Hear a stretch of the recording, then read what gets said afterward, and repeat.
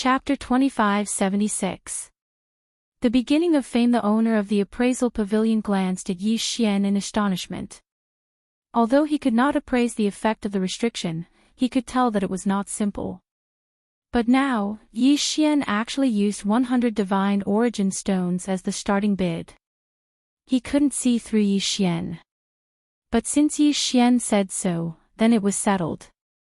The next day, just as Yi Xian had expected, he didn't offer a good price for his restrictions.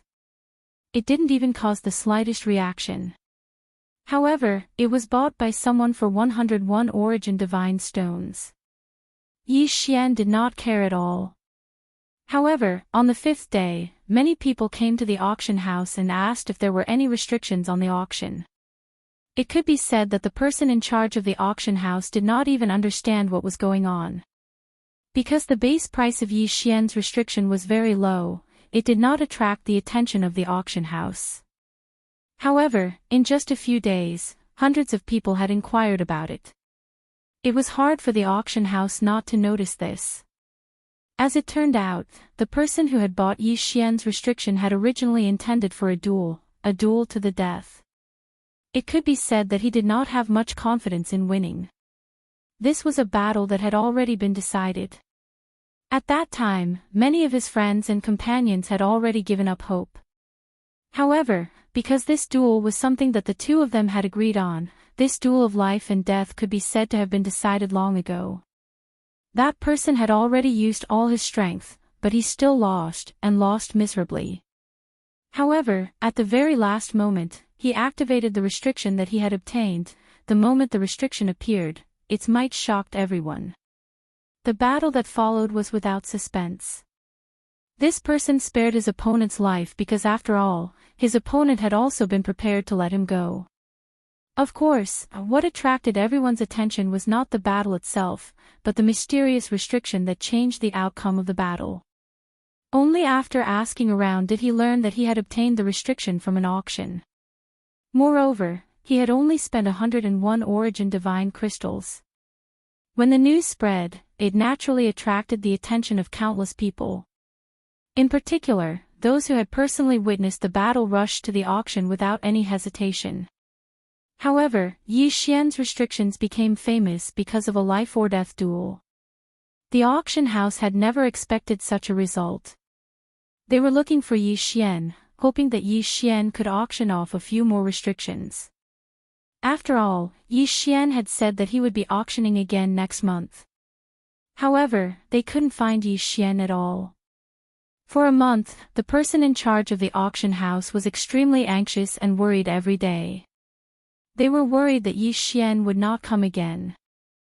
After all, the restrictions in Yi Xian's hands were clearly no less effective than those of the Azure Dragon Gang's treasure trading company. In that case, Yi Xian didn't have to auction it at their auction house. At this moment, the pavilion master of the appraisal pavilion, who was originally in charge of receiving Yi Xian, was incomparably regretful. After all, back then, it could be said that he was neither cold nor warm to Yi Xian. If he was given another chance, then he would definitely be incomparably respectful to Yi Xian. Unfortunately, he could only wait now. Fortunately, Yi Xian still came over. It was completely different from the last time. This time, as soon as Yi Xian entered the auction house, a waiter immediately came over to welcome him. He respectfully led Yi Xian towards the auction house and didn't even need to appraise him. This was due to their jealousy and trust of Yi Xian. Of course, this was also because Yi Xian was qualified for them to treat him with such respect. A restriction master wasn't determined by one's realm. A slightly stronger restriction master was something that could only be found by chance. However, Yi Xian didn't want to interact with them. He left behind the restrictions and left. In this way, 3 restrictions were auctioned off consecutively for 3 months. Yi Xian earned more than 10,000 origin divine crystals, but more importantly, it had an impact on the auction house and the treasure trading company. It could be said that the auction house's business was unprecedentedly good during this period. There were even many people. Even if they didn't buy anything, they would still stay at the auction house and wait for the restrictions to be auctioned off. On the other hand, the treasure trading company was a bit miserable. The treasure trading company's signature was the annual restriction auction. But now, the auction house would auction off a restriction every month. Moreover, its effect was no less than that of the treasure trading company. Therefore, in a short period of time, many of the original customers of the treasure trading company had rushed to the auction house. The Azure Dragon gang's leader was furious. He knew very well who had done all this. Not to mention that Elder Jean had been kidnapped by Yi Xian. Every time Yi Xian went to the auction house, he didn't hide his appearance at all. Therefore, it was difficult for the Azure Dragon gang's leader to not know. However, even if he knew, what could he do? If he knew, the city lord would know as well. The city lord was very happy at this moment. His auction house had been suppressed by the treasure trading company, which made him very unhappy. He didn't expect that Yi Xian would come up with a new trick today and directly suppress the treasure trading company. The city lord didn't care where Yi Xian got these restrictions, because in the city lord's heart, Yi Xian would be subdued by him sooner or later. However, could the Azure Dragon gang's leader really hold back? Although it seemed like he hadn't done anything, in fact, he was ready to do it himself. For 3 consecutive months, Yi Xian had accumulated tens of thousands of origin divine crystals. It was time for him to increase his cultivation level. On this day, Yi Xian took out all the resources and origin divine crystals he had accumulated and directly started devouring. In an instant, countless resources turned into experience points and flowed into Yi Xian's body. At the same time, the long-awaited system notification sounded again. Ding! System notification, host has broken through. Current level is 3rd grade superior divine emperor. Yi Xian frowned slightly. The speed of increasing his cultivation level seemed to be getting more and more difficult.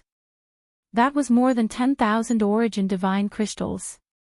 Even if the quality of these origin divine crystals was slightly lower, they were still origin divine crystals. He didn't expect that he would only break through 2 levels. However, Yi Xian wasn't disappointed at all. Yi Xian clearly knew that this was only the accumulation of 3 months. Increasing his cultivation level by 2 levels in 3 months was already considered an extremely terrifying speed. In that case, what was there for Yi Xian to be dissatisfied with? Just as Yi Xian was thinking, the old housekeeper's voice suddenly came from outside the door. "Master, there is a guest outside the door. How should we deal with him?" Yi Xian didn't think too much about this old housekeeper. After all, the old housekeeper had the strength and status. He couldn't go against the city lord's orders at all. Therefore, Yi Xian often turned a blind eye and let the old housekeeper report his matters to the city lord. At this moment, Yi Xian was a little confused when he heard that someone was requesting to see him. Yi Xian didn't seem to have many friends on the 1st level. The people he knew were also very limited. Then, who was it that wanted to see him? Chapter 2577. Butterfly Love Pavilion, you are. Yi Xian looked at the person outside the door and asked curiously. "Are you young Master Yi Xian?" "Yes, I am. Young Master Yi Xian, my master invites you to the Butterfly Love Pavilion for a gathering. This is a letter from my master. My master said that it is up to you whether you want to go or not. However, my master will be waiting for you at the Butterfly Love Pavilion tomorrow." After saying that, the person walked out without hesitation. Butterfly Love Pavilion. What is this place? And who is this person who sent me a letter? Yi Xian was puzzled in his heart. It could be said that Yi Xian didn't understand what was going on with this sudden post. Yi Xian turned around and saw the old steward looking at the letter in his hand in shock. Does he know about the Butterfly Love Pavilion? Do you know about the Butterfly Love Pavilion? Yi Xian asked the old steward. Thawed. Yi Xian did not expect the old steward to kneel on the ground and not dare to say a word. Yi Xian was very surprised. However, since the old steward did not want to say anything, he could not be bothered to ask further. As long as there was such a place, Yi Xian did not believe that he would not be able to find out. Yi Xian walked out of the door and prepared to deliver the restriction that was going to be auctioned this month to the auction house. Soon, Yi Xian arrived at the auction house. As he took out the restriction, Yi Xian asked casually, "Do you know about the Butterfly Love Pavilion, Pavilion Master?" Thawed. The same reaction. The pavilion master of the appraisal pavilion at the auction house immediately knelt on the ground. He was so frightened that he did not dare to say a word. This time, Yi Xian was shocked. What was so special about the Butterfly Love Pavilion? Why did these people have such a reaction? Yi Xian furrowed his brows, but his heart was filled with anger. He refused to believe that no one could tell him where the Butterfly Love Pavilion was. Yi Xian walked to the auction house's appraisal hall and took out a seal. He then asked, "This seal will belong to whoever can answer one of my questions." As soon as he said this, not only were the people who were also preparing to auction their items, but even the appraisers were extremely tempted. What does young master want to ask? As long as I know, I will definitely tell you everything. Because Yi Xian had never concealed his identity, many people knew that he was the one who had auctioned off these restrictions. Therefore, he would not have the slightest doubt about the things he took out. Alright, my question is very simple. It's just a place name. If anyone can tell me where the Butterfly Love Pavilion is, then this restriction will belong to them. Thump, thump, with the exception of Yi Xian, everyone fell to their knees in an instant. Furthermore, no one dared to make a single sound. What was going on? This time, Yi Xian's heart could not calm down. What was going on? Why were these people reacting so strongly? What kind of place was the Butterfly Love Pavilion? Why were these people so shocked just by hearing the name? However, just as Yi Xian was about to speak again, a figure appeared in the auction house. He had appeared without a sound. Yi Xian looked over and saw that it was the kid who had delivered the invitation. "I'm very sorry, young Master Yi Xian. It's my dereliction of duty. I forgot to tell you where the Butterfly Love Pavilion is. Why don't I take you there?" That person's tone was still indifferent, but Yi Xian could clearly see his fear. Clearly, his dereliction of duty was enough to cost him his life. Even if it was only because he had not told Yi Xian how to get to the Butterfly Love Pavilion immediately. Yi Xian was already very curious about the Butterfly Love Pavilion. After all, if a mere name could frighten these people to such an extent, one could only imagine that the Butterfly Love Pavilion was not a simple place. One had to know that these people did not have much of a reaction when they heard the name of the city lord. This meant that the person who lived in the Butterfly Love Pavilion was even more frightening than the city lord. "Alright, you lead the way." Yi Xian nodded and followed behind that person as they walked forward. Not too long later, Yi Xian walked into a chain of teleportation portals. Yi Xian could feel that he had been teleported several times. A chain of teleportation portals was a special kind of teleportation portals. These portals followed a certain pattern and were made up of dozens of portals. If any of the portals made a mistake, they would not be able to reach their final destination. This Butterfly Love Pavilion was really well hidden. However, when Yi Xian really arrived at the destination, he was very surprised. This was because this so-called Butterfly Love Pavilion did not look special at all. There was a pavilion built in the middle of a lake. There was nothing special about this pavilion except for the colorful butterflies fluttering around it. This was the Butterfly Love Pavilion. The Butterfly Love Pavilion that was feared by countless people. Yi Xian wanted to see what was so special about this Butterfly Love Pavilion. A small boat rowed over. The young girl on the boat respectfully waited for Yi Xian to get on the boat before continuing to row forward. It could be said that Yi Xian would be able to cross such a small distance in one step. However, since the owner of this place had made such arrangements, Yi Xian could not refuse. Soon, the small boat arrived at the pavilion in the middle of the lake.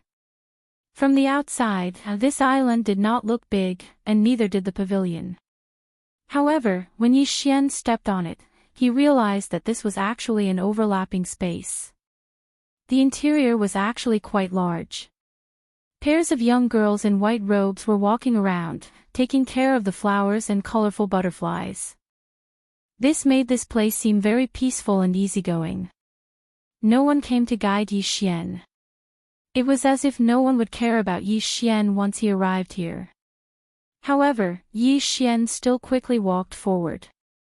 A long flight of stairs made entirely of a rare type of jade and a large hall made of countless special resources. This was the main hall of the Butterfly Love Pavilion. A faint floral fragrance filled this place. It was filled with a quiet and peaceful atmosphere. When Yi Xian walked into the hall, he discovered that there was a woman sitting in the middle of the hall. An extremely beautiful woman. "Senior brother, you are here." "Senior brother." Yi Xian was very surprised. He did not seem to have a junior sister. Why did the owner of the Butterfly Love Pavilion call him senior brother? "Who are you?" Yi Xian looked up and asked the girl directly. "I am called Dai Lian." "Senior brother, please take a seat. May I ask which sovereign's disciple you are?" Dai Lian had a faint smile on her face. However, the aura she unconsciously exuded was enough to shock Yi Xian. This guy's strength was absolutely incomparably daunting. However, Yi Xian did not understand the meaning behind this title of senior brother, so he did not answer. Unexpectedly, when Dai Lian saw that Yi Xian didn't reply, she wasn't the slightest bit angry. Instead, she nonchalantly said, "Since senior brother isn't willing to say, then junior sister won't ask too much. However, I wonder why senior brother came to participate in the trial and went to this world. Secondary realm. What's that?" Yi Xian asked in confusion. Dai Lian paused, then said, "When senior brother came to participate in the trial, did your master not tell you that the origin secret realm is divided into a primary realm and a secondary realm? Our trial is naturally a primary realm. Senior brother, you are in a secondary realm. Primary realm. Secondary realm." In an instant, Yi Xian understood Dai Lian's identity. This woman was actually also a disciple of the Guardian Trials. However, she was a true trial disciple, unlike Yi Xian, who was only half a trial disciple. No wonder people were so afraid when they heard Dai Lian Xian's name. This girl was the true master of the origin secret realm. Chapter 2578. First encounter with the Guardians. Because Yi Xian had stayed in the secondary realm before, he knew better than anyone how powerful the Guardians were. There were only 12 of them, but the entire origin secret realm was a training ground for them to train their disciples. Just this point alone was enough to prove how powerful they were. Of course, this also showed how powerful the Guardians' enemies, the Keepers of Order, and the mysterious ruler of chaos, were. Seeing that Yi Xian wasn't speaking, Dai Lian thought that Yi Xian was thinking about something else, so she continued, "Since senior brother is also a participant, then there's no need for you to stay in the secondary realm. It's fine to go for a walk in the secondary realm once in a while, but staying there for too long is a waste of time. After all, our training time is limited. If we don't complete the training within the time limit, then we can only be eliminated." After hearing Dai Lian's words, Yi Xian finally reacted. He nodded slightly, but didn't know what to say. However, at this time, the system notification sounded. Ding! System notification: host has discovered the ultimate mission of the celestial realm, seal the ruler. Mission requirements: host must become a true guardian within 1,000 years, then seal the divine ruler. If the mission fails, host will be obliterated. The sudden notification caused Yi Xian to be shocked once again. An obliteration-level mission. This was an obliterated mission. Obliterating people was a mission that Yi Xian had to do his best to complete. Because a mission of this level wouldn't give Yi Xian any choice. If he failed, there was only one path, and that was death. Indifferent. What shocked Yi Xian the most wasn't the obliterated mission. It was the ultimate mission. Why was this mission called the ultimate mission of the celestial realm? Could it be that the divine ruler was the strongest person in the entire celestial realm? All of this had happened too suddenly. It was so sudden that Yi Xian couldn't react. In the past, no matter what kind of mission it was, Yi Xian would at least be prepared.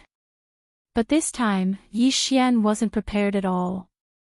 The mission this time had come too suddenly and was too shocking. Yi Xian frowned, but he was already in a daze.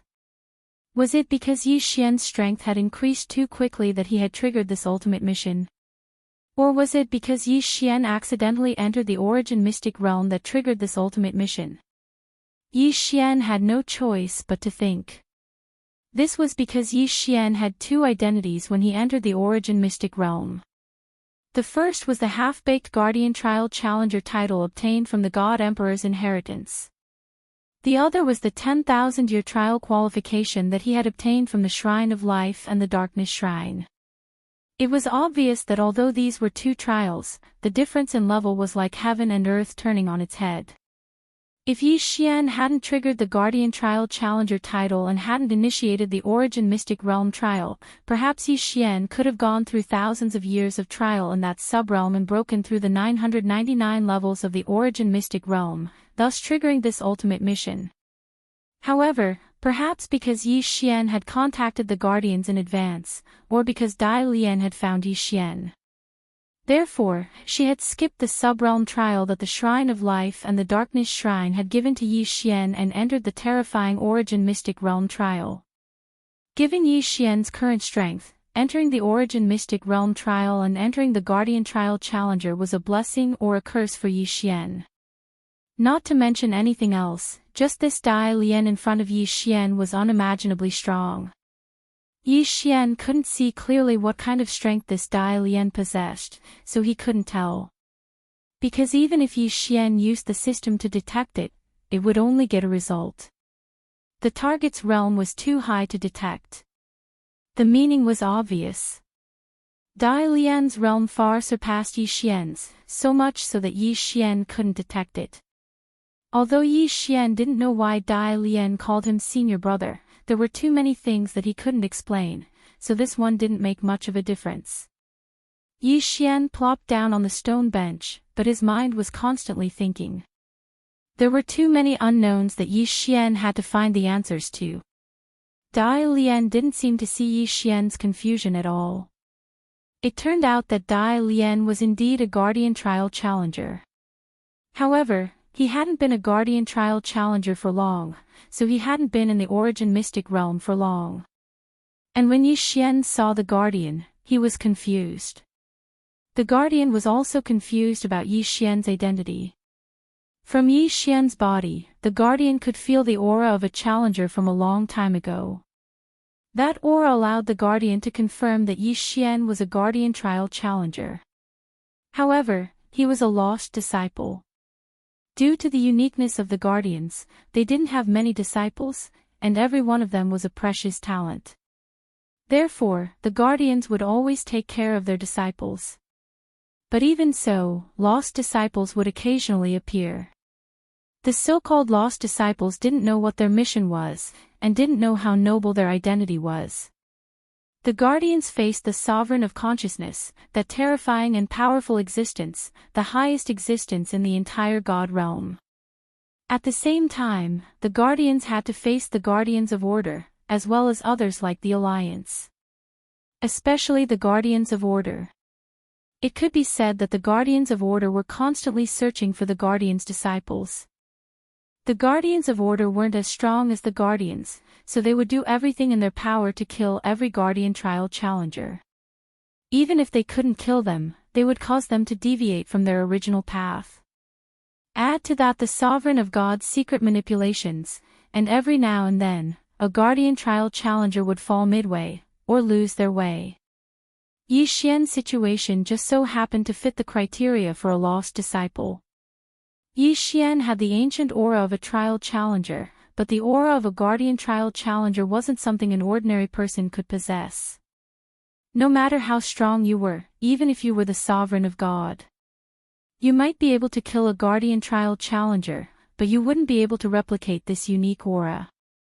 This was a special existence created by the guardians using a secret technique, and it wasn't something that others could imagine. After confirming Yi Xian's ancient guardian aura, the guardian found Dai Lian. What happened next was only natural. The root of everything was that Yi Xian had gone to meet the guardian. Or rather, the root of everything was the Azure Dragon Gang's enmity towards Yi Xian. Chapter 2579. Terrifying conjecture. Yi Xian pondered these questions in his heart, but there was only one conclusion. Since he had already triggered the ultimate mission, he could only do his best to complete it. After all, this was an obliterating mission. Junior sister, may I ask, what exactly do we have to do to pass the trial? Yi Xian lifted his head and asked Dai Lian directly. Only Dai Lian could answer his questions now. Senior brother, you don't even know this. Alright, then junior sister, please tell senior brother about our trial. Dai Lian looked at Yi Xian, smiled, and began her explanation. As Dai Lian explained, Yi Xian finally understood what the guardian trial was all about. The guardian trial could be said to be relatively simple, but it was by no means simple. The guardian trial was a process of repair against time. Every 100 years, every trial taker would face a random tribulation. This tribulation was directly released by the source secret realm, and could not be controlled by any power. The tribulation would naturally be adjusted according to the target's cultivation level. No one knew what the tribulation was like. Only those who experienced it would know. The origin source secret realm was originally provided for these trial takers. It could be said that this tribulation was the same. If they encountered the most direct tribulation of divine lightning and wildfire, they would be the luckiest. For the divine lightning and wildfire tribulation, they only needed to use their cultivation level to withstand the baptism of the divine lightning and wildfire tribulation to succeed. But other than the divine lightning and wildfire tribulation, there were other trial takers, such as exploration of unknown lands, subworld trials, border missions, and so on. These trial takers were all automatically created by the source secret realm, and there was no way to control them. For example, exploration of unknown lands. The name sounded ordinary, but in reality, it was a mysterious space created by the source secret realm. Everything inside was randomly generated by the source secret realm. Originally, such a place was completely sealed off, and there was no way to interact with the outside world. But trial takers were different. The source secret realm would send these mysterious spaces to the trial takers through a mysterious force of law. Once they entered, the trial would begin. If they couldn't fight their way out, only death awaited them. There was also the subworld experience, which could be said to be an extremely dangerous mission. The title of guardian trial taker was usually high and mighty. It could be said that no one dared to provoke them. Everyone in the secondary realm could only worship them. However, if a trial taker entered the secondary world to train, they would become the target of everyone in the secondary world. The origin secret realm existed for the sole purpose of training. Everyone in the subrealms was only there to serve as a foil. Thus, once a secondary realm's power was activated, not only would a portion of that disciple's cultivation be sealed, but they would also be challenged repeatedly by the source realm. The origin source mystic realm seemed to have its own thoughts. It was clearly a mystic realm, a huge place, but it could always derive a series of changes according to the needs. There were so many of these changes that it could be said that if a cultivator triggered one, what awaited them was a chain reaction. Yi Xian silently listened to all of this, but he couldn't help but have a thought in his mind. Could it be that everything he had experienced was actually a result of the origin source mystic realm? Perhaps the moment Yi Xian entered the origin source mystic realm, the faint trial taker aura on him had been captured by the origin source mystic realm. Then, according to Yi Xian's actual situation, the origin source mystic realm had evolved. Was that why Yi Xian had come to the Butterfly Love Pavilion at this moment and learned so much? Yi Xian didn't know if his guess was correct. After all, Yi Xian didn't even know what was so special about the origin source mystic realm. A mystic realm that had the ability to evolve its own test seemed so inconceivable no matter how he looked at it. Suddenly, Yi Xian thought of a possibility. It was something he didn't dare to think about, but it was extremely possible.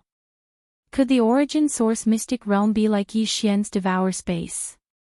Could it be the mental space of a super powerhouse? Why was there a difference between a secondary realm and a primary realm? Didn't Yi Xian's devour space also have a distinction between an ordinary space and an ancient zither space? Why would the origin source mystic realm make changes according to the trial taker's needs? While Yi Xian was in the devouring space, he could control everything according to his will. Wouldn't it be easy for him to train a person in the devouring space? Was that really the case? Yi Xian didn't know, but he knew that this wasn't impossible. Yi Xian had the devour space, and there were countless living beings in the devour space. Therefore, Yi Xian knew that his guess wasn't completely impossible. At this moment, Yi Xian actually felt his hair stand on end. If that was really the case, then how strong was that person? Furthermore, Yi Xian felt like he was constantly being watched by a pair of eyes. Everything he did, and even everything he was about to face, seemed to be a script written by the owner of those eyes. As for Yi Xian, regardless of whether he was willing or not, he could only follow this script. Perhaps the only thing he could do was win against this script. Of course, this was only Yi Xian's own guess. After all, Yi Xian didn't know what was going on. Even though Yi Xian knew his identity, he still refused Dai Lian's invitation and didn't stay in Dai Lian's pavilion. Instead, he returned to the secondary realm. As far as Yi Xian was concerned, he hoped that everything would have a beginning and an end.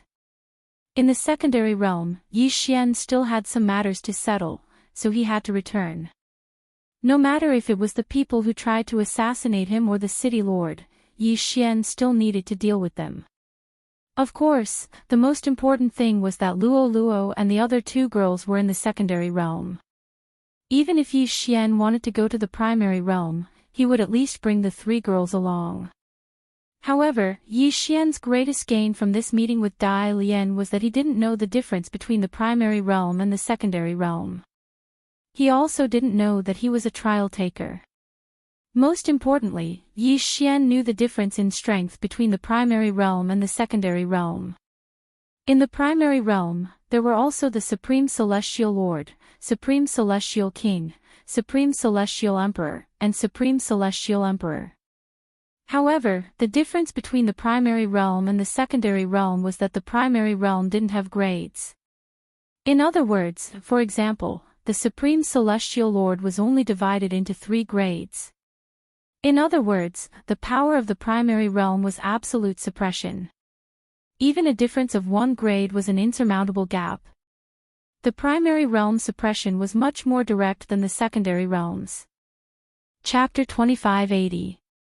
An unimaginable opportunity. The first test of a trial challenger was about mastering source strength.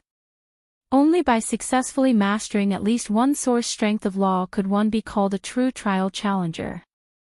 From then on, the journey of the trial could be considered to have begun. Yi Xian had the status of a trial taker, but he didn't have the strength to back it up. There was only one realm above the paramount divine emperor, and it was also the only one that existed. That was the God Ruler. The God Ruler should have been a realm, but it had long since become synonymous with a person. When the God Ruler was mentioned, people only thought of the God Ruler himself, not the other realms.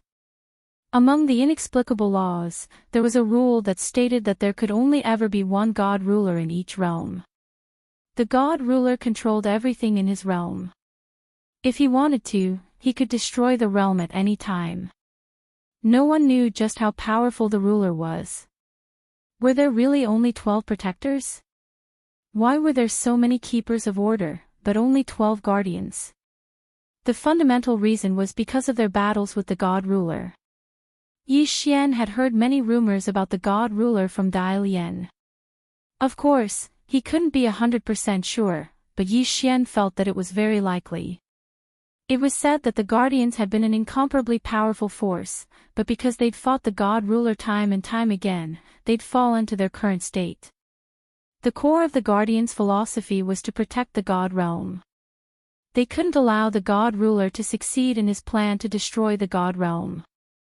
After returning from Dai Lian Xian, Yi Xian looked at the 999 levels of the origin secret realm. He didn't seem to feel the slightest fear no matter how he looked at it. This was just a trial ground for the guardians, a place for trial takers like him to train. Who cared if he was the city lord? He was nothing more than a foil. In that case, why should he be so restrained? Why should he think twice before doing anything? Staying in the Yi Manor was also to prove his talent and gain the city lord's approval. Yi Xian was Yi Xian. What did he need to prove to anyone? This time, Yi Xian did not return to the Yi residence. Instead, he walked out. Sure enough, as soon as Yi Xian walked out of the city, he immediately felt a few gazes on him. It seemed that these people who were monitoring Yi Xian were becoming bolder and bolder. They actually dared to monitor him at such a close distance? Was it really impossible for him to find out? Or did he really think that he was that easy to bully? Yi Xian smirked. Didn't you want to spy on me? Then, I'll let you have a taste of my power. With a wave of his hand, a ray of light entered the ground beneath Yi Xian's feet. In an instant, a strange force spread out with Yi Xian as the center. Didn't you want to spy on me? In that case, I'll let you suffer a little first. Yi Xian thought in his heart. At the same time, his figure moved and he immediately charged forward. Sure enough, when they saw Yi Xian suddenly accelerate, the people who were tailing Yi Xian also sped up and chased after him. However, when they arrived at that area, the ground suddenly exploded as if it was boiling. The energy that Yi Xian had just injected was not a restriction or an array. It was just a few talismans. The function of the talismans was to explode. When these people entered the area, Yi Xian did not hesitate to detonate the talismans. Perhaps it was true that detonating the talismans now would not have much of an effect. After all, the power of the talismans alone would not be able to do anything to these people. However, Yi Xian did not intend to kill them. The power of the talisman's explosion was just to buy some time for Yi Xian. The sudden attack naturally caused these people to be slightly stunned. It was inevitable that they would be delayed for a while. However, this small amount of time was enough for Yi Xian to shake off their pursuit. Originally, Yi Xian had wanted to search for Luo Luo and the others. However, when he arrived at their residence, he did not find them. Helpless, Yi Xian could only use a secret voice transmission technique to ask. However, he learned that Luo Luo and the other two women had discovered a mysterious place and were preparing to enter to explore it. Yi Xian's heart suddenly tightened. He immediately stopped the three women and rushed over. Yi Xian had already suspected that there was a power writing his script. His every action in the origin mystic realm was being watched by a pair of eyes. However, Yi Xian seemed to be even more certain of this feeling now. The three women did not go out often. Even if they did, they would not wander too far away. There were basically no origin beasts in this area. Therefore, the sudden appearance of this mysterious place was suspicious. Yi Xian didn't dare to stop in the slightest as he quickly converged with the three girls. After all, Yi Xian didn't know what that pair of eyes wanted him to do or what it wanted to do to the people around him. In just a moment, Yi Xian had already arrived at the three women's location. However, Yi Xian would never have imagined that the three women had indeed not left. However, they had already discovered the secret of that mysterious place. Treasure chests. Rows and rows of treasure chests. There were probably more than 10,000 of them. There were so many boxes. Who put them here? Why had no one discovered them after so long? Master, a few days ago, we coincidentally sensed a mysterious aura emanating from underground, so we've been paying attention to this place. A few days later, a rumbling sound came from here, and when we arrived here, this place was constantly emitting brilliant lights. That's right, young master. We followed your instructions and did not move recklessly. However, as the lights dissipated, these chests appeared.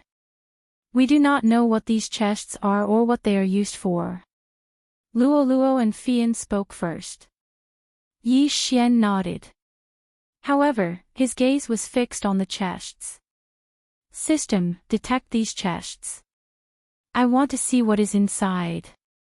Following Yi Xian's command, the system's notification sounded.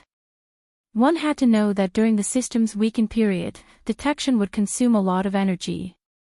However, Yi Xian had no choice but to play it safe. Ding! System notification, the target is made of special materials. You cannot see through the items inside. Cannot see through them. Yi Xian frowned slightly. Then, with a wave of his hand, the divine wood swordsman appeared. Go and see what is inside. The God Slayer was already suspended in midair. Yi Xian was also holding the heavenly bow in his hand. If there was something bad in those chests, Yi Xian would have no choice but to destroy them. The divine wood swordsman quickly arrived beside those chests. Then, they directly opened one of the chests. Rays of light were emitted in an instant. However, Luo exclaimed, "It's actually an origin stone." Chapter 2581. Translator, Atlas Studios Editor, Atlas Studio System Recovery also reward source stones. What were those? Luo, do you know about these things? Yi Xian couldn't help but ask. Yes, young master. Although these source stones don't have the same effects as origin divine crystals, they are still many times better than spirit stones. When I was controlled by the Order Enforcers, they provided me with these source stones continuously. That's how I was able to increase my cultivation base so quickly. Was this a gift from the heavens? Yi Xian frowned. No matter how he looked at it, this situation was very strange. Divine Wood Sword servants, open a few more boxes to take a look. Yi Xian continued to give orders. Upon receiving Yi Xian's order, the Divine Wood Sword servants opened 6 boxes in succession.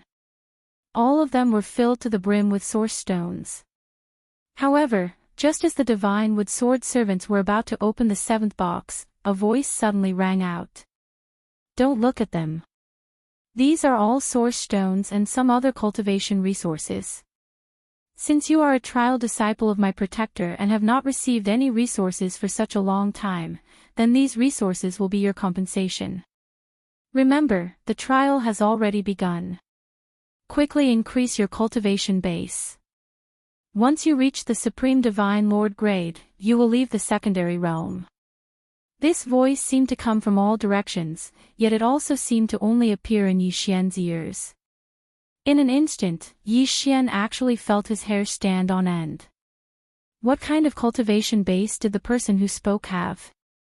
It was just a sentence, yet it was able to make Yi Xian feel such immense pressure. This voice appeared quickly and disappeared just as quickly, as if it had never appeared. However, at least Yi Xian now knew why these things had appeared here. They were actually for him. At this moment, Yi Xian didn't know whether to laugh or cry. He never would have thought that so many origin stones would cause him to be on tenterhooks, but they were all things that were given to him. Yi Xian was slightly taken aback. With a wave of his hand, he collected half of the boxes. As for the remaining half, they were naturally left for Luo Luo and the others. Since these things are all for me, then there's no need for us to be polite. Each of you can take some as cultivation resources and strive to break through to the highest divine Lord realm as soon as possible. The three women nodded. Although Luo Luo was already a supreme divine lord, this was still a gift from Yi Xian, so he would naturally accept it. System, can these resources help you recover? Ding. System notification, you only need 1/3 of it to recover. Alright, since that's the case, you should absorb the energy and recover quickly. Yi Xian told the system. These source stones were indeed hard to come by. However, to Yi Xian, their biggest use was to make it easier for him to repair the system. After all, a large part of Yi Xian's power came from the system. If the system could not be restored, then Yi Xian would not be able to unleash his full power. At this moment, Yi Xian would naturally let the system absorb the energy from these source stones so that it could quickly recover. Following Yi Xian's command, the source stones turned into energy and were absorbed by the system. However, this process was only known to Yi Xian. Others would not be able to see the changes in Yi Xian's universe ring. Although there weren't as many guardians as there were order enforcers, there were still benefits to having fewer people. For example, the origin stones that Yi Xian had received were probably enough for over 100 order enforcers or even more to use. As Yi Xian walked back, he waited for the system notification. Only when the system was fully restored would Yi Xian's power be able to increase for a long time. Finally, the system notification came. This time, it brought Yi Xian a pleasant surprise. Ding! System notification, system energy is sufficient. Repair complete. Ding! System notification, system energy is sufficient. Upgrade conditions met. System upgrade automatically activated. Ding! System upgrade in progress, this was a blessing in disguise. Yi Xian was overjoyed. He had never expected that the system would not only be restored but also upgraded. The benefits of the system upgrade went without saying. Yi Xian was filled with anticipation. He didn't know what kind of unexpected benefits the system upgrade would bring him this time. Therefore, Yi Xian didn't even devour the source stones. This was because Yi Xian wanted to wait until the system upgrade was complete before he could see how to use the source stones. Just as Yi Xian was filled with anticipation, the system notification finally sounded. Ding! System notification, system upgrade complete. Ding! System notification, congratulations to the host for completing the unique hidden mission. The system is broken and rebuilt. You have obtained the unique gift pack. Ding! System notification, system upgrade complete. System store updated. System mission rewards more detailed. System database updated. A series of notifications rang out continuously. It was the long-awaited system notification. During this period of time when the system was weak, only Yi Xian himself knew how difficult it was to endure. Fortunately, the system had finally recovered. That meant that Yi Xian could once again activate the berserk mode to increase his strength. The system notifications continued for a long time, but they were mostly about the details of the upgrade. As for the reward, there was only one, and that was the unique hidden mission, broken and rebuilt. The unique super reward, the unique gift pack. Just by hearing this name, Yi Xian knew that he would definitely receive a generous reward this time. System, open the unique gift pack. Ding! System notification, the host has successfully opened the unique gift pack. Congratulations to the host for obtaining 3 limitless flip gift packs. 1 realm upgrade lucky draw, 1 limitless equipment level lucky draw, 1 sword attendant gift pack. Limitless flip gift pack. Yi Xian was slightly stunned. What kind of gift pack was this? Even if Yi Xian hadn't received other gift packs before, at least he knew what they were used for based on their names. However, this limitless flip gift pack was something that Yi Xian couldn't understand. System, what is the use of this limitless flip gift pack? How do I use it? Ding. System notification, unlimited gift packs.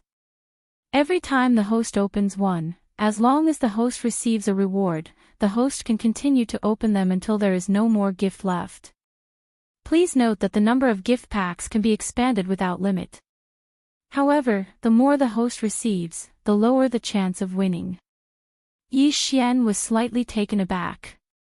He still didn't quite understand, but since there were 3 limitless flip gift packs, he might as well open one and take a look. System, open an infinite reversal gift pack first. As Yi Xian's name was mentioned, an exquisite gift bag appeared in front of Yi Xian.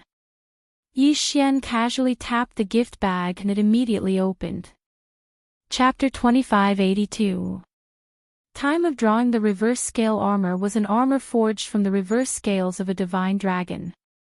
Its defensive power was incomparably strong. It did not seem to be of much use. Although it was made from the mystical dragon's reverse scale, it only had defensive capabilities. It was completely useless to Yi Xian. Yi Xian casually tossed it into his Qian Kun ring and looked at the other 2 twice-flipped gift bags. Ding. Host, please make your choice. This time, you can only choose one out of the 2 packages. Out of the 2 packages, only one has a reward. Yi Xian nodded his head, then casually opened another gift bag. Ding. Congratulations to the host.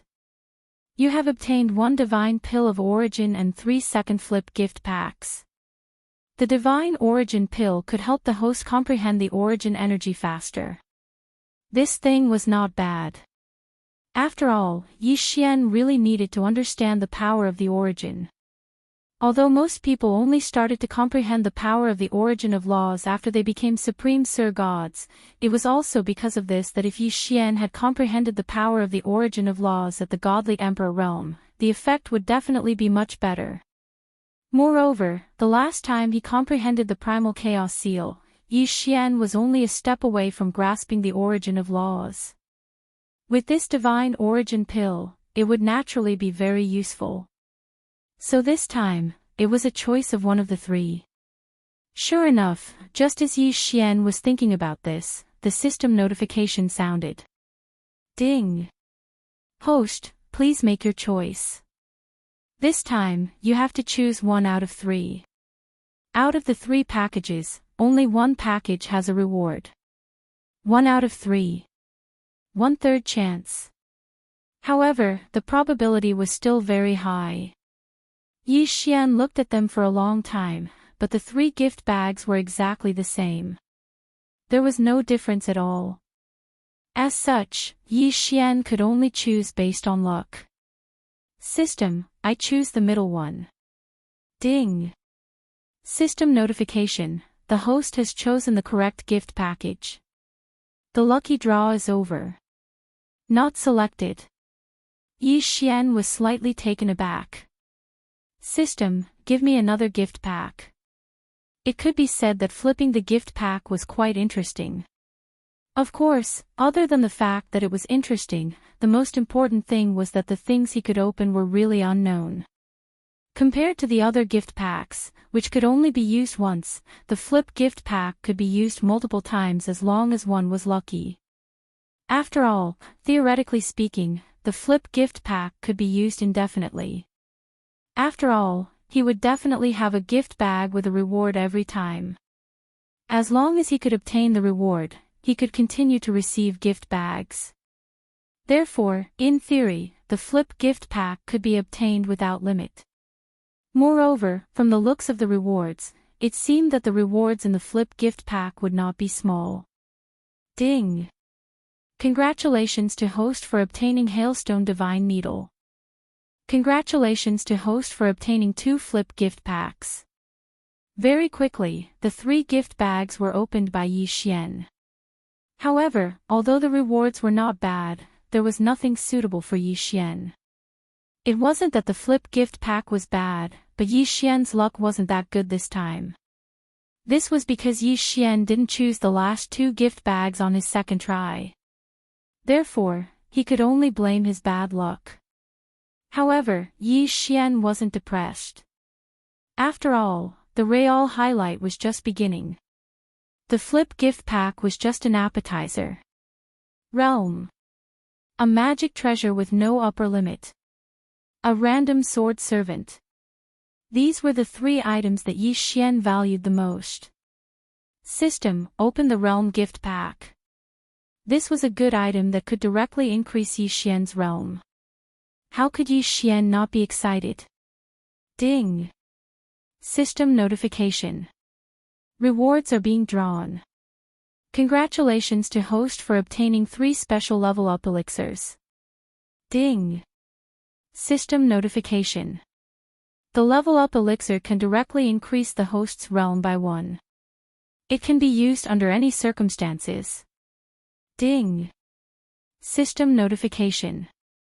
The level up elixir can only increase the host's realm to the highest level, the God Emperor realm. Yi Xian was slightly taken aback, but he quickly understood the benefits of the elixir. It was specially used for breaking through realms. In order to level up from the God Emperor realm to the Supreme God realm, one needed to have a preliminary understanding of an origin source law. However, if Yi Xian didn't have a preliminary understanding of an origin source law, then the level up elixir could forcibly increase Yi Xian's realm and allow him to gain a random comprehension of an origin source law. By the same logic, when a Supreme God Emperor realm broke through to the Supreme God King realm, Yi Xian could also use the level up elixir to break through the barrier. It could be said that these 3 level up elixirs were more useful than directly increasing Yi Xian's realm by 3 levels. Yi Xian carefully put the 3 elixirs into his Qian Kun ring. Now wasn't the time to use them. Useful things should be saved for when they were needed. System, open the random sword servant gift bag. It was indeed time for Yi Xian's sword servant to change. Ding. System notification. Congratulations to host for obtaining the Chaos Sword Servant. The Chaos Sword Servant was a special sword servant formed by the Chaos Law. This sword servant was immune to all law power attacks. At the same time, it had extremely strong physical attacks. Immune to all law powers. That was right. The Chaos Law itself was used to repair the chaotic laws. It was normal for this sword servant formed by the Chaos Law to be immune to all law power attacks. However, Yi Xian was stunned.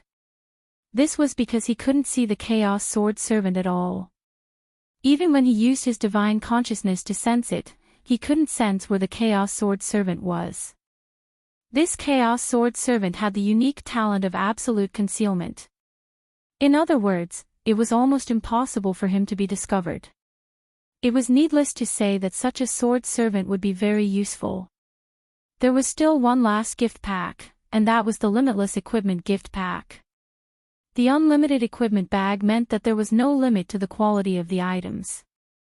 Even if Yi Xian got an ultimate divine weapon, it wasn't impossible.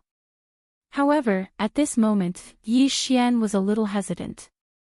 After all, there was only one chance.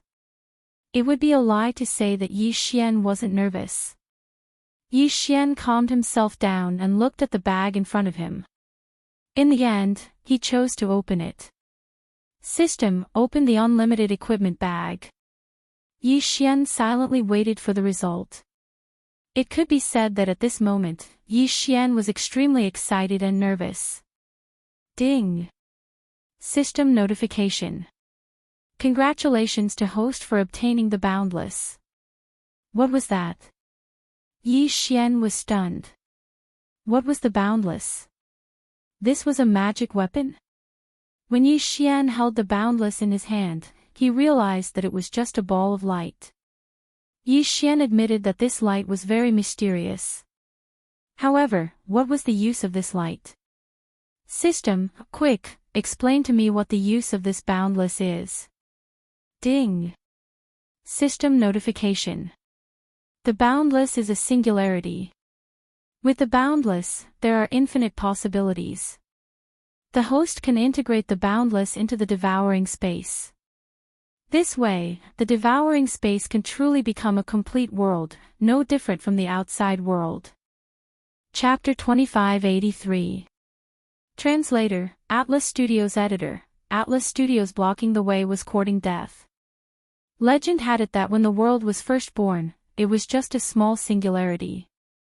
As the singularity expanded, the chaotic laws inside gave birth to the four ultimate divine artifacts.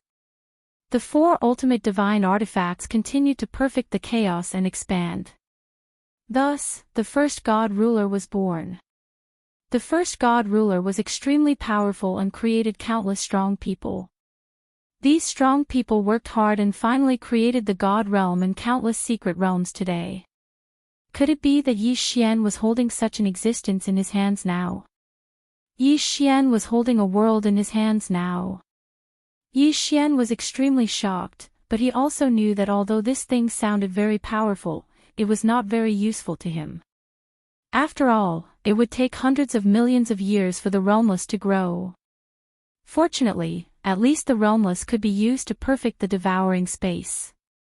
The devouring space had always been incomplete, especially the power of the laws, which was even more lacking. Now that the realmless had appeared, it could grow into a complete world. Yi Xian waved his hand, and the realmless entered the devouring space. And this time, the lucky draw finally came to an end. Yi Xian did not delay and walked towards the first level of the city. This time, he wanted to completely resolve all the grievances in the first level. It was time for the Azure Dragon Gang to disappear. Since they dared to assassinate Yi Xian several times, then Yi Xian could also destroy them. Because the next time he left, Yi Xian would go to the main realm and begin his true trial as a guardian. However, before Yi Xian returned to the city, he first met the Azure Dragon Gang. It turned out that the Azure Dragon Gang leader had been very uneasy when he heard that Yi Xian was going to die Lian Xian. Dai Lian Xian was a taboo existence. He was worried that Yi Xian would know the people there. But after thinking about it, he felt that it was impossible. Yi Xian was only a celestial arch after all. How could he know the people of Dai Lian Xian? However, the leader of the Azure Dragon Gang was still afraid. If Yi Xian really knew someone from Disc Love Pavilion, then he would be the one to die. Therefore, the leader of the Azure Dragon Gang brought his men to look for Yi Xian, hoping to kill him in one fell swoop. Unfortunately, Yi Xian was extremely fast.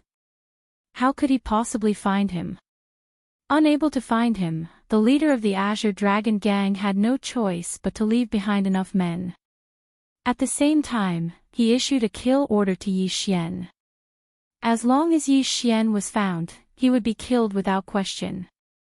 Therefore, when Yi Xian had just reached the edge of the city, he was already blocked by people. Yes, this is the Yi Xian. There shouldn't be any mistake. Both the appearance and the realm match. Then what are we waiting for? Send out the signal and gather everyone to kill him. The gang leader has already given the order that we'd rather kill 1,000 innocent people than let Yi Xian go. Alright, let's do it. As soon as the order was given, the few members of the Azure Dragon Gang who were originally wandering around attacked Yi Xian without distinguishing between right and wrong. Ding! Warning! Warning! The host is under attack. Boom! With a loud bang, the defenseless Yi Xian was directly sent flying. Because this attack did not threaten Yi Xian's life, the system did not activate its automatic defense. As for Yi Xian himself, he had never thought that he would be ambushed here, so naturally, he was not prepared in the slightest. That was why these people's sneak attack had succeeded. With a loud bang, Yi Xian directly crashed into a large mountain. It could be said that this attack had left Yi Xian a little dazed. Damn it, who dares to sneak an attack on me? Do you have a death wish? Yi Xian was furious. If it were anyone else, they would be furious if they were attacked for no reason. Unfortunately, these people from the Azure Dragon Gang did not take Yi Xian seriously at all. Even when they heard Yi Xian's words, they ignored Yi Xian and launched a new round of attacks. More than a dozen members of the Azure Dragon Gang rushed towards Yi Xian from all directions. Damn it, since you want to die, I'll grant you your wish. Yi Xian also lost his temper. He had been walking his own path, but these people just had to sneak an attack on him. They did not even say a word. Did they really think that Yi Xian was a pushover? Wei Jintian, kill them for me. At Yi Xian's command, the God-Slayer immediately flew out. The two God-Slayer swords arrived in front of those people in an instant. Pfft. A sword pierced through the heart. Before one of the Azure Dragon Gang members could understand what had happened, he was shocked to find that his divine spark had been shattered. These were just ordinary members of the Azure Dragon Gang, so they were not very strong. Most of them were only inferior celestial emperors. If Yi Xian wanted to kill them, it would be a piece of cake. The God-Slayer continued to move. Everywhere it went, it left a trail of blood. In the blink of an eye, all the members of the Azure Dragon Gang were killed. However, this was only the beginning of their deaths. Just as Yi Xian finished off these people, more people gathered in the distance. Among these people, there were members of the Azure Dragon Gang, as well as affiliated forces of the Azure Dragon Gang. Of course, there were also people who rushed over for the high reward of killing Yi Xian. In an instant, thousands of people appeared in the sky and on the ground. It really is Yi Xian. As long as we kill him, the Azure Dragon Gang will reward us handsomely. Don't fight with me. This Yi Xian, I want to kill him with my own hands. Charge! Kill Yi Xian and earn the reward money. The first to rush over were not the members of the Azure Dragon Gang, but these people who had gone crazy for the Origin Divine Crystal. Hundreds of people didn't care about so much as they charged towards Yi Xian. Yi Xian frowned. Hearing these people's roars, Yi Xian knew where they came from. Since you want to die, fine. I'll fulfill your wish. Suddenly, Yi Xian roared. The God-Slayer immediately burst into a ball of light. In an instant, it divided into thousands of swords and fell down like raindrops. Boom! Boom! Boom! Pft! Pft! Pft! Blood splattered everywhere, and broken limbs were everywhere. One move, just one move, and Yi Xian killed hundreds of people. Although these hundreds of people were not very strong, they were still hundreds of fresh lives. In an instant, there was no sound from the Azure Dragon Gang's camp. Everyone looked at the corpses, which were still bleeding, in shock. They felt their scalps go numb. Kill! Damn it, kill that guy! Suddenly, someone shouted. Immediately, more people rushed toward Yi Xian. Yi Xian looked at those people silently and raised his hand indifferently. I'm not a murderous person, but since you want to die, I'll fulfill your wish. Chapter 2584. Translator, Endless Fantasy Translation Editor, Endless Fantasy Translation. The terrifying mantra of the 6 paths. Following Yi Xian's words, many of the people who had been charging at Yi Xian suddenly fell to the ground. When the people next to him checked, they realized that his divine spark had already shattered. Die! Die! Die! Every time Yi Xian pointed in a direction, a large number of people would die. Most importantly, no one knew what kind of attack had caused these people to fall. The people who had been charging forward excitedly a moment ago all stopped in their tracks. They were scared. They were scared from the bottom of their hearts. They didn't know what had happened. Yi Xian hadn't done anything. All he had done was raise his hand, and so many people had died. A sense of panic and helplessness spread in the hearts of the people.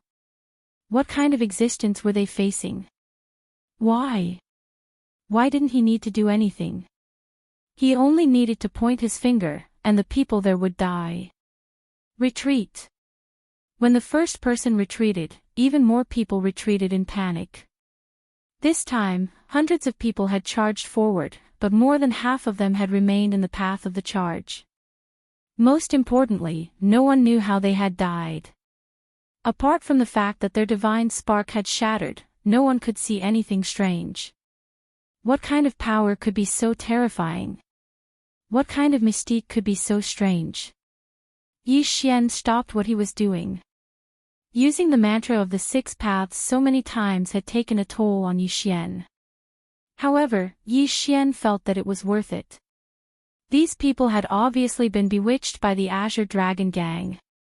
Yi Xian really didn't want to kill them, but if he didn't make them feel fear, they wouldn't know what fear was.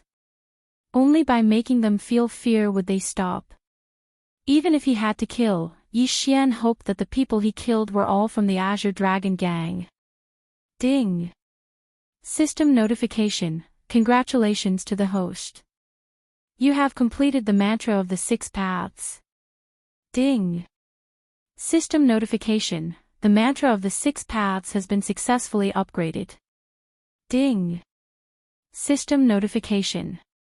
Congratulations to the host for obtaining the 6 paths of truth. The 6 paths of truth contain the death character formula, injury character formula, extermination character formula, Tao character formula, destruction character formula, and seal character formula. The 3 words death, injury, and destroy had the same effect as before. The only thing that had changed was the 3 words destroy and seal. But at this moment, Yi Xian couldn't be bothered to check the effects of these 3 words because Yi Xian wanted to prove it with actual combat. At this moment, seeing that these wandering people had been defeated by Yi Xian twice, the Azure Dragon Gang finally made their move. At this moment, one of the Azure Dragon Gang's elders was leading over 100 Azure Dragon Gang members to attack Yi Xian. Saber light and sword shadows filled the air. In an instant, the sky was filled with countless attacks. These attacks were incomparably fast. At the same time, they were also extremely ferocious. It was as if he wanted to completely suppress Yi Xian in one move. Yi Xian looked up at the countless attacks in front of him and said indifferently, "Mantra of the 6 paths, destroy." Pfft. When he said this, Yi Xian actually spat out a mouthful of blood. It turned out that the pressure of using the 6 paths of truth was too great. Even if Yi Xian could use it, he would have to pay a huge price. At this moment, this mouthful of blood was the best proof. However, how powerful was the destruction character formula? Following Yi Xian's voice, the mysterious power had already been activated. At the beginning, it seemed like nothing had happened. The attacks continued to rush towards Yi Xian, and the Azure Dragon Gang members didn't seem to be affected in the slightest. But in the blink of an eye, everything changed. Disappeared. Everything had disappeared. It was silent, as if this was how it was supposed to be. The countless attacks all disappeared. As for the people from the Azure Dragon Gang, they also disappeared. However, there were some attentive people who discovered that the color of that area had changed. It was a faint red. Blood red. That area had been completely destroyed by Yi Xian's words. Everything had been decomposed into its most primitive state. Boom! Suddenly, an incomparably loud explosion rang out. Along with this loud sound, a wave of air suddenly exploded. It turned out that it wasn't that there was no sound, but that the attack had been too powerful. Therefore, the sound of the attack had been suppressed and had only burst out at this moment. The powerful wave of air made many people feel as if they couldn't stand properly. However, the most important thing was the smell of blood in the air. There were hundreds of people. Those hundreds of Azure Dragon Gang members had all been turned into a bloody mist. What kind of power was this? Why was it so strange and powerful? Some of the more timid people were so frightened that they fell to the ground, their faces extremely pale. At this moment, even Yi Xian was rather shocked. He hadn't expected that the upgraded mantra of the 6 paths would be so powerful. It had only been a word, but it had actually cleared out all the enemies within a certain range. If there was anyone who could survive this attack, then it could only be that elder. However, at this moment, the elder of the Azure Dragon Gang was also extremely frightened. Just now, he had instinctively sensed that there was an extremely terrifying and dangerous aura ahead, so he had stopped moving forward. However, he now realized that his stop had actually saved his life. Furthermore, even though he hadn't been at the core of the attack, he was still in an extremely miserable state. At this moment, blood was continuously flowing out of the elder's body. Just now, an extremely terrifying attractive force had suddenly appeared. Even though he had been extremely careful, he still hadn't been able to avoid the aftershock of the attack. That attractive force had seemed as if it was going to suck him into an unknown abyss. If not for the fact that this elder was at the very least a lower Supreme Divine Lord Realm cultivation base, he would likely have long fallen by now. At this moment, the elder stood silently in his original spot. Only after coming into such close contact with death would one know how much one feared death. Yi Xian looked indifferently at the people in front of him. He was waiting for the arrival of the Azure Dragon Gang leader. This was because Yi Xian believed that since the Azure Dragon Gang leader was determined to kill him, he would definitely not send these small fries to their deaths. Although Yi Xian hadn't broken through to the Supreme Divine Lord level yet, he was no longer a mere godly venerate like when he had first entered the Origin Source Secret Realm. Yi Xian was waiting for the main character to appear. Of course, if these people didn't know what was good for them, Yi Xian wouldn't mind killing them. There was no sound. Only a gentle breeze could be heard. Chapter 2585. Chapter 2585. Chapter 2585. The Chaos Sword unleashed its power. Some people still wanted to charge at Yi Xian, but Yi Xian merely glanced in that direction and they broke out in cold sweat. Up until now, Yi Xian had not made a move at all. He had only waved his hand and hundreds of people had fallen. Who would dare to provoke such a powerful force? Yi Xian was waiting, silently waiting. As for those thousands of people, they only dared to wait with Yi Xian. Finally, the people Yi Xian was waiting for arrived. However, what made Yi Xian frown was that this time, it was not just the Azure Dragon Gang leader who had come, but the city lord as well. It seemed that all the powerful fighters on the first level had gathered here. Yi Xian frowned.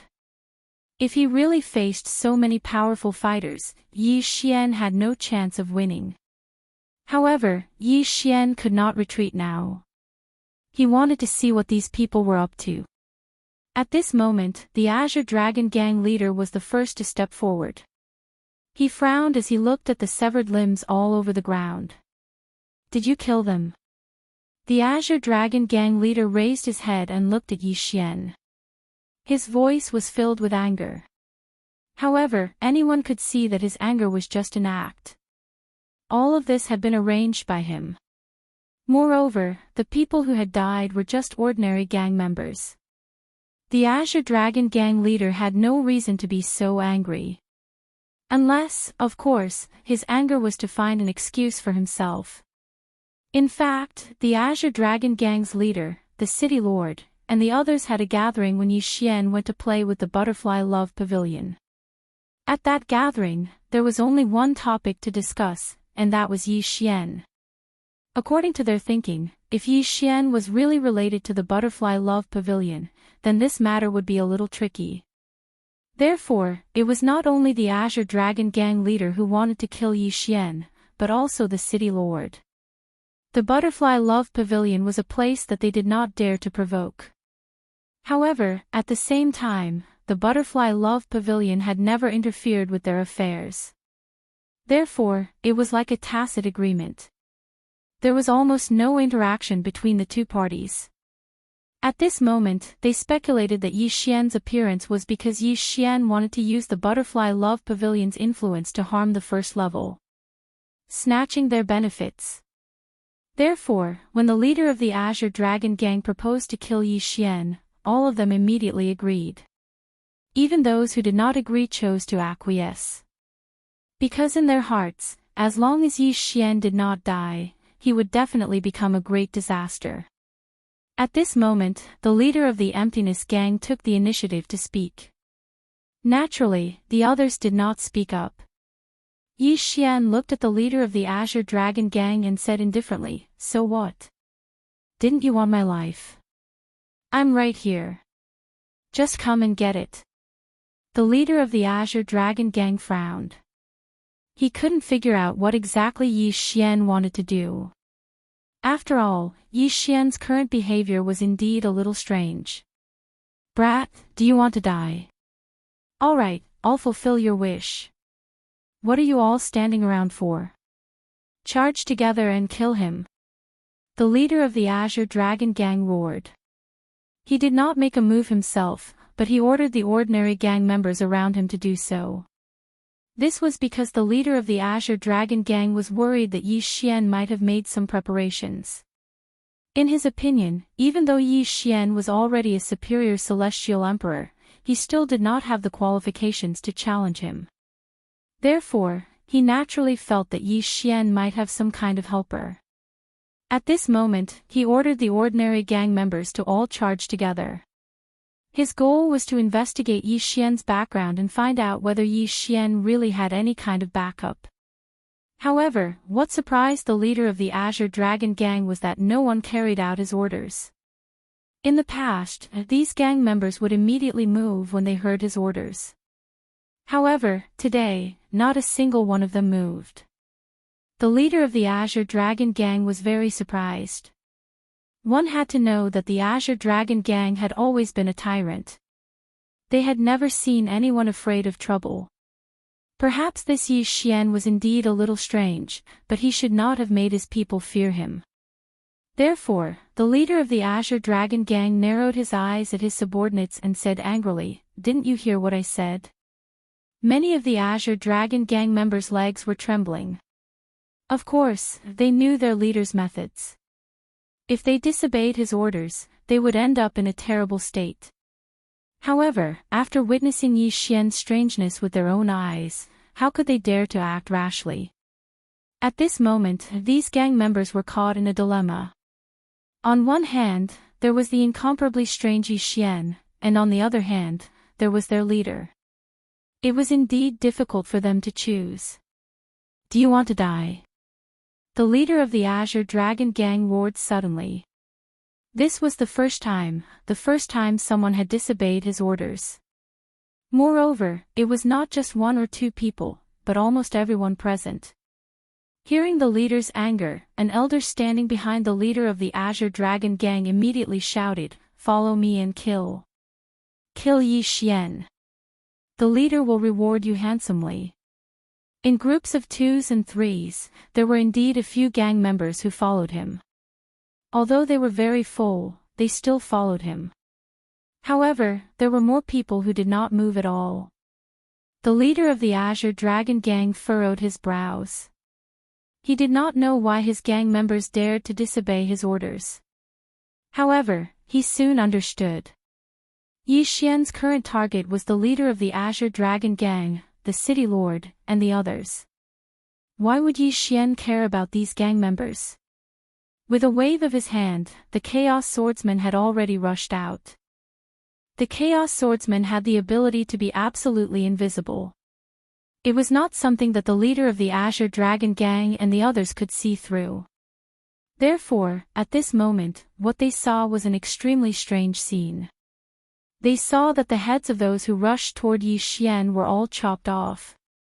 Most importantly, the protective divine light on their bodies did not ripple at all. In front of them were all kinds of offensive divine powers.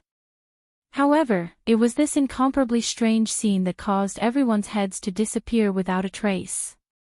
No one knew what had happened, but once again, the gang leaders felt what it meant to be afraid. At this moment, a gang member cautiously walked up to the leader of the Azure Dragon gang and softly told him what had happened to them. This time, the leader of the Azure Dragon gang was not only frowning, but his face was full of dark clouds. Could it be that the Love Butterfly Pavilion had already made a move to help the gang leader? The leader of the Azure Dragon gang was not the only one who thought so. Everyone was thinking so. After all, this was too strange. As long as someone rushed toward Yi Xian, they would either die immediately or turn into a bloody mist. This time, even their heads disappeared without a trace. This made it difficult for them to understand what had happened. For a moment, none of the powerhouses, including the leader of the Azure Dragon gang, dared to make a move because they were also afraid. The Love Butterfly Pavilion gave them too much pressure. So much so that they did not dare to act rashly. Chapter 2586. Translator, Endless Fantasy Translation Editor, Endless Fantasy Translation and Absolute Victory. The mayor, who had been silent all this while, finally spoke. His words were acknowledged by the crowd. Indeed, if he was really from the Butterfly Love Pavilion, he would not have hidden himself like this. Let me go and meet this kid. I want to see what he has up his sleeve. Suddenly, an old man stepped out from behind the mayor. He was an elite of the lower supreme divine state. It could be said that he had the power to kill Yi Xian. As he spoke, he charged towards Yi Xian. However, Yi Xian did not move at all. He just watched quietly. This was because Yi Xian knew that as long as the Chaos Swordsman was not exposed, none of them would be a match for the Chaos Swordsman. The Chaos Swordsman's ability to hide and its special ability to be immune to all laws gave it an unimaginable strength. Unless one could detect it and put up a defense, no one would be able to survive the sneak attack of the Chaos Swordsman. After all, most people relied on the protection of the laws. However, the Chaos Swordsman was immune to all laws. Wouldn't that mean that these people were defenseless against the Chaos Swordsman? Trying to defend against the Chaos Swordsman's attack with just their physical body. It was almost impossible because the Chaos Swordsman had another special characteristic, which was its powerful physical attack. The terrifying Chaos Swordsman could be said to be invincible as long as he was not detected. Such a powerful existence could only be created by the system. After all, everyone cultivated the power of the laws. How could anyone be immune to the power of the laws? Purely cultivating the power of physical attacks. The old man charged towards Yi Xian. Unfortunately, he didn't take more than a few steps before collapsing. This time, he was so close that his blood almost splattered on the Green Dragon gang leader and the others.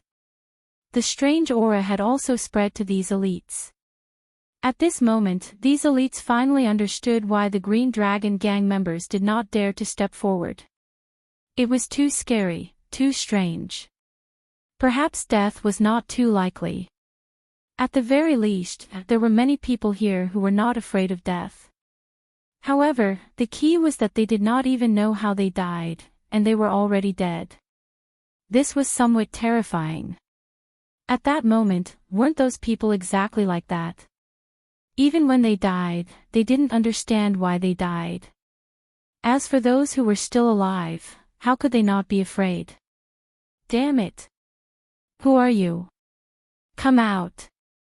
The city lord let out a furious roar as an incomparably powerful force immediately erupted from his body.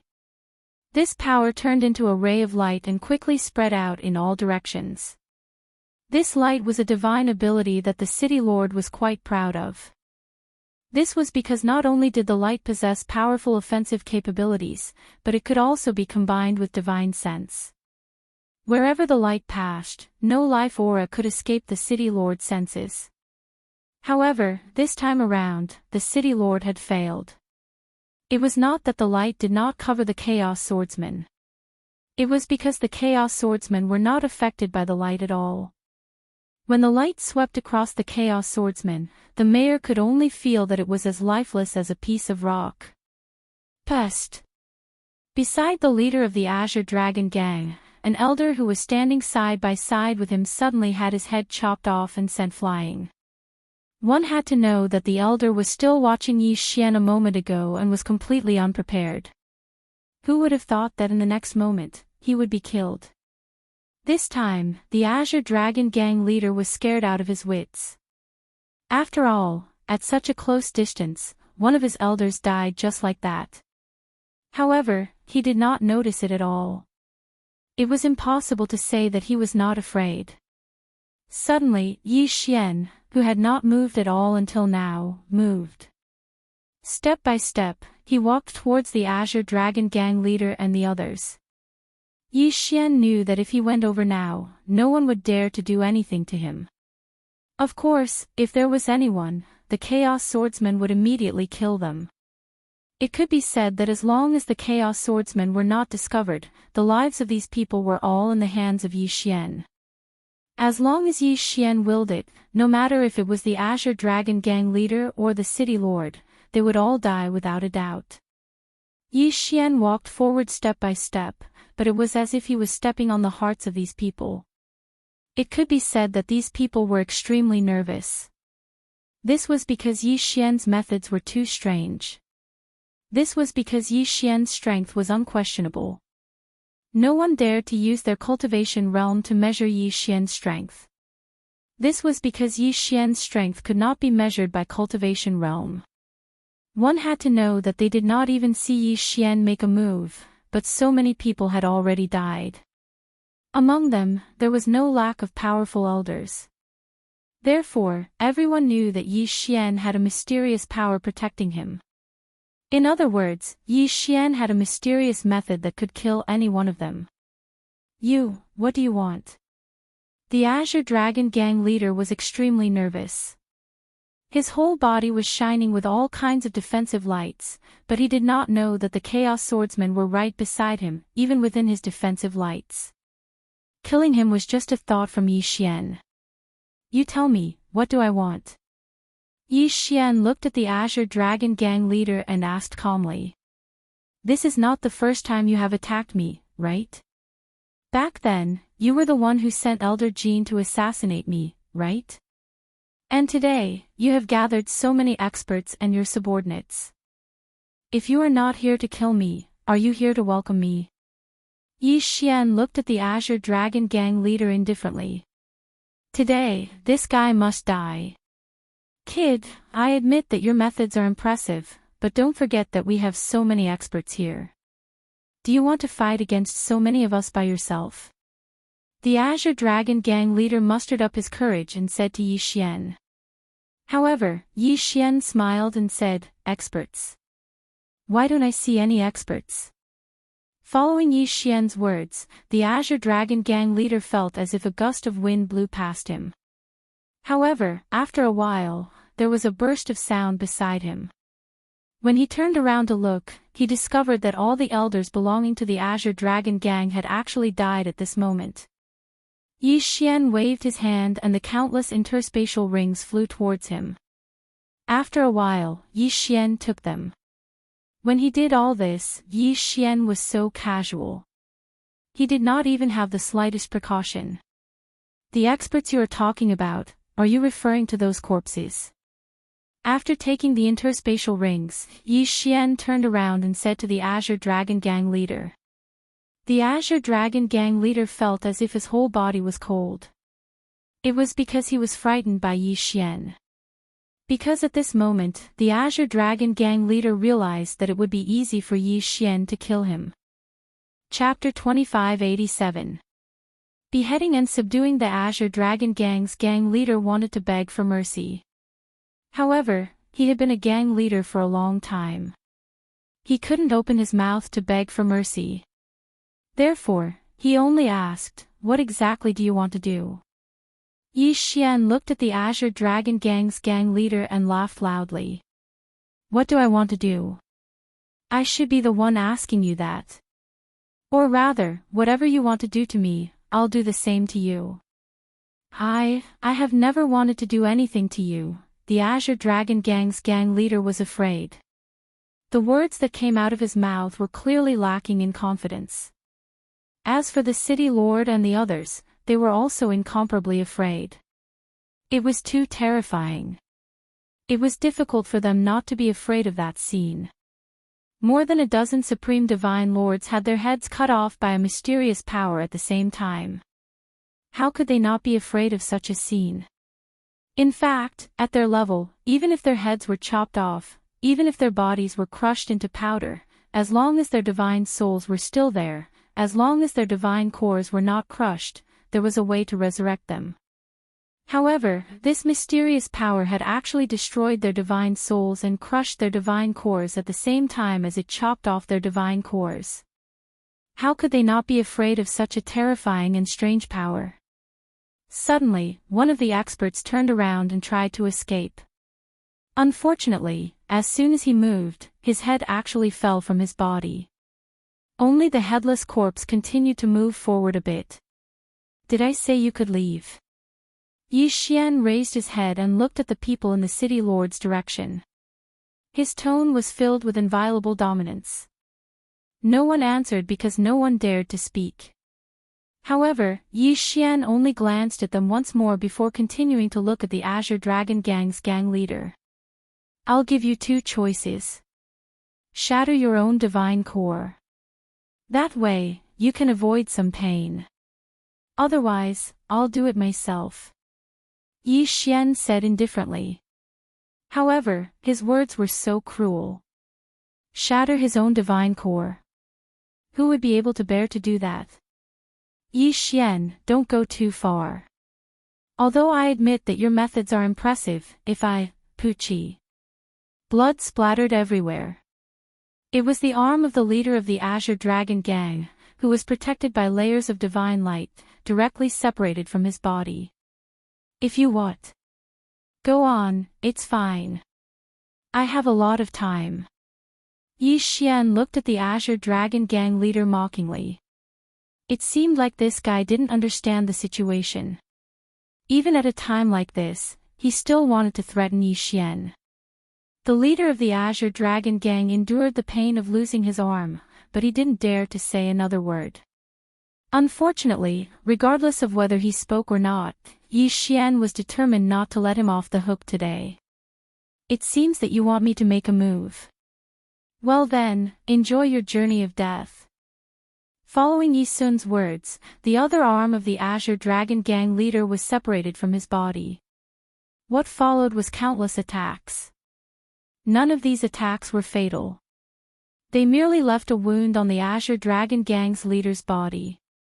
However, it was precisely because of this that the physical pain, as well as the panic in his mind, became even more terrifying. At this moment, the Azure Dragon Gang leader's face was incomparably distorted. It wasn't that he didn't want to attack Yi Xian. In fact, when he had lost his first arm, he had already launched several attacks at Yi Xian. However, the strange thing was that his attacks seemed to be blocked by an invisible force. They simply couldn't reach Yi Xian's side. Suddenly, Yi Xian raised his hand. What was he trying to do? Many people were thinking this in their hearts. The Azure Dragon Gang leader was even more alarmed. This was because he knew that if Yi Xian was going to make a move, it would definitely be directed at him. Sure enough, Yi Xian's target was the Azure Dragon Gang leader. At this moment, the gang leader of the Azure Dragon Gang sensed a mysterious power that was constantly trying to extract his godhead. It was an extremely uncomfortable feeling. It was as if a hand was trying to pull his heart out while he was still alive. However, this force was targeting the divine spark of the Azure Dragon Gang leader. Divine spark stripping. This was the divine spark stripping technique that Yi Xian possessed. However, Yi Xian had never used it before. Today, Yi Xian was going to strip the divine spark of the Azure Dragon Gang leader. The Azure Dragon Gang leader was terrified, but he was powerless. Although the divine spark was his, how could he control it? However, no one knew. It was as if the divine spark was a part of his body, but that was all there was to it. This divine spark couldn't be said to be under the control of its master. Amidst the Azure Dragon Gang leader's panic, his divine spark was actually being extracted by Yi Xian while he was still alive. Only the Azure Dragon Gang leader himself knew how it felt to see his own divine spark being stripped away with his own eyes. As the divine spark was stripped away, the various forces that had been circling the Azure Dragon Gang leader gradually disappeared. A moment later, he fell toward the ground. Of course, the moment he came into contact with the ground, he would die. No, no. No. Yi Xian, you will die a horrible death. You will die a horrible death. The Azure Dragon Gang leader cursed loudly. Unfortunately, this was all he could do. After all, whether Yi Xian would die a horrible death was still unknown, but he definitely wouldn't die a horrible death. Then, it's your turn now. City Lord, you've been sending people to monitor me. What do you want from me? Yi Xian didn't feel as much enmity towards the City Lord as he did towards the Azure Dragon Gang leader. After all, the City Lord hadn't done anything excessive to Yi Xian. In fact, he had even helped Yi Xian in the past. However, Yi Xian still had to subdue the City Lord. If Yi Xian left the secondary realm and went to the primary realm, then Yi Xian would be most worried about the safety of Luo Luo and the others. Yi Xian, I admit that I've treated you well. Don't tell me that you want to kill me as well today. The City Lord looked at Yi Xian. Although the City Lord had seen Yi Xian's strength with his own eyes, he wasn't as impulsive and brainless as the Azure Dragon Gang leader. Moreover, the City Lord didn't think that he had done anything to harm Yi Xian. Of course, today was an exception. In fact, when he came here today, he already wanted to kill Yi Xian. No, no, the City Lord has misunderstood. Of course, I won't kill you. Hand over your quintessence fragment. I may need to leave for a while, so I need you to protect a few people for me. When I return, I will naturally return your quintessence fragment to you. Yi Xian said indifferently. This was Yi Xian's objective. Indeed, the City Lord hadn't done anything to harm Yi Xian. However, Yi Xian had to temporarily obtain the City Lord's quintessence fragment for the sake of Luo Luo and the others. The City Lord frowned. However, did he have a choice? In the City Lord's mind, if Yi Xian could easily strip the Azure Dragon Gang leader of his quintessence fragment, then it wasn't impossible for him to strip the City Lord of his quintessence fragment. Alright, I agree. Chapter 2588. The ruler awakens. The City Lord handed over his quintessence shard without any hesitation. Yi Xian casually waved his hand and collected the quintessence shard. He then said, at this point, I don't want to hide anything anymore. I won't be staying in this lower realm for long. If it wasn't for the fact that I still have friends here, perhaps I would have left long ago. I've tolerated your little tricks from before. However, I didn't expect the Azure Dragon Gang to mobilize people to attack me this time. Therefore, I can't tolerate it anymore. From today onwards, I think it's time for the City Lord of the first layer to change. Since you know about the Butterfly Love Pavilion, you should also know that the primary realm isn't a place you can provoke. Behave yourselves. Otherwise, I don't mind killing all of you. Yi Xian's tone was extremely calm, but in the ears of those experts, it was like muffled thunder. At their level, they naturally knew what Yi Xian was talking about when he said the main realm and the secondary realm.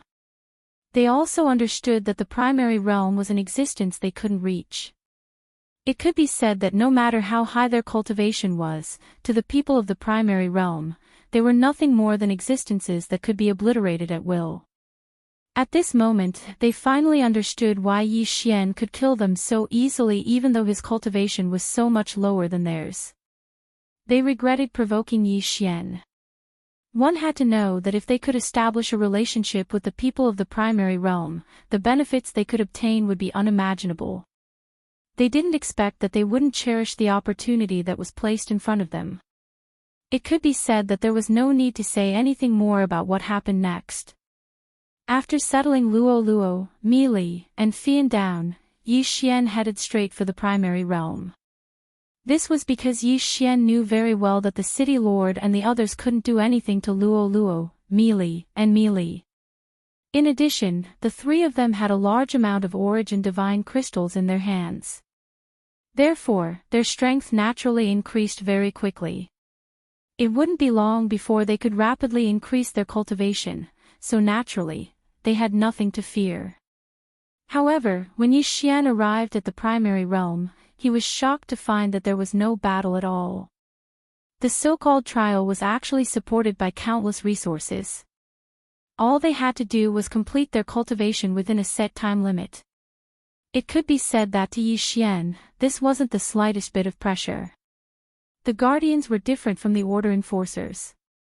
The number of guardians was small, but they possessed a lot of resources. Thus, when Yi Xian arrived at the main realm. However, he was surprised to find that there was not much to do at all. The resources were almost limitless. Of course, for Yi Xian.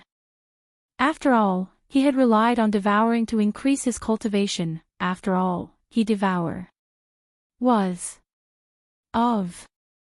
Only after arriving at the main realm did Yi Xian find out that there weren't many protectors. Including him, there were only a total of 100 people. Compared, was. Of these 100 people, only 12 would be chosen to become protectors. The others would become the followers of these protectors. 12 out of 100 people was a very low probability, but compared to the other forces, this probability was very high. Most importantly, the guardians were focused on nurturing them. Even if they didn't pass the selection, they would still be very powerful. 500 years passed in the blink of an eye. Yi Xian had been thinking of ways to obtain resources. Whether it was to train or to exchange for origin divine crystals from others, his goal was to obtain origin divine crystals as quickly as possible. Yi Xian hadn't stepped out of the primary realm in 500 years. Of course, he had also obtained a lot of rewards. My lord, this is your quota for this month. Please accept it. A puppet came to Yi Xian's cave abode.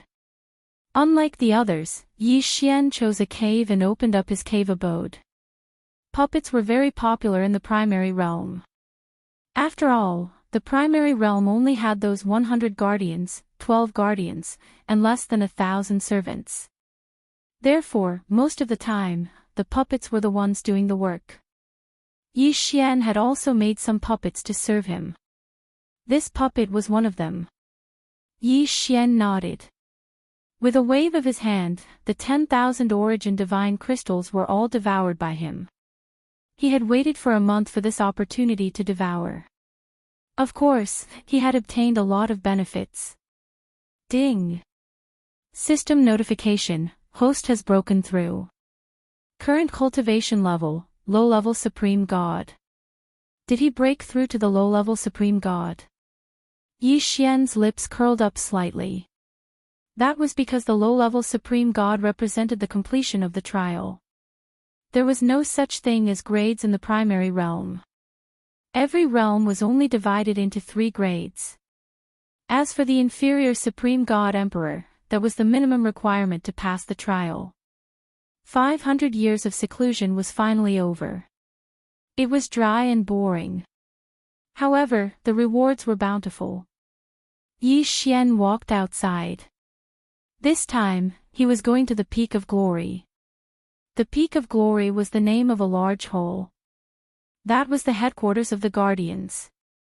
In fact, 100 years ago, the Peak of Glory had issued a full mobilization order. The Divine Ruler had awakened. However, for an existence of the Divine Ruler's level, awakening was a long process. The Guardians had always been monitoring the Divine Ruler. However, that was all they could do. Before the Divine Ruler fully awoke, there was an absolute defense around him. No power could break through it. Unless they could gather all 4 ultimate divine artifacts. Unfortunately, how could it be so easy to gather all four ultimate divine artifacts?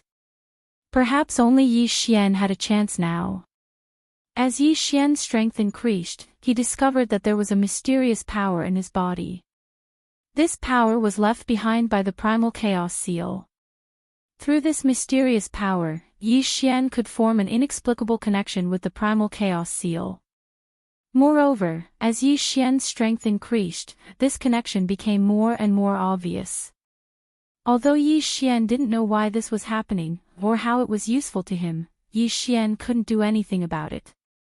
The power left behind by the primal chaos seal wasn't something Yi Xian could control. Yi Xian quickly arrived at the peak of glory. However, he discovered that there was something different about the place today. In the past, the 12 protectors were usually stationed in different areas, and it was very difficult for them to gather together. However, today, not only were the 12 protectors gathered, but even the best of the challengers were gathered here.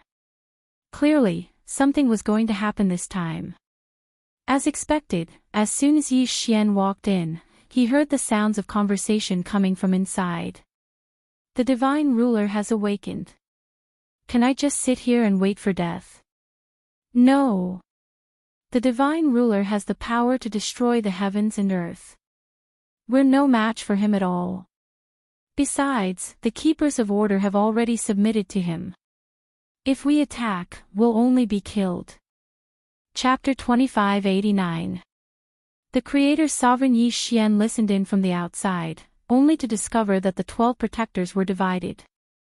Some felt that they should fight to the death with the sovereign. Others felt that they were no match for the sovereign. Yi Xian silently listened.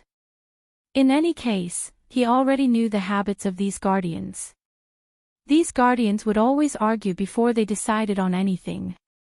Once one side received enough support, then all of them would unconditionally obey the unified order. As expected, 3 days later, the side that decided to go to war won. Those who had opposed immediately began to plan how and where to fight. Although Yi Xian had already become a protector, he wasn't an official protector. After all, there were only 12 protectors. As for the others, they could only be considered backups. The protectors were extremely efficient. When they decided to fight, they would fight. Once they reached a consensus, they would attack without hesitation. Everyone, including Yi Xian, received the order to go to war at the same time. When Yi Xian saw the sovereign for the first time, he finally understood how terrifying he was. Ignoring everything else, just the sheer size of the sovereign was enough to make countless people tremble in fear.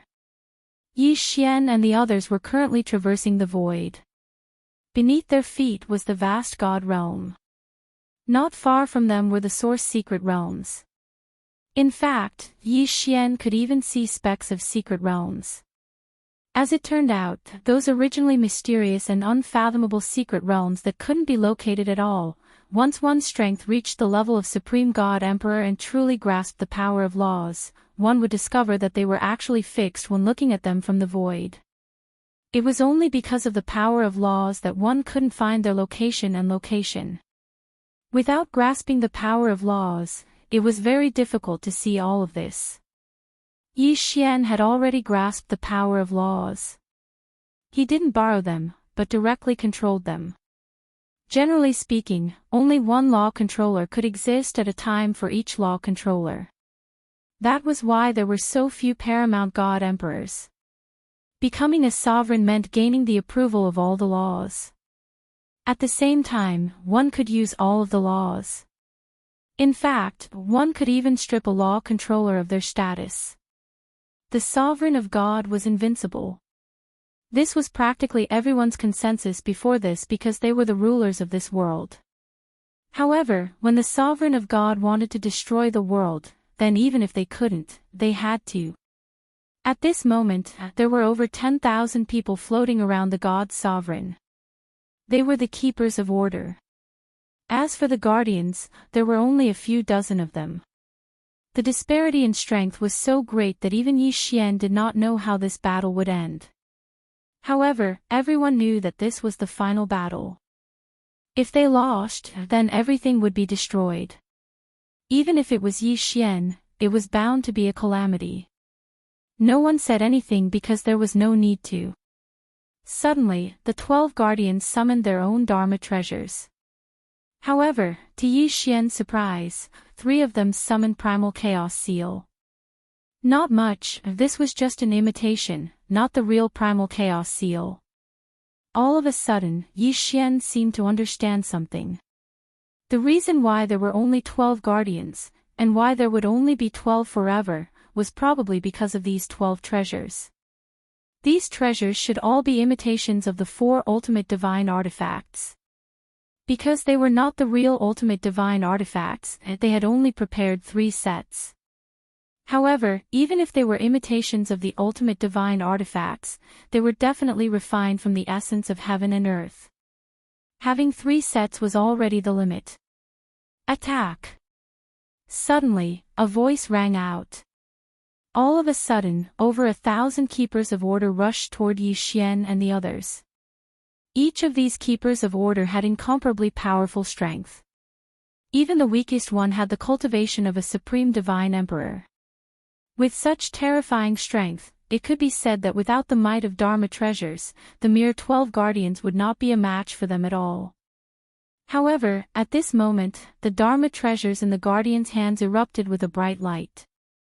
This light was extremely bright and quickly condensed into a light screen that rushed toward the keepers of order. Without a sound, the keepers of order had already disappeared into nothingness. This terrifying power was simply unimaginable. Die! Suddenly, a powerhouse among the keepers of order attacked. He suddenly waved his hand, and a corner of a world smashed toward the guardians. A world! Yi Xian could even clearly see the panic and helplessness of the people in that world. However, this world did indeed have a complete structure of laws. In other words, this attack was actually a complete set of laws attack. Unfortunately, even so, it was completely useless. Because the 12 Dharma treasures borrowed the power of the 4 ultimate divine artifacts. Back down! Suddenly, a voice rang out from the unseen world. This voice instantly transmitted through the 9 heavens. Even the people in the secret realms looked up in surprise and doubtfully checked the source of the voice. In front of Yi Xian's eyes, a strange change was occurring. From the void, from the countless secret realms, and from the divine realm, streaks of starlight were being drawn out and rapidly condensed. The ruler of God. The ruler's avatar. The ruler of God did not have a physical body. He only had a core of light like a fog. However, he could transform into any form and freely travel through any world. At this moment, he was summoning all the clones he had left behind in the world. These clones were left behind when he traveled the world. At the same time, they were also his scattered power. Yi Xian looked on in shock. It could be said that the ruler of God's power shocked him to the core. Suddenly, the mysterious power in Yi Xian's body began to stir, as if it wanted to break free of Yi Xian's body. What was going on? Yi Xian knew this mysterious power was left behind by the seal of chaos, but why was it acting so strangely? Ding! Warning! Warning! The host's body is being modified by an unknown power. Ding! Warning! Warning! The system has lost control of the host's body. Ding! Warning! Warning! The host has been determined to be dead. Executing the ultimate destruction plan. Ding! Plan cancelled. The host's body has been detected. What was going on? Yi Xian listened to the system's notifications in a daze. Just now, Yi Xian hadn't done anything. In fact, it could even be said that he hadn't felt anything. Yet the system was giving him a bunch of baffling notifications. What was going on? Suddenly, the ruler of God's voice rang out beside him. You are a creator. What was going on? Yi Xian was dumbfounded. He didn't understand what was going on. Suddenly, Yi Xian felt a string of unfamiliar memories appear in his mind. It was a person, a giant, and at the same time, a woman. She had roamed the world, carefully taking care of everything. He had modified all life, bestowing them with spirituality. Those pairs of scarlet eyes, those people, beasts, and creatures that had only known how to kill by instinct, finally gained consciousness and began to cultivate. Chapter 2590.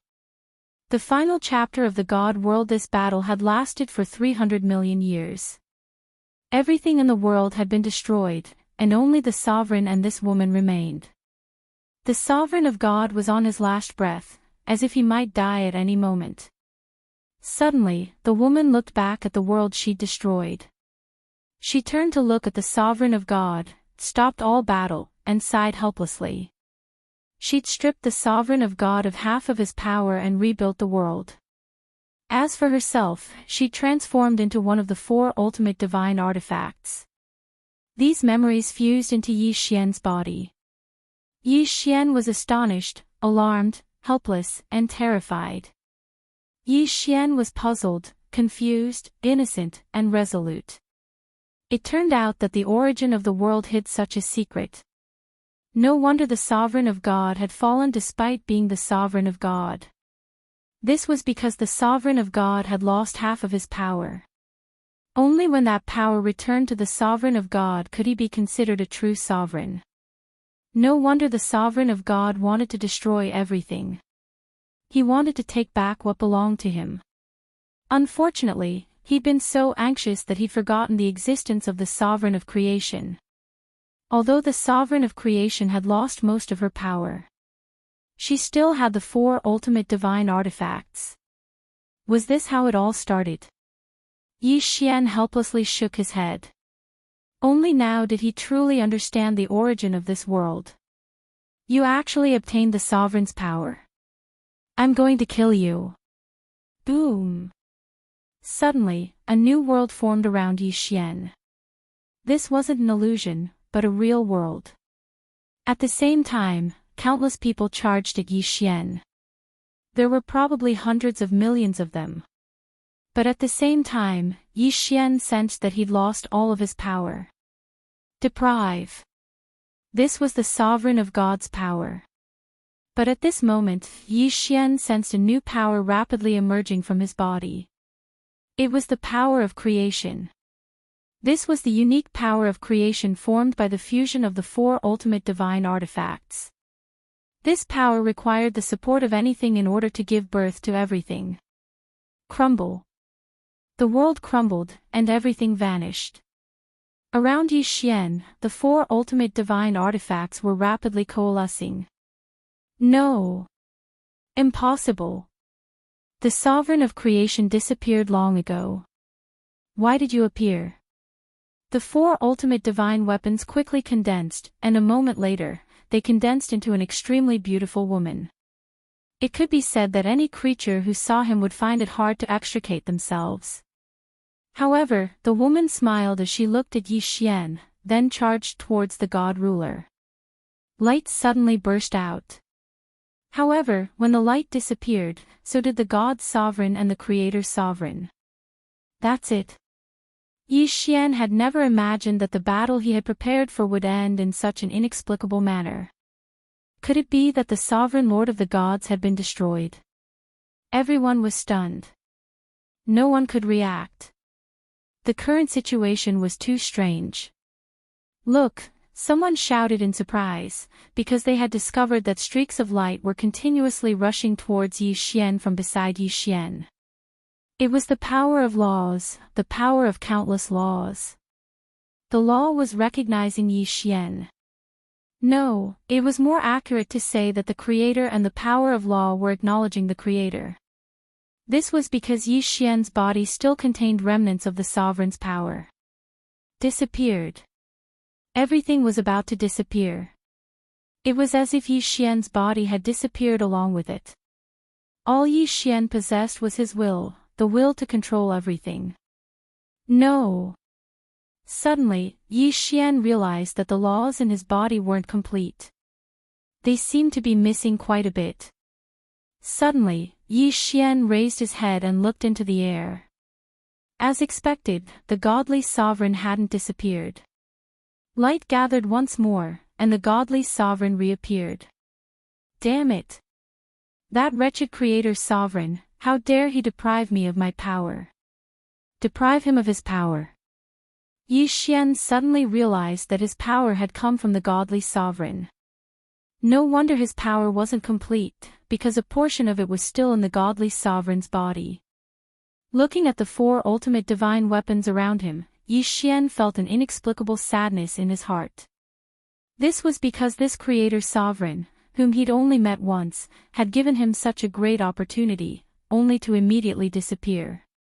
In fact, perhaps the creator sovereign had already planned to do this from the moment he discovered Yi Xian. After all, Yi Xian had a complete constitution of laws. Such a physique was not something that everyone possessed. Perhaps, from the first time he'd encountered Yi Xian in the forbidden land of chaos, he'd already planned everything. Damn it, you deserve to die. Be destroyed. Suddenly, the godly sovereign roared at Yi Xian. At the same time, everything around Yi Xian began to rapidly disintegrate.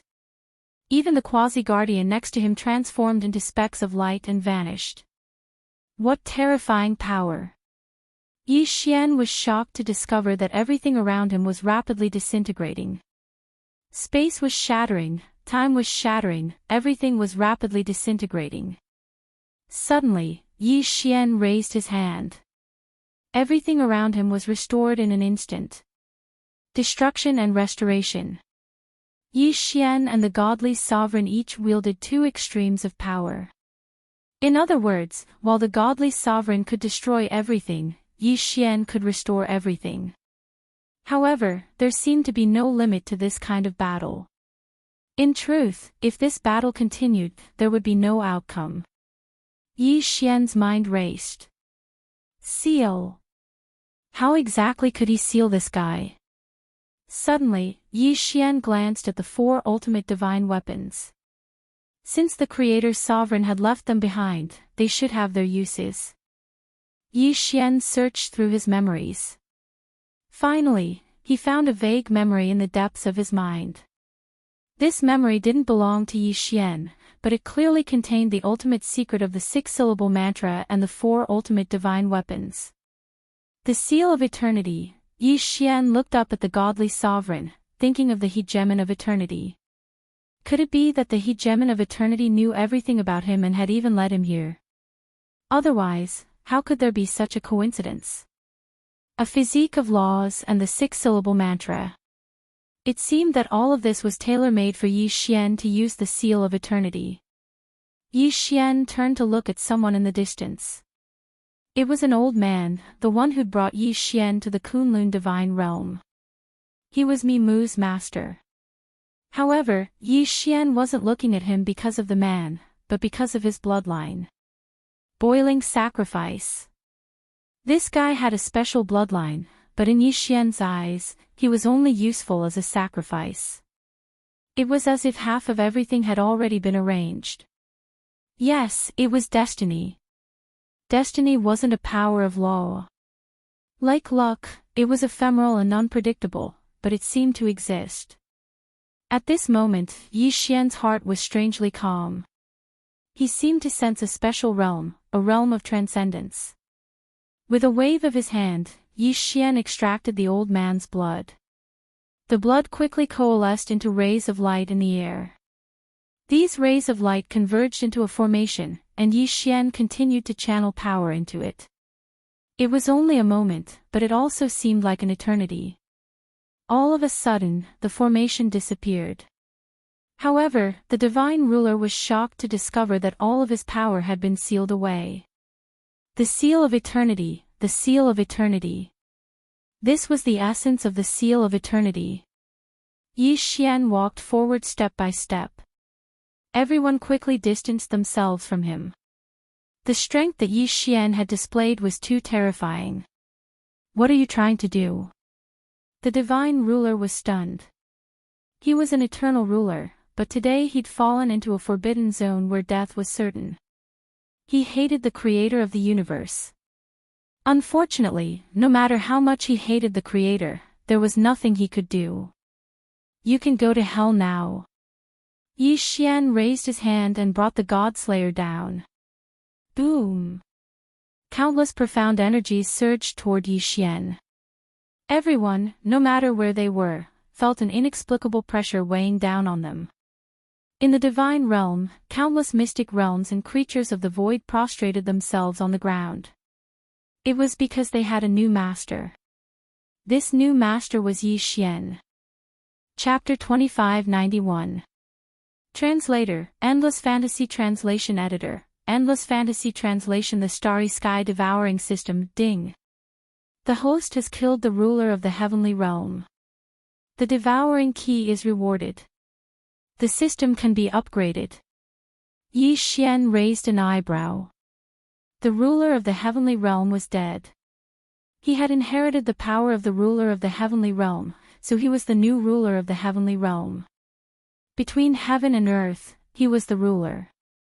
No one could compete with him, so he did not have to worry about anything. He could directly upgrade the system. Ding! The system is upgrading. The current progress is 1%. Yi Xian checked the progress and found that the upgrade was estimated to take 1 day. This was like a snap of the fingers for him. Ding! The system is upgrading. The current progress is 100%. The system upgrade is complete. The host has obtained the Starry Sky Devouring System. The Starry Sky Devouring System. Yi Xian's eyes lit up. It turned out that the heavenly realm was not the end. Just as he thought, he would go to outer space, which was the heavenly realm beyond. At the same time, he also knew why the system had malfunctioned when he ascended to the heavenly realm from the immortal realm. There was a reason. The devouring system is a product of the third race in the universe, the human race. It is used to select human talents and distribute them throughout the universe. They did this because there is a great crisis in the universe. The first race in the universe, the Tianji clan, was created for the human race. Later, they gained intelligence and betrayed the human race. They called themselves the Tianji clan and opposed the human race. They were determined to destroy the human race and unify the universe. Left with no choice, the human race and the other races in the universe established the Wanluo Federation to fight against the Tianji clan. After finding out about this, Yi Xian felt a headache coming on. It turned out that he had obtained the devouring system for a reason. He was chosen by the human race in the universe. To be precise, he was chosen by a member of the Tianji clan called Dair. Dair was a robot invented by the first person of the human race, Xingbo. At the same time, Dair had a robot brother called De. It was Dair who used the intelligence of the robot race to invent the devouring system. He distributed it throughout the universe to select human talents with potential. De, on the other hand, killed his own creator, Xingbo, betrayed the human race, and established the Tianji clan. And declared that he would destroy the human race and unify the universe. To put it simply, the mechanical race of the myriad Luo Federation and the number one race of the universe, the Heaven's Legacy race, were of the same origin. After understanding all this, Yi Xian felt that the God realm was too insignificant, like a drop of water in the vast ocean. Then, he continued to learn about the history of the universe. In the universe, the smallest unit was a planet, followed by a galaxy, star field, astral boundary, universe, and so on. The continent Yi Xian was standing on was a planet. It was divided into 9 levels of heaven, and the God realm was on the 9th level. Further up was the heavens beyond heaven, which was the universe.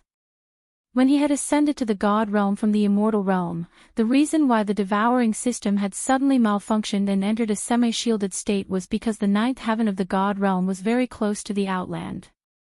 If he did not enter a semi-shielded state, he might be detected by the Heaven's legacy race and be obliterated along with the planet.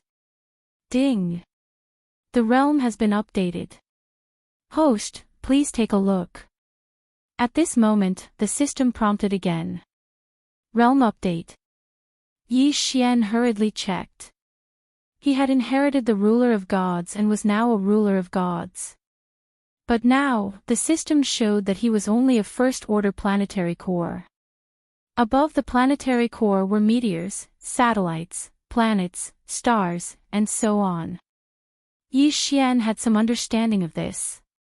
He had transmigrated, so he was familiar with it.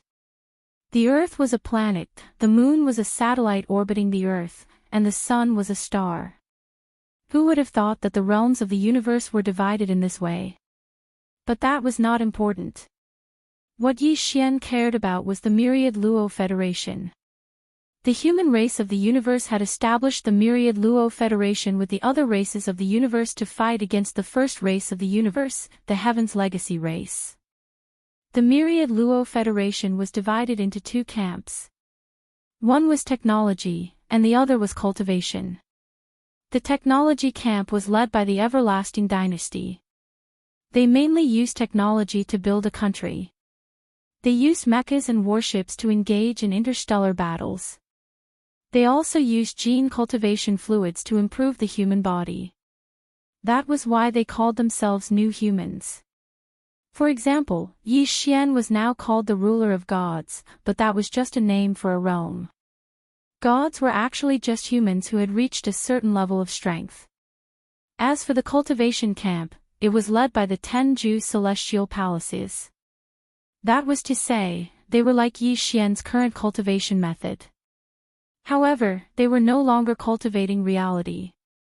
Instead, they were cultivating a higher level of stars. That was why they could also be called cultivators. It was just that they had not forgotten their roots, so they called themselves cultivators. Those powerful cultivators could even dismantle warships with their bare hands and split planets with their swords. However, at that moment, the system gave him another notification. Ding! The host's planet has not been verified by the Federation. The system rewards the host with the title of Interstellar Traveler. Please head to the nearest planet, Sky River Star, for verification. Otherwise, this ownerless planet may be discovered by other interstellar travelers. Ding! The system has automatically created a Federation identity card for the host. Ding! The system recommends that the host become an interstellar mercenary. Hearing this, Yi Xian checked and found that his current identity was that of a native of Heavenly River Planet. As long as he went to Heavenly River Planet to conduct a planet survey and certification, this planet would be under his name. As long as he applied for closed management, foreign interstellar travelers would not be able to enter. If others were to verify first, this planet would no longer belong to him. At that time, those interstellar travelers could do whatever they wanted here. This was Yi Xian's home. He would not allow such a thing to happen. At that moment, he flew all the way up. Not long after, he broke through the planet's protective layer. At that moment, Yi Xian was deep in outer space, which was also known as sky beyond heaven. The interstellar traveler title could reduce the probability of encountering a cosmic space rift. Otherwise, with his strength, he would be sucked into a cosmic space rift and then crushed. Outer space was extremely unstable. There were a large number of cosmic space rifts.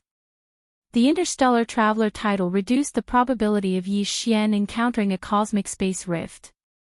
It was said that those powerful cultivators could also use magic treasures and the like to carry out interstellar travel. Some people could even carry a cosmic space rift with their bodies. At that moment, Yi Xian looked at the planet below him. Thousands of thoughts ran through his mind. He checked the system and found that the system recommended him to arrive at Sky River Star within a year for verification. A year was nothing to him now. However, he also found a system notification saying that if he wanted to carry out interstellar travel, he had to empty the Devour space. Otherwise, the Devour space might collapse. In other words, those people in the devour space had to be released. Not a single thing could be left behind. At the same time, those cultivation techniques, magic treasures, bloodlines, and so on would be emptied. Even the flow of the devour space would be the same as the universe. Although he was now in sky beyond heaven, he was still within the range of this planet. Therefore, it was not considered interstellar travel. This planet is divided into 9 heavens. Let's call it 9 heaven star. As for interstellar travel, let's wait for a while. Yi Xian thought to himself. Then, he told his family and friends the good news. Then, he released everyone in the devour space to the heavenly realm. While he was at it, he married Mili and Fian. Of course, he did not forget Luoluo. Luoluo had followed him from the first heaven. She had been with him for countless years. Naturally, he would not forget her. Now, Yi Xian had a total of 5 wives. They were Song Suijing, Guan Yulan, Luoluo, Mili, and Fian.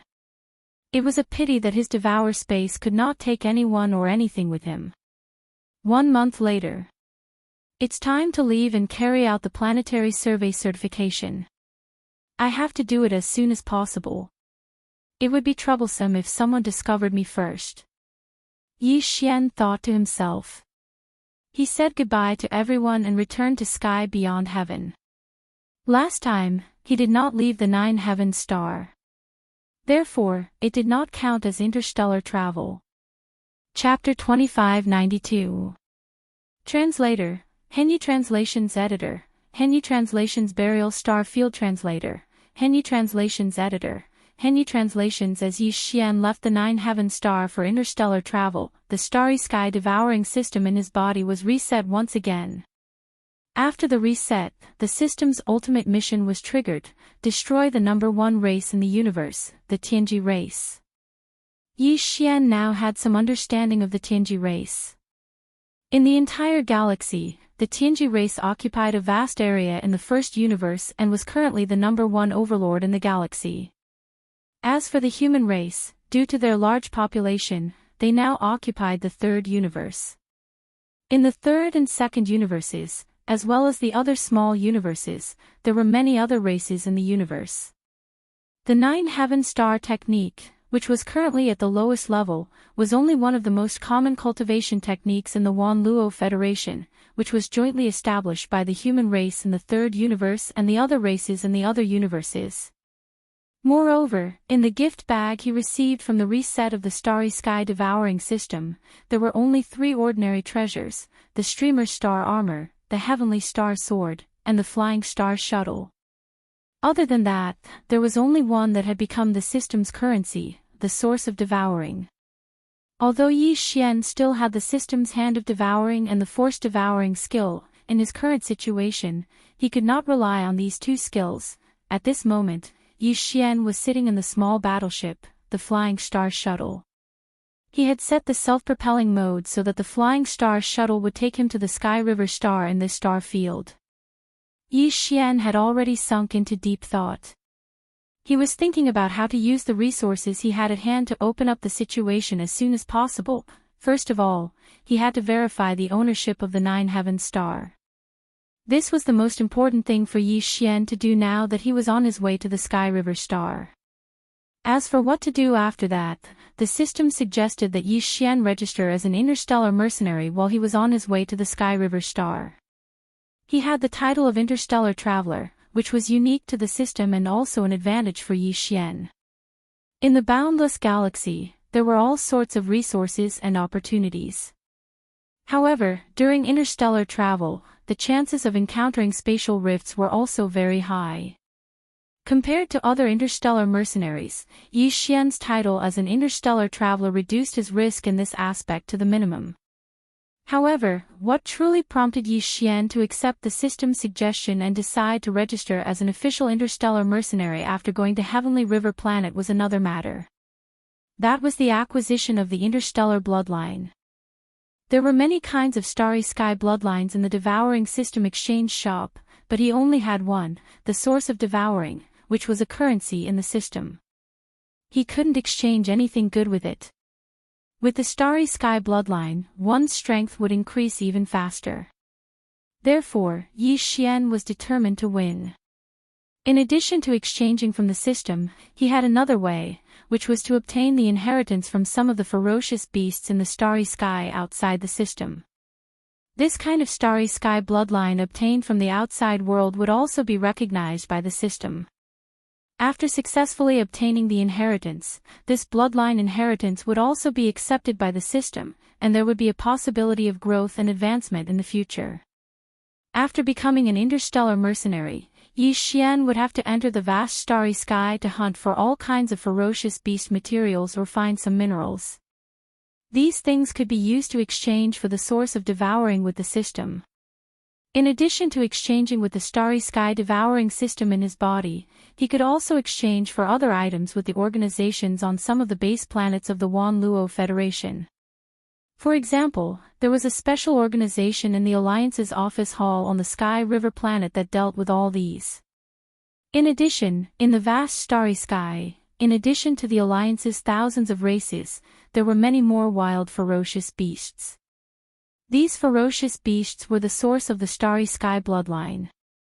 Of course, there were different types of ferocious beasts, and there were good and bad bloodlines. Generally speaking, even the average ferocious beast's bloodline couldn't be exchanged with just a little source of devouring from the system or the Wan Luo Federation. If Yi Xian was rich, it wouldn't matter, but now that he was short of money, the best way for him to obtain the bloodline of the starry sky bloodline was to go to the starry sky and find the ferocious beasts himself. This was very difficult, and the success rate was even lower. However, Yi Xian had overcome many obstacles along the way, so this was not a problem for him. After making up his mind, Yi Xian took advantage of the fact that he hadn't reached the Sky River planet and began to look at the universe star map and the flying star shuttle. After he registered as an interstellar mercenary, he would go to the star region. First of all, the location of the Sky River planet in the vast starry sky. The Sky River planet was located in the third universe, which was occupied by the human race. The human race in the third universe had established the Wan Luo Federation with the other races in the universe to fight against the first race in the universe, the Tianji race. There were two camps in the Wan Luo Federation.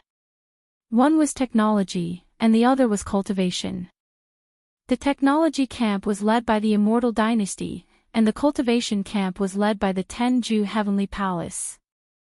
The Immortal Dynasty and the Tenju Heavenly Palace were two major forces, but each occupied half of the starry sky in the third universe. The Sky River planet was located in the middle of these two forces. In this central mezzanine zone, there was a dark void of the universe. This void was called the domain of the buried meteorites. It was said that the wormholes that led to the first universe and other universes, such as the second, were all in the depths of the domain of the buried meteorites. It was safe to say that once a full-scale war broke out between the first universe and the third universe, the domain of the buried meteorites, where the wormholes were located, would become the front line of the war. A large number of experts from the second universe and other universes, who had formed the Wan Luo Federation with the human race, would arrive at the domain of the buried meteorites through wormholes first. Of course, there were no large-scale wars between the races in the various universes at the moment, so the domain of the buried meteorites was still peaceful. However, since the wormholes that connected the several universes were located in the depths of the domain of the buried meteorites, even in peaceful times, this domain of the buried meteorites was the most complicated place. Almost all the experts of the various races in the universe would enter this domain of the buried meteorites. Occasionally, one could even see some Heavenly Legacy race members secretly sneaking in. The reason for this was that the domain of the buried meteorites was actually a graveyard of stars, where countless stars had perished. The domain of the buried meteorites wasn't a black hole, but it was between the normal void and a black hole. It was a kind of gray domain of the universe. Almost all the stars that had entered the period of death had been drawn into this domain of the buried meteorites, just like how a black hole would absorb and devour everything. In fact, this gray domain of the buried meteorites was a black hole that was slowly forming. Since it hadn't formed yet, both the experts of the various races in the universe and the various fierce beasts in the universe could enter it to hunt for the abundant resources inside, as well as the star core origins of those dead stars. Yi Xian was currently at the first grade of the star core realm, which was the lowest level of the starry sky grade. These star core origins would be very useful for his cultivation. While he was deducing, the system's voice rang out again. Ding! We have arrived at the Sky River Planet. Chapter 2593. Translator, Endless Fantasy Translation Editor, Endless Fantasy Translation. The owner of the Nine Heavens Starin edition, the Sky River star was not only huge, but it also gave Yi Xian a dreamy feeling. The gigantic celestial body also had an atmosphere that enveloped the celestial body. However, on this atmosphere, one could vaguely see a large number of nodes flashing with light. Clearly, this was both an atmosphere and an array formation. When needed, it had defensive capabilities. This was within the scope of the cultivation civilization. But in fact, the Sky River star was not just a planet where the cultivation civilization flourished, because Yi Xian saw several huge star docks outside the atmosphere. They were similar to the docks and ports in the ocean, but they were docked by interstellar battleships. Of course, the interstellar battleships in sight were not small battleships like the Flying Star shuttle owned by Yi Xian. They were all supergiants. Right now, these giant interstellar battleships were docked at the star docks opened up in the atmosphere of the Nine Heavens star array, waiting to enter the inner part of the star. Obviously, no one could enter the other areas of the array formation's atmosphere. If they entered by mistake, they might trigger a reaction from the array formation, which would lead to the arrival of patrolling soldiers. Yi Xian put away the Flying Star shuttle immediately. The system automatically helped him to create a citizen of the Wan Luo Federation. In fact, there was no such thing as an identity token. Instead, he just needed to use an iris scan to verify his identity. Yi Xian landed on one of the star docks. The star docks were very large. A huge platform had been built in the void outside the atmosphere, which was divided into two sides. One side was the dock area. Those large battleships could not enter the Sky River star, so they could dock at the star docks outside. They had to pay rent. This showed the advantages of using small battleships. They were similar to magic treasures that could be stored inside one's body, and they could save on docking fees. Of course, large battleships could also be stored inside one's body, but that was not something an ordinary starry sky cultivator could do. After Yi Xian landed on the platform, he walked straight to the personnel passage on the other side. There were many people queuing up. In addition to ordinary people, there were all kinds of strange life forms. Yi Xian even observed one of them secretly for a long time, but he could not find which part of the head was and which part of the butt was. However, the aura emanating from his body was very strong, so he did not dare to examine him too closely for fear of causing unnecessary trouble. The Myriad Luo Federation was obviously very powerful. Whether it was the cultivation civilization or the technological civilization, they had all developed to an extremely high level. They even had the ability to combine the two. After lining up behind Yi Xian, a certain instrument in front of him only flashed with a light. It scanned his eyes and then let him go. After entering the atmosphere, what appeared before them was an even more dreamy world.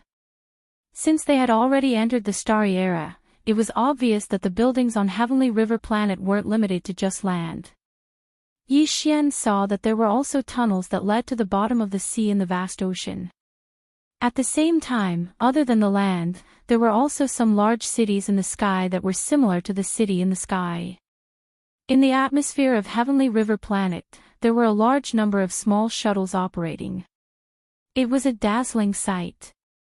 Although he was very curious and interested, Yi Xian did not intend to explore this interstellar city that he had seen for the first time since entering the starry sky. This was because he was now a pauper.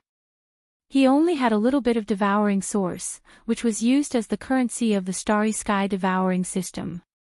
The currency of the myriad Luo Federation was the star coin, and he did not have a single one. The star coin was actually a kind of crystal. It was the crystal left after the energy of the star core was drained. Although the energy of the star core in these crystals had been depleted, they were still from the core of the star and could slowly absorb the free energy of the universe and store it inside. It could be said that they still had a certain value. Therefore, the residue of the star core was collected by the myriad Luo Federation and polished into the standard size of a pigeon egg to be used as currency. Of course, the star core was also divided into different grades. After the energy was depleted, the remaining crystals would be of different colors. The darker the color, the faster the speed at which the free energy of the universe was extracted and stored. Therefore, even if they were polished into the same standard shape, their value would be different. They were divided into 7 types: white, orange, cyan, green, red, blue, and purple. 10 white coins were equal to 1 orange coin, 10 orange coins were equal to 1 cyan coin, and so on. In the end, 1 purple coin was equal to 1,000,000 white coins. It was said that there were 2 types of star coins above the purple coin. One was black, and the other was 9-colored. 1 black coin was equal to 10 purple coins, which was 10,000,000 white coins. 1 9-colored coin was equal to 100 purple coins, which was 100,000,000 white coins. Yi Xian had decided to enter the graveyard star field as a star mark mercenary. In addition to obtaining the bloodline of the star beasts and hunting materials, his other purpose was to find the star core in the core of the dead star and devour its energy to improve his cultivation. After that, he could recycle the remaining crystals to the myriad Luo Federation and exchange them for star coins. These star coins would be the universal currency of any planet in the myriad Luo Federation in the future. They were indispensable, and the more the better. After entering the atmosphere of the Sky River star, the starlight level devouring system in his body had automatically connected with the internal network of the planet. This connection was silent and would not be discovered by the core of the planet. This was another advantage that Yi Xian had over the other interstellar masters. Almost as soon as he set foot on the planet, he could use the devouring system in his body to search for information about the services on the planet. Soon, he found the location of the Sky River Federation office. It was a huge building suspended in the air above the vast sea of the Sky River star. Whether it was registering for the star exploration rights, registering as an interstellar mercenary of the myriad Luo Federation, or many other things, everything was done on this platform. There were many figures shuttling back and forth on the platform. Since the Sky River star was located at the periphery of the graveyard star field, the myriad Luo Federation masters, except for the human race, could be seen everywhere. Fortunately, registering as an interstellar mercenary and owning the star exploration rights did not require any star coins. Otherwise, given Yi Xian's current situation of being penniless, he would not have been able to complete either of these 2 tasks. After a while, Yi Xian lined up in front of 2 huge windows and completed both of these tasks. As expected of the Star Age, the number of people working at the windows was extraordinary.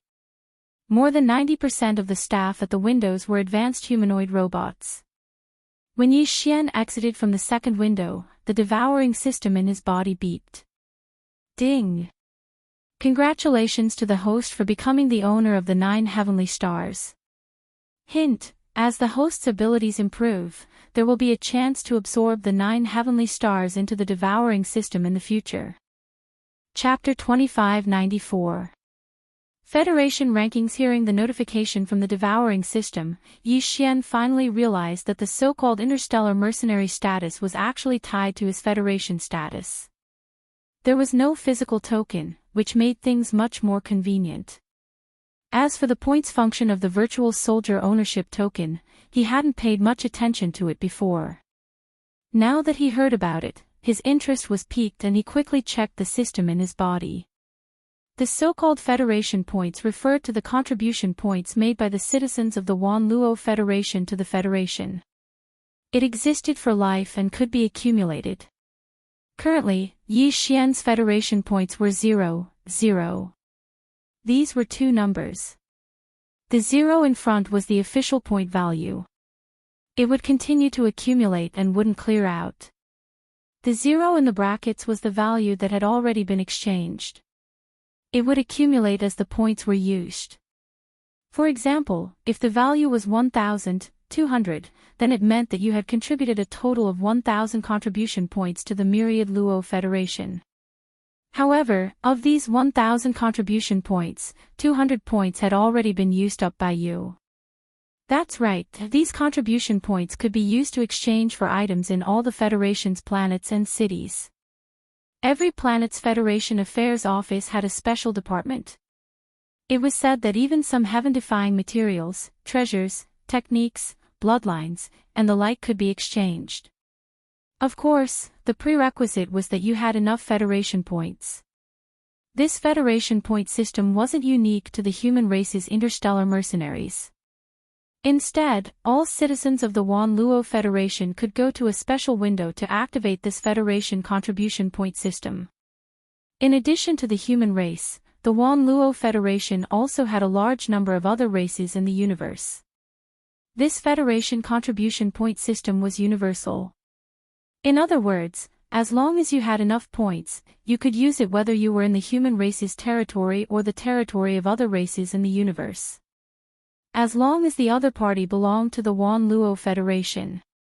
Of course, in order to activate this Federation contribution point system, you first had to have enough strength. First Order Starcore was the minimum requirement. Whether it was the human race or the other races in the universe, many citizens didn't have this strength and didn't qualify. That was because the source of this point system was limited to the enemies of the Myriad Luo Federation, in other words, the first Cosmos Heavenly Legacy race. Only when you exterminated a member of the Heaven's Legacy race or their subordinate race, or when you obtained special materials or minerals that were extremely important to the battle between the Federation and the Heaven's Legacy race would the system automatically give you points. Of course, each method had a different standard of scoring. If you killed an official member of the Heaven's Legacy race, you might get 100 federal contribution points, but if you killed an existence of a slave race that was a vassal of the Heaven's Legacy race, you might only get 10 or 1 points. Similarly, if you only obtained a piece of special ore and handed it over to the Federation Affairs Office, the contribution points awarded could be as high as 1,000, or even 10,000 points. Since there was a Federation contribution point system, there would naturally be a contribution point ranking. This virtual Federation contribution point ranking could be found on any terminal of the Myriad Luo Federation's member races. Yi Xian checked it out and was immediately shocked. This Federation contribution point ranking was divided into 3 categories: the Sky ranking, the Earth ranking, and the Human ranking. The Sky ranking was based on the 1st to 100th place with the highest contribution points. The Earth ranking was based on the 101st to the 1000th place. The Human ranking was based on the 101st to the 1000th place. It was needless to say how many people there were in the second cosmos, but there were also other races in the other cosmos. This base number was simply unbelievable. However, the Sky, Earth, and Human rankings only had a total of 10,000 people. These 10,000 people had not changed much in the past several hundred years. Those who could make it to the Sky ranking were the most elite members of the Federation. It was easy to imagine how difficult it would be for the latecomers to replace them. Yi Xian looked at the last few people on the Human ranking. All of them had more than 100,000 contribution points, and their cultivation levels were all above the black hole realm. As for the 900 people on the Earth ranking, their cultivation levels were all question marks. As for the 100 people on the Sky ranking, their cultivation levels were also all question marks. This was obviously a deliberate cover-up. In the starry sky environment, the cultivation levels were very different. Many people could not see through all the cultivation levels.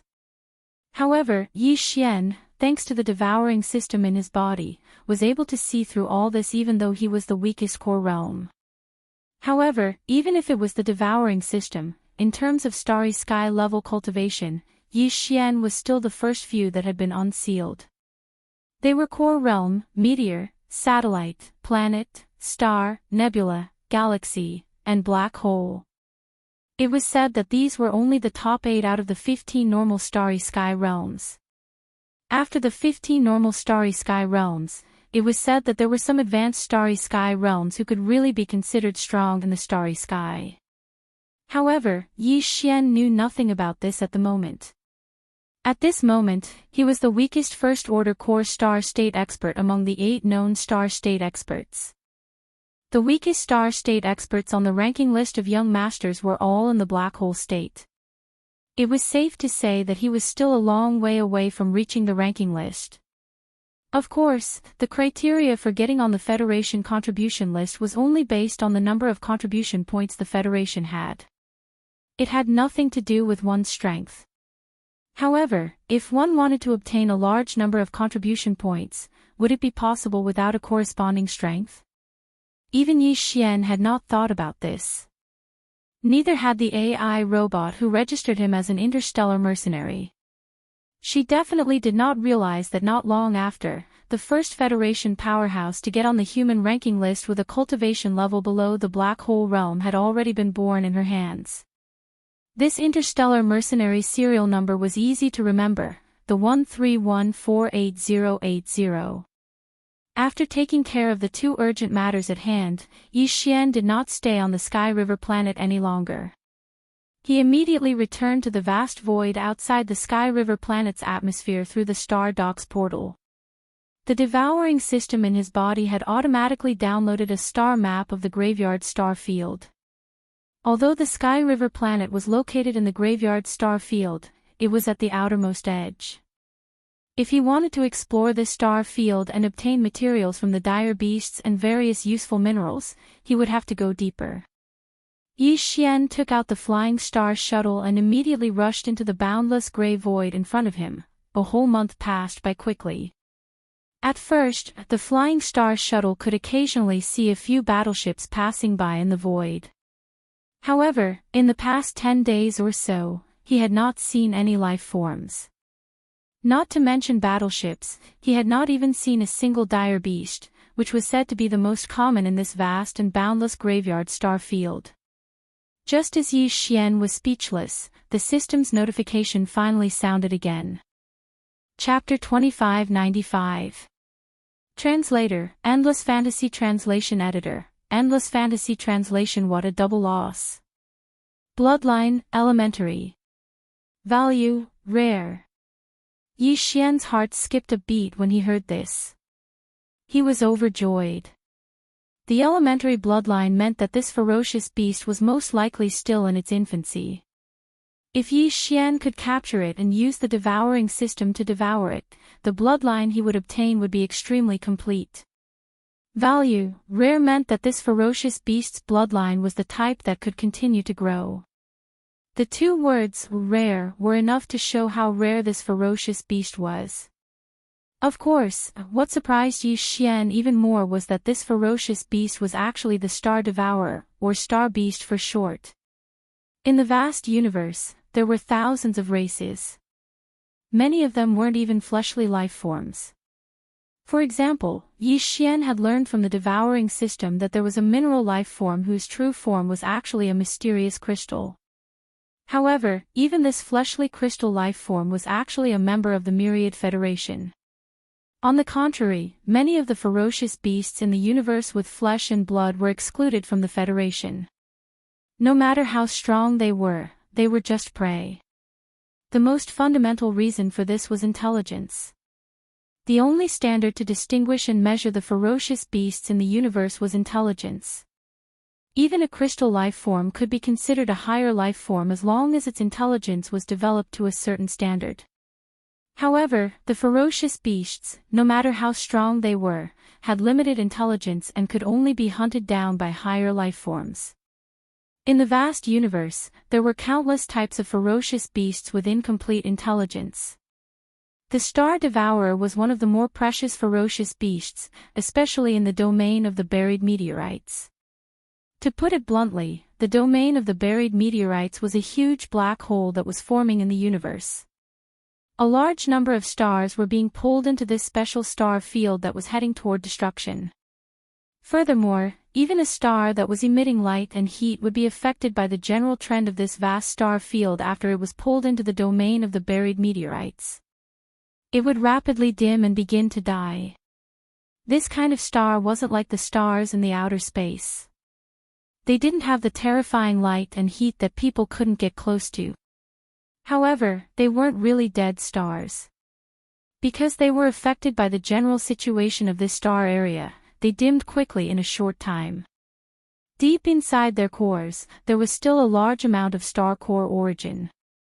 Therefore, it would have great value. Moreover, it would be very convenient and fast to excavate this value. There were many such stars in the domain of the buried domain. That was why this wondrous domain had attracted so many powerful experts from the Federation.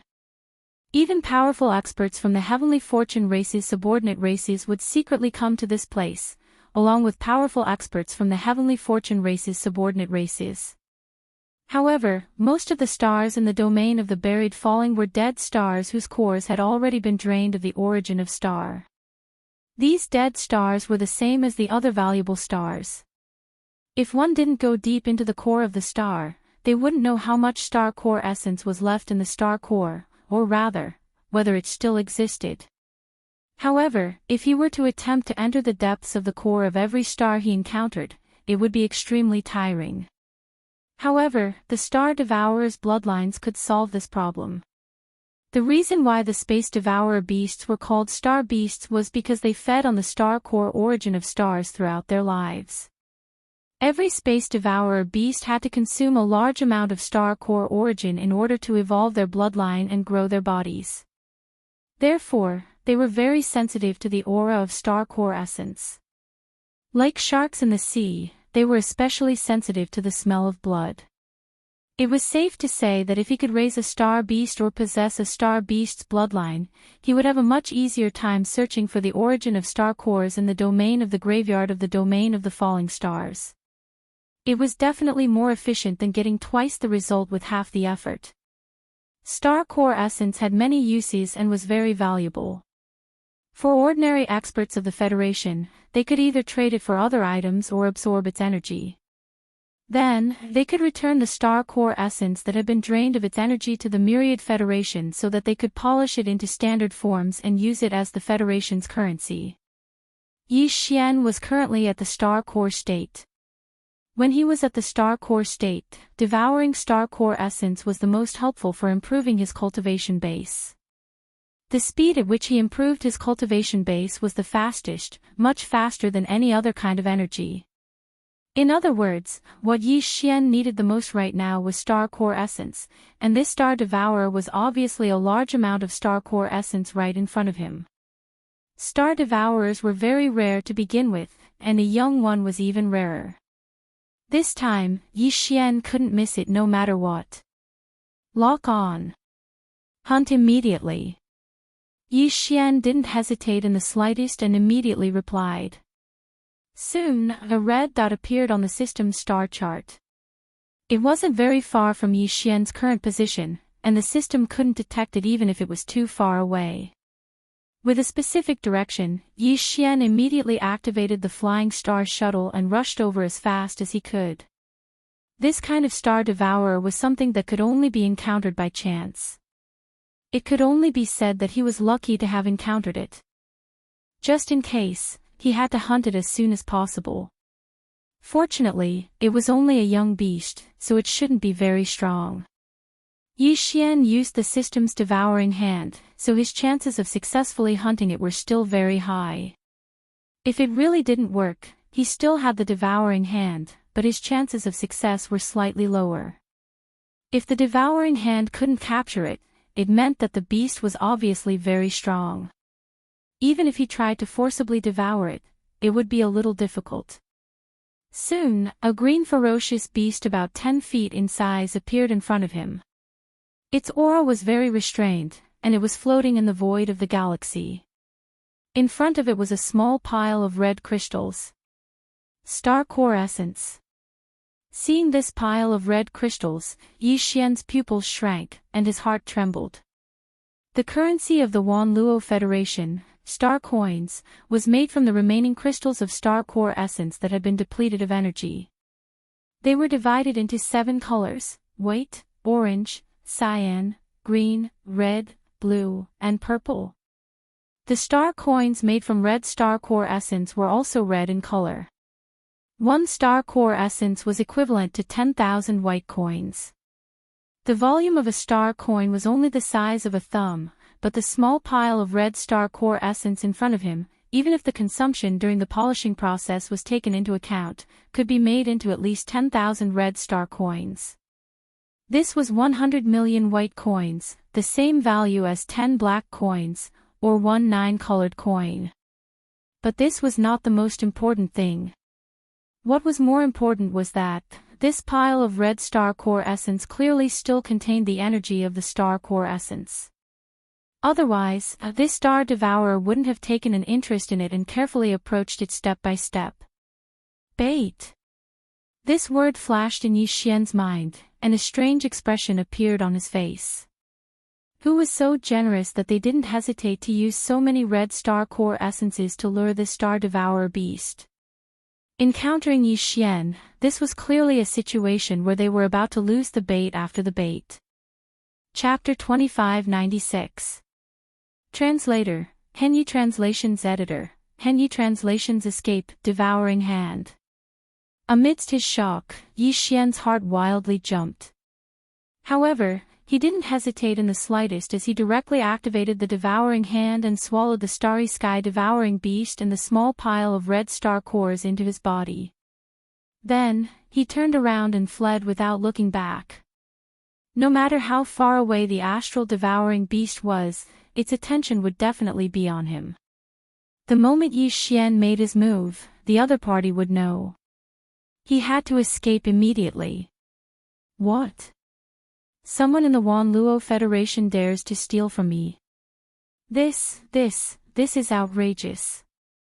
Almost at the same time Yi Xian made his move, a young man in a warship exclaimed in disbelief. Then, in the empty void in the distance, a small warship slowly appeared. Although the size of this warship was not large, about the same as Yi Xian's flying star shuttle, its grade was obviously much higher. This could be seen from the fact that the warship's hull had a concealment array. In the Star Age, the technological civilization and the cultivation civilization were neck and neck. Most of the time, there was no distinction between them. Even warships were the same. This kind of top-notch product of the technological civilization had long applied the arrays of the cultivation civilization.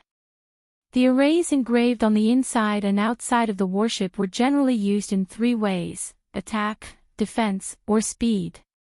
Although it wasn't that there weren't any warships that were specially branded with such concealment arrays, they were generally important warships of the Federation.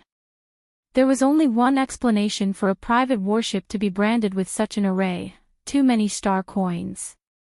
Obviously, the young man who owned this small battleship must have an extraordinary background.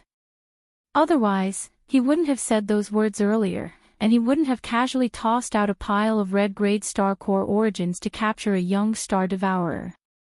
But now, all of this had been taken advantage of by Yi Xian.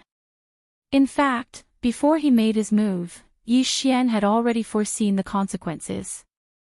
But even so, even if he had to do it all over again, he would still make the same choice. Cultivation was originally a struggle against the heavens. There weren't many chances for a pie to fall from the sky. If he didn't properly grasp it, even Yi Xian himself would feel that he was a failure. No matter who you are, this young master will definitely pull out your tendons and skin you alive. You won't be able to escape. When he heard the angry roar behind him, Yi Xian subconsciously turned around to take a look. Only then did he discover that in the empty void, a battleship had appeared out of nowhere. The oval-shaped light shield on the surface of the battleship was actually flashing with the light of array patterns. This was clearly a high-grade battleship engraved with array patterns. Even the flying star shuttle that the devouring system gave to Yi Xian as a gift did not have any runes on it. However, the flying star shuttle's unique feature was its speed. Although it could not be compared with higher-grade warships, there were very few warships of the same grade that could surpass it in terms of speed. After all, he had just entered the starry sky. In order to protect the host, the devouring system would not be stingy with escaping items. Damn it! You can't get away. Seeing that Yi Xian had summoned the flying star shuttle and dashed into the depths of the graveyard in a streak of brightness, the young man in the small battleship behind him gnashed his teeth in fury. His face twisted hideously, he boosted the battleship with all his strength and chased after him. He had a lot of battleships. He even had the strategic-level giant starships. He also had several battleships of each type that had been engraved with arrays in terms of speed, defense, attack, and so on. As it happened, in order to capture the Space Devourer, the only battleship he had brought with him was the Hidden Dust warship that had been specially enhanced with a top-level concealment array. Even the sensitive senses of the ferocious beasts could not detect the slightest trace of the Hidden Dust warship. The small, inconspicuous battleship of the young man, on the other hand, was as fast as his Hidden Dust warship that had been engraved with arrays despite its old-fashioned appearance. As the two of them were chasing each other, the distance between them could not be shortened at all. The situation infuriated the young man in the Hidden Dust warship.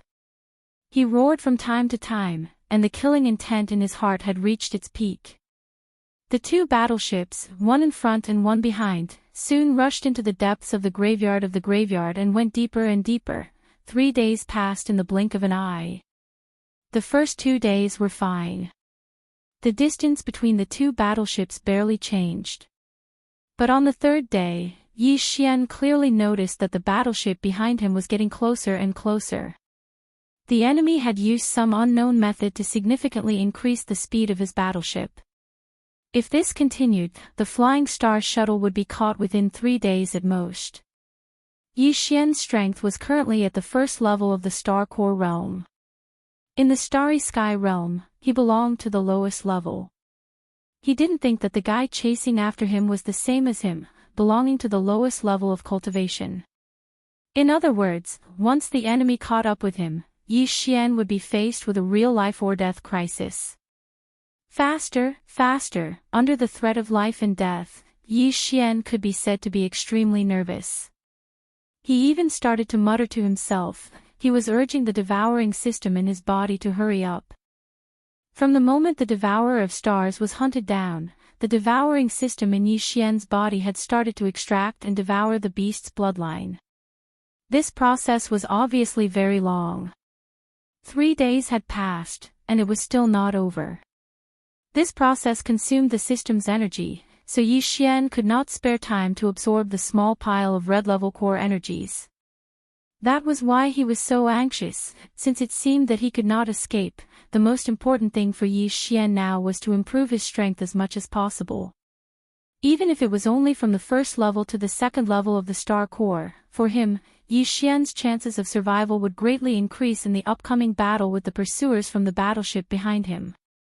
Just as Yi Xian was feeling anxious, the devouring system in his body finally completed the purification of the bloodline of the infant devourer of stars. Yi Xian heard the familiar system prompt in his head. Ding! Congratulations to the host. You have obtained the precious great devourer of stars bloodline. Do you wish to absorb it? Without hesitation, Yi Xian immediately responded, absorb it immediately. Ding! Congratulations to the host. You have obtained the precious great devourer of stars bloodline. Grade, primary. This bloodline belongs to the growth type bloodline. Evolution requirement, devour the bloodline of the same kind of devourer of stars and continuously purify the bloodline to increase its grade. Bloodline specialty, extremely sensitive to the aura of core energies. Within a certain range, it can sense the aura of all core energies. Sensing range increases with the bloodline grade. Ding! Congratulations to the host. You have completed the fusion of the precious grade devourer of stars bloodline. Chapter 2597. Translator, Endless Fantasy Translation Editor, Endless Fantasy Translation Terrifying Star Beast Bloodline. It was obvious that the red star core origin that the system had sensed was actually the small pile of star core origin that Yi Xian had absorbed when he had absorbed the star devourer star beast. Star core origin was the main source of energy used to increase one's strength after breaking through to the starry sky grade. However, the effect might not be as good later on. If one wanted to advance, they would need better things.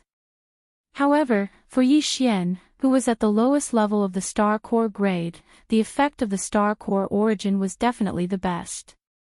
If there really was something good, given his current strength, he would definitely be able to devour it because of the devouring system.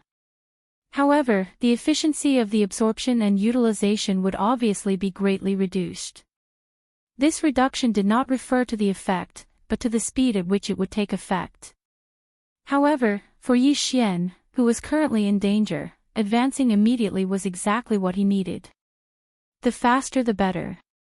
The battleship behind them was getting closer and closer, therefore, Yi Xian did not hesitate at all. He immediately issued an order to the system. Absorb now, full speed. Ding! Red star core origin discovered. Absorbing now. Progress 1. Progress 30, ding. Congratulations to the host. Realm level increased. Current realm, level 2 star core grade. Absorbing red star core origin, progress 50. Progress 70, ding. Congratulations to the host. Realm level increased. Current realm, level 3 star core grade. Ding. Absorption of red star core origin completed. As the notification of the devouring system rang in his mind, Yi Xian was pleasantly surprised. Although he had been certain that this small pile of red star core origin would be able to successfully advance his realm, even Yi Xian had not expected that this small pile of red star core origin would contain so much energy that it would allow him to advance his realm level twice in a row. In just a short span of 10 breaths, his cultivation had advanced from level 1 star core grade to level 3 star core grade. Although he'd only just entered the 3rd level of the star core, the incomparably powerful feeling that Yi Xian had captured from within his body caused him to suddenly feel as if he'd been reborn. It was simply too wonderful. To cultivators, the advancement of their cultivation, even if it was just a small advancement, was like entering a whole new world. Moreover, the refreshing feeling of making successive breakthroughs in a short period of 10 breaths and advancing 2 small levels in one go was something that couldn't be described with words unless one experienced it personally. It could be said that the current Yi Xian felt like a completely new person. His self-confidence was firmer than ever. However, this was only the beginning. The real surprise was still to come. Just as Yi Xian was rejoicing over the successive breakthroughs in his cultivation, the notification from the devouring system that had just stopped ringing in his mind suddenly rang out once more. Ding! Space devouring beast bloodline activated. The bloodlines are fusing. Congratulations to the host for perfectly integrating the starry sky devouring beast bloodline. Ding! Bloodline talent activated.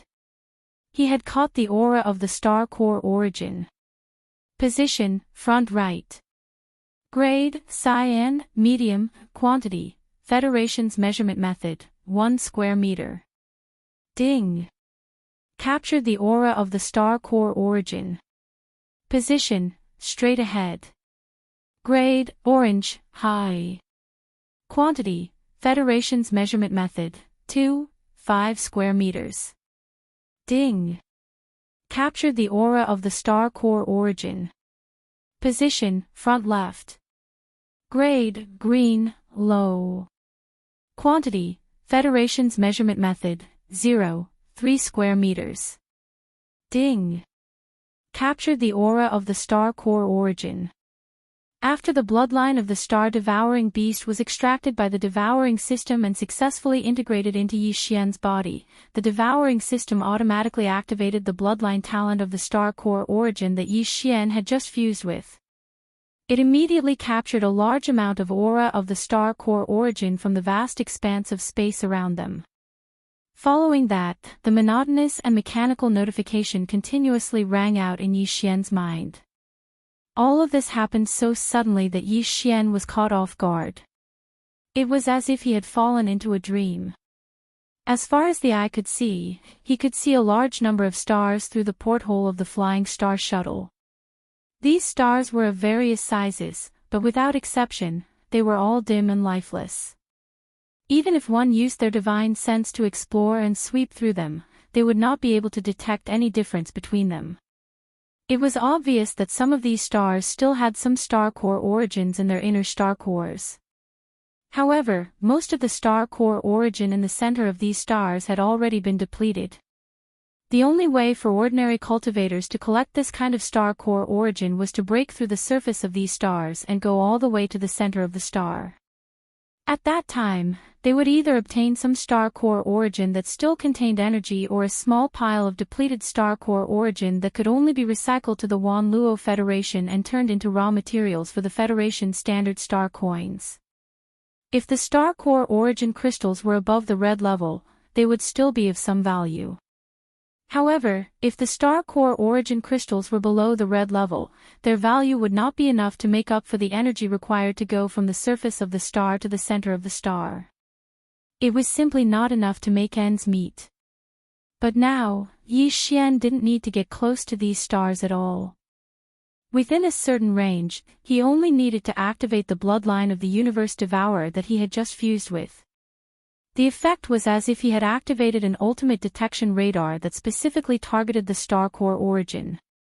Not only could he instantly determine whether the star core origin still contained energy in the center of a star, but he could also determine the quality and quantity of the star core origin.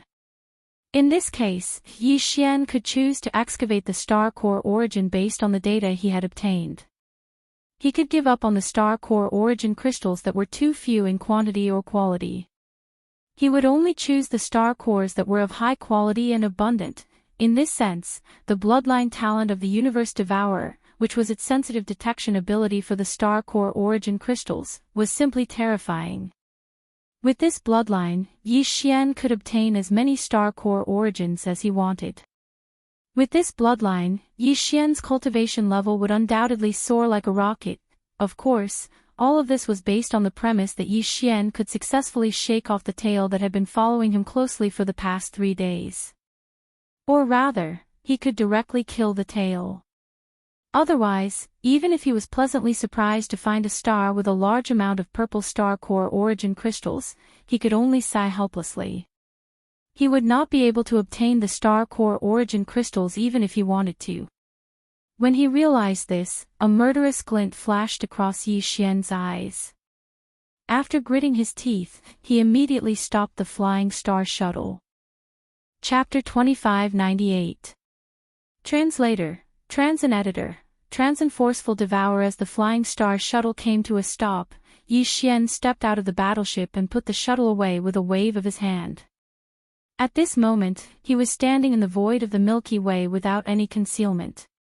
He was expressionless as he faced the small battleship that was chasing after him at high speed. Seeing that Yi Xian did not intend to run anymore, the small battleship behind him slowed down. Then, with a flash of light, an elegant man in a moon-white robe appeared in the void of the Milky Way. However, in order to prevent any tricks, this person did not put away the small battleship that was enchanted with a concealment formation. This person had a red face and white teeth. His appearance seemed to be quite extraordinary, but the light in his eyes was obviously a little erratic. Coupled with his pale complexion, there was a hint of sickness. With a single glance, it was obvious that his body had been hollowed out by wine and women. Because of this, his cultivation was not very high. He was only at the 4th order core realm, which was the same as Yi Xian, but 1 order higher. Judging from the fact that this person was able to own such a small warship that was engraved with a concealment formation and a small pile of red-level star core origins, this kind of extravagance indicated that his identity and origin were obviously extraordinary. Perhaps it was because of this reason that, with his identity as a young master, he naturally had no interest in cultivation.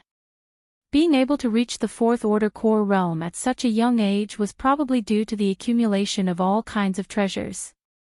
Although the opponent's cultivation was one order higher, Yi Xian secretly sighed in relief after seeing this. It was only one order higher.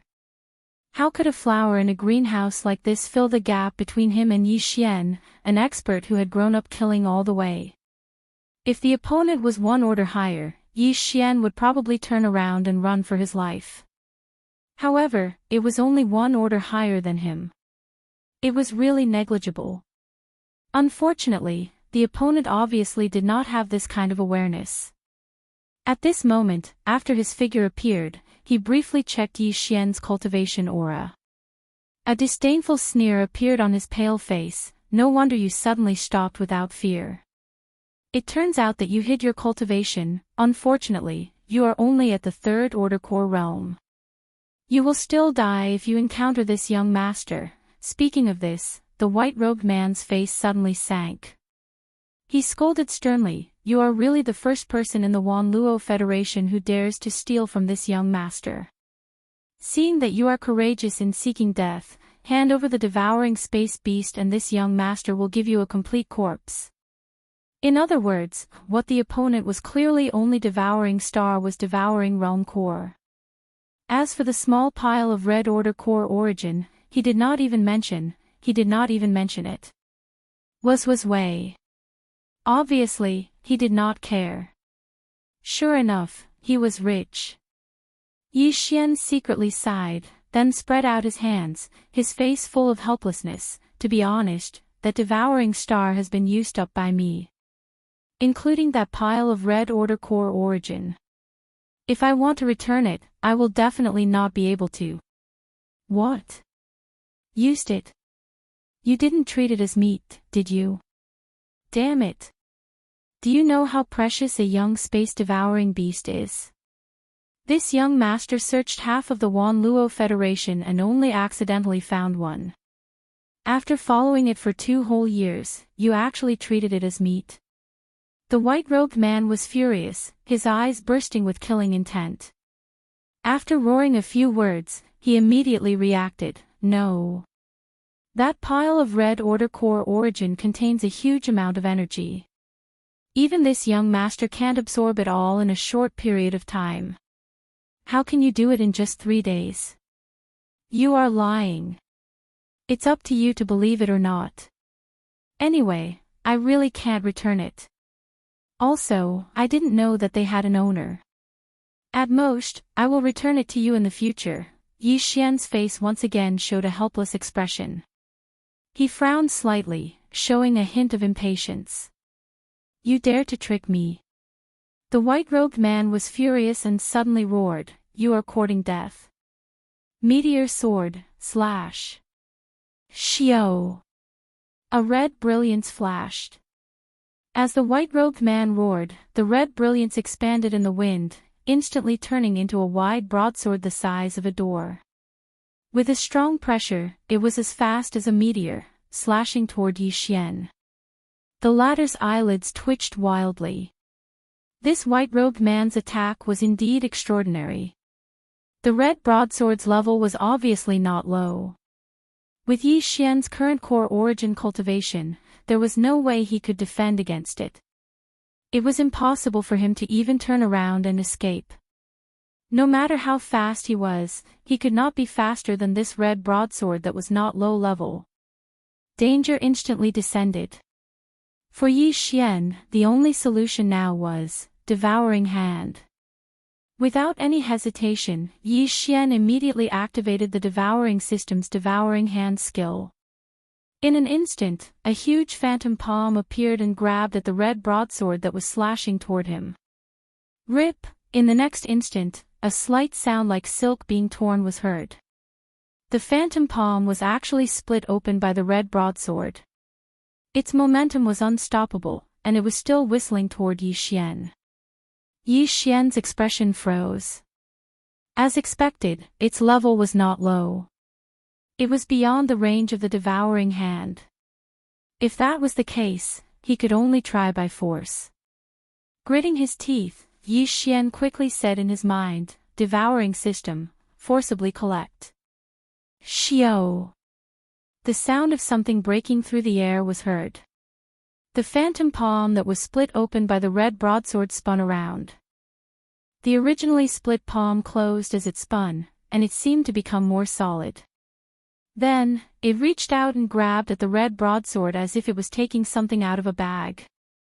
It wrapped around the red broadsword and entered Yi Xian's body. After a forceful attempt, Yi Xian finally succeeded. However, the price that Yi Xian paid was not small. He felt that the devouring system in his body was being consumed. What? You actually took this young master's meteor sword? What kind of method is this? The white-robed man was shocked. His eyes were wide open, and his face was full of disbelief. As he spoke, he suddenly gritted his teeth and raised his hand again. You took this young master's magic weapon, so this young master will take you. Demon refining pot, take. Rumble, the sound of rolling thunder suddenly erupted without any warning. With a wave of the white-robed man's hand, a green light shot out from his palm and turned into a simple and unadorned long-mouthed flat pot. It seemed to be filled with endless thunder. The rumbling sound came from this long-mouthed flat pot. A heart-palpitating pressure spread out, instantly enveloping a large area of the Star River void. The level of this magic weapon was actually higher than the red broadsword from before. As soon as it appeared, it gave him a feeling of fear and trepidation. It was also at this time that the white-robed man's sneer came again. This pot is called demon refining. It can absorb all things in the world. Even if one's cultivation is high enough, it can also absorb stars. Although this young master has not refined it yet, it is easy for this young master to take a little ant like you, not refined yet? Chapter 2599. Translator, trans and editor, trans and a huge gain. Since it had not been refined, it was equivalent to an item without an owner. No matter how high the grade of the devil refining pot was, it would be easier for the devouring hand to collect it than the red broadsword. As this thought flashed through his mind, Yi Xian no longer hesitated. He raised his hand and roared, "Devouring hand! Heavenly star sword!" Slash! The huge illusory palm shadow appeared again. This time, Yi Xian did not activate the forcible collection ability, but he still easily collected the devil refining pot. The powerful pressure in the galaxy was instantly gone, and even the rumbling of thunder completely disappeared. In addition, the huge illusory palm shadow, under the control of Yi Xian, took the opportunity to grab the small warship that had not been collected by the white-robed man. When it was successfully collected, the heavenly star sword that was shot out turned into a ray of light. After circling one round, it suddenly slashed at the back of the white-robed man's neck. What? This is impossible. The white-robed man's eyes almost popped out of their sockets. His face was full of shock. In the end, he stomped his feet and roared in the air, "You are definitely not a third-order planetary core warrior. Damn it, you actually concealed your cultivation. Liar. Bandit. Give me back my devouring beast, give me back my meteor sword, give me back my devil refining pot. Heavens, and this young master's dust concealment warship, you damn bandit." He did not know, but after calculating, the white-robed man realized that he had unknowingly been robbed of many good things by the other party. With his status in the Wanluo Federation, especially in the human race, he had always been the one who took a fancy to other people's things. Then, he would either forcibly take them or scheme to extort them. When had he ever been robbed like this? Monstrous anger surged in his heart. At this moment, the white-robed man went berserk. He completely ignored the heavenly star sword that was slashing at his neck. It was as if he did not feel it at all. It was naturally impossible that he did not feel it. The reason why he did not pay attention to it was because his entire mind was shrouded by a monstrous anger. He did not have time to care about anything else. On the other hand, it was because the aura and power of the heavenly star sword that he felt could not shake him at all. There was no need to pay attention to it at all. With his status, he naturally had no lack of powerful defensive treasures. The white-robed man wasn't alone in his search for the star devourer in the domain of the buried meteorite. He had even brought a huge fleet of guards with him. However, he had left the fleet by himself a few months ago. While searching for the star devourer, he had accidentally discovered the star devourer that he had been tracking for 2 years. Fearing that the star devourer would escape, he decided to track it down alone. However, even though he came in a hurry and did not bring many treasures with him, there were a few defensive treasures that he never left his body. As the heavenly star sword slashed down, one of the defensive treasures in the white-robed man's body was automatically activated, releasing a layer of glazed light that completely covered his body. Ding! The heavenly star sword made a crisp sound when it hit the glazed light shield. Not only did it not shake it at all, but the colorful light of the glazed light shield didn't even ripple. Yi Xian's expression instantly darkened. With the other party's previous actions, he probably had quite a few defensive treasures on him as well. Now that he had casually activated one of them, he was already at a loss for what to do. From the looks of it, it was impossible to kill this person today. Since there was no hope to kill him and he had gained a lot of benefits, it was time to escape. This man's small battleship had been taken away by Yi Xian with the devourer's hand. He should not be able to catch up with him.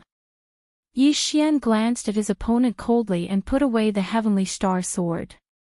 Without saying anything, he activated the flying star shuttle and turned around to leave. Liar! Robber! This young master will not let you go. Behind him, the white-robed man's roar of grief and indignation could be faintly heard. However, he didn't take out another battleship to chase after Yi Xian. Obviously, this man didn't have any other small battleships. Facing Yi Xian, who had activated the flying star shuttle and left, he could only sigh. With a flash of light, the flying star shuttle cut through the void and disappeared into the distance in the blink of an eye. This young master will remember your face. I will not let you go. In the Wan Luo Federation, especially in the human race, no one has ever dared to treat me like this. With a touch of madness and coldness in his eyes, the white-robed man turned around and dashed in a certain direction. His guard fleet was not far ahead. Even if he traveled through the void with his physical body, it would take him at most 2 or 3 months to meet up with them. At that time, he would use the power of the entire fleet to search for that robber. Even if he had to turn the entire graveyard domain upside down, he would find that damn robber. One day later, in the depths of the graveyard domain, Yi Xian controlled the flying star shuttle to land on an enormous planet in front of him. He decided to stay here for a while. On the one hand, he wanted to clean up his harvest. On the other hand, when he was approaching this enormous planet, the bloodline talent of the Star Devourer beast had given him a hint that there was not only a considerable amount of red-grade star core origin in the core of this planet. There was even a small amount of blue-grade star core origin that was half a foot long. Putting aside the black and 9-colored star core origin, among the 7 types of star core origin, white, orange, green, red, blue, and violet, the red-grade star core origin was already of the highest quality, and the blue-grade star core origin was only below the violet grade. Even if it was only a small amount of star core origin, Yi Xian wouldn't miss it easily. Not to mention that there was also a large amount of red-grade star core origin that was half a foot long mixed with a small amount of blue-grade star core origin. Anyone would be tempted by such a fortune. After putting away the flying star shuttle, Yi Xian found a large valley on the back side of this enormous planet. After setting up a restrictive formation, he started to clean up his harvest. In addition to the starry sky devourer and a small pile of red-level planetary core origins, he also obtained a small battleship named Hidden Dust, an offensive magic weapon, the red broadsword, and the Lianya flask that could make thunder roar. The pot was named Demon Purification Pot. According to the words of the white-robed man, it must be a space-type magical treasure that contained a certain amount of space. Not only could it be used to store things, but it could also take living things into it and refine them. As for the thunderous noises it made when it was activated, it meant that in addition to the above-mentioned auxiliary functions, it was also a multifunctional magical treasure that could be used to attack. It was really a rare treasure. Right now, Yi Xian's cultivation was limited. If he wanted to survive in this strange domain of the fallen stars, he would have to rely on magical treasures and other external forces. Therefore, he decided to refine all of the treasures he had obtained and turn them into a part of his overall battle prowess as soon as possible. Chapter 2600. Translator, Trans and Editor, Trans and Activating the Fusion System. Ding. Congratulations to host. Discovered Star Core Source. Do you wish to collect it? Ding. Congratulations to host. Discovered 9 Heaven Star Essence. Do you wish to activate the fusion system? The Star Core source was not surprising. That white-robed man could casually throw out a small pile of red-grade Star Core source to lure the devourer of stars. It would be strange if he did not have other Star Core source in stock in his concealment warship. But what was this 9 Heaven Star Essence? Could it be that it was also found in the concealment warship? This was not surprising. With the other party's wealth, his status was obviously not ordinary. He was most likely a descendant of one of the core leaders of the human race in the Wan Luo Federation. Since that was the case, it was natural for him to have something as good as the 9 Heaven Star Essence that even Yi Xian had never heard of. But this item could actually activate the fusion system of the Devourer system. This was definitely a good item. Although the fusion system had not been activated yet and the system was waiting for Yi Xian's reply, he was not very clear about the specific functions of the system. But just the word fusion was enough to make one's imagination run wild. Yi Xian did not hesitate and immediately ordered the Devourer system to devour the 9 Heaven Star Essence. At the same time, he immediately ordered the fusion system to be activated. As for the Star Core source that the system had given in the concealment warship, Yi Xian checked it and found that there were not many of them. Moreover, they were all green and green grade 3 or 4 Star Core source. They were much worse than the grade 5 red grade Star Core source. It seemed that even the white-robed man did not have many level 5 red planetary core origins, or rather, he did not have many with him. Previously, in order to trap the starry sky devourer, he had taken out all the level 5 red planetary core origins he had. Of course, in the end, it was still Yi Xian who benefited. Ding! Congratulations to host. The fusion system has been activated. Ding! Discovered treasures that can be fused.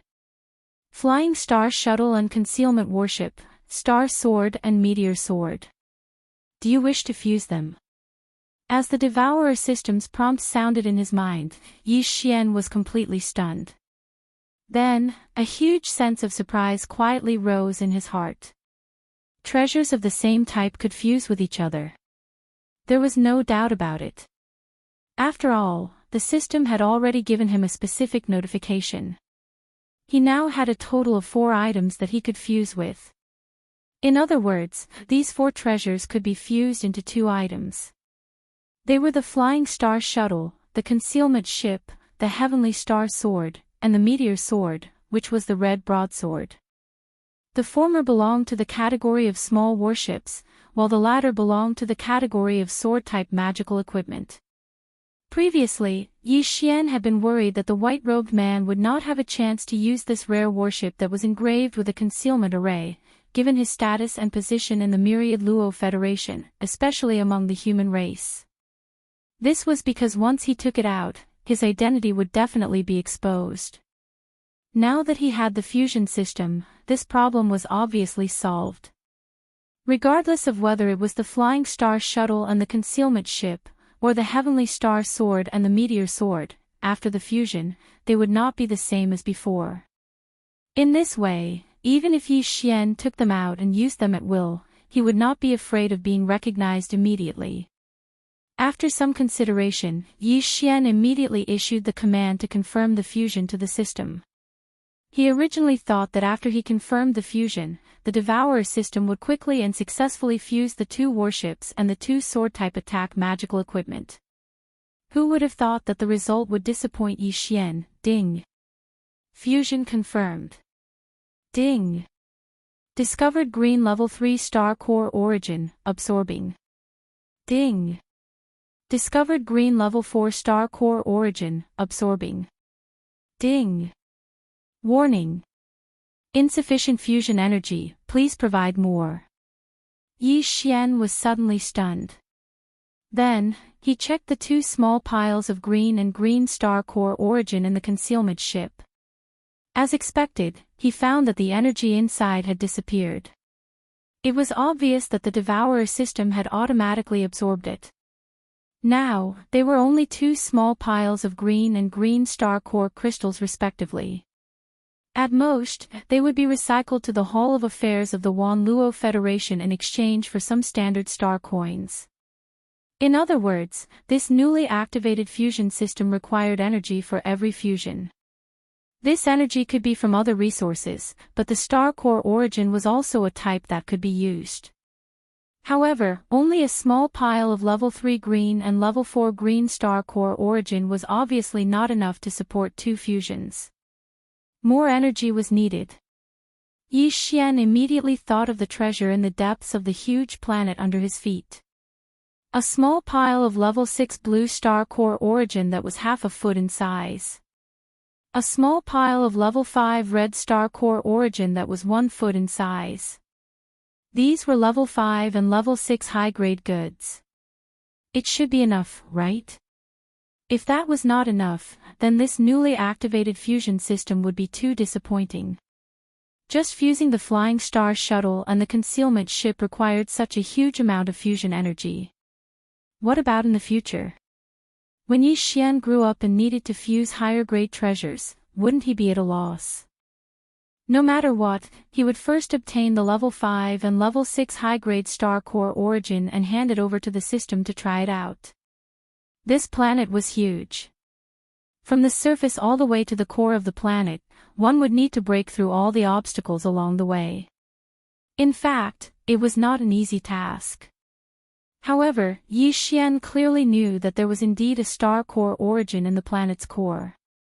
Furthermore, it was a high-quality level 5 red and level 6 blue star core origin. No matter how difficult the excavation process was, he would definitely not be lacking in motivation. Immediately, he leaped into the deepest part of the abyss and took out the Heavenly Star Sword. He spun it in front of him at an extremely fast speed, turning it into a sharp object like a drill bit, and pushed it all the way down. At the same time, on the other side of this huge black planet, a huge warship had just decelerated and was slowly descending toward the planet's surface. The appearance of this warship was a little special. It did not look like a battleship, but more like a large engineering ship. Of course, this kind of engineering ship was referring to the exploration and excavation of planets. In this graveyard space zone, there were indeed such exploration and excavation ships. Their goal was to search for the star core origin in the cores of planets. Compared to Yi Xian's actions of activating his magic treasure by himself and exhausting his Shen Qi to dig down, not only were they more professional, they were also a group of explorers. Even their excavation speed was completely incomparable to that of Yi Xian's. After all, even a specialized exploration and excavation ship had been sent here, and a large one at that. At this moment, in the main control room of the exploration and excavation ship, more than 10 figures were standing in front of a big screen. There were both men and women among them, and their cultivation was different. All of them were in the 9th level of the core state. Chapter 2601.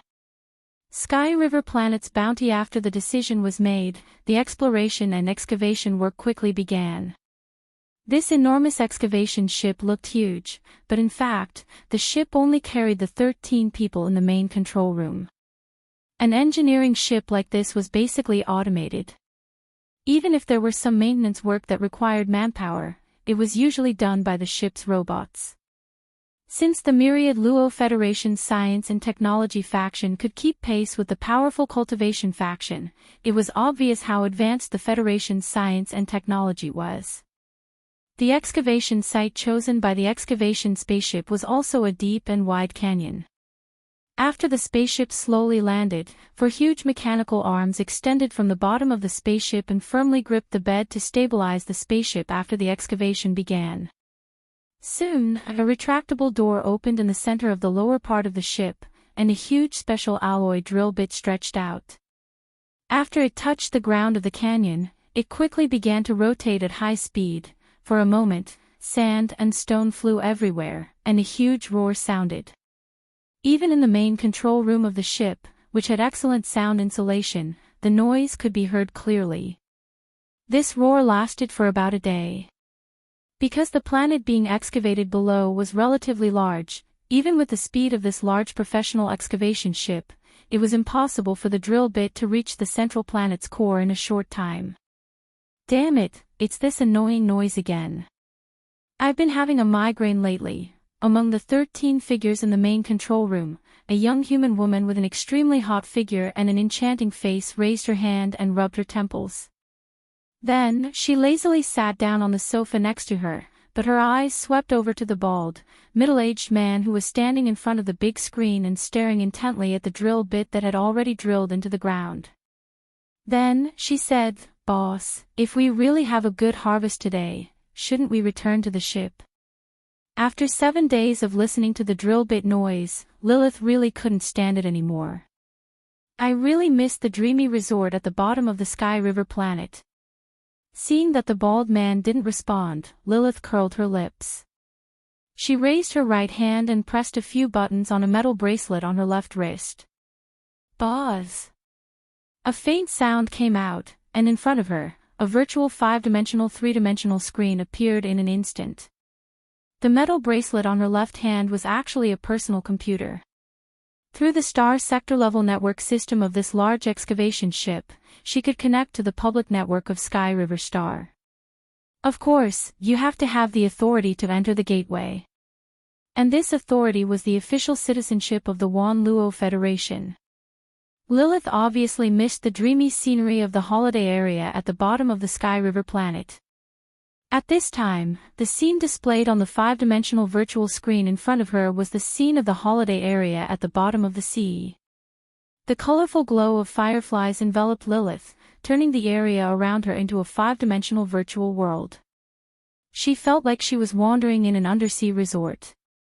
Although there was no real sensation, the visual enjoyment was not bad at all. In the boring life of exploration work, this was indeed the best way to relax and release stress. Everyone was obviously used to it. None of the other 12 people in the main control room had the intention of turning their heads to look at them. Heavens, a reward of 10 billion star coins. Where the hell did this guy come from? Isn't this too extravagant? Suddenly, Lilith's exclamation rang out. This time, it finally attracted the attention of the other 12 people in the main control room. Even the bald, middle-aged man who had been standing in front of the big screen and watching the drill down turned his head to look in shock. 10 billion star coins was not a small amount. Although the excavation starship was large in size, it would take at least half a year for it to earn 10 billion star coins. After deducting the cost of wear and tear and maintenance, there would only be a few 100 million star coins left after the dividends were distributed to everyone. Of course, the 10 billion star coins here referred to white coins. At this time, Lilith had already exited the virtual scenery of Sky River Star's undersea resort. A wanted poster with pictures and text appeared on the personal terminal in front of her. It was actually issued by the ruling authorities of Sky River Star. 10 billion star coins was just the amount of the reward. As for the reason, it was because of the space pirates. There was a simple portrait on the bounty warrant. It was 60% similar to Yi Xian, but it didn't have a name or any specific identity information. On the other hand, the crime was extremely detailed. Below the words on the bounty warrant, there were even 2 pictures. They were the dust concealment ship and the meteor sword. As for the pot-shaped magical equipment named Demon Purge, it was not listed. Obviously, its level was not low.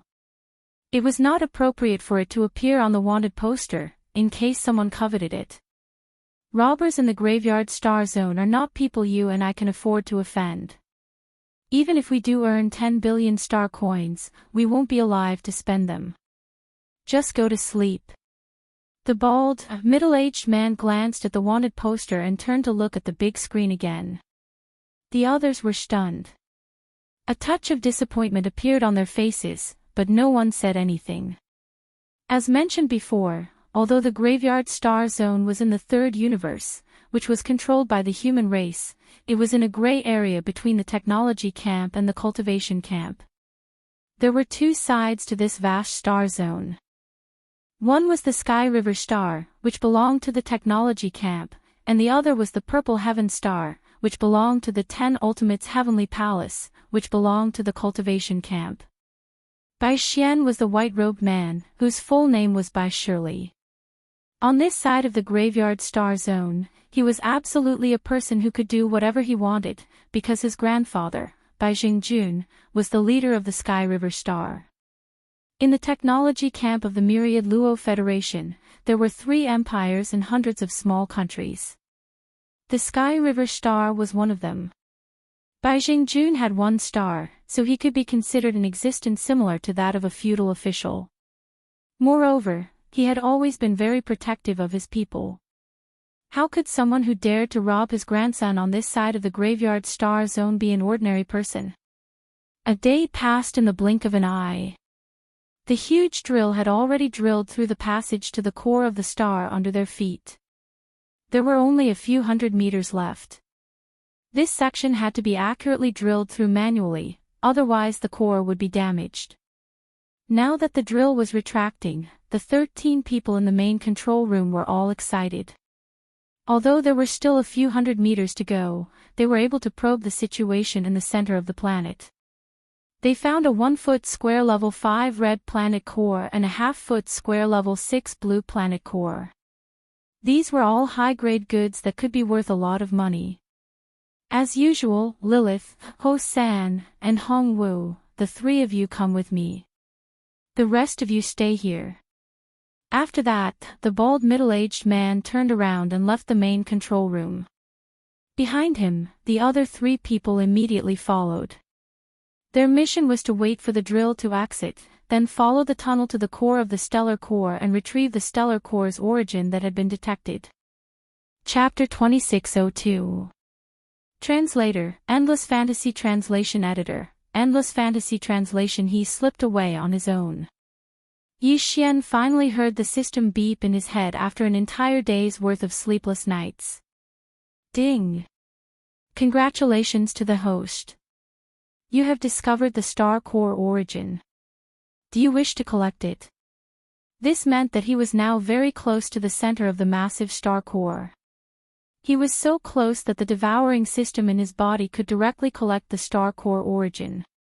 Yi Xian immediately gave the order to collect the star core origin. Then, the system beep sounded in his head again. Ding! Congratulations to the host. You have obtained a high-grade star core origin. The level 5 red star core origin is 1 foot square. The level 6 blue star core origin is half a foot square. Ding! System beep. Do you wish to absorb the star core origin and continue the fusion? Absorb. Continue the fusion. Without the slightest hesitation, Yi Xian immediately gave the order. Although he was originally determined to obtain the star core origin within this star, before this, Yi Xian was still fusing with the 4 treasures. It was only because of the lack of fusion energy that he stopped. Now that he had obtained the energy, he naturally had to continue. Ding!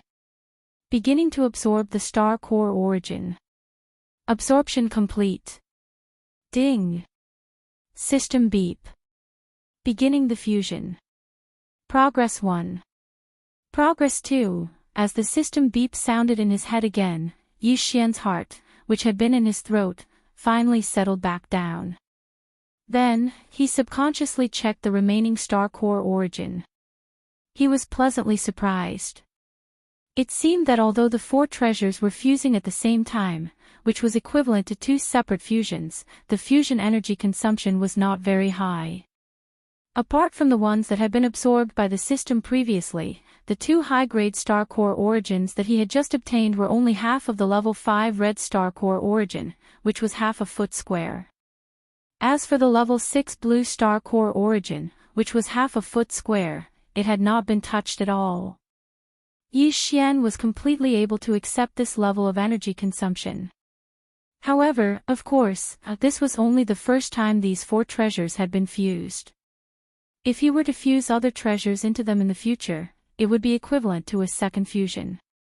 Those who had played online games knew that the more equipment was fused, the greater the success rate and consumables would be. It was unknown whether the same situation would happen to the fusion system that had just been activated by the devouring system. Yi Xian decided that he would try it as soon as he obtained a suitable treasure in the future. Now that the fusion of the 4 star core origin translation, Yi Xian translation, there was no reason for him to stay. Anyway, there was still plenty of star core origin.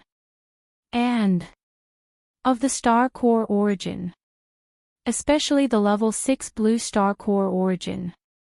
The level star core origin. The star origin that blue star origin.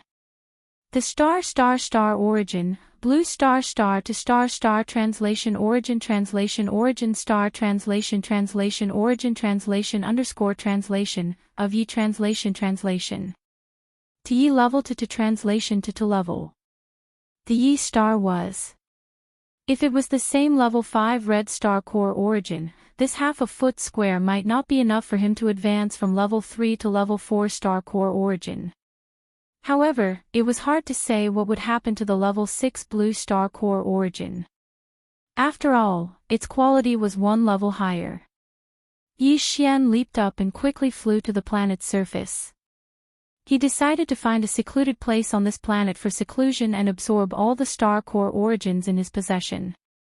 He would try his best to increase his strength before searching for new star core origins. At the same time, just 100 meters away from where Yi Xian had just stood, the 4 powerhouses from the large engineering ship were all dumbfounded. Just a moment ago, they had clearly seen the 2 small piles of star core origins. But just as they were about to collect them, they mysteriously disappeared. To be more precise, they turned into a ray of light and drilled into the rock formation on the opposite side. Bandits. They are definitely bandits. How could the star core origins grow legs and run away on their own? After being stunned for a few seconds, the bald man jumped up and roared. At the same time, he raised his hand and waved it. A sword-shaped magic weapon emitting a green glow flew out of his hand and touched the rock formation as if it was cutting tofu. It quickly pushed forward. The distance of 100 meters was crossed in the blink of an eye. A straight tunnel appeared in front of the 4 powerhouses, making them gasp. What the bald man said just now was just a guess, but now, everything was confirmed. The star core origin that had been reflected in his eyes just now had indeed been forcibly snatched by someone from 100 meters away from the rock formation. This method was simply unbelievable. Could it be the guy who stole by Shirley's star core origin? Lilith's heart skipped a beat, and she immediately said, according to the arrest warrant, this guy also stole one of White Scoundrel's astral devourers.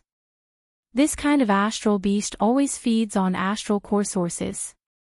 Maybe it has some kind of talent that allows it to directly devour astral core sources from 100 meters away. Otherwise, wouldn't it collapse a planet every time it eats? That's right. This kind of unbridled method is very similar. Damn it, he actually dared to steal from me, Baldy Sue. Brilliance flashed in the bald man's eyes.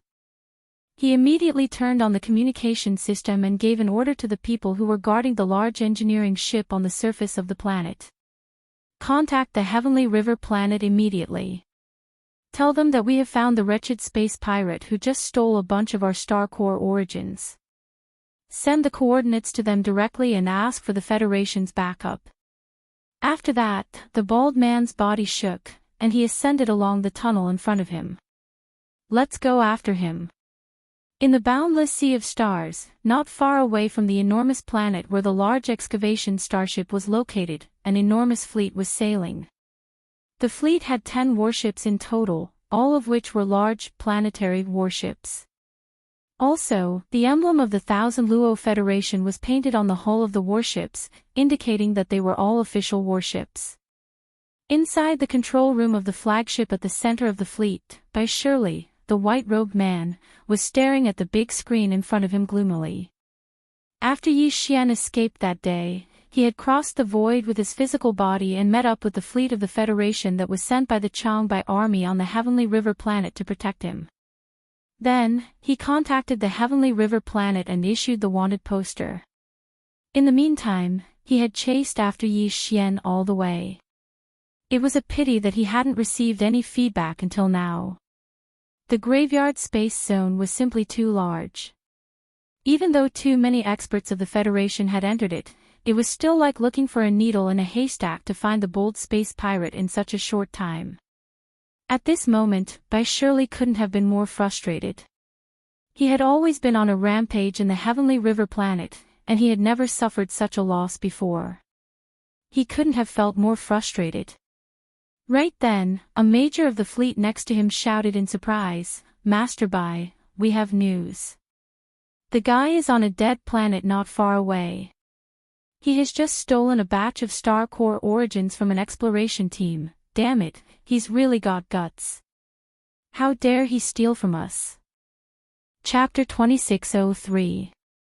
Translator, Endless Fantasy Translation Editor. Endless Fantasy Translation. Star Cannon's bombardment planet-level warships were the entry-level warships of the Immortal Dynasty military of the Myriad Luo Federation Science and Technology faction. Each of them was 1,000 meters long and was equipped with star cannons. At this moment, 10 planet-level Federation warships surrounded a huge black planet. Not even a fly could escape.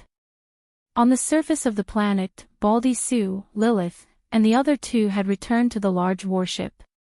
They had chased after Yi Xian along the tunnel on the opposite side, but they did not find him until they reached the surface of the planet. In the end, they had no choice but to return. Of course, there was another reason for this. Baldy Sue was worried that the other party's cultivation was too high. After all, that was the person who dared to attack by ruffian in this star field. Since they had already reported to Sky River Planet, there was no need to fight to the death with the other party. The Federation fleet of Sky River Planet would arrive soon. When that time came, as long as they caught that space pirate, not only would they recover the stolen planet core origin, but they would also be rewarded with 10 billion star coins. Boss, the Federation's fleet of the Sky River Planet has arrived. They have surrounded the entire planet. There are a total of 10 planetary military warships. Judging from the speed of their arrival, the one in charge of this fleet is probably White Scoundrel. He has been searching this star field all along. Retracting his gaze from the big screen, a member who stayed behind turned to look at Baldy Sue and reported the news of the arrival of the 10 planet-level warships. This time, that kid won't be able to escape. 10 planet-level military warships equipped with star cannons. A ferocious smile appeared on Baldy Sue's face. He waved his hand and said, "Let's not stay here any longer. Take off immediately and meet up with the fleet above. The rest is up to them. We just have to wait for the reward." At the same time, in the vast space above the planet. As soon as the 10 warships surrounded the black planet, Bai Shirley, who was in the flagship central control room, immediately gave the order to attack. "Everyone, fire the star cannons and force that kid out." But a major standing next to him hesitated for a moment before reminding him, "Young Masterby, that large engineering ship is still inside. It seems to be taking off. It should be coming to join us." They were the ones who reported that kid's whereabouts. In other words, it was fine for them to open fire, but they had to wait for the engineering ship to come up first. They had also contributed. "Bastard, it's just a crappy engineering ship. So what if you blow it up? Is it more important than my face? Is it more important than Xing Chang's face?" Bai Shirley immediately roared, "Since they are all meritorious subjects, then let's see this through to the end. Can't they sacrifice their lives for the Federation? What if that brat is hiding in the engineering ship and waiting for the ship to come up? If he suddenly rushes out, we won't even be able to catch up." That made sense. All the officers in the central control room were speechless. The order to fire was immediately given. The full name of the star cannon was the Star Destroyer Cannon. It was said to be able to shatter a planet.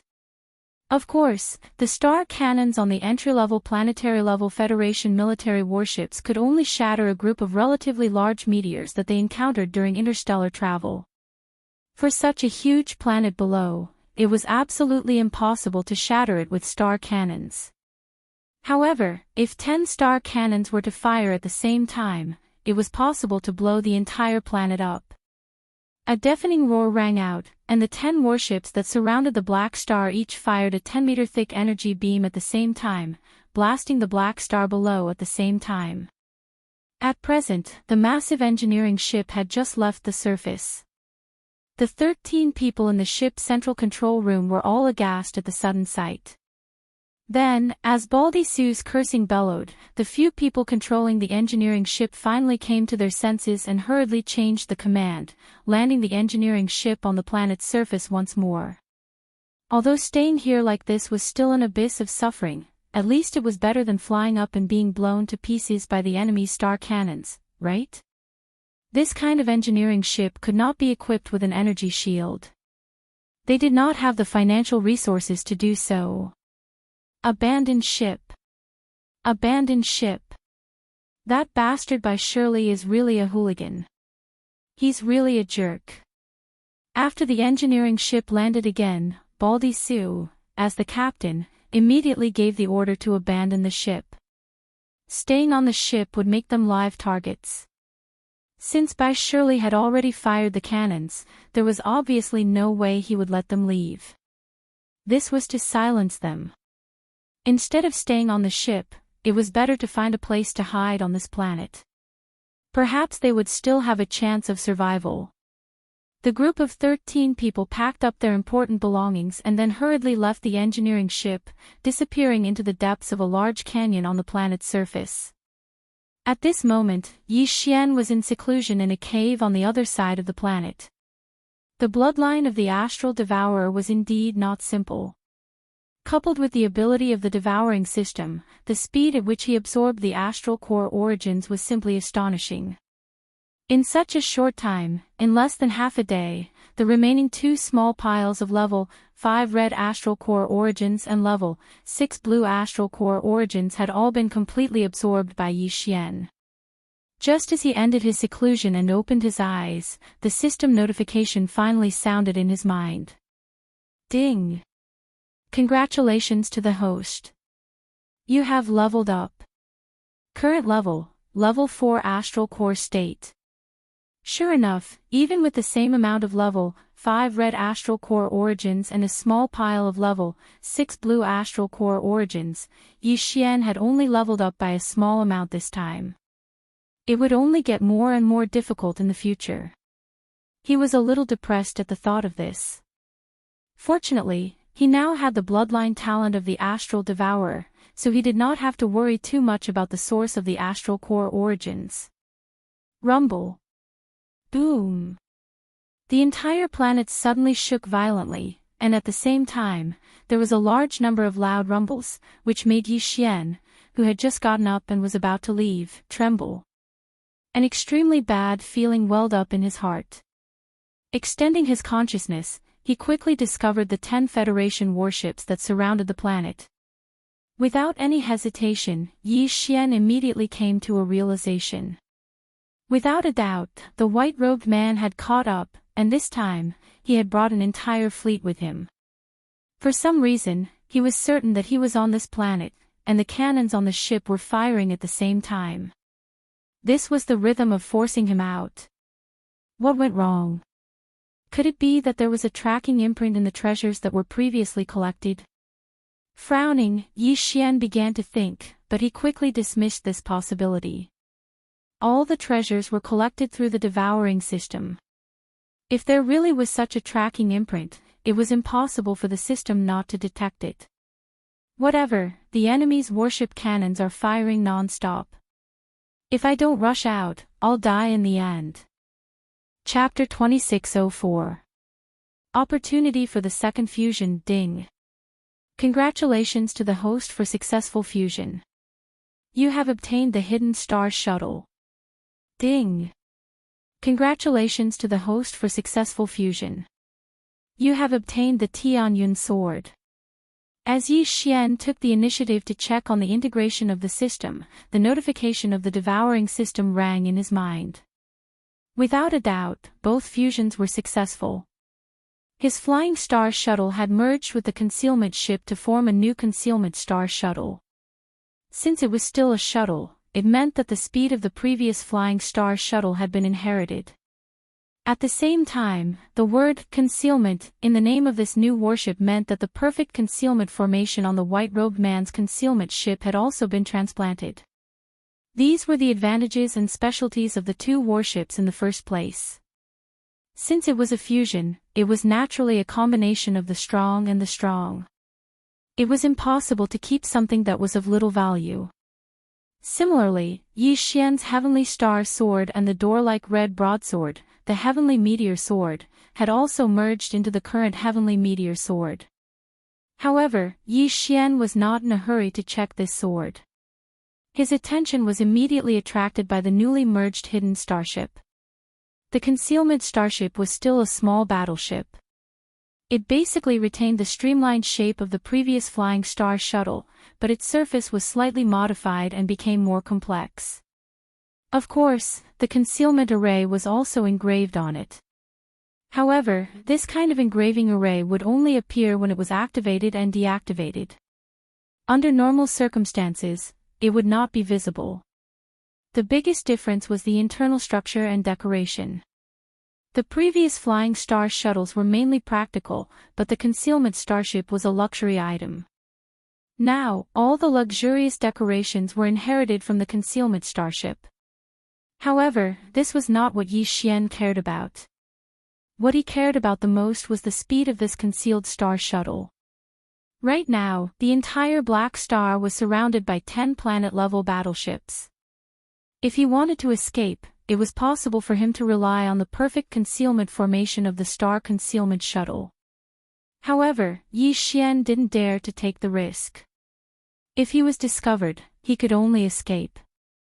In that case, the speed of the star concealment shuttle was very important. In fact, speed alone wasn't enough, because no matter how fast you were, you wouldn't be able to outrun the star cannon beam of the Planetary State Federation's battleship. It would be great if there was a higher-level energy shield system, but that was just wishful thinking. Neither Yi Xian's flying star shuttle nor the white-robed man's concealment warship had such an energy shield. No matter how powerful the fusion system was, it was impossible for it to appear out of thin air.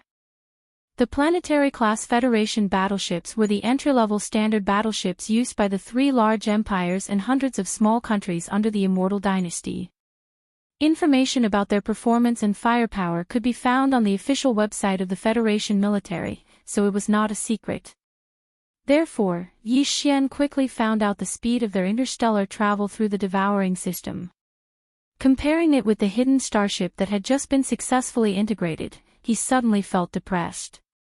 Although the difference in speed was not that great, it was still a difference.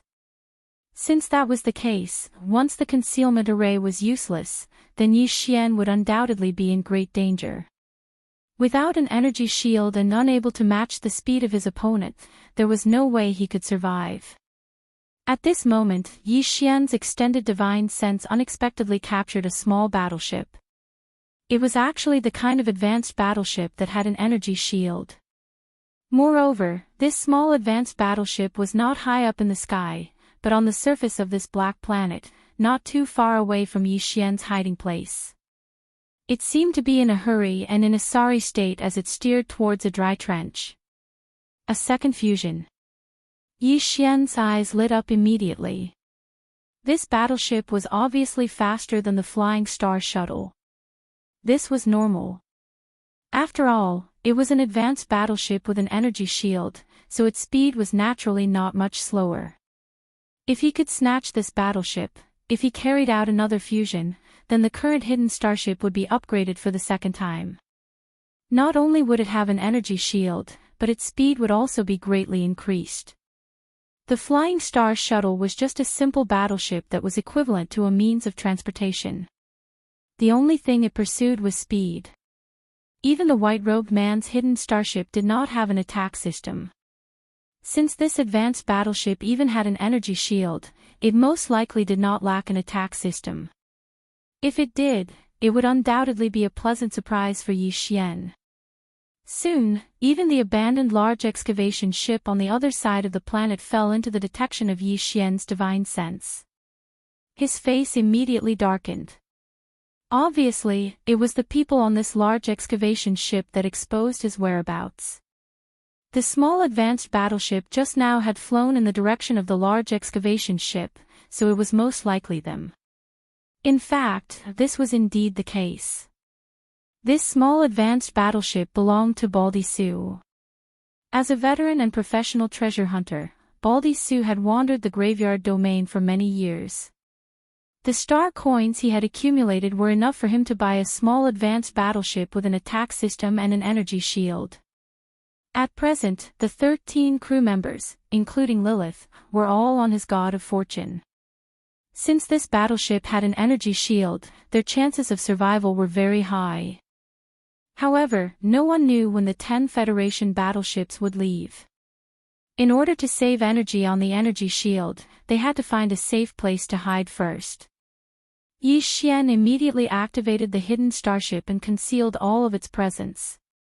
As if it was invisible, it quickly chased after the battleship. The battleship was not very fast, so the hidden starship caught up with it without much effort. Then, it followed behind from a distance. The devouring hand could forcibly seize this battleship, but it would have to wait until everyone in the battleship came out. Otherwise, the success rate of the capture would be too low. It could be said that it was close to none. It was obviously impossible for the other party to hide in the battleship all the time. That would consume too much energy. At this time, the most important thing was to conserve energy. No one knew if they would have to fight a protracted battle on this planet. The white-robed man would never give up so easily. Since the other party could leak his whereabouts, they must know about the grudge between him and the white-robed man. Therefore, they should know more about this than Yi Xian. What Yi Xian needed to do was to immediately take action and forcibly seize the battleship when the other party found a suitable hiding place and all of them came out of the battleship. This opportunity came quickly. The battleship in front of him stopped at the deepest part of the dry trench.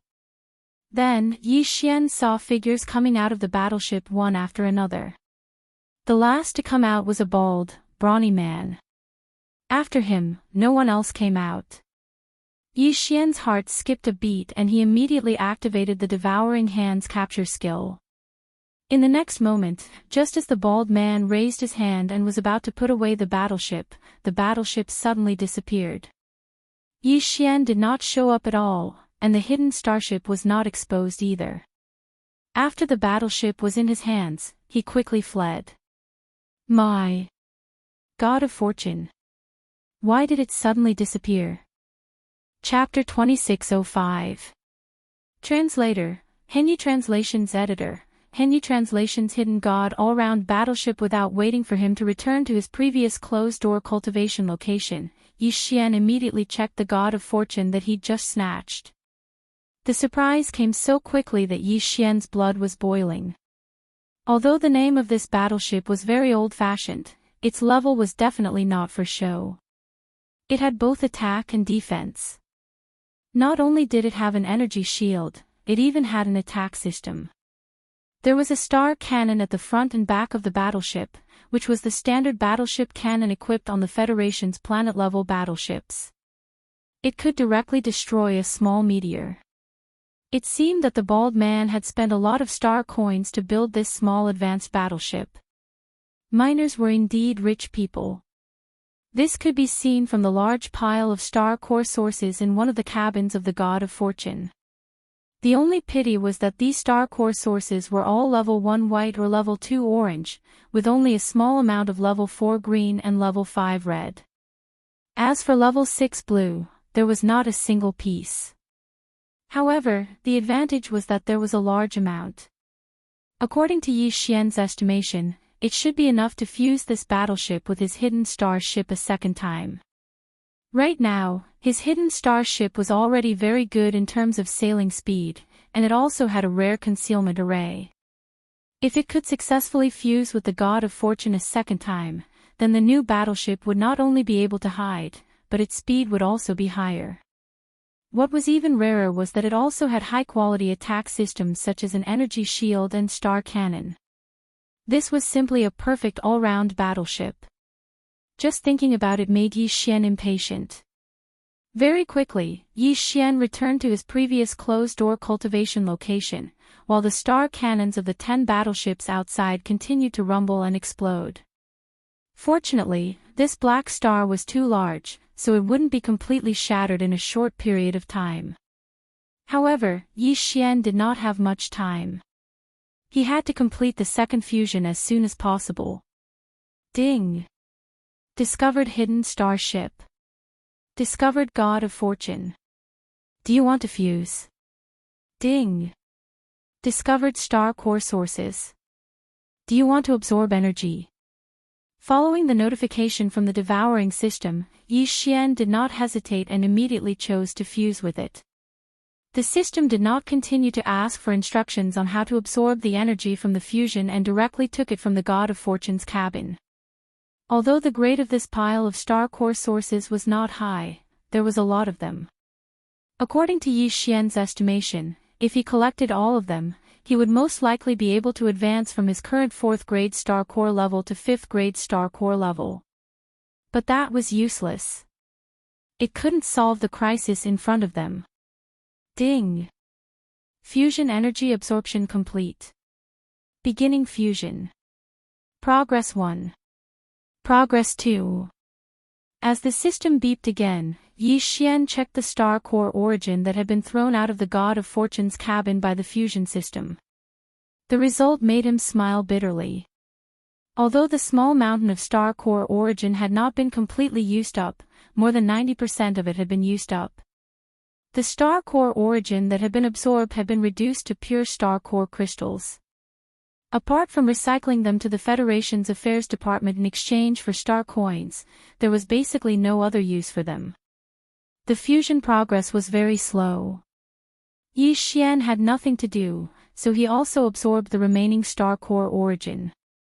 Unfortunately, the result was not suspenseful at all. He was still a 4th grade star core level. The further he advanced, the more star core origin energy he would need to advance by a small level. Time passed slowly. The 10 large planetary-grade battleships in the sky had been pouring down their cannons.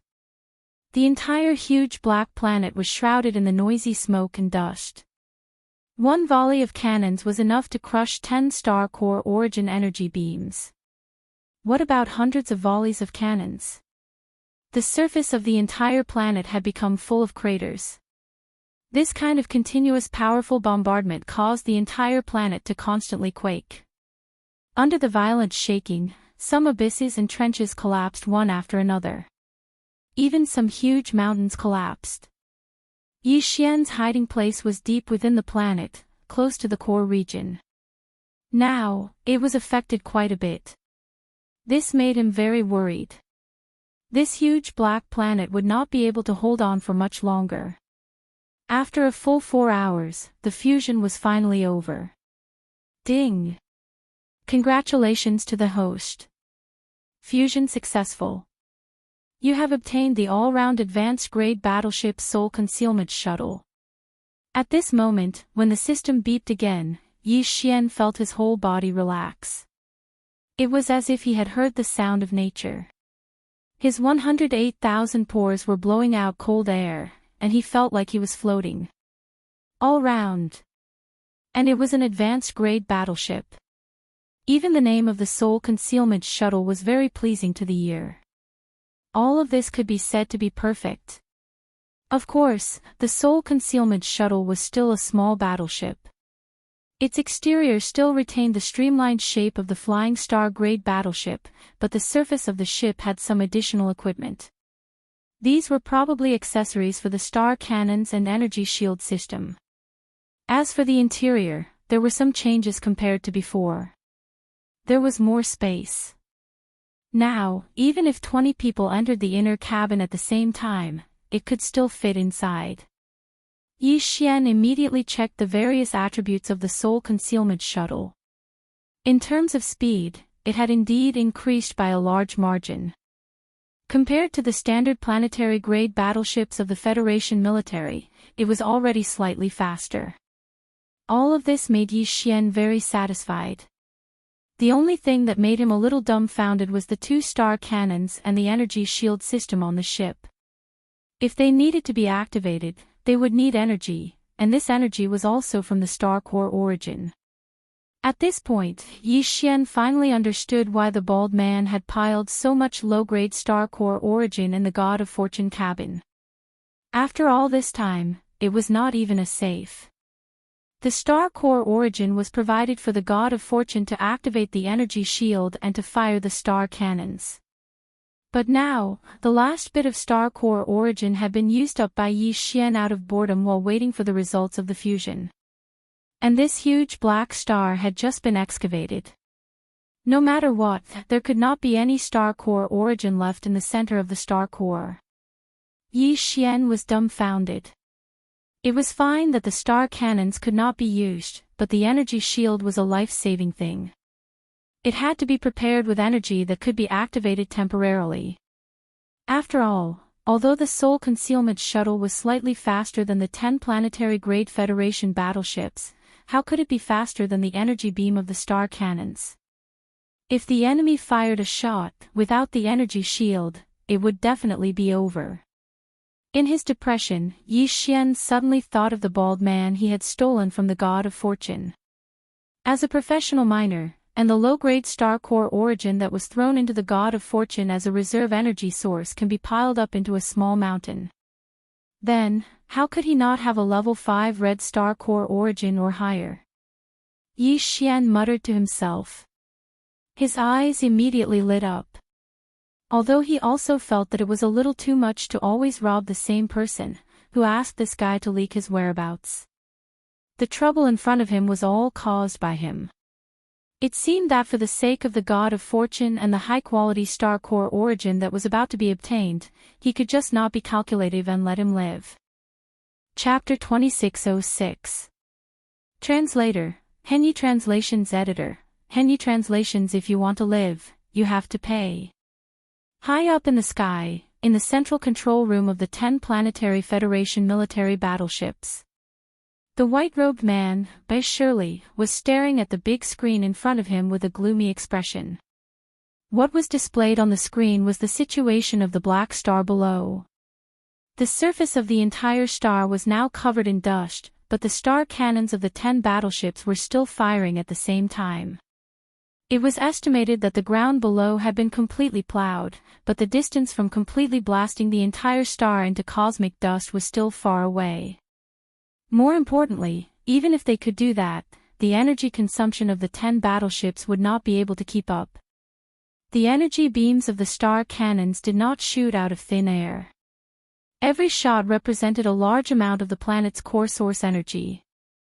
Although Bai Shirley's grandfather, Bai Jingjun, was the governor of the Heavenly River Star, there was another big shot on the Heavenly River Star. That was the commander-in-chief of the Tianqin Empire's military station there, a major general named Zhao Long. The Wan Luo Federation was huge. The Immortal Dynasty of the Science and Technology faction and the Tenju Celestial Palace of the Cultivation faction each occupied half of the territory of Universe 3. There were 3 large empires and hundreds of small countries under the Immortal Dynasty. Tianqin Nation was a small country under one of the empires.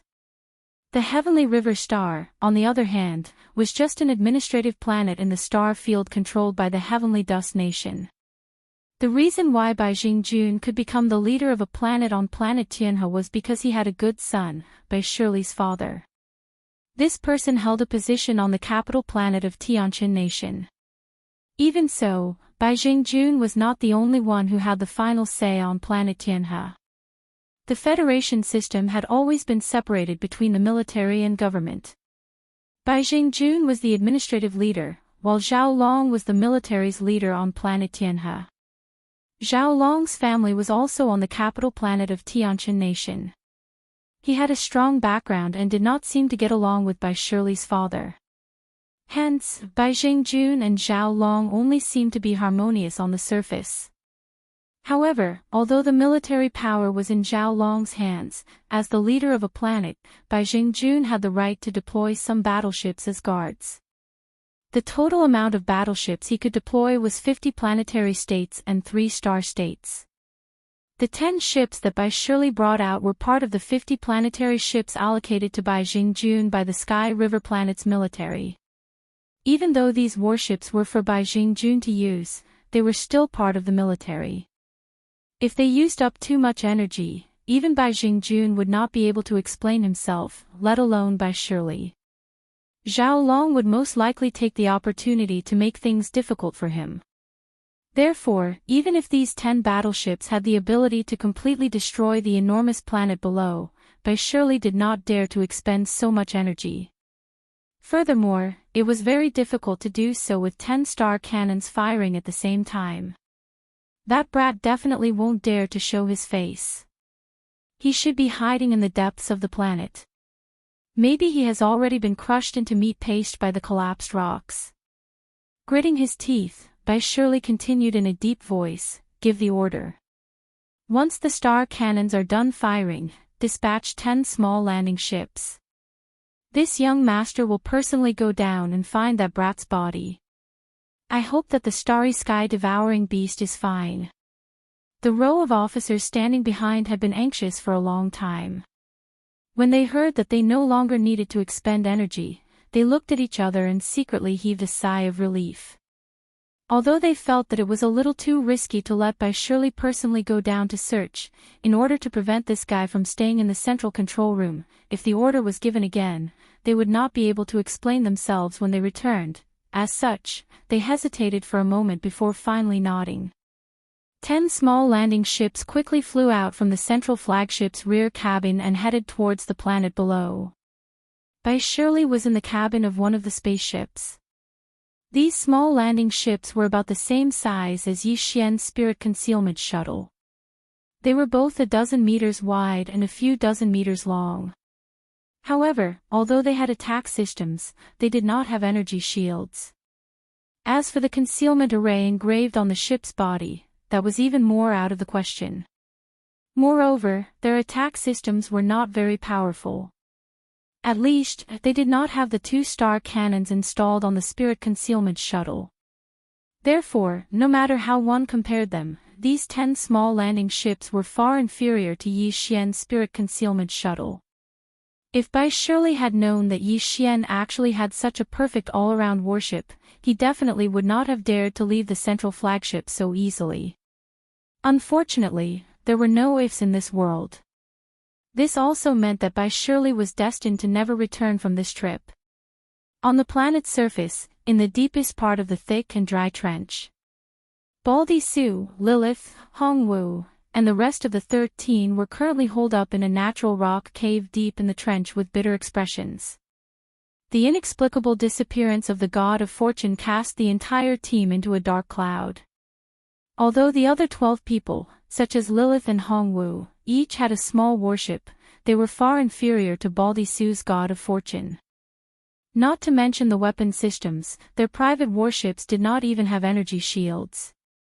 In the face of this kind of bombardment from the star cannons, they would die if they ventured out. At this moment, as the bombardment of the star cannon stopped, the entire enormous planet became quiet. Lilith raised her head and glanced in the direction of the entrance of the cave. She said suspiciously, "The commotion outside seems to have stopped. Did that white scoundrel leave? That's impossible. It's not like you don't know how precious the universe devourer is.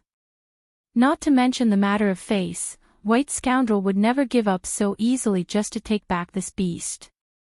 The bald man shook his head slowly, with bad luck all over his face. "If my guess is correct, they must have sent a small landing ship to search for him. After such a long bombardment, the surface of the entire planet must have been plowed. Nobody can guarantee that the wretched space pirate is not dead yet." "I don't think so. Boss, the strange disappearance of your god of fortune is most likely the work of that space pirate. That guy is too evil." On the side, Hongwu took over the conversation. At the same time, a perplexed look appeared on his face. "However, it's one thing to lose the star core origins, but now even the god of fortune has mysteriously disappeared. Could that universe devourer be able to directly devour a warship? I've never heard of it. Now is not the time to think about these things." Baldy Su waved his hand and sighed again. "The landing ship sent by White Scoundrel will find us very soon. By then, he will most likely kill us. Therefore, even if this cave does not collapse, we can't stay any longer. Now that the bombardment has temporarily stopped, it should have been the best opportunity to escape, but the god of fortune has been lost. Not to mention the energy shield, none of your private warships are fast enough to catch my eyes. There is no way you can escape the pursuit of the 10 planetary warships. It seems that we are really doomed this time. In fact, you do have one last chance." Chapter 2607. Ancient Cultivator's Cave. "Who is it? Who's there? Get out here." As Yi Xian's voice abruptly rang out, the 13 people in the cave immediately became alert. At the same time as they shouted, their divine senses immediately swept out. A few of them even directly activated their artifacts, ready to attack. Unfortunately, under the sweep of their divine senses, there was nothing at the entrance and outside of the cave. There was not even a trace of abnormal spatial fluctuations, causing the people in the cave to suspect that they had just been hallucinating. However, at this moment, Yi Xian's voice rang out again. "If you dawdle any longer, I'm going to leave. However, that Bai you mentioned seems to be coming this way. Since he's a hoodlum, even if you inform him, the possibility of him silencing you is still very high." "It's you. You're that space pirate." Baldy Su finally reacted, and his expression became extremely ugly. "Hand over my god of fortune. It's fine that you stole our planet core source, but you must return the god of fortune. Otherwise, this matter will not be over." "What is the god of fortune?" "A warship. Do you think that I would need your god of fortune when I have a warship that even has a concealment array engraved on it?" Yi Xian's cold laughter rang out. "As for the planet core source, I was indeed the one who took it. However, it was originally an object without an owner. You can explore and excavate it, so why can't I? In the end, it fell into my hands, which only shows that your skills are inferior and you were slower than me. Is there a problem with that?" His words rendered the 13 people in the cave speechless. Yi Xian's words were indeed reasonable regarding the matter of the planet core source. They had no words to refute him. As for the god of fortune, this warship even had such a perfect concealment array engraved on it, so its level was obvious. Was there a need to be greedy for the god of fortune? It should be known that although the human race in the myriad Luo Federation was divided into the cultivation camp and the technological camp, and the two camps cooperated very closely with each other, even in the cultivation camp, this kind of array master was in existence with a transcendent status. It was definitely expensive to ask them to engrave an array on a warship. Even if you had money, you wouldn't be able to hire anyone. Under such circumstances, when there was an opportunity, most people would engrave speed or attack type formations. Even if it was a defensive formation, it was still better than a concealment formation. The other party's warship even had a concealment array, so how could the rest be lacking? Besides, since he had admitted to the star core origin, there was no reason not to admit to the god of fortune. Thinking like this, even Baldy Sue didn't dare to be sure. After all, his god of fortune had disappeared in a very strange manner. There was no trace of it at all. Originally, I saw Roa coming down to search for me, so I took the opportunity to leave. I passed by and overheard your conversation, so I wanted to do a small business deal. Just as Baldy Sue and the others were hesitating, Yi Xian's voice sounded again. This time, it sounded like he was really going to leave. But it seems like you guys aren't interested. Fine, I'll take my leave first. I don't want to waste too much time. If I get caught by that white scoundrel, I'll be in trouble. Step on it. Baldy Sue was really anxious this time. He gritted his teeth and steeled his heart. Okay, it's a deal. We'll pay a little. When you're outside the encirclement, deliberately reveal yourself and help us lure the white scoundrel away from the warship outside. With the level of your warship, I'm sure its speed won't be slow. Doing this won't put you in any danger. We'll go all out and gamble on your character. That's right. Actually, I'm a businessman. Otherwise, I wouldn't be thinking about doing a small business deal at a time like this. Businessmen value their promises. This is credibility. Don't worry, I won't cheat you. Hearing this, the 13 people in the cave almost simultaneously twitched their mouths. They had only heard of businessmen valuing profits. What the hell was a businessman valuing promises? Credibility. Right now, they didn't even know who you were or what you looked like. What did that have to do with credibility? Even so, they had no choice but to take a gamble. Of course, the most important thing was that Baldy Sue believed in the power of Yi Xian's warship. Since he wouldn't be in any danger, he would lend a hand. As long as his character wasn't too bad, he would still do it. At that moment, the other 12 people, including Baldy Sue, each took out a small pile of star core origins, and none of them were low-level goods. A small portion of them were level 5 red, while the majority were level 4 green. Only Lilith, who was at the side, frowned and did not move. Are you guys trying to dismiss a beggar? Could it be that my life is only worth this much? At least 10 times. Also, there seems to be someone who hasn't paid, right? That's making things difficult for me. 10 times. You might as well rob. No, he's robbing from the start. This is clearly a blatant robbery. He's a space pirate to begin with, okay? It'd be strange if he didn't rob. Everyone, just admit it. Our lives are more important. These guys had followed Baldy Sue in the mining of star cores for many years. In fact, every one of them was quite wealthy. The situation was urgent at the moment, and they could tell from the probing just now that Yi Xian wasn't that easy to deal with. Therefore, after complaining for a while, they still took out some star core origins one after another. Although the quantity was about the same as before, the quality was one level higher. Most of them were level 5 red, and there was even a small portion of them that were level 6 blue. Including the star core origins that they had taken out earlier, the total amount had already exceeded what Yi Xian had obtained from the center of this black planet. It was quite a haul. However, this time, the ones who took out the star core origins were still the 12 people, including Baldy Sue. Only Lilith still didn't move. Even if we're going to the undersea dreamy resort on the Sky River planet, 2 adult tickets are enough to bring a child along for free. We've already bought 12 tickets. Handsome, why don't you just waive my ticket? A pleading expression appeared on Lilith's face. I've lost everything I've gained this time. I can't even take out a single star core origin. If you really want it, then you have to take me with you. I know of an ancient cultivator's immortals cave on a certain planet. I found it when I explored it last time, but I didn't tell anyone. How about we split the loot in half? That's the cave abode of a cultivator from the cultivation camp.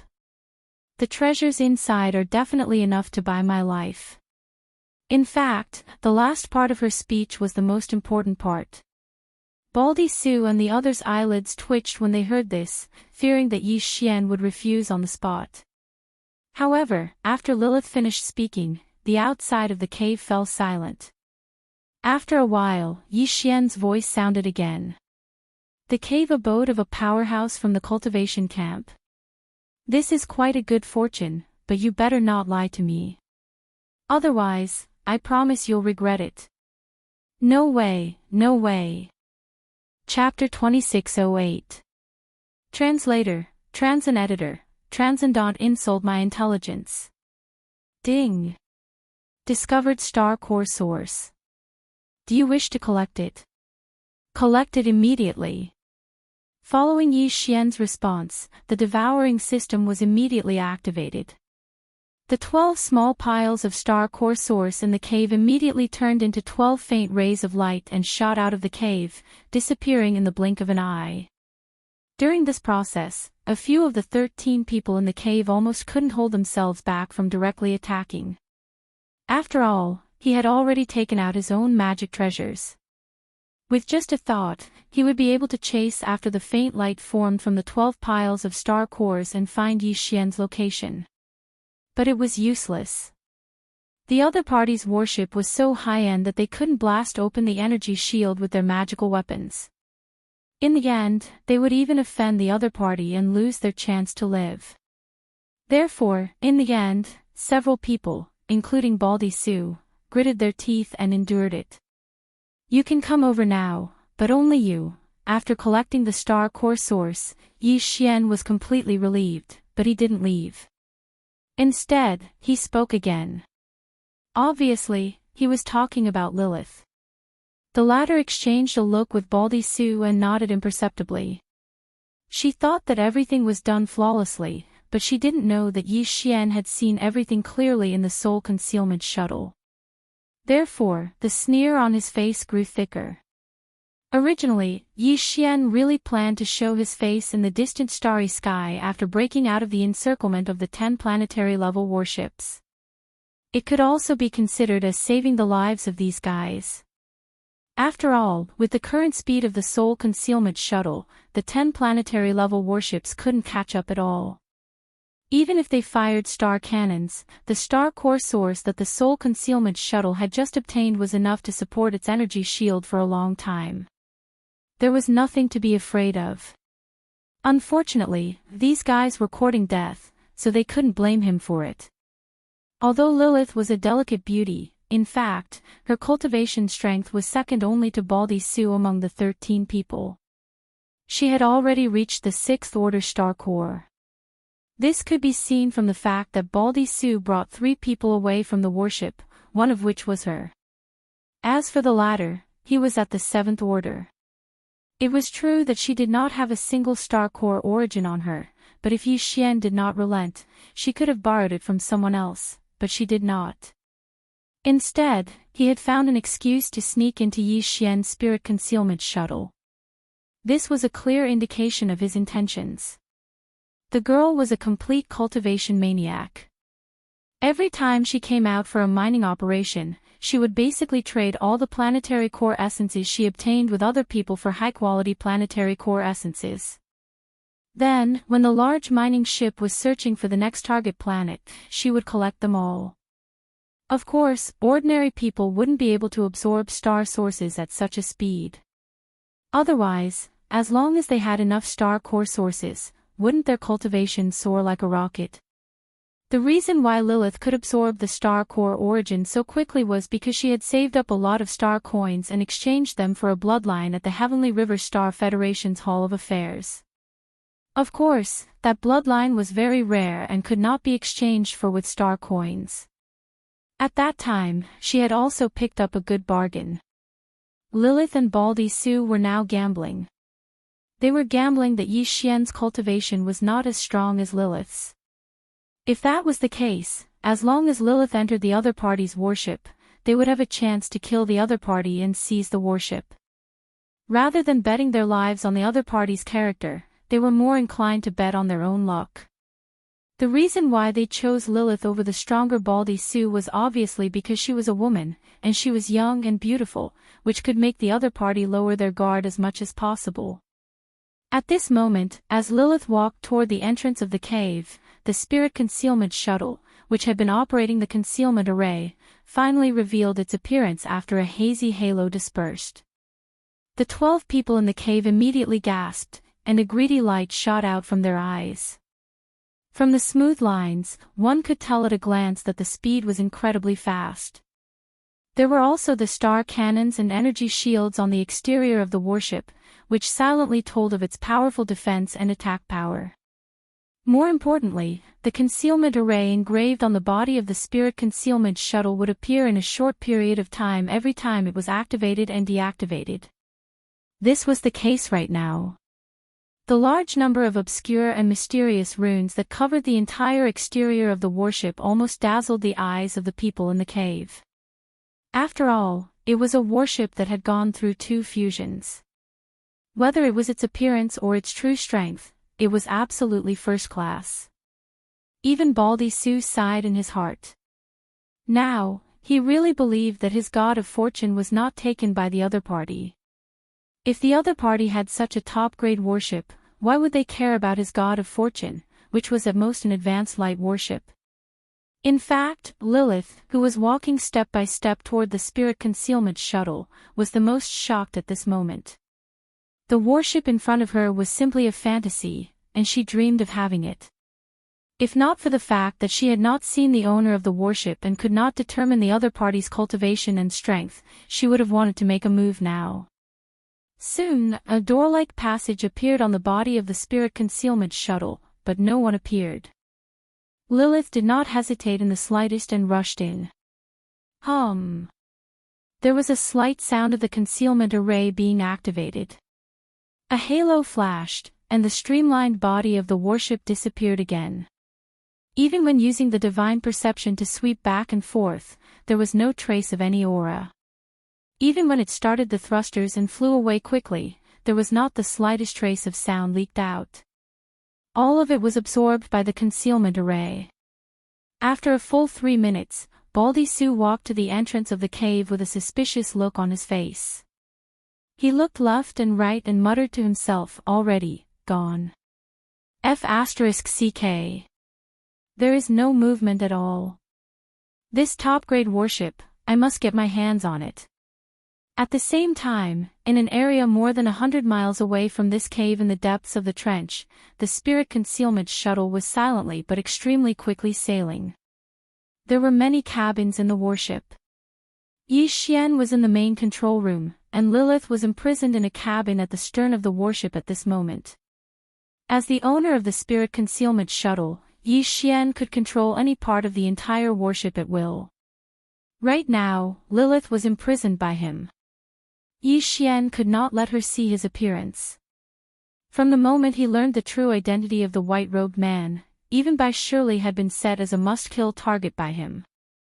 The other party had not returned to the Sky River Star, so he could only draw a rough picture of Yi Xian's appearance from his memory. But once he returned to the Sky River Star, he would definitely be able to find Yi Xian through certain channels from the Federation Citizen Identity Database of the Sky River Star. Therefore, Bai Shirley must die, and Lilith would not have a chance to see Yi Xian's true appearance. Suppressing her anger, Lilith tried her best to make her tone sound as delicate as possible. "Handsome, aren't you being too careful? It is very rude to treat a beauty with such an attitude. Chapter 2609. Translator, Endless Fantasy Translation Editor, Endless Fantasy Translation. Killing the white scoundrel. Lilith's expression immediately changed. She suddenly had a very bad feeling, as if she'd boarded a pirate ship. What do you mean? Literally. Yi Xian's voice was still transmitted through the cabin's sound transmission system. Also, I can tell you the truth. My cultivation realm is indeed lower than yours. I'm only at Star Core Realm level 4. Unfortunately, you won't have a chance in this warship because I won't meet you at all. Handsome, I admit that I did have the intention to steal this warship from the start, but that was all because Baldy Sue forced me to do it. This time, Lilith was completely flustered. The other party had made it clear that there was no room for negotiation.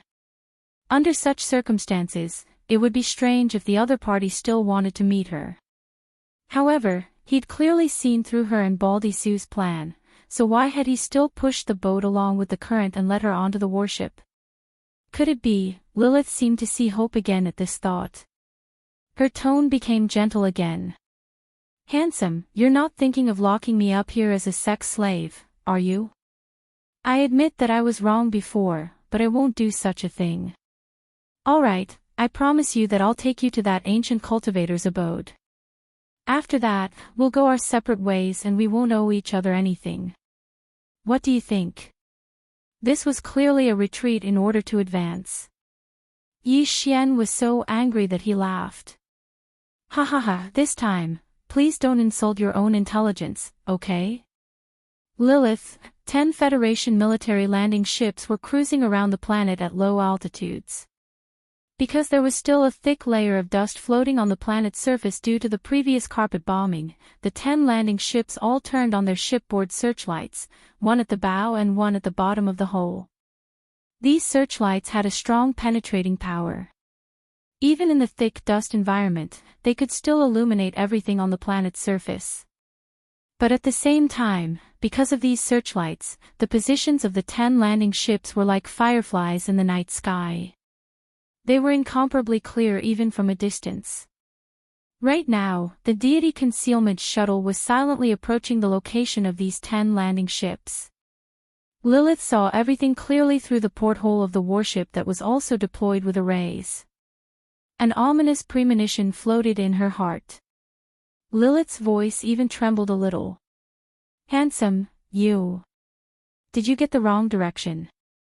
We should fly upwards and rush out of the blockade of those 10 planetary-level battleships, then run far away before showing our faces or something. You're going the wrong way. That's right, I'll send you off first, and then I'll leave. Don't worry, I'm a man of my word. If I say I'll lure these guys away, then I'll definitely do it. Yi Xian's words revealed a trace of strangeness. However, since you guys added some ingredients for me on the surface, then under the premise of luring these guys away, I naturally have to return the favor. Oh right, do you have a personal warship?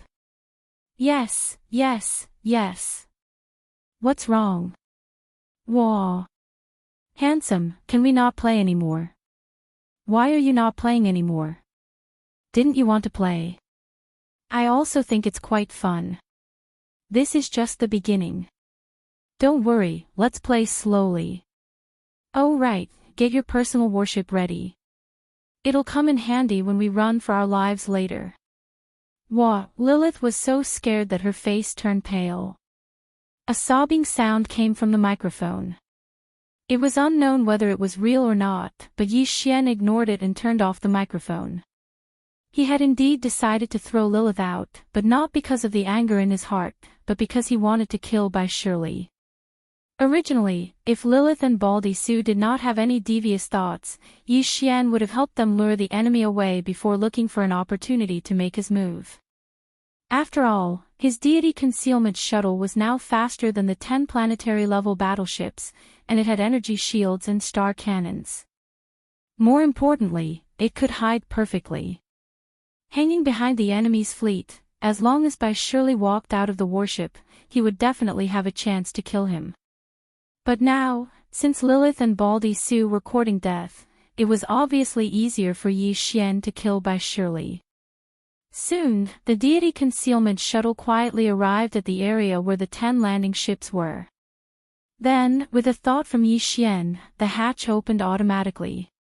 A gentle force pushed Lilith, who was still pleading, out.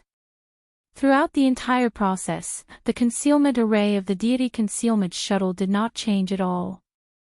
There was no trace of it at all.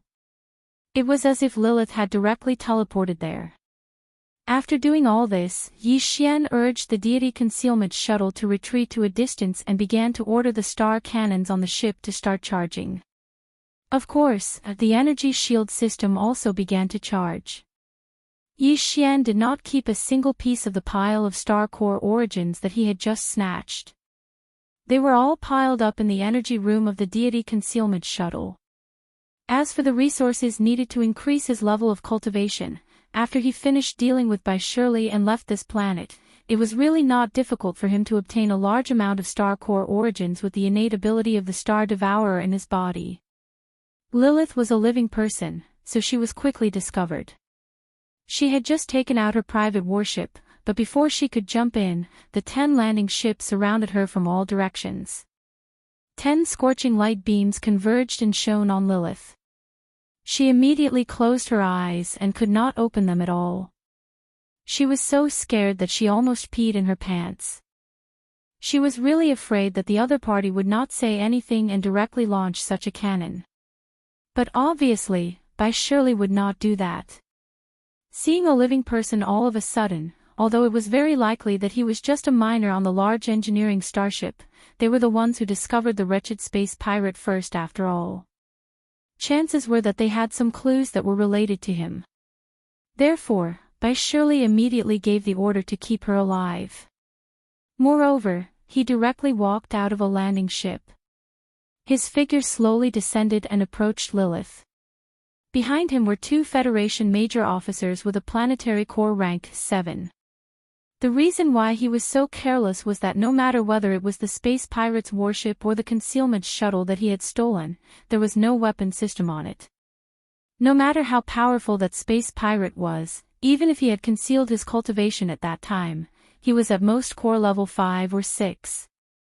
He was followed by 2 core level 7 cultivators, so nothing would happen to him. This was the opportunity that Yi Xian had been waiting for. He had predicted that Bai Shirley would appear and ask Lilith as soon as he saw her. Of course, Yi Xian would not give Lilith a chance to speak. However, Lilith suddenly realized this at this moment. Her face instantly turned pale as she screamed hoarsely, "Don't come over, don't come over, I don't want to die, right now." In her eyes, Bai Shirley was the god of pestilence who was about to take her life. The latter's face immediately darkened. He obviously did not realize that something was wrong and thought that Lilith was afraid that he would kill her. Chapter 26:10. Translator, Endless Fantasy Translation Editor, Endless Fantasy Translation Space Oscillator, Boom. Boom, a 10-meter-thick pillar of scorching white energy suddenly appeared in the void without warning. Along the way, it reduced all the dust floating in the air to nothingness and arrived in front of them almost instantly, enveloping Bai Shirley, Lilith, and the 2 Federation majors behind the former. In an instant, the 4 of them were reduced to ashes. However, the God Concealment Shuttle Star Cannon energy beam was not over yet and continued to blast forward. Under the impact, the landing ship that Bai Shirley had just stepped out of was instantly pierced through, producing a huge explosion. In an instant, flames soared into the sky as the landing ship turned into a huge fireball and crashed to the ground. Just a single shot had destroyed a landing ship. At the same time, there were 4 powerhouses, including Bai Shirley. Among the latter, there were even 2 level 7 Star Core Realm powerhouses. However, under the attack of the Star Cannon energy beam, they were still reduced to ashes, not leaving behind a single hair. In the distance, Yi Xian's heart, which had been in his throat, finally settled down completely. Now that even Bai Shirley was dead, there was no one who had seen his true appearance. Even if he returned to Sky River Planet, Yi Xian did not have to worry at all. Although By Shirley had left behind a portrait that was 60 to 70% similar to his original appearance, there were so many Federation citizens on Sky River Planet that there were many who looked alike. Yi Xian only needed to disguise himself a little and it would be foolproof. However, although his worries had been resolved, the trouble in front of him was clearly not over yet. Almost at the same instant that the God Concealment Shuttle Star Cannon energy beam blasted out, the other 9 landing ships in the surroundings had also blasted out smaller energy beams one after another, sweeping toward Yi Xian. They intertwined in the air, forming a bright net of light beams, which was quite a sight to behold. However, Yi Xian immediately urged the God Concealment Shuttle to change its position. At this moment, he was no longer within the range of the intertwining energy beams. It was only now that he realized how advanced the concealment array that By Shirley had engraved on the God Concealment Shuttle's hull was. Before the shot was fired, Yi Xian was still worried that the launch of the star cannon would affect the concealment array of the God Concealment Shuttle, causing its hull to be revealed.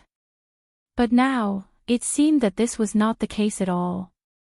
From this alone, one could see how advanced the concealment array was. The remaining 9 landing ships were not equipped with star cannons. They were not at all. The energy beams fired from star cannon had a diameter of 10 meters, but the diameters of these small energy cannons were only about half a meter or so. Star cannons were only about half a meter. Even if the stars even if the God Concealment Shuttle, translation, the God Concealment Shuttle. On the other hand, the 10 planetary-class Federation battleships in the sky were also equipped with star cannons. The energy beams fired from them were also 10 meters in diameter. Even if the energy shield of the God Concealment Shuttle could withstand 1 or 2 of the attacks, the amount of star core energy consumed to defend against such attacks was obviously very frightening.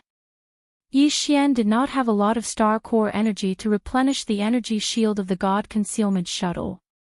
He was not sure if it would be enough for the energy shield to withstand a few shots. Therefore, to him, the most important thing right now was to escape. By Shirley was already dead. He was not in the mood to be entangled with the 9 landing ships. Following Yi Xian's thought, the God Concealment Shuttle turned around. After circling a little, it quickly shot into the sky. The direction it was facing was the gap between the flagship of the 10 planetary-class Federation battleships in the sky and another battleship. The planet below was so huge that even if the 10 battleships could surround it, the gap between the 2 battleships was obviously very wide. Under the circumstances where the God Concealment Shuttle was not exposed, it was entirely possible for it to rush out directly. Like a fish that had broken through a net, as long as this layer of defense was broken through, there would be a wide open sky.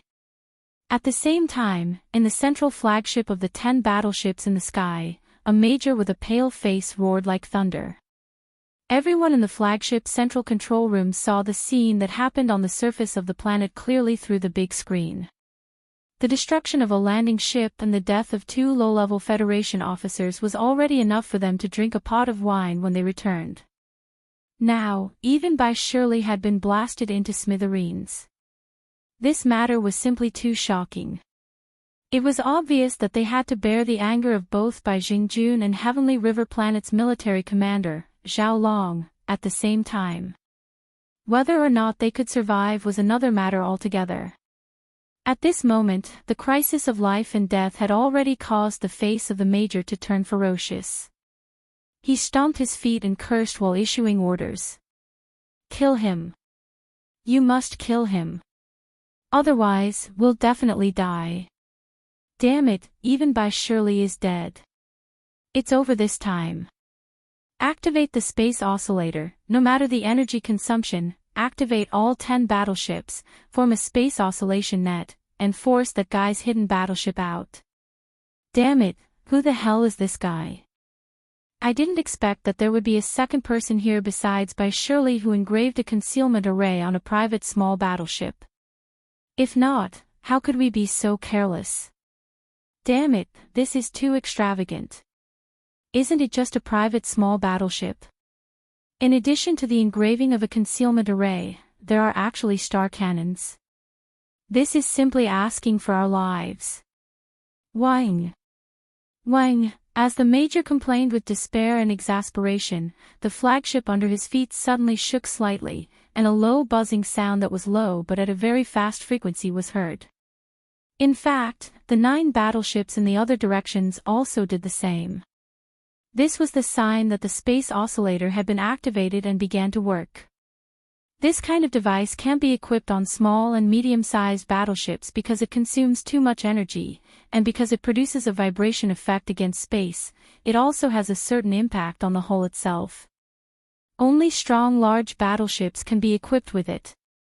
At this time, the 10 entry-level large battleships activated the space oscillator at the same time regardless of the energy consumption. In an instant, an invisible net was constructed above this huge black planet. This net covered the entire space above the planet, causing it to tremble violently. Although the body of the hidden god shuttle was engraved with a concealment array, it had a special effect against this kind of space oscillation. In the next moment, the hidden god shuttle, which had just rushed to the gap between the 2 battleships at an extremely fast speed, revealed the shape of the battleship without any suspense. It was captured by the 10 planet-level battleships and was immediately locked on. Fire. 10 battleships, fire the star cannons. Turn him into ashes. Roar. With a crazy and ruthless light in his eyes, the Major in the flagship's control room stared closely at the hidden god shuttle that appeared on the big screen in front of him. He gritted his teeth and issued the order to attack. At this moment, an unprecedented sense of crisis suddenly hit Yi Xian's heart, causing his expression to change drastically. He suddenly roared, "Turn off the energy shield, ignore the defense, break through at full speed." Chapter 26:11. Chapter 26:11. Chapter 26:11 Tianhe Star Turbulence Wang. At this moment, Yi Xian's ears were filled with this kind of high-frequency low buzzing sound. The entire god concealment shuttle seemed to be placed on a platform that was vibrating at high speed. The whole of the shuttle continued to vibrate, which was caused by the strange power of the space oscillator. It directly affected the speed of the god concealment shuttle, allowing the star cannons of the 10 planetary-level warships to have the possibility of locking onto the shuttle. And at this time, Yi Xian's order was to turn off the energy shield, disregard the defense, and break out at full speed. This was a gamble with his life on the line. Even if the energy shield was not turned off, it could not withstand the bombardment of the 10 star cannons' energy beams at the same time. It would eventually be destroyed. And turning on the energy shield would consume a part of the energy, which would more or less affect the speed of the god concealment shuttle. After weighing the 2 options, Yi Xian made a choice at the risk of his life. Either throw everything aside and break out with speed, or if he could not break out of this space oscillation area, the final result would be the destruction of the shuttle and the death of the passengers. Xiao! Xiao! Xiao! It was as if the sound of the scorching white energy beams could be heard as the 10 star cannons' energy beams converged at the same time. At the same time, the energy shield that enveloped the god concealment shuttle disappeared in an instant. What accompanied it was that the shuttle, which seemed to have fallen into a swamp, suddenly rushed upwards. This was a sign of the instantaneous increase in speed. It was this sudden rush that allowed the god concealment shuttle, which was trapped in this high-frequency space oscillation area, to break free with a whoosh. It rushed out of the large oscillation net and entered the normal universe void outside the net. It was also at this time that the 10 terrifying star cannons' energy beams came rumbling, all landing on the position where the god concealment shuttle was at half an instant ago. The terrifying energy exploded, actually tearing apart that small area of space that was vibrating at high frequency, forming a void black hole with a radius of a few miles. The endless suction force of the black hole came, and a large amount of floating dust was drawn in. It was directly swallowed. At this time, the god concealment shuttle that had rushed out of the encirclement had activated its energy shield again under the command of Yi Xian. Then, with a speed that surpassed that of the 10 planetary-level warships, it instantly rushed into the void of the galaxy in the distance and disappeared in the blink of an eye. Ran away. It actually ran away. We are finished, quick. Hurry and evacuate, the space collapsed, this black hole will gradually expand and eventually swallow everything. Immediately report to the Tianhe star, we are in big trouble. In the flagship's main command, the star-level warship. After he gritted his teeth and cursed, he immediately put this matter to the back of his mind for the time being. Because of this, what he had to face is. In fact, there was no need for him to give the order at all. In the next second after the formation of this miniature void black hole, the other planetary-level warships in the surroundings had already activated their maximum speed and retreated into the distance at the same time, as if they were avoiding ghosts and gods. A black hole would swallow everything, and once a black hole was formed, it was very difficult to repair it. Of course, a single beam of energy from a star cannon couldn't break open the void of the galaxy. In fact, the probability of 10 or even 100 beams of energy from a star cannon working together was very small. However, it just so happened that the only point of convergence of these 10 star cannons was under the influence of the space oscillator. As such, the probability of this happening was greatly increased. It could only be said that these guys were unlucky. Even if the probability of a black hole was increased, it might not necessarily appear. However, this time, they had hit the jackpot. This black hole had clearly appeared. The entire vast and boundless domain of the graveyard had originally been a huge black hole that was slowly forming. Now, a real black hole had suddenly appeared in this unformed black hole. Although it was very small, its current area was almost like a sesame seed in the ocean compared to the entire domain of the graveyard of stars. However, it had appeared after all. As time passed, the entire domain of the graveyard of stars would be affected. It was just that no one could say for sure what kind of effect it would have. Even Yi Xian, who had already escaped, had never expected that his forced escape would leave behind such a huge hidden danger, which would affect the entire domain of the graveyard of stars at some point in the future, and even Universe 3, where the Myriad Luo Federation was located. The 10 starships soon left, but this enormous black star didn't calm down. Instead, the storm raged even more fiercely. A powerful suction force was constantly emitting from the miniature black hole, which was about a mile in diameter. It slowly sucked in the surrounding void and the floating dust on the surface of the planet below, and then devoured it. The sky above the black star had already turned into a land of death.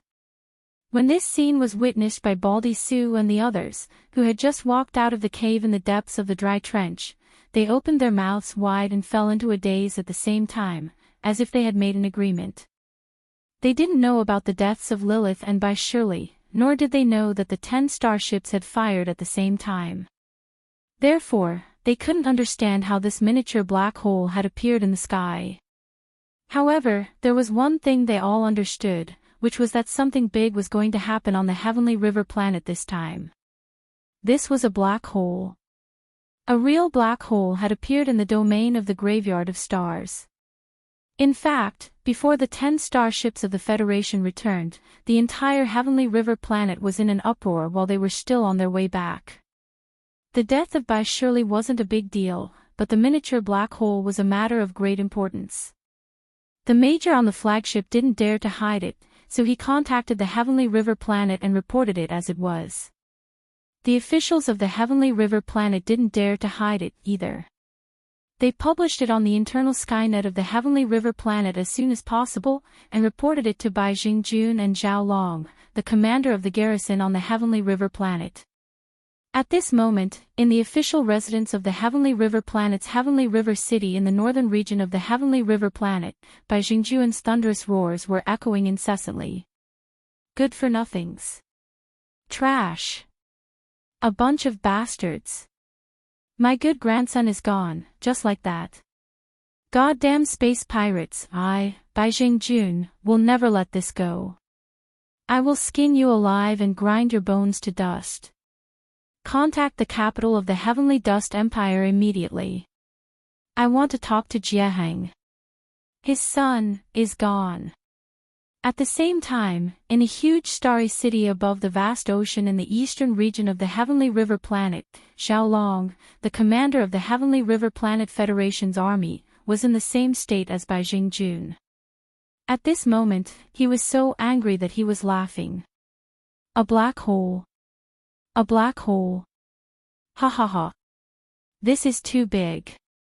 Who would have thought that a real black hole would appear in the domain of the graveyard of stars? Contact the capital of the Heavenly Dust Empire immediately and report it to the military headquarters. Tell them that I'm here to kill those good-for-nothings with my own hands. Chapter 26:12. Translator, Atlas Studios Editor. Atlas Studio Star Core Level 5 in the Federation's military, 1,000-meter-long planetary-class battleship was only an entry-level battleship. A 3,000-meter-long planetary-class battleship was considered the main battleship of a small country. The Sky River Star Federation's military was also equipped with a stellar-class battleship. One of them was allocated to Bai Jingjun to act as his bodyguard. As for the other 99 stellar-class battleships, the Major General of the Sky River Star Federation's military was in the hands of Zhao Long. Of course, in the Sky River Star Federation's military, the 3,000-meter-long planetary-class battleship was not the most advanced. There was also a 5,000-meter-long planetary-class battleship. It was no longer in the shape of a traditional battleship. Instead, it was shaped like a beehive. This kind of 5,000-meter-long planetary-class battleship was considered a small one. In the capital, Tianqin Star, there was an even larger one. However, in the Sky River Star, other than the 99 3,000-meter-long planetary-class battleships, there were only 2 of them. Usually, they would not be deployed because the energy consumption was too terrifying. The Sky River Star Federation's military did not have such a 10,000-meter-long planetary-class battleship. Following Zhao Long's orders, 20 stellar-class Federation battleships flew out of the Sky River Star and quickly rushed to the area where the incident occurred. This powerful fleet would immediately seal off the area where the miniature black hole appeared to prevent the situation from deteriorating further. At the same time, they would wait for the experts from Tianqin Star to resolve this matter. At the same time, the Sky River Star's planetary-class battleship, Bai Jingjun, also spread the news of Yi Xian's arrest through various channels. This time, it was no longer an official arrest warrant. After all, even Bai Jingjun had to keep a low profile after causing such a big trouble. However, this time, the bounty on the wanted poster issued by the black market had increased tenfold from the previous 10 billion star coins to a terrifying 100 billion star coins.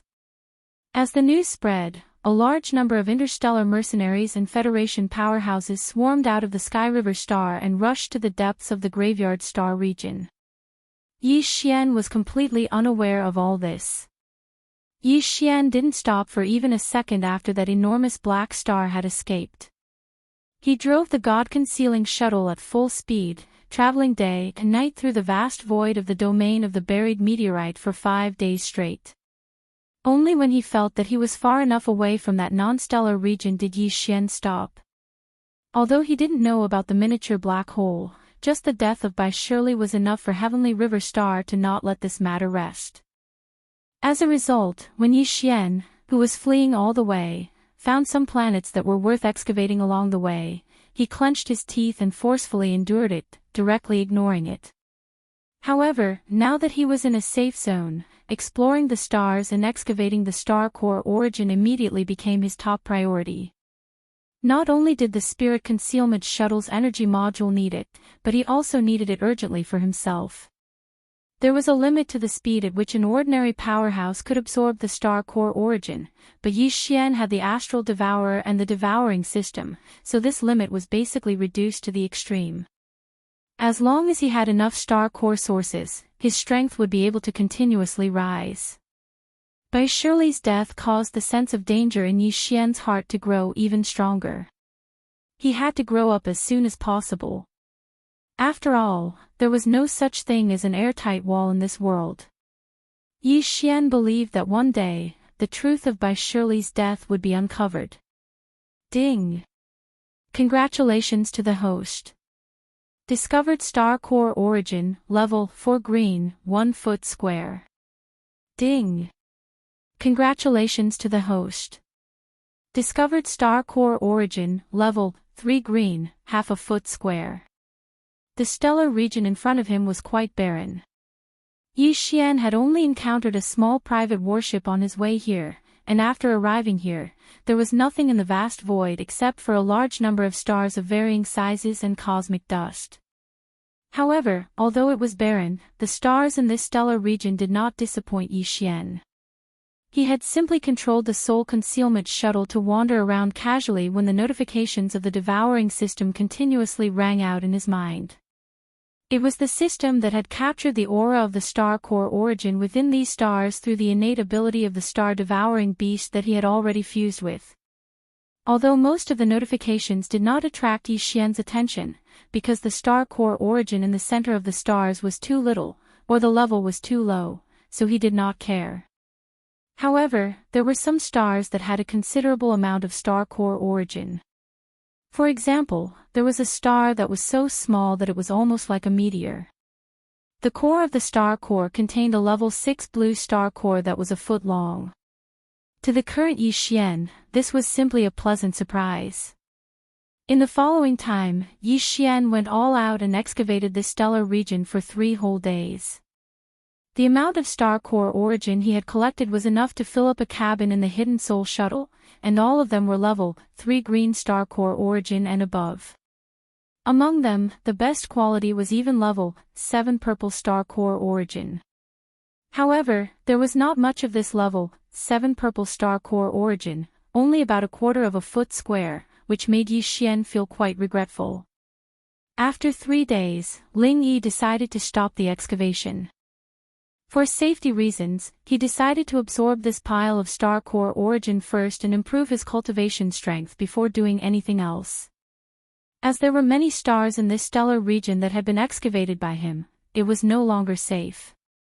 Therefore, Ling Yi drove the Hidden Soul Shuttle and left this stellar region. He found a secluded and inconspicuous star in another stellar region that was 1 day's journey away and landed there. After choosing a place to cultivate in seclusion, Ling Yi restrained his aura and ordered the system to absorb the star core origin in the cabin. Of course, before the order was issued, Yi Xian had already sorted out the star core origin that almost filled the entire cabin. The level 7 purple star core origin that was about a quarter of a foot square and the level 6 blue star core origin that was about a foot square were stored in another cabin. He planned to use such high-quality goods when he reached the level 6 star core realm so that he could use them more efficiently. The rest of the star core origin was level 5 red star core origin and below, which was suitable for Yi Xian at the moment. However, he did not absorb all of them. He stuffed about a third of them into the energy cabin of the Hidden Soul Shuttle. The star core origin in the energy cabin was not to be absorbed immediately. The energy of the star core origin that was thrown in would be absorbed when it was idle and then stored in the energy core of the Hidden Soul Shuttle. Therefore, there was no need to be afraid of too much. As for the empty star core crystals that had been absorbed, they would automatically be moved out of a small cabin on the side. This time, the seclusion lasted for 2 whole days. When there was only about 2 feet square of level 3 blue star core origin left in the cabin that was used to absorb the star core origin, the long-awaited system notification finally sounded in Yi Xian's mind. Chapter 26:13. Translator, Atlas Studios Editor, Atlas Studios Rich. Yi Xian opened his eyes when he heard the notification from the devouring system, ending his seclusion. He first sensed the power of the 5th order core stage and was delighted to find that it was indeed much stronger. However, when he scanned the cabin of the soul concealment shuttle with his consciousness, he realized that the small mountain of star core origins had been reduced to a small pile of level 3 cyan star core origins. Yi Xian shook his head and smiled bitterly. He was only at the 5th order core stage, yet he needed such a large amount of star core origins to break through. What about the 6th order, 7th order, 8th order, and 9th order? As for the meteor stage after the core stage, there was no need to even mention it. It seemed that he would have to spend most of his energy on mining star core origins in the future. When he realized this, Yi Xian realized how lucky he was to have encountered a young star devourer as soon as he entered the astral world. He knew that the star devourer was very precious, otherwise, the devouring system would not have evaluated its bloodline as rare grade. However, Yi Xian had not realized the importance of star core origins and how difficult it was to extract them, so he did not have a strong feeling about it. It was only now that he finally understood. Although there were many star beasts in the vast universe, there were not many whose bloodlines could be extracted.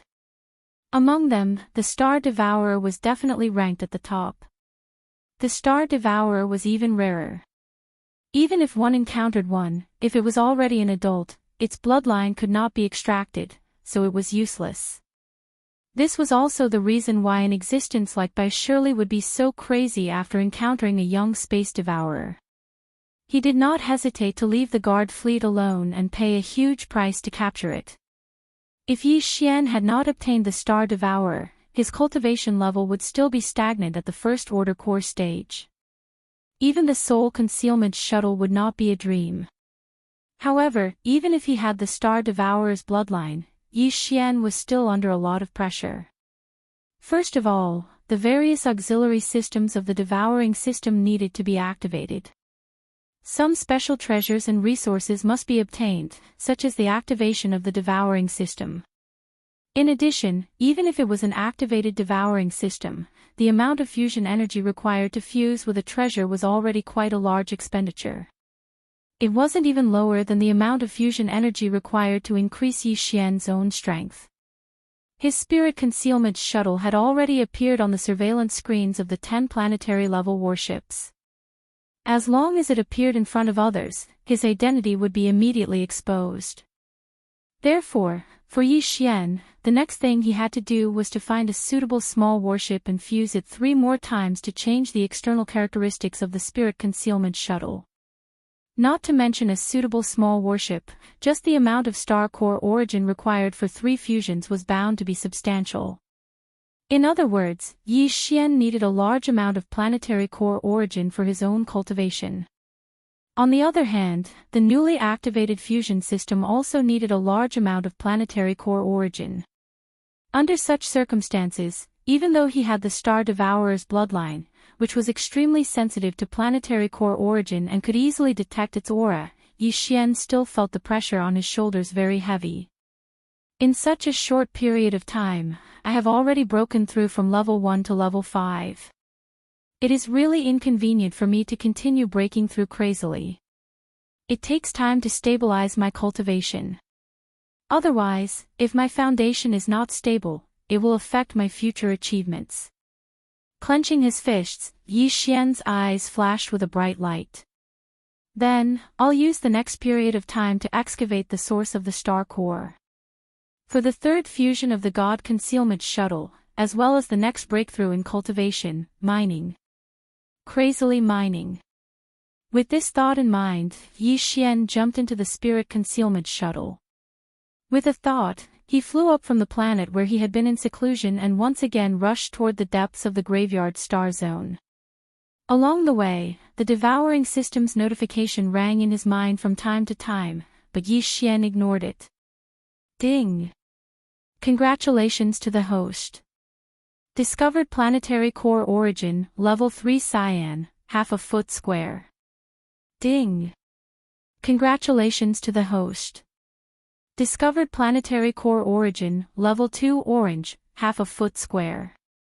These were all low-level goods below level 4, which could no longer satisfy Yi Xian's needs, let alone arouse his interest. In Yi Xian's opinion, all of this was natural. However, if this matter were to spread to the ears of the other interstellar mercenaries or cultivators of the Heavenly River Star, they would probably instantly overturn a large amount of vinegar jars. For them, a level 2 orange planetary core origin that was half a foot square was definitely a big gain, but Yi Xian didn't care about it at all. In fact, the more important reason was that the system's notification sounds were very scattered in his mind. Often, they would only ring again when he was far away in the void. With the experience of mining planetary core origin in the void before, Yi Xian had already discovered that areas with a large amount of planetary core origin, or high-level planetary core origin, usually had a very high proportion of planetary core origin in the central core of all the stars in the star zone.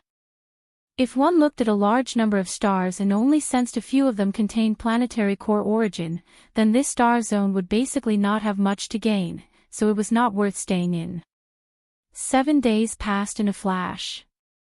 During these 7 days, Yi Xian had not stopped because he had not found an area with a relatively high density of stars containing planetary core origin that could be mined. When even he was getting a little impatient, a pleasant surprise finally came. Ding! Congratulations to the host. Discovered planetary core origin, level 6 blue, half a foot square. Ding! Congratulations to the host. Discovered planetary core origin, level 7 purple, half a foot square. Ding! Congratulations to the host. Discovered planetary core origin, level 9, 9-colored, weak reserve. As the system's notifications rang in his mind, Yi Xian was completely stunned. He even forgot to stop controlling the hidden soul shuttle immediately. It was only when the system's notifications in his mind gradually faded away and he was far away from the star zone that he reacted with a jolt and hurriedly turned around.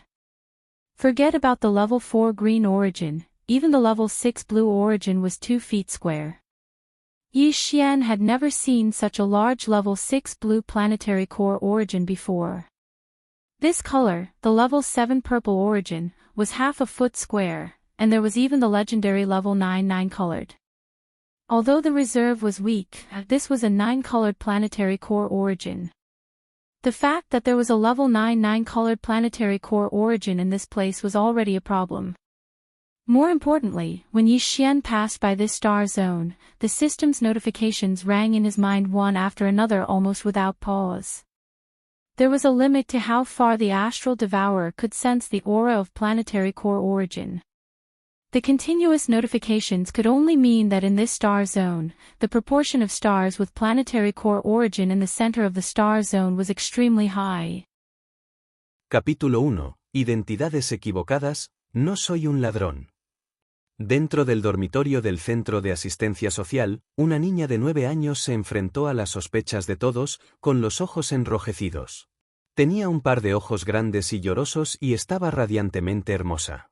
Sin embargo, su cuerpo parecía frágil debido a la desnutrición. Al ver que todos la miraban con desdén y odio, se sintió ofendida y ahogada. Ese jade, es mío. Yo, no soy un ladrón. Mi mamá me dejó eso. ¿Entonces lo que estás diciendo es que robé tus cosas? Frente a ella había una niña de aproximadamente su edad. Inclinando la cabeza, la niña la miró fríamente antes de girarse para sonreír inocentemente a los otros niños. Comparada con ella, la niña parecía dulce y orgullosa, como si fuera una princesita elevada y colmada del amor de todos. Tan pronto como habló, los niños que los rodeaban inmediatamente salieron en su defensa. Obviamente estás mintiendo, ¿por qué Rower robaría tus cosas? Bien. Eso es imposible. ¿Cómo es Rower un ladrón? Claramente fuiste tú quien robó su cosa. Ante todas sus condenas y preguntas, la niña no supo dar explicaciones convincentes para defenderse. Absolutamente agraviada, se frotó los ojos con amargura y rompió a llorar. Ese es realmente mi jade. Devolvérsela. Rower la miró con regocijo y se volvió para hablar con todos. Todos, está claro, Xiao si es el ladrón, no juegues más con ella, los ladrones son malos. Varios niños asintieron vigorosamente con la cabeza. Escuchemos a la princesa Rower. Ignórala en el futuro. Es una ladrona. Ella es una ladrona. Xiao si es una chica mala. Robar las cosas de Rower, la culpa es tuya. Los niños rieron a carcajadas mientras se dispersaban. Sola, la niña se apoyó contra una pared. Contuvo las lágrimas mientras miraba las espaldas de los otros niños, apretando con fuerza los puños. Una fila de hombres vestidos con trajes negros se alinearon frente a la oficina del director. Un anciano de aspecto enérgico, de más de 50 años, estaba sentado con severidad en un sofá. El conjunto de prendas tradicionales chinas que vestía realzaba su comportamiento respetable, y bajo las sombras de sus cejas había un aire de furia. Puede que esté envejeciendo y su apariencia sea un poco envejecida, pero por sus hermosos rasgos faciales, aún se puede imaginar lo impresionante que se veía durante su mejor momento. El director trajo un montón de documentos, se los mostró cuidadosamente al anciano y se los ofreció respetuosamente. Señor Mu, estos son los niños que llegaron al centro de asistencia social el año pasado. Toda su información está aquí. Por favor, échale un vistazo. El anciano extendió la mano para coger los documentos, repasó algunos de ellos y luego frunció el ceño. El asistente a su lado vio su expresión y levantó la cabeza para sonreírle al director y le preguntó: «Ese niño tiene entre 8 y 9 años. Puedo preguntar, de los que fueron admitidos el año pasado, ¿cuántos cumplen con esta condición?».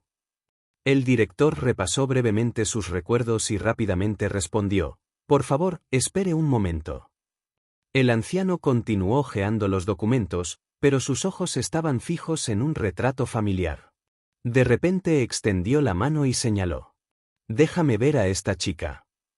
El director se quedó atónito antes de asentir apresuradamente. «Entiendo. Haré los arreglos necesarios para que ella se reúna contigo rápidamente». Hizo una llamada y, poco después, un profesor trajo a una niña. Rower se paró diligentemente frente al anciano, con las manos en la espalda y el pecho hinchado. Sonriendo de oreja a oreja, dijo: «Abuelo, encantado de conocerte. Soy Rower».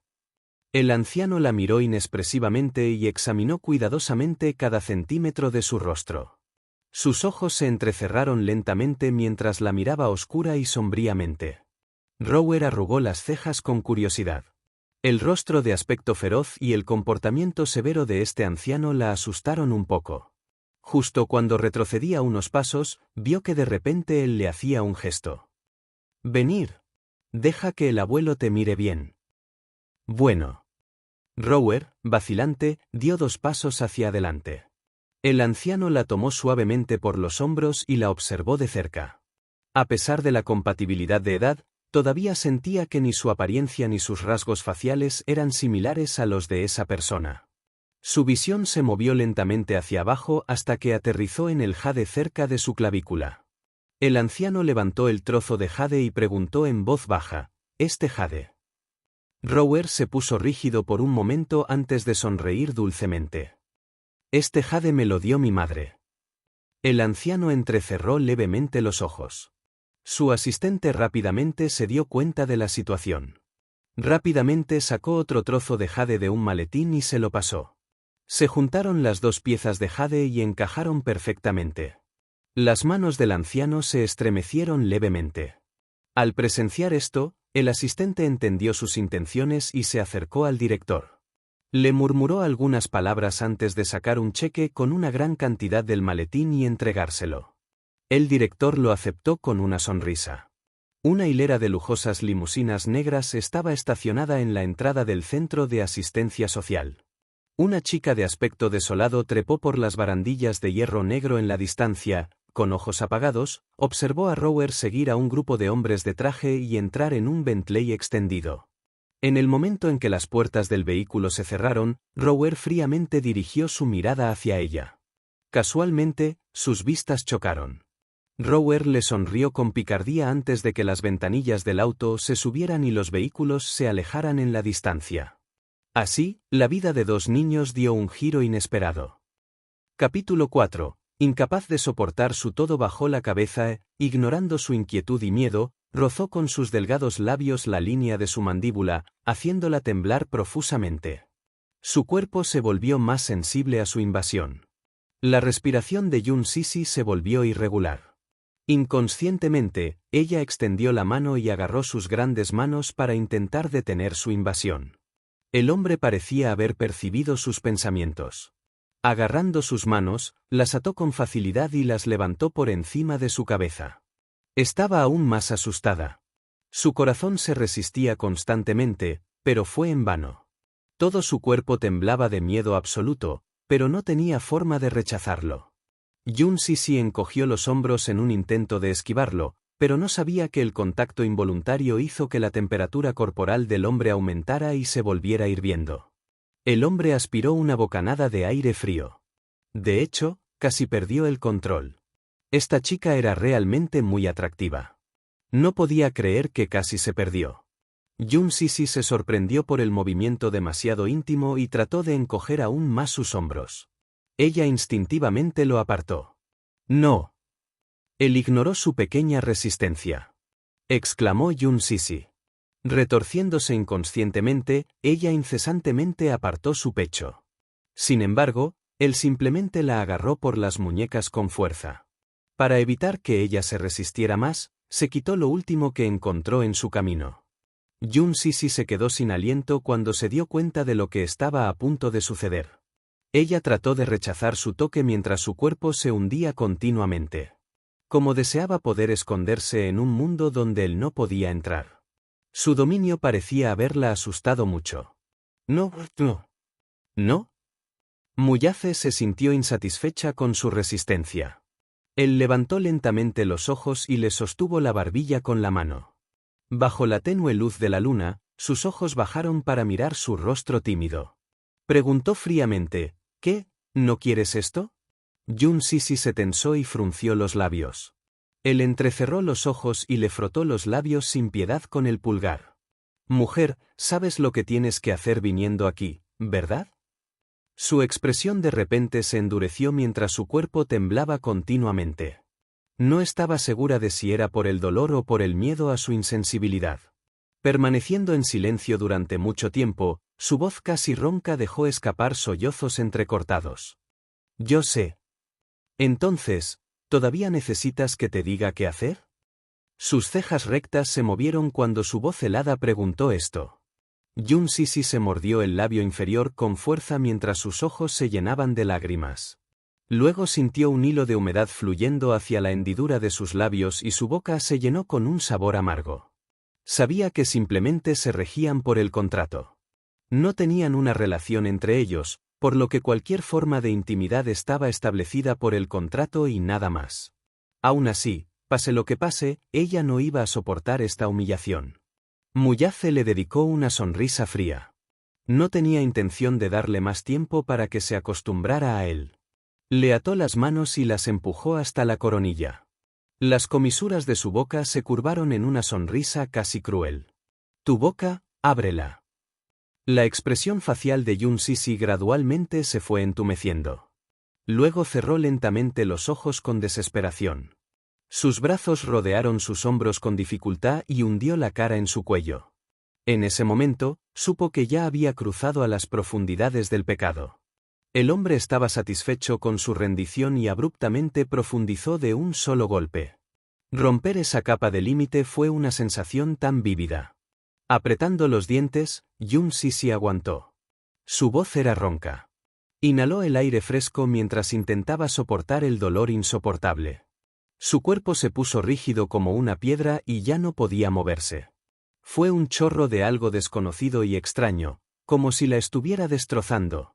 En ese instante, su visión casi se volvió negra y casi se desmaya por el dolor. Su todo era demasiado para que ella pudiera soportarlo. Capítulo 5. Él realmente la besó.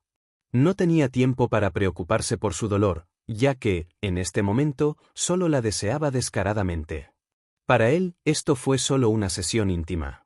A ningún hombre le gustaría perder el tiempo en esto, especialmente cuando se trata de una mujer por la que no sienten nada. ¿Ser compasivo con ella? Él era su empleador. Incluso le dio una generosa recompensa. Este dolor era algo con lo que ella debería lidiar. Ese dolor, junto con los agravios y las dificultades que tuvo que soportar, fluyó incontrolablemente con sus lágrimas. Ella exclamó una vez por el dolor, sus ojos se pusieron completamente rojos, pero se mordió obstinadamente el labio inferior y se esforzó por no mostrar su lado débil. Sin embargo, ella fue realmente incapaz de soportar una invasión tan violenta. Jadeó pesadamente hasta que ya no pudo contenerlo y rompió en sollozos intermitentes. Al final se derrumbó como un gatito perdido. El hombre era como un emperador de sangre fría, robándola todo hasta el punto de la crueldad. El dolor ilimitado que sentía era como las implacables olas del océano, mientras se ahogaba, flotaba y se hundía continuamente. Dejándose llevar lentamente, poco a poco se fue alejando. Estiró los dedos para alcanzar algo, pero no había nada a lo que pudiera agarrarse. Todo frente a ella era negro y su mente estaba en un estado de confusión. Se ajustan perfectamente entre sí. El sudor calentó sus cuerpos. Muyace hundió los dedos en su cabello. Solo se sentía codicioso por más. Ella le imploró con la mente nublada. Durante su excitación, de repente sintió una bocanada de humedad cálida en su cuello. Levantó un poco los ojos, solo para verla mordiéndose el labio y gimiendo por el dolor agonizante. El rostro de Muyace se puso rígido. Mirando el pequeño rostro que lo estaba soportando, inconscientemente bajó la cabeza y chasqueó los labios de ella con los suyos. La punta de su lengua entró en su caverna y capturó a la pequeña serpiente que había dentro. Lo hizo girar con el suyo y se ahogó en todos sus sollozos. Para él un beso era un tabú. Besarse significaba que estaban mutuamente enamorados. Nunca antes había besado a una mujer porque, a sus ojos, sus labios estaban sucios. Las mujeres que se quedaban a su alrededor siempre eran miembros de la alta sociedad, hijas de familias adineradas o celebridades, y él nunca había tocado ninguna de esas mariposas. Sin embargo, no sabía por qué, pero en realidad besó a este.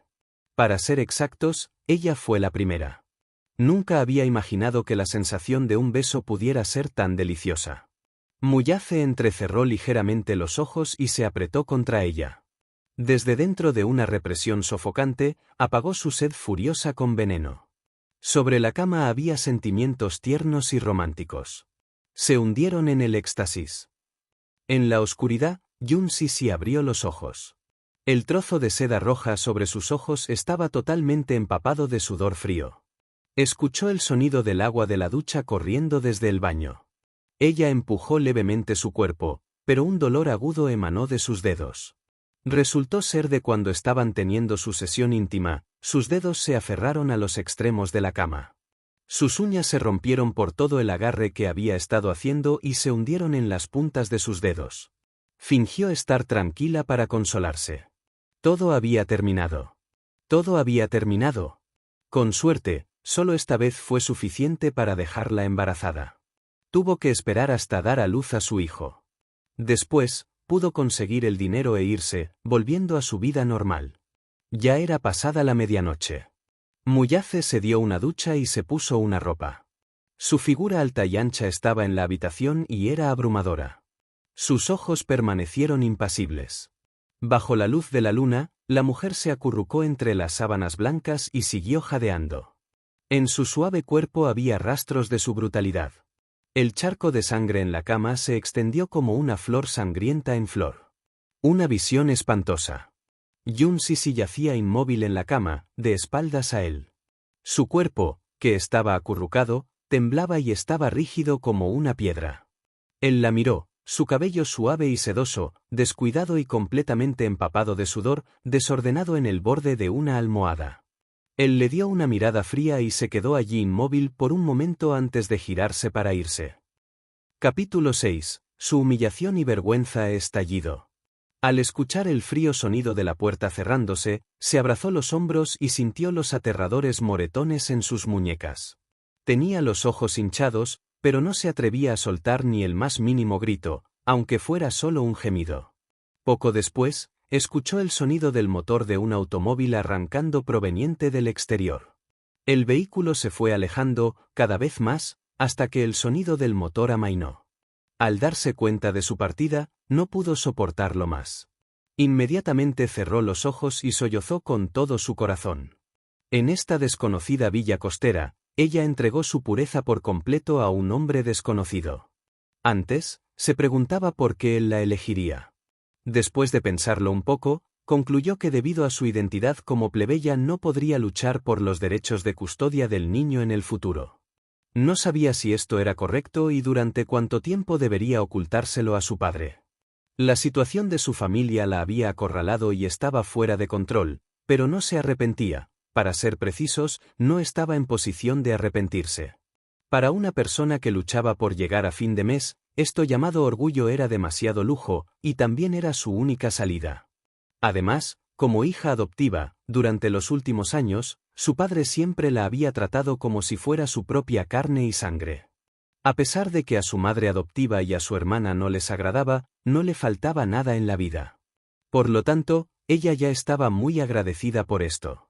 Ahora que la crisis financiera había dejado a su familia en una situación desesperada, tenía que devolverles su amabilidad de alguna manera. No quería pensar en nada más por ahora. Muyace nunca sabría que esta noche había dejado tantas cicatrices eternas en su vida y, más aún, nunca sabría de sus futuras interacciones con esta mujer. Amanecer. Los rayos del sol de la mañana. Yun Sisi se sentó con cuidado en la cama y lentamente se quitó el trozo de seda roja que cubría sus ojos. Se cubrió con las sábanas blancas como la nieve y caminó hacia la ventana para abrir las cortinas. Sin embargo, los rayos del sol no pudieron brillar en su corazón. Desde afuera se oyeron pasos apresurados. La puerta se abrió de par en par. Sorprendido, Yun Sisi se dio la vuelta, solo para ver a una dama digna y glamorosa entrar y acercarse a ella con cara de enojo. A su lado caminaba obedientemente la secretaria con la que había firmado el contrato de subrogación. La dama dio un paso hacia ella. Inmóvil, con aspecto altivo y poderoso, la examinó de pies a cabeza con disgusto. Una vez que puso sus ojos en el chupetón en su cuerpo, se congeló. Yun Sisi cubrió ansiosamente su cuerpo con la manta con más fuerza, pero no pudo ocultar esa marca de amor en su cuello. Los celos y la ira picaron sus ojos. Ella habló con furia. ¿Tú eres? ¿Eres esa madre sustituta? Yun Sisi tragó saliva. Sí, y tú eres, tortazo. La respuesta que recibió fue una fuerte bofetada en la cara. Perra descarada. Tú. ¿Cómo te atreves? ¿Cómo te atreves? La dama se agarró el cabello con rabia mientras su rostro perdía el color. No creas que al dar a luz a su bebé, puedes usar esto para ganar estatus. Déjame advertirte, soy su prometida legítima y tú eres solo una madre sustituta. Ni se te ocurra codiciar algo que no es tuyo, ¿entiendes? Yun Sisi estaba asombrado. Ella habló perpleja. Firmé el contrato y tengo claras las cláusulas. Conozco mi lugar. ¿Podrías, por favor? Qué bueno que lo entiendas. Su pecho se hinchó mientras hablaba. Aunque sabía, en el fondo, que si fuera fértil, esta chica nunca vendría a darle a luz al sucesor de la familia Mu. Sin embargo, una vez que recordó que estaban enredados en las sábanas durante toda una noche, no pudo evitar ponerse celosa. Capítulo 7. Ella está embarazada. Será mejor que quedes embarazada solo por esta vez, ni creas que te volverá a tocar. Dijo con amargura y se alejó. Yun Sisi cayó al suelo y su espíritu abandonó su cuerpo. La secretaria la ayudó apresuradamente a levantarse. ¿Levantarse? El suelo está frío. Tu salud es importante. 2 meses después. En el hospital privado de la familia Mu, la secretaria consiguió el informe del examen. 7 semanas de embarazo. Su condición era estable. Era un par de gemelos idénticos. Sacó su teléfono e informó de todo al asistente de Muyace. Yun Sisi salió de la sala de examen. El informe del examen no le preocupaba. Ahora era como una marioneta de madera bajo el control de cualquiera. En cualquier caso, ella simplemente hizo lo que se suponía que debía hacer y estuvo de acuerdo con todo lo que habían preparado. No necesitaba preocuparse por nada más. La secretaria se acercó a ella. Dándole una leve sonrisa, la consoló. Señorita Yun, su condición ahora es muy estable. No te pongas demasiado nervioso. Jaja. No tienes que preocuparte por nada más. Quédese en la villa para cuidar a los bebés durante estos meses. Si tiene alguna solicitud, no dude en hacérmelo saber. Yun Sisi levantó la vista y murmuró, quiero ver a mi padre. Hace 2 meses, simplemente dejó una nota sin despedirse. Debe estar preocupado por ella. La secretaria se puso tensa. El jefe ha indicado que tienes prohibido salir. Solo quiero ver a mi padre una vez. No tengo otras solicitudes. ¿Ni siquiera puedes hacer esto? Ante la mirada suplicante de Yun Sisi, la secretaria finalmente cedió. Está bien. Originalmente, esto fue algo difícil para ella de decidir. Según el contrato, a Yun Sisi se le prohibió salir al aire libre. Sin embargo, al mirar a esta pobre niña, que se había convertido en madre sustituta a una edad tan temprana, pensó que debía tener algunas dificultades en casa. Así, sin el consentimiento del director general, concertó una cita para reunirse con su padre. Quedaron en encontrarse en un café del centro de la ciudad. Tan pronto como el padre de Yun Sisi recibió el mensaje, se dirigió apresuradamente hacia allí y llegó 30 minutos antes de la hora estipulada. Se sentó en la habitación privada, removiéndose inquieto en su asiento. Después de que ella se fue sin despedirse, él estaba tan preocupado por ella que pasó muchas noches sin dormir, peleando y dando vueltas en la cama. Su esposa incluso se burlaba con frecuencia de ella por ser una perra ingrata y desalmada en su cara, como si se hubiera escapado de casa con un cabrón al azar. Su familia se estaba desmoronando. Mientras la familia estaba en una situación desesperada, el padre no sabía de su paradero. Aunque cuando misteriosamente ganó $1 millón más en su cuenta bancaria al día siguiente, instintivamente lo vinculó con su desaparición. Incluso pensó que le podría haber pasado algo malo. De hecho, Yun Sisi no era su hija biológica. Ella fue adoptada involuntariamente por él en un centro de asistencia social hace 10 años. De hecho, tuvo una hija biológica. A la familia Yun le iba bien en ese momento. Al ver que Yun Sisi era una niña inteligente y sensata, decidió adoptarla. Nunca pensó que después de adoptarla, su esposa y su hija biológica estarían fuertemente en su contra. Al principio no le importó. Pensando en la sensatez de la niña, pensó que eventualmente obtendría el consentimiento de su esposa e hija. Sin embargo, se había equivocado. Por lo general, estaba demasiado ocupado para preocuparse por las pequeñas cosas que sucedían en casa. Sin embargo, como padre, ¿cómo podría no saber que su esposa y su hija la acosaron durante su ausencia? Yun Sisi era de hecho un niño inteligente. Incluso si sufrió a manos de su esposa e hija, nunca se quejó con él ni una sola vez. Por lo tanto, realmente se sintió culpable hacia ella. De hecho, su familia originalmente era acomodada. Tenía una propiedad en el mercado que generaba ganancias estables, por lo que se consideraba que vivían en riqueza. Sin embargo, a principios de año, una tormenta financiera azotó repentinamente el mundo y dejó a toda su familia en la ruina. Capítulo 8. La vida de Yun Sisi. De hecho, la familia de Yun Yecheng originalmente era acomodada. Tenía una propiedad en el mercado que generaba ganancias estables, por lo que se consideraba que vivían en riqueza. Sin embargo, a principios de año, una tormenta financiera azotó repentinamente el mundo y dejó a toda su familia en la ruina. La empresa operaba bajo una pérdida constante. A muchos accionistas se les habían retirado sus inversiones. Al ver que la empresa estaba a punto de quebrar, su esposa señaló con el dedo a Yun Sisi y la culpó por ello.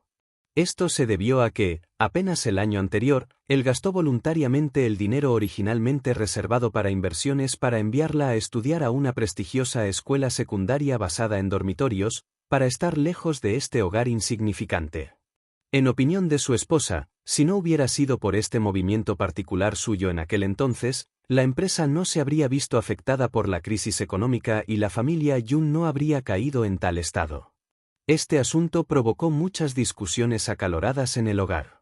Cuando Yun Sisi regresó a casa durante las vacaciones, la pareja de madre e hija cerró las puertas y la golpeó mientras él estaba fuera. Debido a esto, casi sucumbió a un infarto. Ardiendo de ansiedad, vio que alguien, la secretaria, abría la puerta y que Yun Sisi entraba lentamente. Al ver a su padre, sus pupilas temblaron ligeramente. Se le nublaron los ojos pero se recuperó rápidamente. Su padre rápidamente se levantó y miró a la secretaria con escepticismo. Al comprender la situación, rápidamente se despidió y les cerró la puerta. Sí. Se acercó a ella con expresión inquieta. La tomó por los hombros y la examinó de pies a cabeza. ¿Dónde has estado estos últimos 2 meses? ¿Sabías lo preocupado que estuve todo este tiempo? Sintiéndose avergonzada, ella lo miró. Solo habían pasado 2 meses, pero todo su cabello ya era de un tono gris y las líneas de su rostro eran más prominentes. Estuvo preocupado por ella durante muchos días. Resolviendo la montaña de documentos acumulados en la empresa y buscándola en su tiempo libre, dividió su atención entre ella y la empresa. Había trabajado demasiado. Papá, no te preocupes por mí. Estoy bastante bien, aseguró Jun Sisi. Ella lo ayudó a sentarse antes de preguntar, ¿cómo está la empresa? ¿Depositaste esa suma de dinero? Fue directo al grano.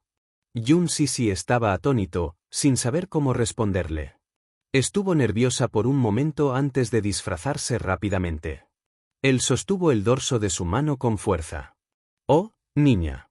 Dime la verdad. No me mientas. No hagas que me preocupe por ti otra vez, ¿de acuerdo? De repente pensó en algo terrible. Sentándose derecho, se apresuró a preguntar, ¿hiciste algo tonto? Al ver su cabeza baja y no decir nada, trató de encontrar pistas en su rostro, pero fue en vano. Procedió a señalar hacia la puerta con sospecha. ¿Quién era esa señora hace un momento? Jun Sisi permaneció en silencio durante mucho tiempo. Finalmente, con una voz tan suave como el zumbido de un insecto, confesó, yo me he convertido en una madre sustituta. De repente la habitación quedó en un silencio sepulcral. Sus pupilas se contrajeron mientras la miraba con incredulidad. ¿Tú? ¿Cómo pudiste, papá? Cuando su voz se apagó, escuchó un sonido ensordecedor. Golpear. Le había dado una bofetada en su ira.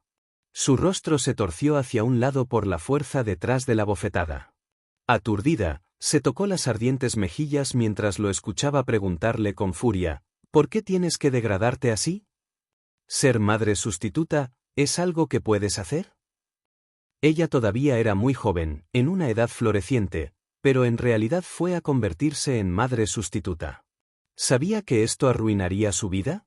A sus ojos, como padre, ¿era realmente inútil hasta el punto de no poder proteger a su hija?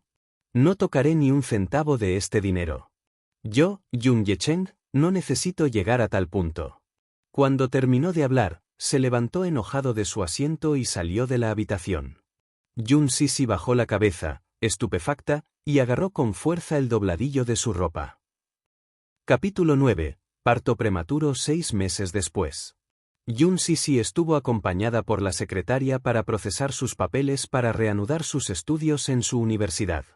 En el camino, de repente sintió un dolor agudo en el vientre que no cedía.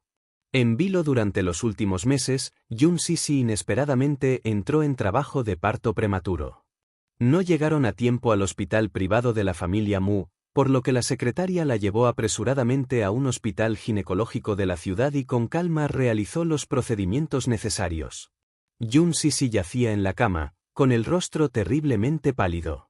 Cuando levantó la vista, la luz de una lámpara incandescente parpadeaba constantemente ante sus ojos. Bajo un dolor tremendo, empezó a sudar frío. Después de 8 meses de embarazo, finalmente iba a ser liberada. La secretaria la acompañó hacia la sala de partos, dándole constantemente palabras de aliento. Señorita Jun, no tenga miedo. Tú y los niños estaréis bien, esperaré afuera por las buenas noticias. Gracias. Jun Sisi cerró los ojos cuando la empujaron hacia la sala de partos y las puertas se cerraron detrás de ellos. El director del hospital conocía a Jun Yecheng. Al enterarse de que quien estaba a punto de dar a luz era Jun Sisi, el médico lo contactó de inmediato. Jun Yecheng corrió al hospital después de recibir el mensaje y esperó con impaciencia fuera de la sala de partos. 4 horas más tarde, se escuchó un gemido resonante desde la habitación. Es un bebé sano. La enfermera colocó al bebé en una incubadora y lo envió a la sala infantil para recién nacidos. A Jun Yecheng no le importaba el bebé. Caminó de un lado a otro y miró frenéticamente a su alrededor fuera de la sala de partos. La secretaria caminó hacia la guardería. Inspeccionando al recién nacido desde el otro lado de la ventana de cristal, se volvió para preguntar, ¿qué pasa con el otro? La enfermera respondió disculpándose, lo sentimos muchísimo. Al ser un parto prematuro, el más joven está demasiado débil. Cuando salió ya no respiraba. El rostro de la secretaria se puso rígido por la sorpresa y preguntó, ¿no hay esperanza? La enfermera habló con franqueza. Sí. Estaba decepcionada, pero no podía hacer nada al respecto. Bien. Por favor, ocúpese de ese niño en consecuencia. Cuando terminó de hablar con la enfermera, levantó su teléfono para comunicarse con algunos de su gente y enviar una ambulancia. Tenía la intención de trasladar al recién nacido al hospital privado de la familia Mu. Antes de irse, llenó un cheque y se lo pasó a Yun Yecheng. Ella habló cortésmente, «Señor Yun. Su hija ha sufrido durante estos últimos meses. Este es el pago restante. Por favor, acéptalo». Aturdido, Yun Yecheng recibió el cheque de ella. Entonces la secretaria se fue apresuradamente. Dentro de la sala de partos, Yun Sisi se quedó sin energía y se desmayó. La enfermera se acercó a ella y estaba a punto de atender al bebé que había nacido muerto. Sin embargo, justo cuando lo levantaba, notó algo extraño. Sus pupilas temblaron y su expresión cambió drásticamente. Corrió frenéticamente hacia el médico con el bebé. «Doctor». 6 años después. Pasó el tiempo. Los años y los meses pasaron en un instante. Dentro de la bulliciosa multitud en una tienda departamental, Yun Sisi, que empujaba un carrito, miraba ansiosamente a su alrededor de un lado a otro. Sus pasos fueron apresurados. Simplemente fue a la sección de artículos básicos diarios para tomar algo. Sin embargo, cuando miró hacia atrás, él ya no estaba y no lo encontraba por ningún lado. Al pasar por la sección de juguetes, redujo el paso y examinó toda el área. De repente, vio una pequeña figura. Yun Sisi se encogió de hombros antes de suspirar impotente. Las comisuras de su boca se curvaron y se rió para sí misma. Luego empujó el carro en esa dirección y se inclinó detrás de la figura. Un niño pequeño estaba parado frente a un estante, con los ojos fijos en un auto de carreras con control remoto bellamente envuelto. Parecía muy joven, de unos 5 o 6 años. Llevaba un uniforme escolar limpio que era un poco grande para su delgada figura. Cabello suave, sedoso, negro azabache, piel de jade, un rostro juvenil con rasgos exquisitos y mejillas sonrosadas, era un chico bastante encantador. Poseía un par de ojos grandes y brillantes, que a veces brillaban, claros y hermosos. Sus ojos hundidos estaban enmarcados por pestañas espesas y rizadas que estaban ligeramente levantadas como 2 plumas de un fénix negro. Sus orbes negros eran claros y libres de impurezas. Este joven encantador parecía una pequeña hada. Sin embargo, en este momento, la pequeña hada tenía una expresión seria en su rostro, aparentemente poseyendo la madurez de un adulto. Capítulo 10. Pequeño tú este joven encantador parecía una pequeña hada. Sin embargo, en este momento, la pequeña hada tenía una expresión seria en su rostro, aparentemente poseyendo la madurez de un adulto. $150, demasiado caro. La voz juvenil tenía un tono grave que era algo inconsistente con su edad. Parecía un anciano, la forma en que frunció el ceño mientras comenzaba a contar con los dedos. Luego suspiró angustiado y sus hombros cayeron, como si estuviera en un mundo de oscuridad. Yun Sisi se rió impotente ante su comportamiento abatido, pero su corazón estaba un poco amargado. Ella frunció los labios y extendió la mano para tocarle el hombro. El niño, sorprendido, se dio la vuelta. Al darse cuenta de que era ella, su rostro se puso de un extraño tono rojo. «Mami. Mami te buscó durante tanto tiempo, ¿no te pidió mami que me siguieras obedientemente y que no corrieras?» Yun Sisi fingió estar enojado y el niño claramente se sintió más culpable. Su pequeña mano se aferró con cuidado a su cuello. Con las pestañas ligeramente caídas, parpadeaba incesantemente con los ojos muy abiertos mientras murmuraba, «Mami, no te enojes. No volverás a correr más. Querida, tú. Ella se arrodilló y lo abrazó. «¿Qué estás mirando?» Instintivamente señalaste el auto de carreras, Pero, como si hubiera pensado en algo, rápidamente retrajo sus deditos. Luego levantó el rostro y fingió desinterés. Mami, tú solo estás mirando y realmente no lo quieres. Podría haber dicho esto, pero sus ojos nunca abandonaron ese hermoso auto de carreras a control remoto. Lo han delatado por completo. Su expresión se volvió fría. Todavía era muy joven, pero había aprendido a hablar en contra de sus deseos. Ella sabía que él realmente lo quería, pero estaba tratando de ayudarla a ahorrar. Por eso estaba poniendo una fachada dura. Este niño fue absolutamente un amor desde que nació. Ella se rió y le acarició la cabecita. Se levantó y se dirigió al mostrador, indicando el coche de carreras al cajero. Fijaste la vista en el juguete antes de mirar a Jun Sisi nuevamente. Como si hubiera adivinado lo que estaba a punto de suceder, sus ojos se iluminaron e irradiaron emoción. Corrió hacia el mostrador y miró con nostalgia el juguete bellamente empaquetado que ahora estaba en manos del cajero, sin apartar la mirada ni una sola vez. El cajero colocó el auto de carreras en el mostrador para escanear su código de barras. El niño colocó su mano sobre el mostrador y con entusiasmo se cernió sobre el borde de puntillas, su pequeño rostro mostrando una expresión de satisfacción. Jun Sisi lo siguió. Al mirar su brillante sonrisa, ella quedó visiblemente conmovida. Si ni siquiera podía conceder el pequeño deseo de su hijo, entonces no merecía ser llamada buena madre. Todos estos años le había debido demasiado a este niño. Hace 6 años, para ese hombre, ella dio a luz gemelos. Como eran bebés prematuros, cuando nacieron ambos estaban bastante débiles. La situación de Ti era peor. Cuando todavía estaban en su útero, el hermano de Yo-Yo había consumido demasiada nutrición, como resultado, Yo-Yo no respiraba cuando nació. Su padre le dijo que tan pronto como el mayor salió, lo llevaron inmediatamente a la sala de recién nacidos, poco después, lo trasladaron a otro hospital. Al mismo tiempo, la enfermera que había dado a luz a sus bebés hizo un descubrimiento inesperado. Tú, quien fue proclamado muerto al nacer, tenías un rastro de aliento débil. Capítulo 11. Tú eres su amor. Después de una serie de tratamientos médicos de emergencia, el recién nacido finalmente fue rescatado del borde de la muerte. Sin embargo, su constitución física era demasiado débil y siempre padecía enfermedades. Su pobre hijo también quedó huérfano de padre desde su nacimiento. Para compensar esto, ella lo adoraba con todas sus fuerzas. Ella le dio todo el amor que tenía en ella.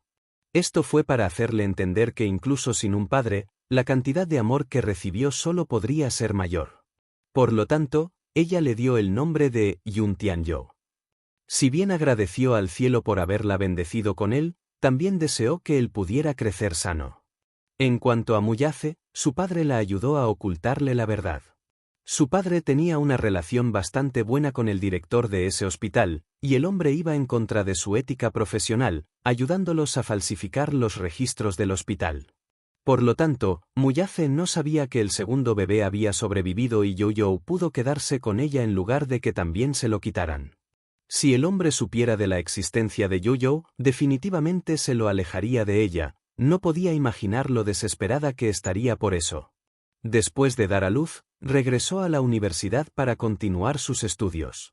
Al final, la empresa de su padre fracasó, y más tarde, él se declaró en quiebra ante el tribunal. Ese hombre sí cumplió su promesa. Después de que ella le dio a luz un hijo, él le pagó una suma superior a la remuneración acordada. Fue verdaderamente generoso. Esto también alivió gran parte de sus cargas y la sustancial cantidad de dinero ayudó más o menos a pagar las deudas de su padre. Después del cierre de la empresa, Yun Yecheng trabajó desde cero. Sin embargo, ya estaba envejeciendo y, habiendo pasado por el punto más bajo de su vida, estaba atado a demasiadas cosas a su alrededor. Hacía mucho que había perdido la pelea en él. No estaba dispuesto a volver a trabajar demasiado y pasar dificultades. Su madre adoptiva, Lin, se despojó del esplendor y se arrepintió de haberse casado con el viejo inútil Yun Yecheng. Originalmente era ama de casa, pero debido a las limitaciones de la vida, tuvo que salir y hacer trabajos ocasionales. Sin embargo, debido a su vida anterior de comodidad, desarrolló el hábito de ser quisquillosa, por lo tanto, a menudo fue despedida de sus trabajos. Reprendida por otros en el trabajo, Lin expresó su enojo contra Yun Sisi y su hijo. Yun-na, su hermana menor adoptiva, tuvo un rendimiento académico no tan estelar. Sus resultados en la escuela secundaria no la calificaron para la universidad, por lo que tuvo que conformarse con inscribirse en una escuela vocacional. Sin embargo, su actitud mandona a menudo la llevaba a algunos problemas. Casi con regularidad, un puñado de matones turbios llamaban a su puerta. Después de su graduación, holgazaneó aún más. Tenía una gran ambición pero ninguna capacidad real para respaldarla. Incapaz de conseguir ningún trabajo, se quedó en casa y se juntaba con esos matones inútiles día tras día. En la actualidad, toda la familia dependía de los míseros ingresos de su padre, pero Yun-na a menudo se portaba mal, frecuentaba clubes nocturnos y terminaba en muchos problemas. Cuando nació Yu-yo, tuvo que amamantarlo, y esto coincidió con sus estudios. Fue el periodo más duro de su vida. Ni siquiera podía sentarse correctamente durante el encierro. Cuando fue aceptada en una prestigiosa universidad, su carga de trabajo era pesada. Siempre que estaba libre, tenía que ponerse al día con el trabajo atrasado. En un día normal, tenía su trabajo de medio tiempo mientras cuidaba de Yo-yo. Su cuerpo estaba a punto de colapsar. Después de graduarse de la universidad, logró conseguir un trabajo bien remunerado, por lo que la situación financiera de la familia mejoró. Como su madre adoptiva y su hermana se quedaban en casa mientras ella estaba trabajando, tenía miedo de que Yo-yo fuera tratada de la misma manera que ella. En aquel entonces, cuando trajo a Yo-yo a casa por primera vez, Yun-na se burló apáticamente de ella. No pudo olvidar que le llamó pequeño bastardo, incluso hasta ahora. Por lo tanto, tan pronto como consiguió un trabajo, dejó la casa con Yo-yo y alquiló un apartamento para los dos. Cuando tenía que trabajar, a Yo-yo la enviaban a un jardín de infantes y él la esperaba en la entrada una vez que lo despedían. Se alegraba de que Yo-yo fuera una niña sensata. A pesar de su tierna edad, era muy reflexivo y rara vez obstinado. Ahora incluso podía regresar a casa sin que ella viniera a buscarlo. Capítulo 12. Hermanos separados. Cuando nació Yo-yo, tuvo que amamantarlo, y esto coincidió con sus estudios. Fue el periodo más duro de su vida. Ni siquiera podía sentarse correctamente durante el encierro. Cuando fue aceptada en una prestigiosa universidad, su carga de trabajo era pesada. Siempre que estaba libre, tenía que ponerse al día con el trabajo atrasado. En un día normal, tenía su trabajo de medio tiempo mientras cuidaba de Yo-yo. Su cuerpo estaba a punto de colapsar. Después de graduarse de la universidad, logró conseguir un trabajo bien remunerado, por lo que la situación financiera de la familia mejoró. Como su madre adoptiva y su hermana se quedaban en casa mientras ella estaba trabajando, tenía miedo de que Yo-yo fuera tratada de la misma manera que ella. En aquel entonces, cuando trajo a Yo-yo a casa por primera vez, Yun-na se burló apáticamente de ella. No pudo olvidar que le llamó pequeño bastardo, incluso hasta ahora. Por lo tanto, tan pronto como consiguió un trabajo, dejó la casa con Yo-yo y alquiló un apartamento para los dos. Cuando tenía que trabajar, a Yo-yo la enviaban a un jardín de infantes y él la esperaba en la entrada una vez que lo despedían. Se alegraba de que Yo-yo fuera una niña sensata. A pesar de su tierna edad, era muy reflexivo y rara vez obstinado. Ahora incluso podía regresar a casa sin que ella viniera a buscarlo. Al salir de los grandes almacenes, los dos quedaron expuestos al sol abrasador del exterior. El pequeño sostenía un juguete en la mano mientras la seguía, sus pasos se volvían gradualmente más pesados. Ya era mediados de verano.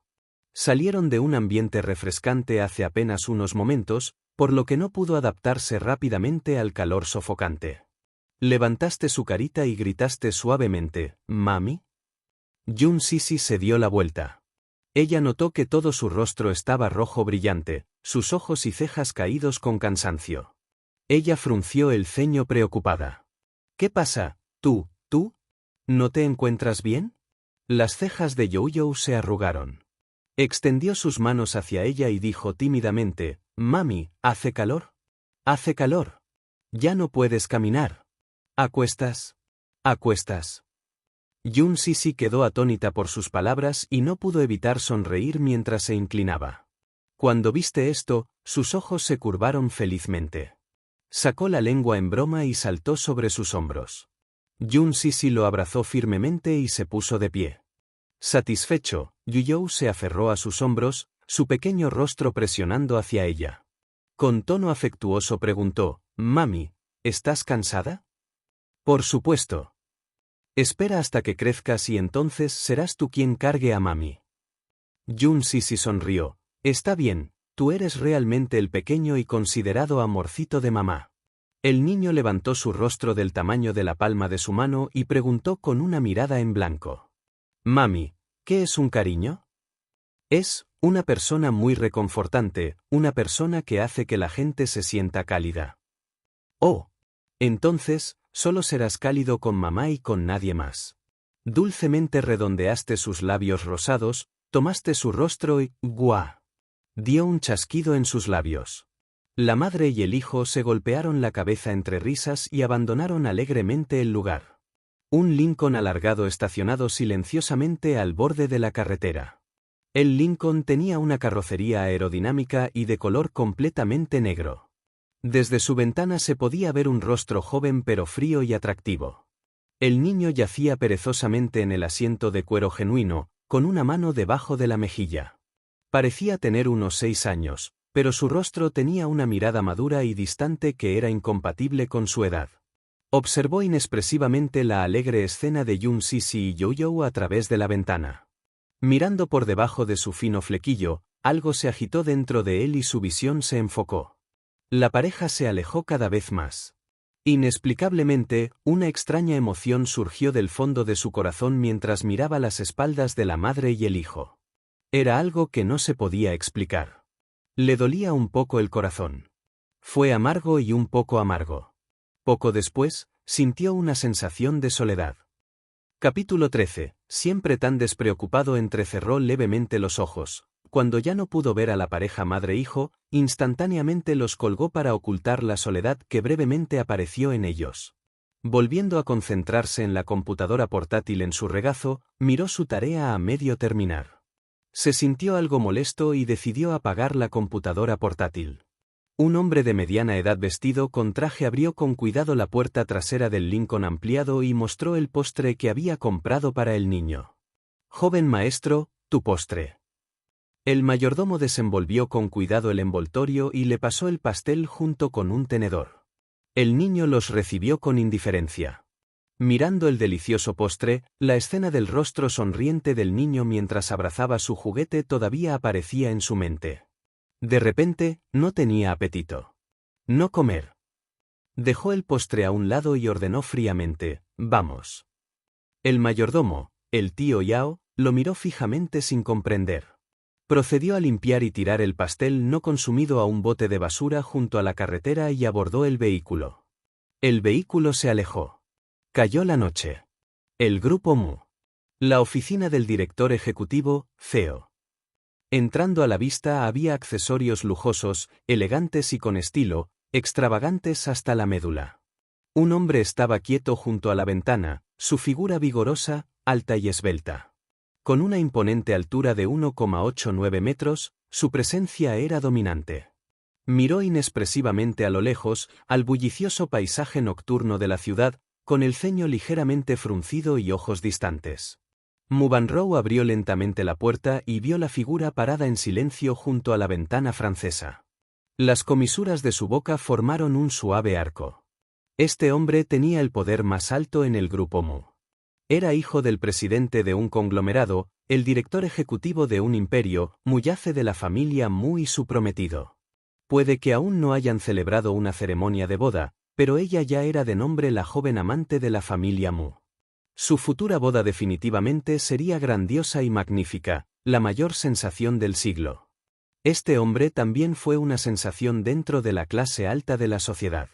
Muchas jóvenes de familias conocidas se sintieron atraídas por él.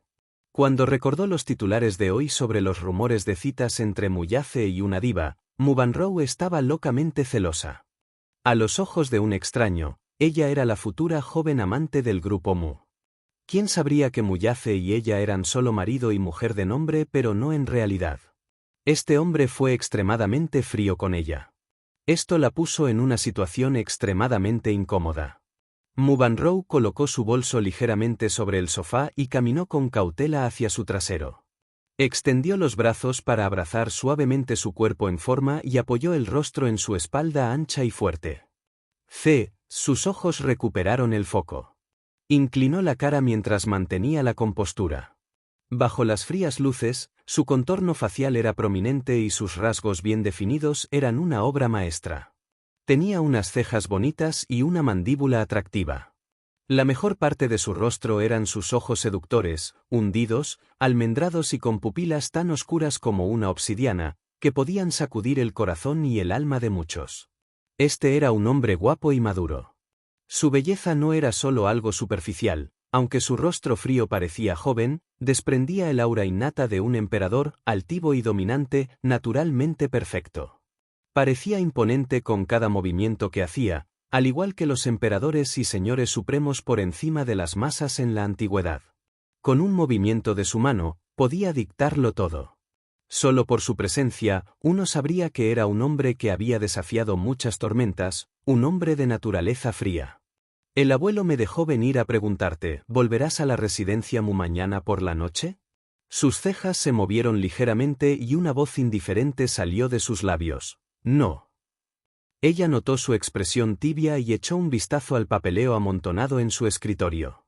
Ella preguntó, con una vocecita, ¿te molesté?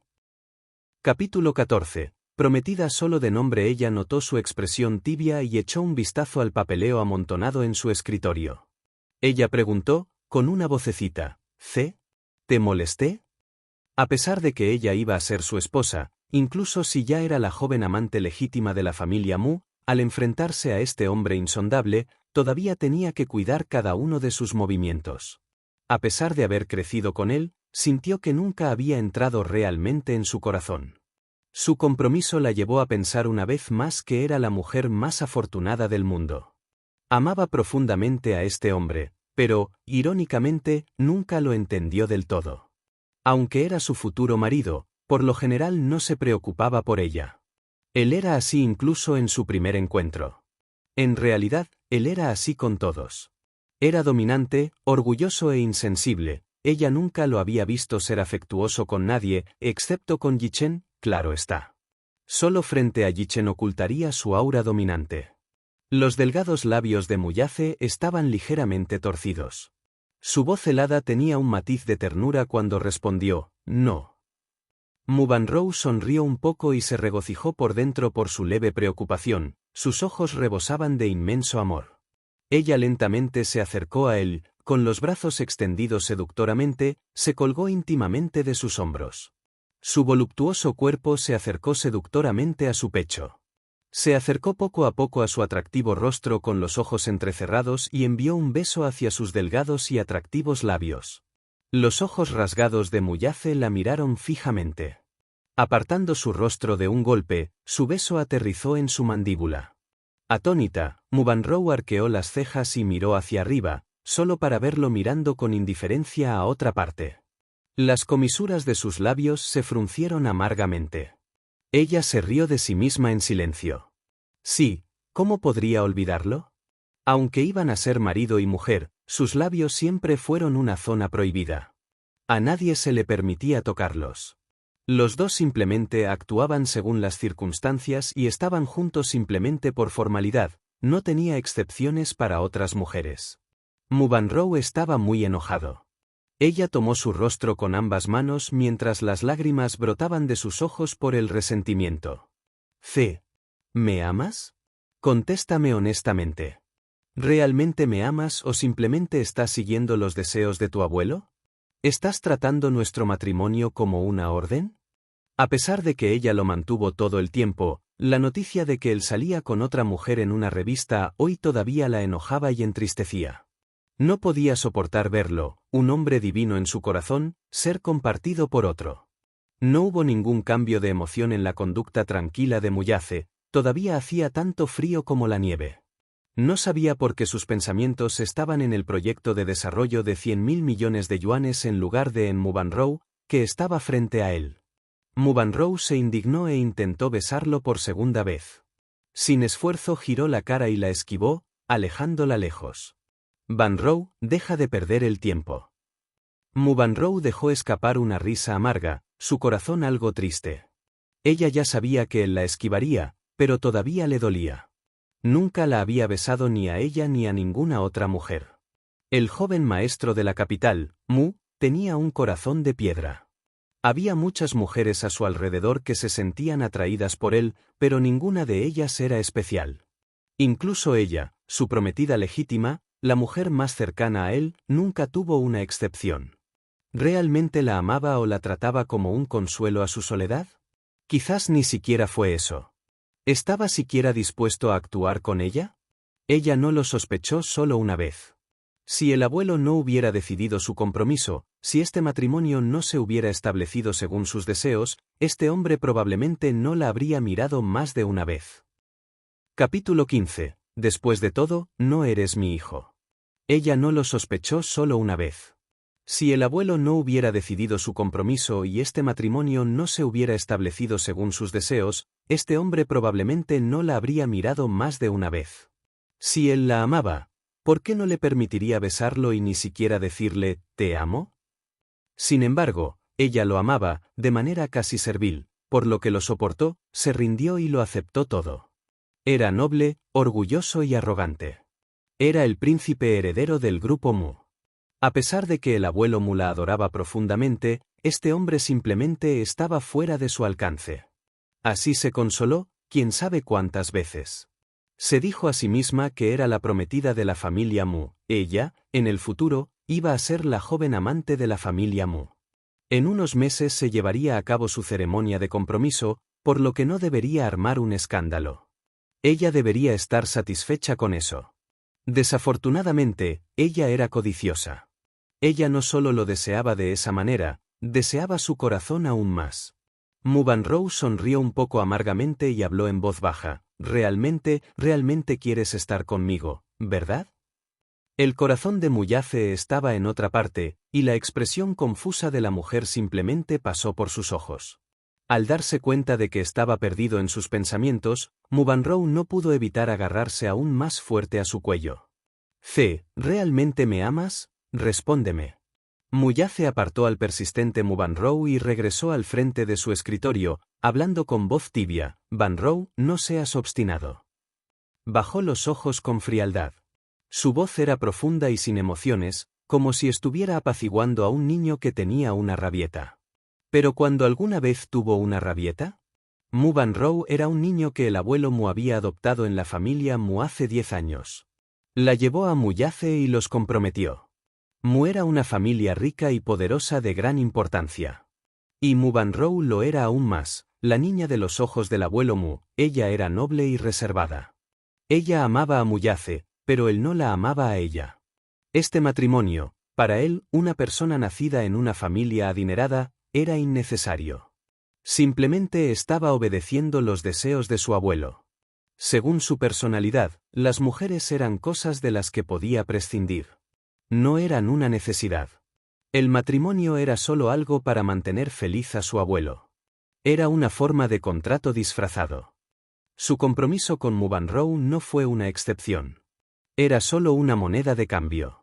Las ramas colaterales de la familia Mu estaban tomando medidas lentamente, muchos de ellos estaban observando su posición. Simplemente estaba usando este matrimonio como trampolín para expandir el territorio del imperio Mu. ¿Amar? Esta palabra era demasiado lujo para él. ¿Qué fue el amor? ¿Fueron esas personas de la alta sociedad de la clase alta que lo adulaban, persiguiendo fama y riqueza? ¿Fue el voluntarioso y arrogante Vanrow? ¿Fueron los modelos y artistas sin experiencia que querían ser famosos? En este mundo de deseos materiales, el dinero y los deseos se entrelazan. ¿Quién hablaría todavía de amor? Aparte de su madre, nunca había amado a ninguna otra mujer. El parentesco y el amor estaban fuera de su alcance. Era apático, frío y mantenía su mundo cerrado. En la industria empresarial, podía causar conmoción con un movimiento de la mano. Su forma de hacer las cosas era fría y firme. En privado, uno podría negociar acuerdos con él, pero nunca se les podría ocurrir entrar en su corazón. ¿Hablando de amor? ¡Qué broma! De repente sonó el teléfono que estaba sobre su mesa. Mubanrou respondió la llamada por él y escuchó un mensaje de voz desde el escritorio de la secretaria. Director, el joven maestro ha llegado. Se escuchó una serie de pasos más allá de la puerta. Poco después, se abrió la puerta de la oficina y apareció una cabecita. «Papá». El pequeño vio que Muyace no estaba ocupado, así que entró. Al darse cuenta de la presencia de Mubanrou, un matiz de inquietud se extendió por su rostro al instante. Él la llamó rotundamente, «Mami». Al ver esto, Mubanrou se sintió algo incómodo. No sabía por qué no era cercana a este pequeño a pesar de ser su mamá. Quizás fue porque él no era de su carne y sangre. Sin esta conexión de sangre, su relación, por supuesto, no era tan unida como la de madres e hijos reales. Capítulo 16. Su amor, que es difícil de conseguir. El pequeño era muy sensible. Además de Muyace, era bastante distante con todos los demás. Era como su padre la mayor parte del tiempo. Realmente fueron sacados del mismo molde. Su pequeño rostro siempre estuvo impasible. Era taciturno y serio, como un adulto. Era como si no fuera un niño de su edad. Era extremadamente maduro. Cuando tenía 3 o 4 años, Muyace lo acompañaba a menudo. Era como un pequeño demonio, travieso, y siempre le encantó hacer bromas. A menudo se burlaba de las criadas de la residencia Mu, un pequeño antepasado totalmente hedonista. Sin embargo, durante los últimos 2 años, el trabajo en Mu Group se volvió más arduo y Muyace estaba muy ocupada y siempre ausente. Sin su padre que lo acompañara, el pequeño poco a poco se volvió más solitario y tranquilo día a día. Al final, ya casi no hablaba. A veces, al mirar su pequeño rostro, Mubanrou no podía evitar recordar al joven Muyace. También era así de frío y distante con todos. Solo frente a Muyace mostraría más o menos una naturaleza única de los niños. En cualquier caso, todavía era un niño. Por lo tanto, a veces actuaba como un malcriado y hacía algunas cosas malas para llamar la atención de su padre. Muyace, por supuesto, lo adoraba y lo mimaba muchísimo. Así, frente a él, el pequeño Yichen parecía audaz. Mubanrou recobró el sentido. Ella sonrió y lo saludó con la mano. «Yichen, ven aquí». El pequeño Yichen la miró. Dio unos pasos hacia ella, pero finalmente se detuvo. Parecía muy reacio mientras miraba hacia su padre. Muyace se dio la vuelta y, cuando vio al niño, la frialdad de su rostro disminuyó un poco. Se sentó en el sofá y sus grandes manos acariciaron ligeramente sus largas piernas. Cuando el pequeño Yichen vio eso, sus ojos se curvaron hacia arriba y corrió hacia su lado. Una comisura de los labios de Muyace ascendió y levantó al niño para que se sentara en su regazo. Los rasgos faciales del pequeño Yichen se parecían en gran medida a los suyos, pero, bajo la sombra de sus cejas, era digno y gentil, nada como su frialdad. Más bien esa chica tímida, de hace 6 años. Sus ojos se tensaron un poco. Durante muchas noches, esa apariencia hermosa y fuera de este mundo aparecía de alguna manera en su mente. Debajo de su cuerpo, su rostro a veces era tímido, a veces nervioso y a veces hundido. Esa chica era la persona más hermosa que había visto. Todavía tenía que saborearla un poco más, y esa chica de repente desapareció de su mundo. Hace 6 años, debido a un parto prematuro, cuando nació el pequeño Yichen, su cuerpo estaba muy débil. Al saber que el otro niño no se salvó, se lamentó hasta cierto punto. Siempre pensó que su corazón ya estaba duro como el hielo. Como a su abuelo le encantaban los niños, decidió cumplir su anhelado deseo y buscó una mujer joven para la maternidad subrogada. Sin embargo, nunca esperó salvar solo a uno de sus hijos. Siempre se sintió arrepentido y culpable por esto, por lo que adoraba al pequeño Yichen más que a cualquier otra cosa. El pequeño Yichen creció sano bajo su cuidado. Sin embargo, no era cercano a Mubanrou. El niño era inocente por naturaleza, pero tenía espíritu.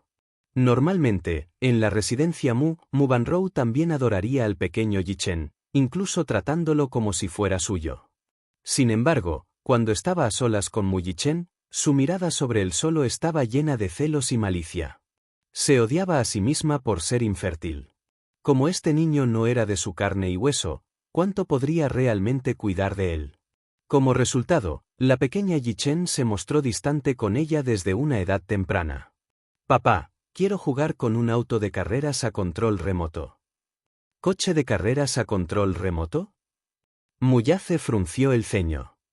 ¿No te has cansado de eso? ¿Por qué quieres volver a jugar con uno? Solo quiero jugar con él. El pequeño Yi-chen hizo un puchero. Una rara ternura apareció en los ojos de Muyace. Está bien, papá te lo comprará. Capítulo 17. El tu sensible. Una rara ternura apareció en los ojos de Muyace. Está bien, papá te lo comprará. Papá, no solo tienes que comprarme uno, sino que también tienes que jugar conmigo.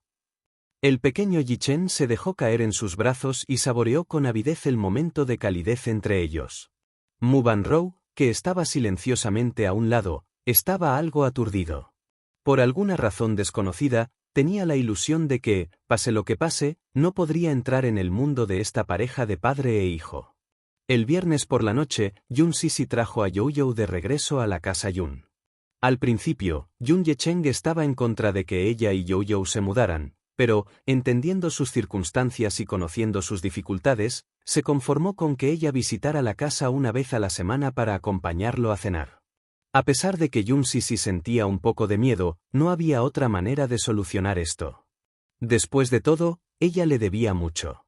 Si Yun Yecheng no la hubiera sacado del centro de asistencia social, su destino probablemente habría sido mucho peor. Yun Sisi cargó los alimentos que compró y caminó detrás de su hijo. Subiste las escaleras y viste que Yun Yecheng los había estado esperando durante mucho tiempo en el pasillo.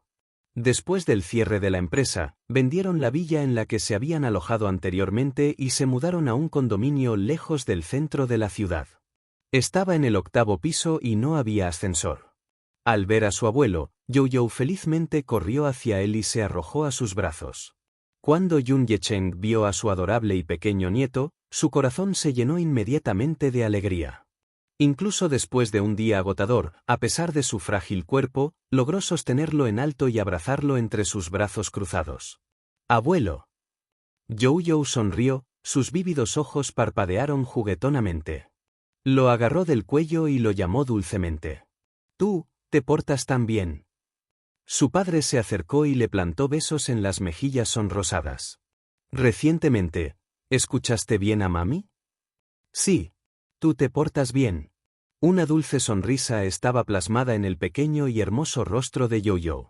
Yun Sisi subió las cosas por las escaleras. Después de entrar, se abrió paso hasta la cocina y comenzó a preparar la cena. Lin todavía estaba durmiendo, Yunna salió con sus amigos y solo llegaría a casa antes de cenar. Yun Yecheng se sentó en el sofá sosteniendo a Youyou.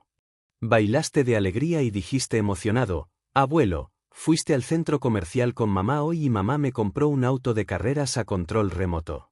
Al principio, querías llevarlo para jugar con el abuelo». El pequeño se sintió repentinamente humillado y agachó la cabeza, jugueteando con sus deditos. «Pero tú no sabes jugar, tienes miedo de que se eche a perder, así que no te atreves a abrirlo». Al escuchar sus palabras, la expresión de su padre cambió un poco y su enorme mano acarició su mechón. «Tú siempre fuiste muy sensato. Nunca pidió nada caro. Un juguete que valía $100 ya era para él un artículo de lujo. Sin embargo, lo deseaba obstinadamente desde el fondo de su corazón». Yun Yecheng recordó que una vez llevó al niño a un pequeño jardín para jugar, y este último vio a una pareja de padre e hijo. Los dos estaban jugando con un coche de carreras teledirigido. Lo controlaban y se divertían de todo corazón en el césped. Mientras tanto, Youyou se escondió en un rincón y observó toda la escena con envidia. El pequeño pensó que si llegara el día en que su papá pudiera jugar así con él, sería algo muy feliz. Sin embargo, desde que tiene uso de razón, nunca antes había visto a su papá y su mamá nunca lo mencionó.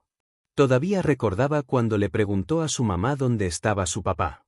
Una vez que preguntó eso, vio la expresión triste de su mamá. A partir de entonces, no se atrevió a plantear la cuestión nuevamente. Su padre se rió y rascó la nariz recta y encantadora de Youyou, burlándose de él. «La próxima vez, el abuelo te ayudará a reunirte y jugar». Capítulo 18. ¿Un pequeño desgraciado? Su padre se rió y rascó la nariz recta y encantadora de Yu-Yu, burlándose de él. La próxima vez, el abuelo te ayudará a reunirte y jugar. Al escuchar eso, los ojos de Yu-Yu se iluminaron instantáneamente. Él sonrió y asintió.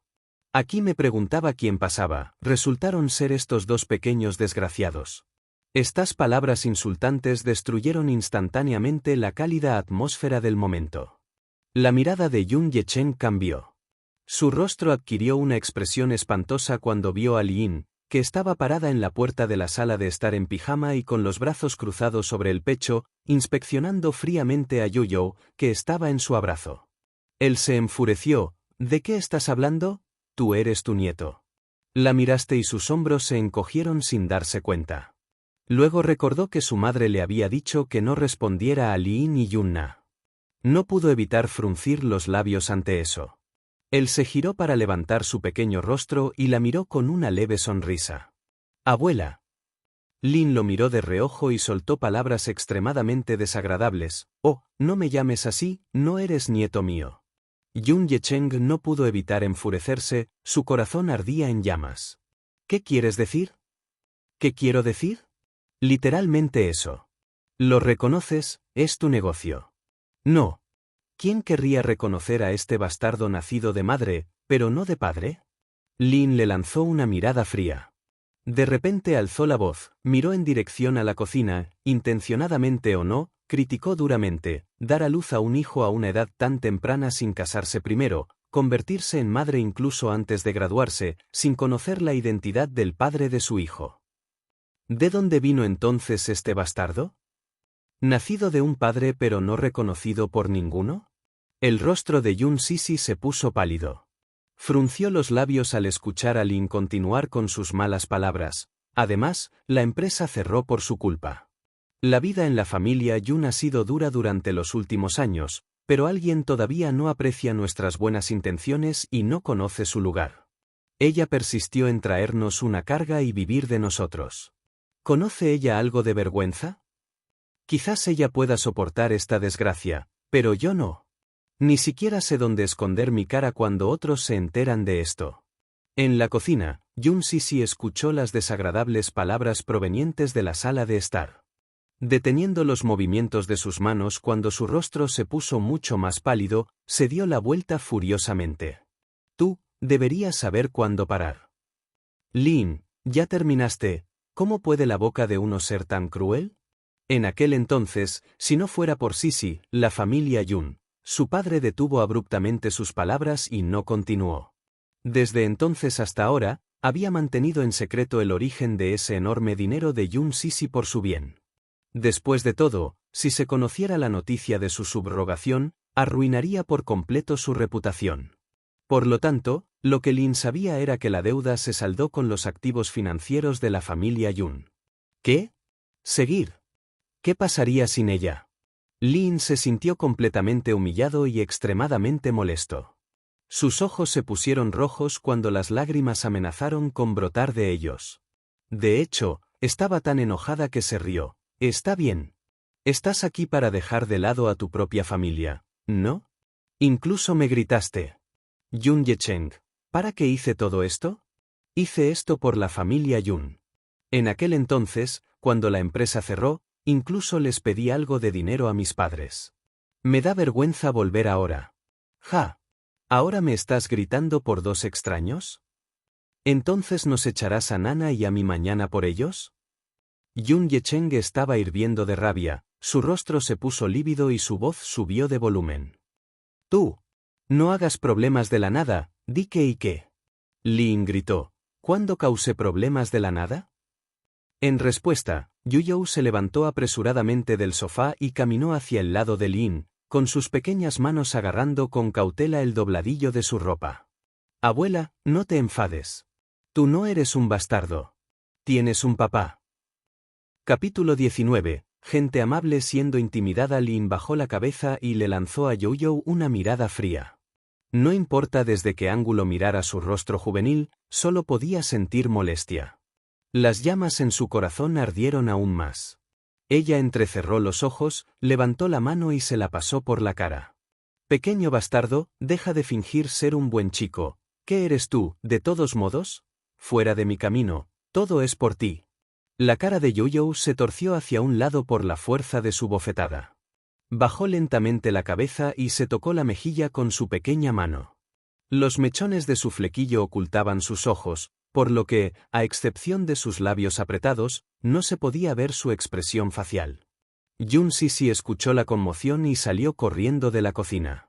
Cuando vio que Yo-Yo había sido golpeado, su ira se provocó instantáneamente. Con el corazón dolorido, corrió al lado de Yo-Yo y lo abrazó. Al mirar hacia arriba, tenía los ojos fríos. Al presenciar esto, su padre no pudo reprimir su ira. Se levantó y corrió hacia Lin. Él levantó la palma de su mano hacia ella, pero fue detenido en medio de la acción por un tirón en el dobladillo de su ropa. Aturdido, bajó la cabeza. Fue solo entonces que Yo-Yo levantó su pequeño rostro. Con el rostro medio hinchado, formó una elegante sonrisa. Abuelo, deja de pelear. Hoy aprendiste algo en la escuela: si una familia vive en armonía, todos los asuntos prosperarán. La mano de Yun Yecheng se detuvo en el aire. Dudó por un momento antes de bajarlo débilmente. En sus ojos jugaban emociones complicadas. Lin obviamente estaba asustado por su ira, pero, al final, lo vio darse la vuelta para servirle agua a Yo-Yo. Este niño era tan sensato que gradualmente descubrió que tener a Lin como esposa era una desgracia para la familia. Había pensado en divorciarse de ella, pero sabía que esta última haría un escándalo. Además, sería vergonzoso que se corriera la voz por el barrio. Yun Sisi observó con cautela la huella de la mano en el rostro de Yo-Yo. Con el miedo persistente en su corazón, levantó la cabeza y miró fijamente a Lin. Luego se levantó y llevó a Yo-Yo a la cocina. Esta cena fue deprimente como las anteriores. Después de que Yunna regresó, el estado de ánimo se volvió aún más deprimente. A Yunna nunca le había gustado Yun Sisi desde el principio. Sin embargo, esto era comprensible. Yun Yecheng y Lin la habían mimado como a una princesita y la colmaron de mucho amor desde que era joven. Sin embargo, un día, otra hija irrumpió en su armoniosa familia de 3 y le arrebató más de la mitad del amor de su padre. A partir de entonces, su padre ya no era solo suyo. Si hubiera algo bueno, no pensaría solo en ella. Si esto le sucediera a alguien, más o menos también estaría preocupado. Yun Sisi era perfecto, obtuvo buenas notas, fue estudiosa y paciente con ella. Como era demasiado buena, su padre amaba más a Yun Sisi. Por eso Yunna no estaba dispuesta a aceptarla y por eso la odiaba tanto. Cuando Yunna estaba atravesando su fase rebelde, solo sentía celos y desdén por el forastero, Yun Sisi. No era necesario que te mencionaran, ya que ella simplemente no tenía espacio para él. En su corazón, él era solo un bastardo, nacido de un padre pero no reconocido por nadie. Alrededor de la mesa del comedor reinaba un poco de silencio. De vez en cuando, Yo-Yo compraba algo de comida para Yun Yecheng, mientras que Yun Sisi compartía cosas interesantes en el trabajo. El ambiente fue entonces más relajado. A pesar de que a Lin y Yunna no les agrada Yo-Yo, no se atrevieron a ser imprudentes ni a mostrarlo abiertamente con Yun Yecheng cerca. Después de la cena, Yun Yecheng recibió una llamada telefónica y tuvo que salir. Le recordó las cosas a Yun Sisi y se fue a toda prisa. Yun Sisi no deseaba quedarse mucho tiempo en esta casa, por lo que rápidamente recogió los platos y decidió lavarlos antes de irse. Tú ayudaste a su madre a lavar los platos sosteniéndole tazones con sus pequeñas manos. Tenía algo de miedo de Lin y Yunna, así que después de que Yun Yecheng se fue, se quedó con Yun Sisi en la cocina. Capítulo 20. Tú eres un pequeño cariño. Tú ayudaste a su madre a lavar los platos sosteniéndole tazones con sus pequeñas manos. Tenía algo de miedo de Lin y Yunna, así que después de que Yun Yecheng se fue, se quedó con Yun Sisi en la cocina. En la sala de estar, Yunna desvió su mirada hacia la pareja de madre e hijo en la cocina con odio. Ella se quejó con Lin: mamá, ¿por qué dejaste que ese desgraciado entrara en nuestra familia? Mirarla es tan deprimente. Perdí mi buen humor. Lin se sentó en el sofá y su expresión tampoco se veía bien. ¿Quién sabe? Tendrás que preguntárselo a tu padre. Un desgraciado y un bastardo. ¿Por qué nuestra familia se encontró con estos dos desastres? Nana, no dejes que tu padre escuche eso. De lo contrario, ayudará a los forasteros y nos regañará, madre e hija. ¿No has visto la expresión de tu padre hoy? Fue realmente aterrador. Cuando se enteró, el rostro de Yunna perdió el color. ¿Papá realmente los ayudó? Respecto a esto, Lin se enfureció. Él hizo. Yunna apretó los puños con fuerza y resopló con frialdad. Es solo un bastardo. Su padre no lo quiere y ni siquiera sabemos con qué chico jugó para tenerlo. No aprendas de esa mujer, de tener un bebé antes del matrimonio y a una edad tan temprana. Si estas palabras salen a la luz, sería realmente vergonzoso. Yun Sisi continuó lavando los platos con la cabeza gacha, pero su movimiento ahora era tan rígido como el de un robot. Bajo la tenue luz amarilla, su expresión era extrañamente rígida. Aunque estaban separados por una puerta, las desagradables palabras de los dos aún se podían escuchar claramente, y ella las encontró insoportables. Las burlas desde la sala continuaron. Yun Sisi soltó furiosamente los platos, pero cuando estaba a punto de enfrentarse a la pareja de madre e hija, una mano tierna de repente sostuvo su brazo suavemente. Sorprendida, Yun Sisi bajó la cabeza y vio a Youyou acurrucada a su lado. Él la estaba mirando con una sonrisa. Su par de ojos inteligentes parecían penetrar a través de sus complejas emociones. Mami, tú te ayudarás a lavar los platos para que podamos irnos a casa rápido. Después de decir esto, se puso de puntillas y luchó por meter la mano en el fregadero con sus dos manitas. Yun Sisi estuvo aturdido por un momento. Luego frunció los labios y decidió controlar su ira una vez más. Su ira casi explotó muchas veces hoy, pero tuvo que contenerla cada vez. Podrían apuntar a ella. Podía escuchar, podía soportar y podía soportar. Después de todo, ella también sabía que le debía mucho a la familia Yun. Si no fuera por su padre, no tendría una vida tan buena. Él le dio un hogar. Desafortunadamente, esta casa no la acogió. Incluso si la despreciaran una y otra vez, podría tolerarlo todo. Sin embargo, el corazón humano en última instancia estaba hecho de carne. Tú no les hiciste nada malo. Era solo un niño inocente. Él todavía era muy joven y no debería revivir la oscuridad por la que ella había pasado cuando era joven. Si no estuvieras presente, ella ciertamente estallaría. Sin embargo, estabas a su lado. Como madre, quería dejarle a Youyou una infancia encantadora. Por lo tanto, solo podía decidir no volver a poner un pie en la casa de la familia Yun nunca más. Dentro de un automóvil que regresaba a casa, Yun Sisi enterró débilmente su rostro en el hombro de Youyou, que estaba sentado en su regazo, y agarró su manita con un poco de fuerza. Se arrepintió por un momento fugaz. No debería haber sido egoísta al permitirte quedarte a su lado. Quizás, al lado de ese hombre, su hijo tendría un padre y una madre, y no tendría que soportar toda esta humillación. En la casa de ese hombre, vivirías una vida mucho más feliz, ¿verdad? Sin embargo, odiaba separarse de él. 6 años de relación. La sangre era realmente más espesa que el agua. Ya no podía dejar ir a este niño lindo y sensato. Mami, te quedaste quieta y la dejaste apoyarse en su estrecho hombro. Capítulo 21. Telepatía. Yun Sisi susurró junto a su oído, lo siento, abriste su boquita para hablar pero dudaste. Realmente quería preguntar, realmente no le agradaba a su papá, no lo quería, así que lo tiró y ya no se molestó más con él. ¿Fue realmente lo que dijeron esos adultos? ¿Nacido de un padre pero reconocido por nadie? Estas preguntas surgieron de sus labios, pero se las tragó con fuerza. Volteaste su mano y sostuviste los delicados dedos de Yun Sisi. Levantó su pequeño rostro y miró hacia el cielo nocturno, hablando en voz baja. Mami, incluso si el papá de Youyou no te quiere, Youyou todavía tiene a mami. Tú amas más a mami, así que no estés triste. Todo es por culpa de papá que mamá está triste. Cuando crezcas, definitivamente protegerás a mami. Yun Sisi levantó los ojos, siguió su línea de visión y también miró hacia afuera. Finalmente dio un largo suspiro y lo abrazó aún más fuerte. Tú, eres un niño tan bueno, la residencia Mu. En la sala de estar, Mu Yichen, que estaba sentado en el sofá, de repente sintió un extraño dolor punzante en el corazón. Fue insoportable. Con el ceño ligeramente fruncido, acarició suavemente el área donde se encontraba su corazón antes de colocar su palma sobre él. Sintió latidos rápidos en su interior.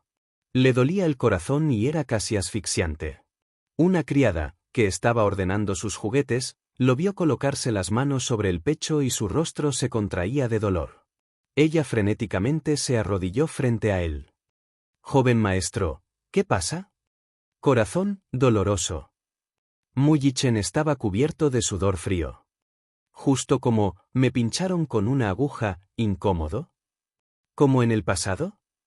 La criada quedó momentáneamente perdida. El joven maestro siempre había experimentado estos dolores de cabeza. De repente, su corazón latía rápidamente y sentía dolor. Sin embargo, cada vez que lo enviaron al hospital no se detectó ninguna causa del dolor. Estaba sano. Ni siquiera los mejores médicos podían decir qué le pasaba. Mu Yichen se acurrucó en el sofá y respiró hondo de aire frío, luciendo reservado. ¿Qué pasa? Mu Zeng bajó lentamente las escaleras con el apoyo de su bastón. El anciano se puso un conjunto de prendas tradicionales chinas sin arrugas. A pesar de su vejez, todavía parecía enérgico. Bajo la sombra de sus cejas, no era difícil darse cuenta de que era un hombre encantador y elegante en su mejor momento. «Bisabuelo». Mu Yichen lo miró y gritó dócilmente. Nadie podría sacudir la posición de Mu Zeng en la familia Mu. Había interactuado con tantas figuras poderosas a lo largo de su vida que cada una de sus palabras y gestos hacía que la gente temblara de miedo o se sintiera asombrada. Por lo tanto, para el hijo de un hombre rico como Mu Yichen, también temía a su bisabuelo. Mu Zeng, por su parte, adoraba a este pequeño con todo su corazón y alma. Mu Yace era su nieto favorito, y Mu Yichen era su carne y sangre, por lo que era natural que lo adorara más. Al ver recaer a su amado bisnieto, su expresión facial cambió. Se apresuró a preguntar, ¿tu cuerpo no se siente bien otra vez? ¿Te duele el corazón otra vez? Su bisabuelo mostró preocupación por él, pero Mu Yichen instintivamente lo rehuyó. Claramente le tenía miedo. Tenía miedo del rostro siempre taciturno y severo de Mu Zeng. Por eso, nunca le gustó estar cerca de él. «Nada», respondió. «Disparates. Mírate. Sientes tanto dolor que estás sudando frío». Mu Zeng estaba extremadamente desconsolado. «Bisabuelo, yo subiré a leer libros». Mu Yichen saltó del sofá y corrió escaleras arriba. Mu Zeng miró la espalda de su bisnieto y suspiró lentamente. La noche se hizo más profunda. En la carretera, un Bugatti Veyron negro corría con el viento. Se proyectaron luces de neón en la estilizada carrocería del automóvil y las luces del túnel pasaron de claro a oscuro consecutivamente. Mu Yace, que tenía el control del volante, tenía sus ojos hundidos llenos de intensa rabia. La fría luz de la luna reflejaba un brillo plateado en su rostro perfectamente tallado. Pisó con fuerza el acelerador con el pie. El motor aceleró y ahogó todos los demás ruidos. Esta noche, por alguna razón, no tenía control de sus emociones. Capítulo 22. Tenía un hermano menor por alguna razón, esta noche no tenía el control de sus emociones. Anteriormente, incluso si estaba de mal humor, aún podía mantener la calma ante un proyecto de desarrollo difícil de manejar. Sin embargo, en este momento, estaba increíblemente molesto, incluso cansado. Su teléfono sonó. Mu Yace contestó la llamada y se oyó la voz balbuceante de Mu Yichen. «Papá». «¿Qué pasa?» «Papá, me duele el corazón otra vez. Ayer tuve un sueño, soñé con mami». El deportivo se detuvo bruscamente. Bajando la ventanilla del auto, apareció el rostro sombrío de Mu Yace. ¿Mami? ¿Mubanro? Esa no mami. Soñé con una bella dama pronunciando suavemente un nombre, pero no es mío. Oh. No estoy seguro. De todos modos, soñé con ella y me sentí a gusto. Hacía tanto calor, como... La voz juvenil se detuvo por un momento antes de continuar, refunfuñando, «No me gusta la mamá de aquí. Ella no es nada gentil. A Yichen no le agrada». Papá, no quiero a mami aquí. Quiero a esa mami en mis sueños. El pequeño estaba llorando y siendo obstinado al otro lado del teléfono. El rostro de Muyafe estaba hosco, pero su voz era inesperadamente suave. Sé bueno, Yichen. Pórtate bien, ¿vale? Papá está de camino a casa para estar contigo. Bueno. Te esperaré, papá. La llamada terminó. Las comisuras de su boca hacia arriba bajaron lentamente. ¿La gente realmente tiene telepatía? El médico dijo que como el pequeño Yichen era gemelo, seguramente tendría telepatía con su otro gemelo. Sin embargo, cuando la niña dio a luz a 2 niños para él en aquel entonces, uno ya no respiraba al nacer. Luego del parto, envió personas a ese hospital para preguntar sobre el paradero del cadáver del niño al personal a cargo del operativo. Quería darle al niño un entierro digno. Sin embargo, todos afirmaron que ya estaba atendido.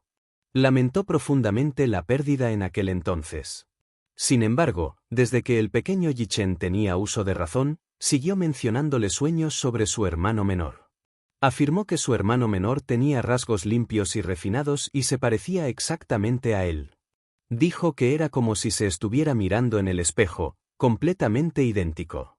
Muyafe había pensado anteriormente que la telepatía entre gemelos era una tontería. Sin embargo, hubo una vez en la que el pequeño Yichen tenía fiebre alta y el médico de familia le puso un goteo intravenoso. Mientras estaba confinado en la cama, seguía gritando inconscientemente, «Mami, mami». Sonaba indefenso y dependiente, pero no indiferente, a diferencia de lo que era con Mubanrou. El pequeño Yichen podría haber llamado a Mubanrou, mamá, a diario, pero nunca estuvo cerca de ella. Cuando despertó, gritó con fuerza. Mubanrou quería abrazarlo, pero él gimió y rechazó su toque. Siguió llorando. Yichen tiene un hermano pequeño. Mi hermano pequeño está enfermo. Yichen tiene el corazón roto, el corazón roto. El niño de aquel entonces no fue salvo. Entonces, ¿de dónde vino este hermano menor? Nadie creyó en sus palabras porque era un niño. Las palabras de los niños no causaban daño alguno y tenían poco peso. El pequeño Yichen finalmente dejó de mencionar sus sueños. Sin embargo, a partir de entonces se mostró más distante con Mubanrou. El día siguiente fue un día de trabajo tranquilo. Sin embargo, por la tarde, un incidente inesperado hizo que Yun Sisi perdiera su trabajo. Yun Sisi originalmente planeaba pasar una propuesta al jefe de su departamento después de la pausa del almuerzo. Justo cuando ella salió, unos jóvenes sin rumbo, vestidos como hooligans, hirieron audazmente a los guardias de seguridad en la entrada de la empresa. Irrumpieron en su departamento, arrojaron una hilera de mesas y gritaron su nombre en voz alta. Su intrusión asustó a todos en la oficina. Algunos notaron los tatuajes en sus cuerpos y se acurrucaron en un rincón. Se rumoreaba que estos jóvenes eran rufianes muy conocidos en cierta calle de la capital y tenían poderosos patrocinadores. ¿Yun Sisi había provocado a estas personas? Capítulo 23. Estar preocupado. Cuando Yun Sisi regresó de su reunión con el jefe del departamento, se sorprendió por lo que vio, pero rápidamente recuperó la compostura. Una vez que los pocos jóvenes mandones la vieron, inmediatamente reconocieron que era Yun Sisi. Se acercaron a ella y la arrastraron a la fuerza por el brazo fuera de la oficina. Uno de ellos, que parecía ser el líder, la abofeteó sin piedad. Evidentemente estaba molesto. De manera amenazadora, preguntó, ¿eres la hermana de esa perra? Yun Sisi quedó atónito. Ella acunó su mejilla dolorida y los estudió. Entonces se dio cuenta de quién era la perra de la que estaban hablando. ¿Sabes cuánto me debe esa hermana tuya? Masticó chicle y sus ojos la miraron de arriba a abajo unas cuantas veces. Yun Sisi dócilmente frunció los labios y guardó silencio. Muy rápidamente resolvió todo y comprendió la situación en su totalidad. Recordando a Yun Na, probablemente incurrió en esta enorme deuda mientras se divertía. La situación financiera de su familia aún era inestable, por lo que no tenía dinero para pagar su deuda. Cuando no pudo devolverles el dinero, pensó en ella y les dio la dirección de su empresa a estas personas. Yun Sisi se sintió un poco arrepentido por dentro. Preocupada de que su padre tuviera contratiempos en el trabajo y no pudiera contactarla, les dejó la dirección de su empresa. Sin embargo, nunca pensó que aparecerían invitados no invitados. Sin embargo, ella no estaba dispuesta a someterse a estos pocos matones. Su desgana no se debía a que tuviera carácter, sino también a que se encontraba bajo dificultades financieras. Si ayudaba a Yunna a pagar su deuda, entonces no tendría suficiente para pagar las cuotas escolares de Yoyo durante el próximo semestre. Al verla permanecer en silencio, el líder se enfureció. La agarró por el cuello de la camisa y le dio unos golpecitos en la cara. ¿Eres mudo? ¿Saber cómo hablar? Habla alto, ¿quieres? Maldita sea. No puedes pagar, ¿verdad? Algunos de los matones la empujaron. Varios pares de ojos, albergando malas intenciones, se asomaron a su pecho. Está bien si no puedes pagar, tienes que comportarte y venir con nosotros. ¿No tienes dinero para pagar? Hay muchas otras maneras de hacerlo. Hablando de eso, tú, pequeña, te ves muy bien. ¿Interesado en jugar con nosotros? Los pocos sonrieron, sus ojos contenían intenciones maliciosas. Yun Sisi mantuvo una cara de póker. Por favor, habla con más respeto. Yo. Ja. Esta chica tiene actitud. El hombre le dedicó una sonrisa siniestra y luego procedió a abofetearla nuevamente. ¿Por qué eres tan salvaje con tus palabras? ¿Cuál es la razón por la que debes dinero y no lo devuelves? Yun Sisi lentamente giró su rostro hacia atrás, su mano buscando furtivamente su teléfono en su bolsillo.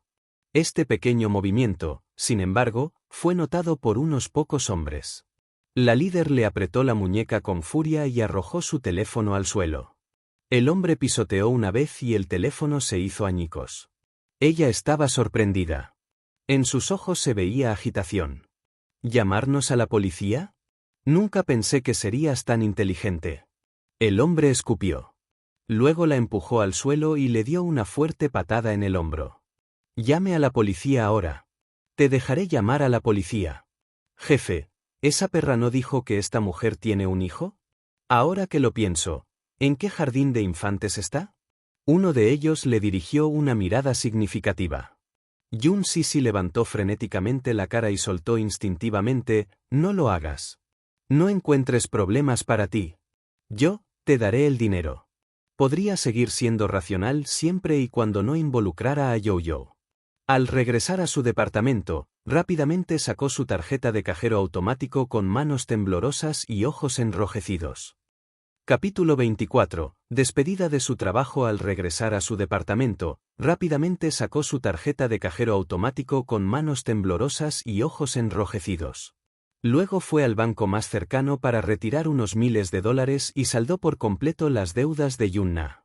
Los matones, satisfechos, contaron el dinero mientras le lanzaban una mirada feroz.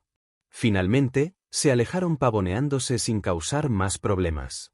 De regreso a la empresa, el gerente la citó a su oficina y la despidió por causar grandes problemas y pérdidas a la empresa. Le pidió que empaquetara sus pertenencias y abandonara las instalaciones de la empresa lo antes posible. Anteriormente, pudo mantener la calma a pesar de estar rodeada y confrontada por esos hombres malvados. En este momento, sabiendo que podría perder su trabajo, sus ojos se pusieron rojos instantáneamente. A ella no le importaba nada más. Le suplicó al gerente que no la despidiera. Ella todavía te tenía a ti. No podía perder este trabajo. Si lo hiciera, ¿qué pasa con sus gastos de manutención durante este periodo de tiempo? La familia Yun todavía tenía una deuda bastante grande que pagar y Yo-Yo todavía era joven, una época en la que se necesitaba dinero. Hoy en día, la matrícula escolar de su jardín de infancia era increíblemente alta. A este gasto se sumaba el costo de las necesidades nutricionales de su frágil cuerpo, que ya era exponencialmente alto. A esto se sumaron sus gastos de manutención. Ella ya estaba al límite de su ingenio. Al verla suplicar tan seriamente, el gerente naturalmente se conmovió. Honestamente, Yun Sisi era un trabajador muy competente. Aunque era la única trabajadora en el departamento de Ti, sus habilidades no eran inferiores a las de sus colegas masculinos. Además, era trabajadora, devota y concienzuda en su trabajo. Sin embargo, El incidente esta vez había hecho que los superiores se sintieran infelices y tomaron la decisión de despedirla. Él no tenía nada que decir al respecto, ya que no tenía la autoridad para permitir que ella se quedara. Por lo tanto, aunque Jun Sisi suplicó, el resultado aún estaba escrito en piedra.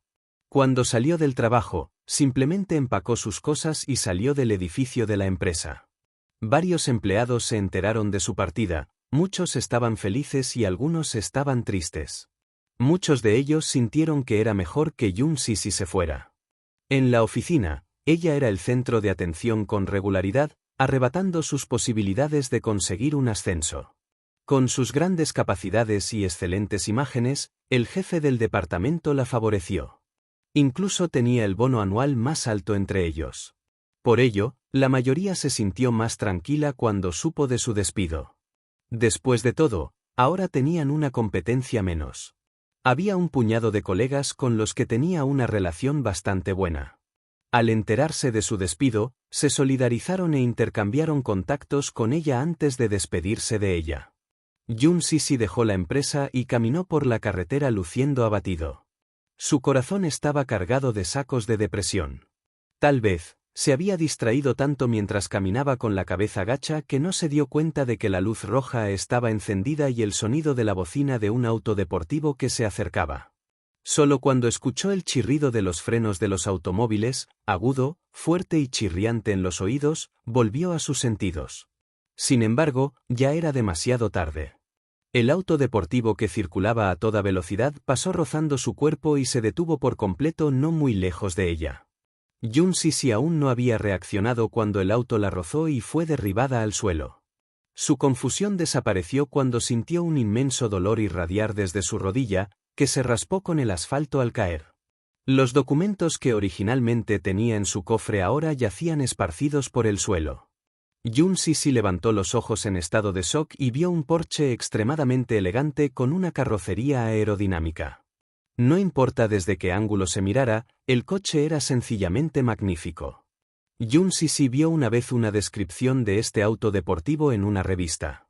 Se rumoreaba que se trataba de un coche hecho a medida y de edición limitada a nivel mundial. Solo existían 3 de estos en todo el mundo. Una vez más, su atención volvió a su rodilla magullada cuando le dolía. La esquina de su falda se abrió por la fricción entre el auto y la tela, y su rodilla que acababa de rasparse descuidadamente tenía algo de polvo mientras sangraba profusamente. Capítulo 25. Reencuentro. Sin estar seguro de si fue el dolor o algo más, los ojos de Jun Sisi de repente se llenaron de humedad. Las lágrimas pronto rodaron sin cesar por sus mejillas y gotearon constantemente hasta el suelo. Estaba tan molesta que lloró. Desde muy joven había llevado una vida errante. Aunque más tarde tuvo un lugar al que llamar hogar, aparte de Jun Yecheng, nadie le dio la bienvenida. Ella, en todo momento, no dependió de nadie. Sin su trabajo, realmente no sabía qué hacer. Su indignación profundamente reprimida finalmente estalló. Los acontecimientos imprevistos de los últimos días le habían pasado factura mental y físicamente y ya estaba en el límite de lo que podía soportar. Además de asumir la deuda de Yun-na, también perdió su trabajo. En ese mismo momento, ella se encontraba sin un centavo a su nombre. ¿Qué debería hacer ella ahora? Durante todo este tiempo, ella fue muy resistente hasta el punto de ser inflexible. Incluso cuando se encontraba en una situación difícil, se las arreglaba sola. No importa lo difícil o agotador que fuera, con Yo-Yo a su lado, pensó que había esperanza en la vida. Sin embargo, la realidad la derribó con una masa de moretones. Una vez le habías dicho que cuando las cosas se pusieran difíciles, ella debía sonreír y todo estaría bien. Incluso un niño conocía este principio, pero ¿por qué un adulto como ella no podía seguirlo adecuadamente? Por lo tanto, en este momento, ella no pudo evitar que sus lágrimas cayeran. Jun Sisi, lleno de agravios y amargura, presionó sus mejillas. Se sentó en el suelo así y lloró desconsolada. No muy lejos, el motor del Porsche estaba apagado. Se abrió la puerta y un par de costosos zapatos de cuero tocaron el suelo. Muyace salió elegantemente del auto y casualmente cerró la puerta detrás de él. En su línea de visión había una dama con un vestido blanco, que cayó al suelo, inmóvil. La expresión de su rostro no se podía ver claramente con la cabeza gacha, pero se podían escuchar sus sollozos de corazón roto, haciéndola parecer bastante lamentable. La señora parecía joven, de unos 20 años, y frágil. Llevaba un sencillo vestido de oficina. Su cabello suave y sedoso caía en cascada sobre sus hombros ligeramente desordenado y ocultaba la mayor parte de su rostro. Aunque parecía desaliñada, eso no era injusto con su belleza. De hecho, solo acentuó aún más su impresionante apariencia, haciendo que otros sintieran simpatía por ella. Los ojos de Muyace se entrecerraron lentamente, mirando profundo y lejano. Esta chica hizo que su corazón se estremeciera. Parecía algo familiar, como si la hubiera visto antes. Sin embargo, con la cabeza gacha, no podía ver su apariencia. Sus cejas como espadas se movieron ligeramente. Se acercó y con gracia se puso en cuclillas frente a ella. Bajó ligeramente sus ojos almendrados para examinar fríamente el hematoma en su rodilla. Notó que una de sus delgadas piernas estaba manchada de sangre. La sangre goteaba por las delicadas curvas de su pierna. Escaneó todo su cuerpo y no vio otras heridas además de esa leve abrasión en la piel de la rodilla. Afortunadamente, su herida no fue grave, pero todavía lloraba de pena, como si hubiera sufrido un agravio realmente grande. Realmente no sabía por qué lloraba tan lastimosamente. Su apariencia actual era un poco similar a la de un gatito abandonado. Muyace notó eso, pero no mostró ninguna reacción visible al respecto. Los sentimientos de frustración que tenía se agravaron un poco. Tenía la costumbre de sacar el coche a dar una vuelta por las montañas cuando se sentía deprimido. En ese momento, con la mente ocupada, no se dio cuenta de que ella estaba en el camino. Quizás su frágil figura y su endeble vestido blanco también la hacían pasar desapercibida. Parecía tan delicada y él conducía salvajemente por la carretera, por lo que no se dio cuenta de ella hasta que ya era demasiado tarde. Fue realmente una suerte que no le hubiera pasado nada malo. Al ver sus lágrimas fluir sin parar, Muyace no perdió más tiempo. Bajó la cabeza y sacó su billetera. Sacando algunos billetes grandes, se los dio sin expresión alguna. Capítulo 26. Una cara desconocida pero familiar. Al ver sus lágrimas fluir sin parar, Muyace no perdió más tiempo. Bajó la cabeza y sacó su billetera.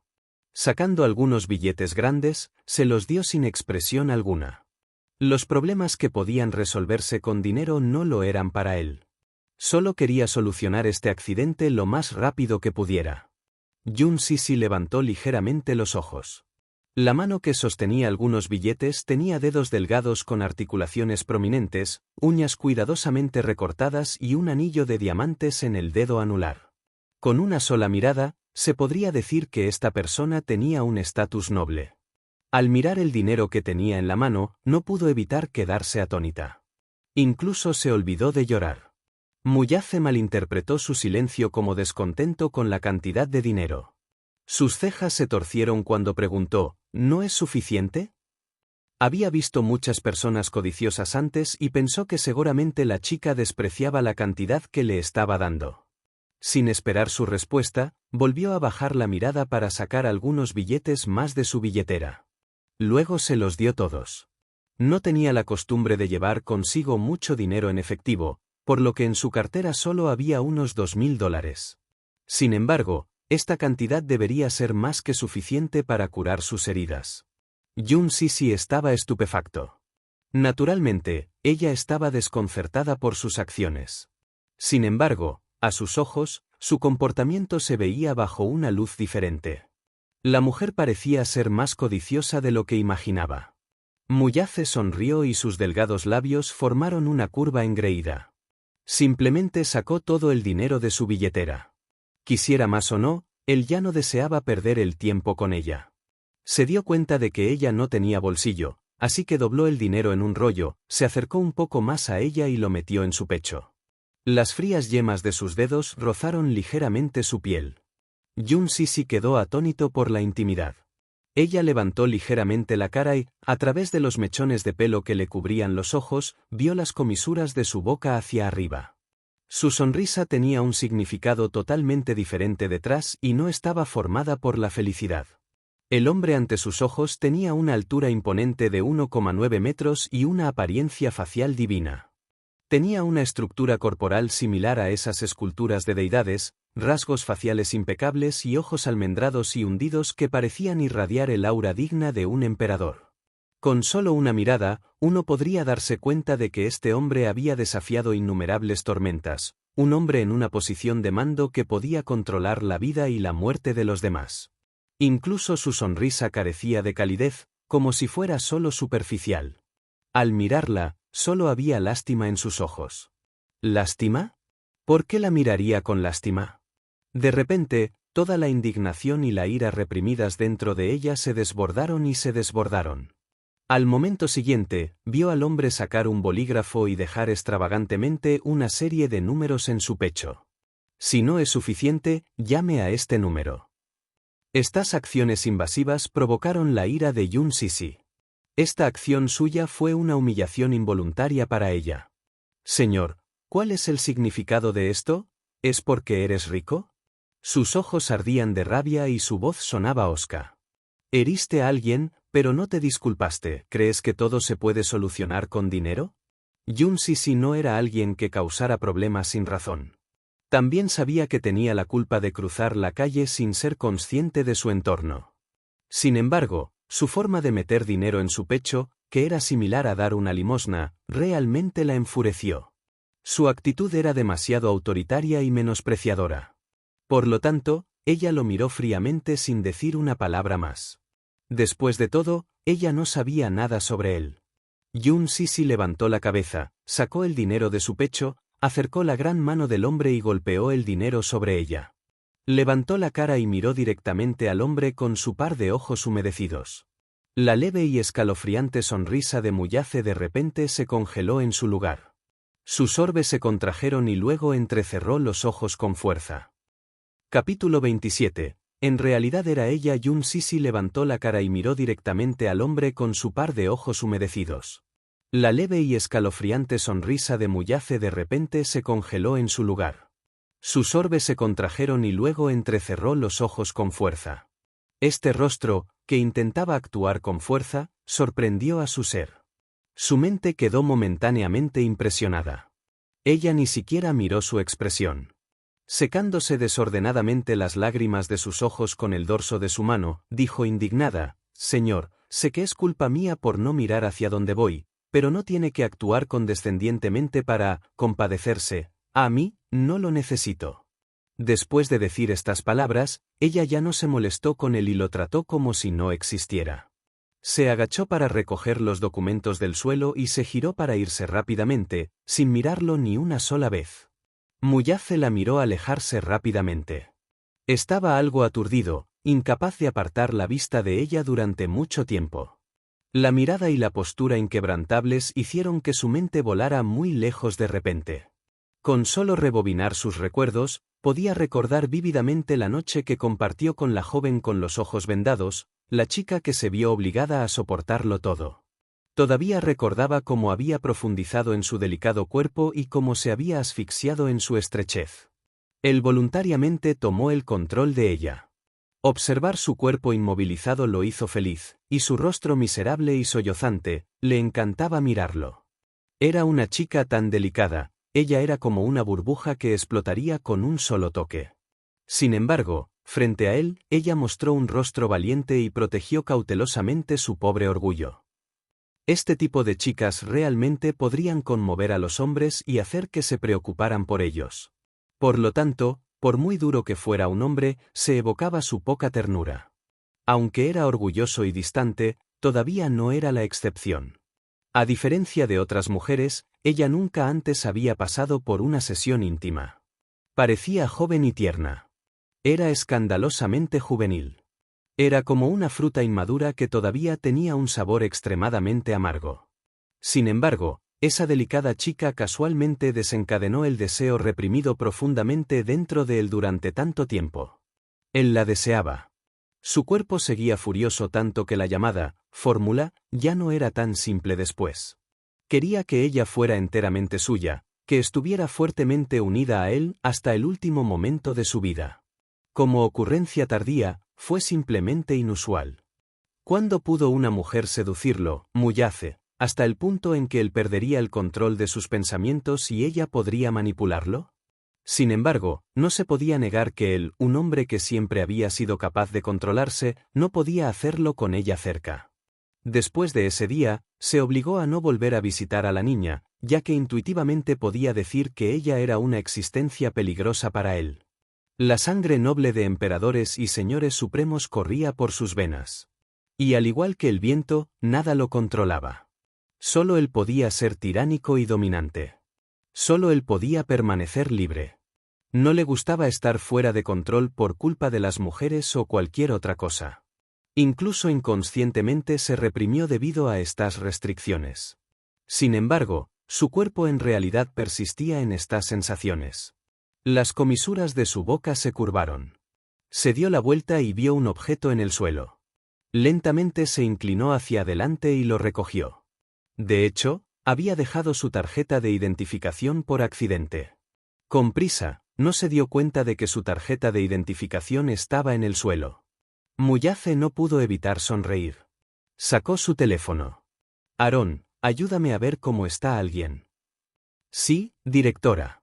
El nombre es. El rostro sonriente, tímido y cálido de la niña se mostraba en la tarjeta de identificación. Su par de orbes húmedos eran relucientes y lustrosos, era como si contuvieran un cubo lleno de luz solar. El resplandor de sus ojos parecía capaz de asombrar a personas de todas las épocas. Alargó sus palabras. Yun Sisi. Capítulo 28. Adiós, Xiaolongbao de Yuyou. En ese momento, la clase estaba a punto de terminar en el jardín de infantes. Originalmente tenía la intención de ir a buscar a Yuyou para disfrutar de sus huevas de cangrejo favoritas, Xiaolongbao. Hoy temprano, le había pedido a Yuyou que la esperara en la escuela después de la salida de clases. Sin embargo, Yun Sisi no quería recoger a Yuyou luciendo tan demacrada, por lo que rápidamente tomó un taxi a casa, se puso una ropa limpia y se arregló. Por lo tanto, cuando llegó al jardín de infantes, todos los niños, excepto Yuyou, que llevaba su bolso y estaba sentado solo en la entrada de la escuela, ya se habían ido a casa. Desde lejos, inmediatamente vio al pequeño con la cabeza gacha y la mano apretando algo. Lo estaba mirando con suma concentración. Yun Sisi reprimió la tristeza en su corazón y se tocó las mejillas. Con una sonrisa, caminó hacia él. Tú. Levantaste la cabeza. Al ver que era ella, su rostro se iluminó y formó una sonrisa deslumbrante. Rápidamente saltó de su asiento y corrió emocionado hacia ella. Él abrió los brazos y saltó alegremente mientras actuaba tímidamente frente a ella. Mami. Abrazos. Mami, te abrazo a ti. Yun Sisi bajó ligeramente su postura. Luego, el pequeño corrió a sus brazos, como una bola de algodón, y le dio cariño. Su rostro blanco lechoso se acurrucó amorosamente en su cuello mientras hacía pucheros con sus pequeños labios. Sintiéndose un poco indignado, dijo, Mami, ¿por qué viniste recién ahora? Esperaste tanto tiempo. Lo siento, tú. Algo pasó en el trabajo de mamá y llegué tarde. Bueno. Entonces perdonas a mami. El pequeño inclinó la cabeza hacia arriba. Sus atractivos ojos formaron suavemente un arco. Sus brillantes orbes parecían estar llenos de fragmentos de luz solar. Sonreíste levemente y luego frunciste los labios lastimosamente. Se golpeó la barriga con las manos mientras se quejaba, Mami, ¿tienes hambre? Mami prometió traerte a comer xiaolongbao hoy. ¿Cuándo nos vamos? Al escuchar sus palabras, la expresión de Yun Sisi cambió ligeramente. Estaba en un pequeño dilema. Todos sus ahorros en el banco ya se utilizaron para pagar la deuda de ese decepcionante Yunna. Cuando la despidieron hoy, su jefe le pagó el salario de este mes y una suma global, pero esto solo pudo transferirse a su cuenta al día siguiente. Por ahora, estaba muy necesitada de dinero. Las huevas de cangrejo xiaolongbao eran las favoritas de Yuyou. Sin embargo, era demasiado caro, por lo que solo en días especiales o cuando recibiera un bono podría invitarlo a comerlo. Yun Sisi se sintió un poco amargado por dentro. Levantó los ojos y miró a Yuyou. Su mano acarició suavemente su suave mejilla y, de manera medio tranquilizadora, dijo, Tú, vamos a comer en casa hoy, ¿de acuerdo? Justo cuando dijo esto, la sonrisa de Jojo se congeló. Con los ojos caídos por la decepción, los labios haciendo pucheros lentamente y las cejas arrugadas, murmuró, «Mami, me lo prometiste. No puedes retractarte de tus palabras». Apretó con fuerza el trozo de papel que tenía en la mano. Se sentía muy malhumorado y su rostro pálido se puso rojo, mientras se mordía emocionalmente el labio inferior con sus dientes blancos como perlas. Sus espesas pestañas rizadas recogieron unas gotas de humedad, una señal de que estaba a punto de llorar. Jun Sisi no sabía qué hacer cuando vio al pequeño llorar de decepción. Nerviosa, rápidamente le secó las lágrimas con las manos y dijo con tristeza, «Tú, por favor no llores, mami hará lo que mamá te prometió». Te alejaste suavemente. Parecía bastante enojado. Jun Sisi dudó durante bastante tiempo antes de morderse el labio inferior. Al final, decidió darle la noticia de que había perdido su trabajo. No quería dejar la imagen de ella mintiéndole en la memoria de Jojo. Lo siento, tú. Hoy, mami, perdió su trabajo, así que... Capítulo 29. La vida de Jun Sisi. Lo siento, tú. Hoy, mami, perdió su trabajo, así que, al escuchar esto, yo, asombrado, la miró con los ojos muy abiertos. ¿Por qué? ¿Mami hizo algo mal? Jun Sisi negó con la cabeza y le acarició el cabello. No, mami irá a buscar trabajo mañana. Mami es muy competente, definitivamente encontraré un trabajo con un salario más alto. A partir de entonces, mamá te llevará a comer xiaolongbao todos los días. Está bien, los ojos de Jojo se cerraron mientras asentía obedientemente. Cuando Jun Sisi no estaba prestando atención, escondió la carta de los padres en su mano detrás de su espalda, sin dejar que ella la viera. Luego levantó la cabeza y dijo mientras sonreía, «Mami, vámonos a casa». Jun Sisi, que no vio su pequeño movimiento, no se dio cuenta de lo que había escondido. Este fue el caso hasta unos días después. Después de la cena, Jojo recogió obedientemente los utensilios. Colocando un pequeño taburete en la cocina, sus pequeñas manos lavaron los platos con agua tibia de una manera torpe pero concentrada. Era tan considerado y sabía ayudar a Jun Sisi en la casa que no parecía ser solo un niño de 6 años. Jun Sisi rebuscó en los estantes y encontró un teléfono antiguo y anticuado. Insertó una tarjeta telefónica y la encendió. Al ver algunas llamadas perdidas del profesor de Jojo, devolvió la llamada. La profesora recibió su llamada y le informó sobre un viaje de primavera al safari organizado por la guardería. La carta de los padres se había distribuido unos días antes, pero Jojo aún no había entregado la suya para enviarla. Por lo tanto, llamó a Jun Sisi para pedirle su consentimiento. Jun Sisi estaba un poco conmocionada, ya que ella realmente no tenía conocimiento de este asunto. Así, a espaldas de su hijo, rebuscó en secreto en su pequeño bolso. Solo entonces vio el formulario mencionado por la maestra. Al otro lado del teléfono, el profesor conversó de una manera algo cautelosa, aparentemente temeroso de decir algo inapropiado. Perdóneme por ser directo, Jojo tiene muchas ganas de este viaje de primavera con los otros niños. Además, la cantidad a pagar no es mucha. ¿Quizás esté teniendo alguna dificultad financiera?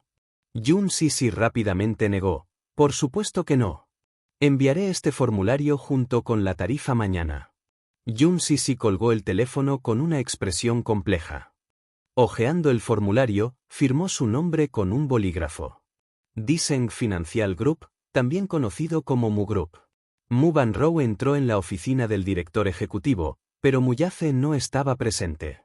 Su asistente, Aaron, que estaba colocando una gran pila de documentos en la mesa de Muyace, notó la llegada de Mu Banrou y rápidamente bajó la cabeza a modo de saludo. «Señora». Tarareó ella en respuesta.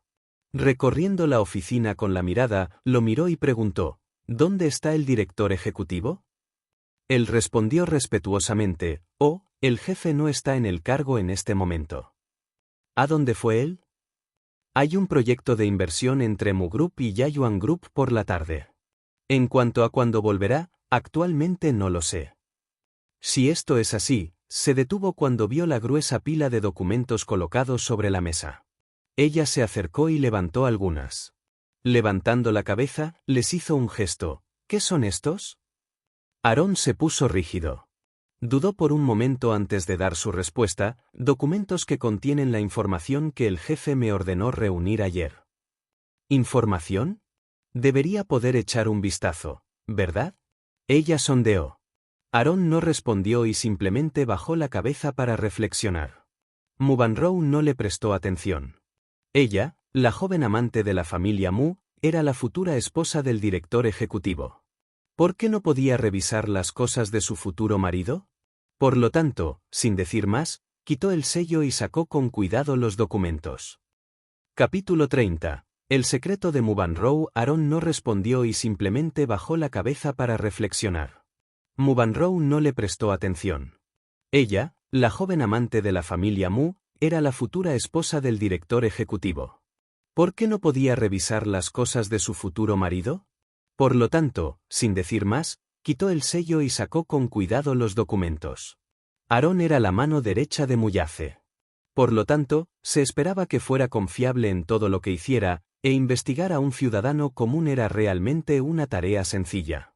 Realizó una investigación exhaustiva en un día y llevó todo a la oficina de Muyace. Sin embargo, no esperaba encontrarse con Mubanrow. Frente a ella, él, un simple subordinado, naturalmente no tenía voz y voto, por lo que no le impidió revisar los documentos. La información recopilada fue realmente muy exhaustiva. La gruesa pila de documentos contenía fotografías y textos. Mubanrow los hojeó todos. Desde los antecedentes familiares de la persona y el instituto del que se graduó el sujeto hasta su currículum, todo estaba enumerado explícitamente. Al principio, ella estaba desconcertada. Claramente se trataba de una chica normal y no podía entender por qué él ordenaría una investigación sobre su identidad. Sin embargo, cuanta más información leía, más insegura se sentía. ¿Yun Sisi? Tuvo una vaga impresión de este nombre, pero sus recuerdos estaban confusos, hasta que llegó a una página y su expresión cambió de inmediato. Resultó ser esa chica que se había sometido a una subrogación hace 6 años. No era de extrañar que el nombre le resultara un poco familiar. Hace 6 años, Muyace y ella se comprometieron, pero los diagnósticos médicos revelaron que ella era infértil. Esta niña fue elegida personalmente por el abuelo Mu para la maternidad subrogada. Mubanrow estaba un poco escéptico, incluso preocupado. No podía entender por qué Muyace querría investigar a la niña. En estos documentos se indica que Yun Sisi también tenía un hijo de 6 años llamado Yun Tianyo. Yun Tianyo, 6 años, la misma edad que Yichen. Mubanrow entrecerró lentamente los ojos. Todavía recordaba que la madre sustituta había concebido un par de gemelos idénticos en aquel entonces. Sin embargo, debido al parto prematuro y al hecho de que el gemelo mayor casi absorbió todos los nutrientes del cuerpo de la madre, cuando nació el gemelo menor, ya no respiraba y fue anunciado muerto. De repente tuvo un mal presentimiento y procedió a leer seriamente algunas páginas más, pasando a la información de Yun Tianyo. Cuando llegó al final del informe, sus palmas se humedecieron mientras su corazón hervía de rabia. En el portafolios vio otro conjunto de fotografías. Rápidamente los sacó todos y revisó cada pieza. Las pocas fotografías que vio mostraban a un niño guapo, con el fondo de un jardín de infancia. Parecía que todas estas fotos fueron tomadas en una guardería.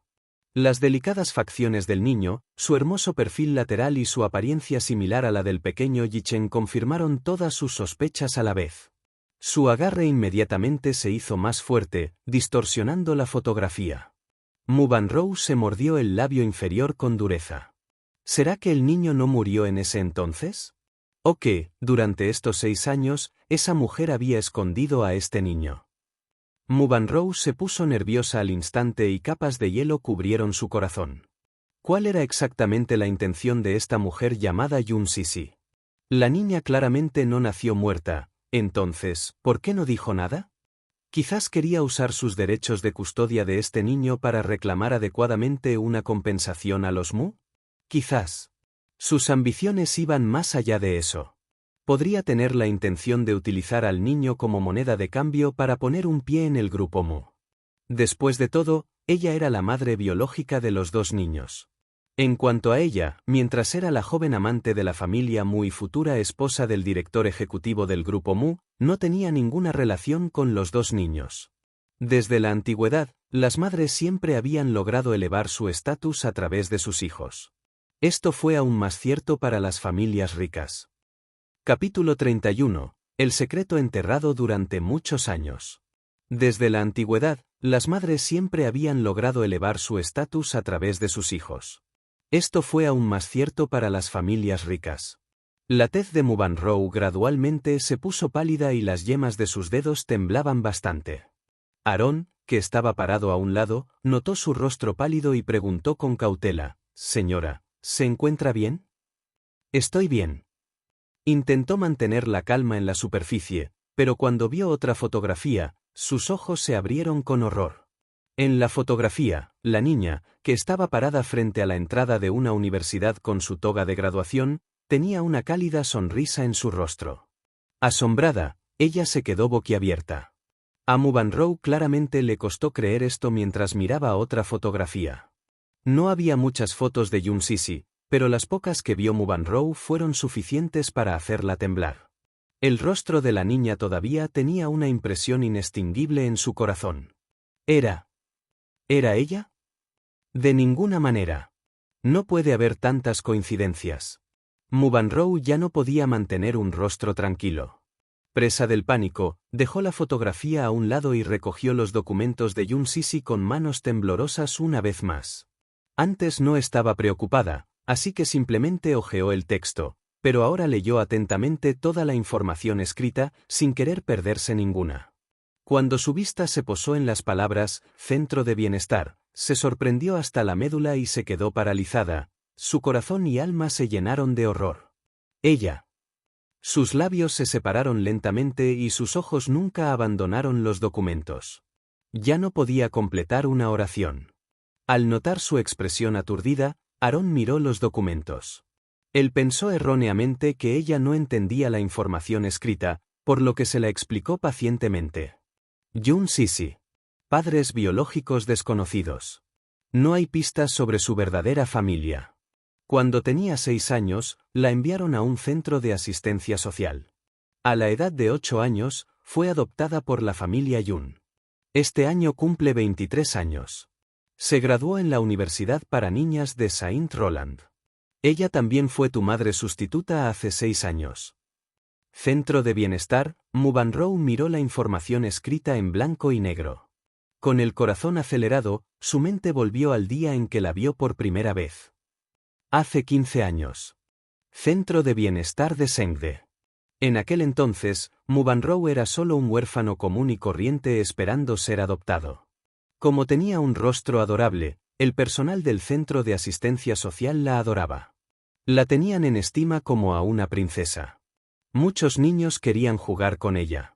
Sin embargo, los niños del centro de asistencia social eran diferentes a los de fuera.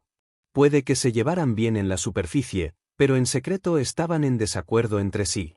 Todos los días, alguien visitaba el centro de asistencia social para adoptar un niño. Quien fuera más guapo o más educado tendría mayores posibilidades de ser adoptado. Incluso entonces, el joven Mubanrou tenía grandes ambiciones y no admitía fácilmente la derrota. Su madre era simplemente una humilde masajista en un bar. Cuando la dio a luz, la descartó sin dudarlo en la entrada de un hospital. Fue recogida por una pareja pobre y vivió una vida de pobreza durante algunos años. Cuando un accidente automovilístico acabó con la vida de sus padres adoptivos, volvió a quedar huérfana y fue enviada al centro de asistencia social. A partir de ese día, se dijo a sí misma que quería vivir una buena vida y ser adoptada por una persona rica. Un día trajeron a una niña de 7 años. Se rumoreaba que su madre había muerto, por lo que la llevaron al orfanato. La chica, a pesar de su apariencia descuidada, era absolutamente etérea y hermosa. Mubanrou vio un trozo de jade sobre ella. Parecía bastante valioso, así que lo tomó para ella cuando la niña estaba dormida. Cuando la niña se despertó y se dio cuenta de que su jade había desaparecido, gimió miserablemente. Sin embargo, en ese momento, los adultos y sus compañeros tenían en alta estima a Mubanrou. Nadie creía que ella hubiera robado el jade de la niña. Nadie creyó las palabras de la niña. Después, un anciano de aspecto adinerado llegó al centro de asistencia social y la llamó. Capítulo 32. Estado rico arrebatado. Después, un anciano de aspecto adinerado llegó al centro de asistencia social y la llamó. El anciano sacó un recuerdo similar al jade que ella sostenía. Cuando los dos se juntaron, en realidad encajaban perfectamente. Ella no era consciente de la importancia del jade y simplemente mintió diciendo que era algo que su madre le había dejado. El anciano creyó en sus palabras y la trajo de regreso a la residencia Mu, nombrándola Mubanrou y rápidamente estableciéndola como la prometida de Muyace cuando él tenía 14 años. Volviendo al presente, en la oficina del director ejecutivo, Mubanrou se dejó caer débilmente en el sofá. Se apoyó la frente en la palma de la mano mientras el sudor frío le empapaba la espalda. Agarró con fuerza los documentos que tenía en la mano y las yemas de sus dedos temblaron fuera de su control. Estaba muy nerviosa. No podía adivinar por qué Muyace hizo que alguien investigara todo esto. Podría haber notado algo inusual sobre su origen y haber comenzado a poner en duda su verdadera identidad a pesar de que el abuelo Mu la trajo personalmente de regreso en ese entonces. Su corazón dio un vuelco cuando consideró esta posibilidad. En realidad, ella le robó ese trozo de jade a Yun Sisi. Al crecer en el centro de asistencia social, debido a que parecía dulce y de buen comportamiento, todos la querían profundamente y la respetaban mucho. Ella todavía era joven en ese entonces. Ella nunca había visto nada bueno. Por lo tanto, cuando vio la hermosa pieza de jade de la niña, se sintió abrumada por la codicia y lo tomó por impulso. Después de eso, Yun Sisi se dio cuenta de que le habían robado el jade. Al verlo en Mubanrou, fue a confrontarla. Desafortunadamente para Xiaoxi, dentro del centro de bienestar, ni un alma estaba en contra de Mubanrou. Con este encuadre, Xiaoxi recibió una paliza del director y sus manos fueron golpeadas por la regla del maestro como castigo. Fue tan doloroso que lloró durante algunas noches. Sin embargo, Mubanrou nunca había imaginado que el trozo de jade en realidad estuviera enredado en un trasfondo familiar tan retorcido. Hace 15 años, bajo capas de malentendidos, Mu Zheng, el presidente del grupo Mu, también el jefe de la familia Mu, la trajo de regreso a la residencia Mu, y luego le cambiaron el nombre. En cuanto al origen del jade, el abuelo Mu nunca divulgó nada al respecto. La única información que le importaba compartir con ella era que se trataba de la reliquia de su madre. A su llegada a la residencia Mu, el abuelo Mu le quitó el trozo de jade y lo guardó junto con la otra mitad. De vez en cuando, lo veía perdido en sus pensamientos mientras miraba el jade, como si estuviera recordando a alguien. Solo cuando fue un poco mayor Mu Zheng contó algo sobre esa mujer. Fue entonces cuando se dio cuenta de que la mujer era alguien que él había adoptado en su mediana edad. Aún así, solo dijo esto sobre esa mujer, como si le estuviera ocultando algo intencionalmente, y no mencionó nada más. Luego se convirtió en la joven amante de la familia Mu y creció rodeada de este amor. Finalmente, ella se comprometió con su nieto, que era Muyace. Desde el principio hasta el final, ella no dijo la verdad sobre cómo llegó a poseer el jade, ocultándolo intencionalmente. Sabía que si confesaba lo sucedido, entonces todo lo que tenía en ese momento, riqueza y familia, desaparecería en un instante. Perdería su posición como joven amante de la familia Mu y perdería. Muyace. Ella, no estaba reconciliada con esto. No estaba dispuesta a dejarlo ir y tampoco planeaba devolver todo esto a su verdadero dueño. Ella admitió que esto era egoísta de su parte. Fue demasiado injusto para esa chica. Sin embargo, ella no se arrepintió de haberlo hecho. Prodigándose en todo esto, se perdió un poco en su codicia. Al principio, cuando se convirtió en parte de la familia Mu, todavía se sentía un poco culpable e incómoda. Después de todo, estas cosas realmente no le pertenecían a ella, sino a esa chica llamada Xiaoxi. Capítulo 33. Vidas intercambiadas. Al principio, cuando se convirtió en parte de la familia Mu, todavía se sentía un poco culpable e incómoda. Después de todo, estas cosas realmente no le pertenecían a ella, sino a esa chica llamada Xiaoxi. La felicidad llegó a ella tan repentinamente que todo parecía nada más que una ilusión. Era como si en el momento en que abriera los ojos, todo resultaría ser solo un sueño. Sin embargo, cuando volvió a abrir los ojos, todavía estaba acostada en la cama grande y suave dentro del dormitorio de princesa. Museng se sentó a su lado. Su rostro severo apenas podía ocultar el amor que sentía por ella. Él fue muy gentil con ella, la mimó muchísimo y la mimó con su corazón y su alma. Lo que ella quería, él lo satisfacería. Mubanrou nunca antes había experimentado el amor de sus padres y nunca había conocido una vida tan lujosa, por lo que se había sumergido en este repentino deleite una vez más. Sin embargo, la verdadera razón por la que ella egoístamente quería todo esto era el hombre. Mu era una familia rica e influyente en la capital, y Muyace era un hombre que muchas jóvenes ricas deseaban. Era tan sobresaliente que iba más allá de la imaginación de la gente. ¿Por qué Dios solo le tenía cariño a él, bendiciéndolo con tanto hasta el punto del exceso? Tenía una familia tan fuerte financieramente que podía rivalizar con un país, una apariencia piadosa, un estatus noble y elevado, y talentos y habilidades de otro mundo. Cualquiera de estos haría que los demás se pusieran verdes de envidia, pero él lo tenía todo. Se volvió codiciosa y obsesionada. Fue en la medida en que ella se perdió. Aunque el título de joven amante de la familia Mu y futura esposa del director ejecutivo fue robado de otra persona, en realidad Dios nunca la había tratado injustamente. Un ligero error de pensamiento y la vida de uno podría cambiar inesperadamente y tremendamente. Se convirtió en la futura esposa del director ejecutivo de este enorme imperio empresarial.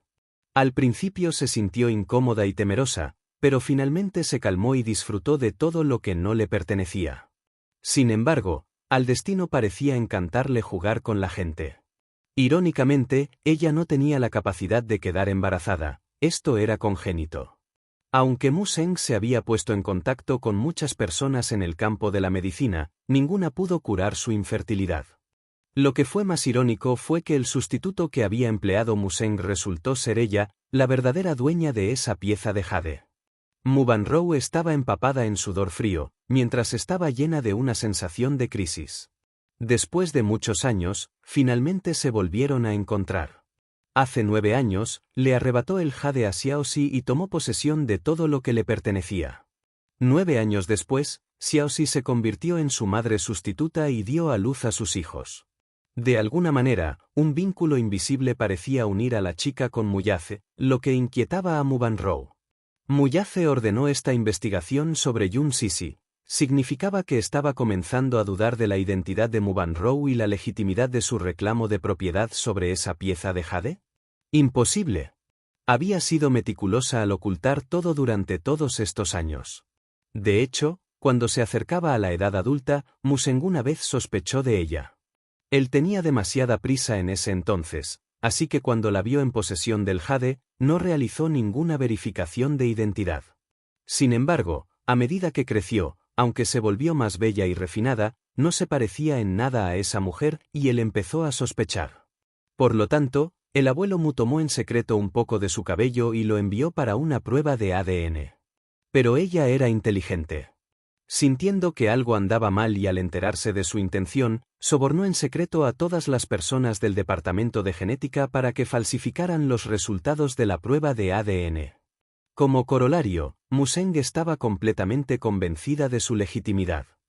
Capítulo 34. Guardando el secreto en los últimos años, pensó que no se había delegado ni una sola vez. Además, con los resultados del ADN como evidencia, no tenía nada que pudiera causar sospechas. Mubanrou rápidamente desechó sus dudas, pero el peso no se quitó de sus hombros. ¿Podría ser por ese niño? Quizás. Muyace había sabido desde el principio que la niña estaba viva y que solo esa mujer la ocultaba, por lo que hizo que alguien investigara su identidad cuando sospechaba que ella albergaba intenciones maliciosas hacia la familia Mu. Seguramente fue por eso. Mubanrou de repente levantó la cabeza. Miró a Aarón mientras fingía calma y ordenó fríamente: no le digas a nadie que vi estos documentos. ¿Entiendes? Trátalo como si no hubieras visto nada. Aarón se puso ligeramente rígido. Obviamente no sabía el motivo de su advertencia. Solo sabía que ella había eliminado de la pila la información sobre la vida de Yun Sisi en el centro de asistencia social hace 10 años y sobre Yun Tianyou. Sin levantar la cabeza, dijo con voz neutral: no le menciones nada sobre este niño, incluido el pasado de esta mujer, al director ejecutivo. Además, no menciones la vida de esta mujer en el centro de asistencia social. ¿Comprendido?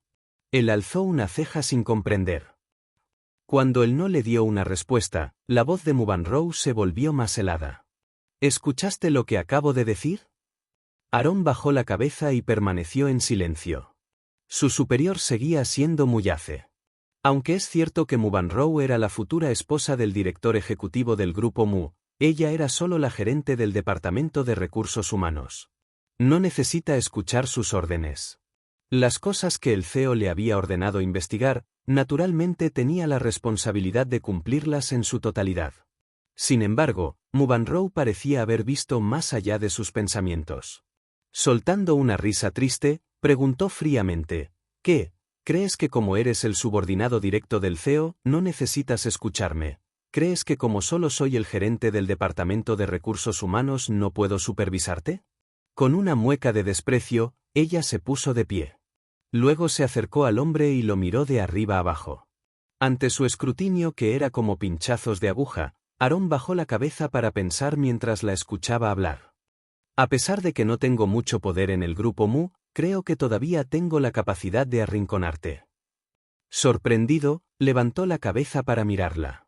Mantén tus labios bien sellados sobre este asunto, ¿entiendes? Ordenó una vez más. Permaneció en silencio durante mucho tiempo. Finalmente, aspiró una bocanada de aire frío y asintió con la cabeza con cierta dificultad. Entiendo. Cuando Muyace regresó, Munro ya se había ido con la culpa. Debe hacer todo lo posible para evitar que cualquier información sobre esa mujer llegue a Muyace, para que no descubra la verdad. Muyace era su hombre. Ella no se lo entregaría a ninguna otra mujer. Aarón podría ser el subordinado leal de Muyace, pero conocía la posición de Munro en la familia Mu. Con el abuelo Mu apoyándola, no se atrevió a ofenderla a la ligera. Por lo tanto, cuando Muyace regresó a su oficina y vio los pocos documentos sobre la mesa, puso su mirada dudosa en Aarón. Bajo su mirada penetrante, Aarón dijo con calma, «Señor, Sisi es de hecho ese sustituto hace 6 años». «¿MMM?» Sus ojos brillaron fríamente. De repente, preguntó, ¿encontraste algo sospechoso sobre ella? Mi respuesta, señor, es ninguna. Recordando la advertencia de Munro, bajó la cabeza y reflexionó con expresión indiferente. «Te puedes ir». Muyace no investigó más. Estaba ocupado con algo más importante, por lo que temporalmente dejó este asunto a un lado. Capítulo 35. Dar la bienvenida a una amiga a su regreso. Perder su tarjeta de identificación fue simplemente agregar más leña al fuego para Sisi, quien ya enfrentaba limitaciones de vida y buscaba desesperadamente un trabajo.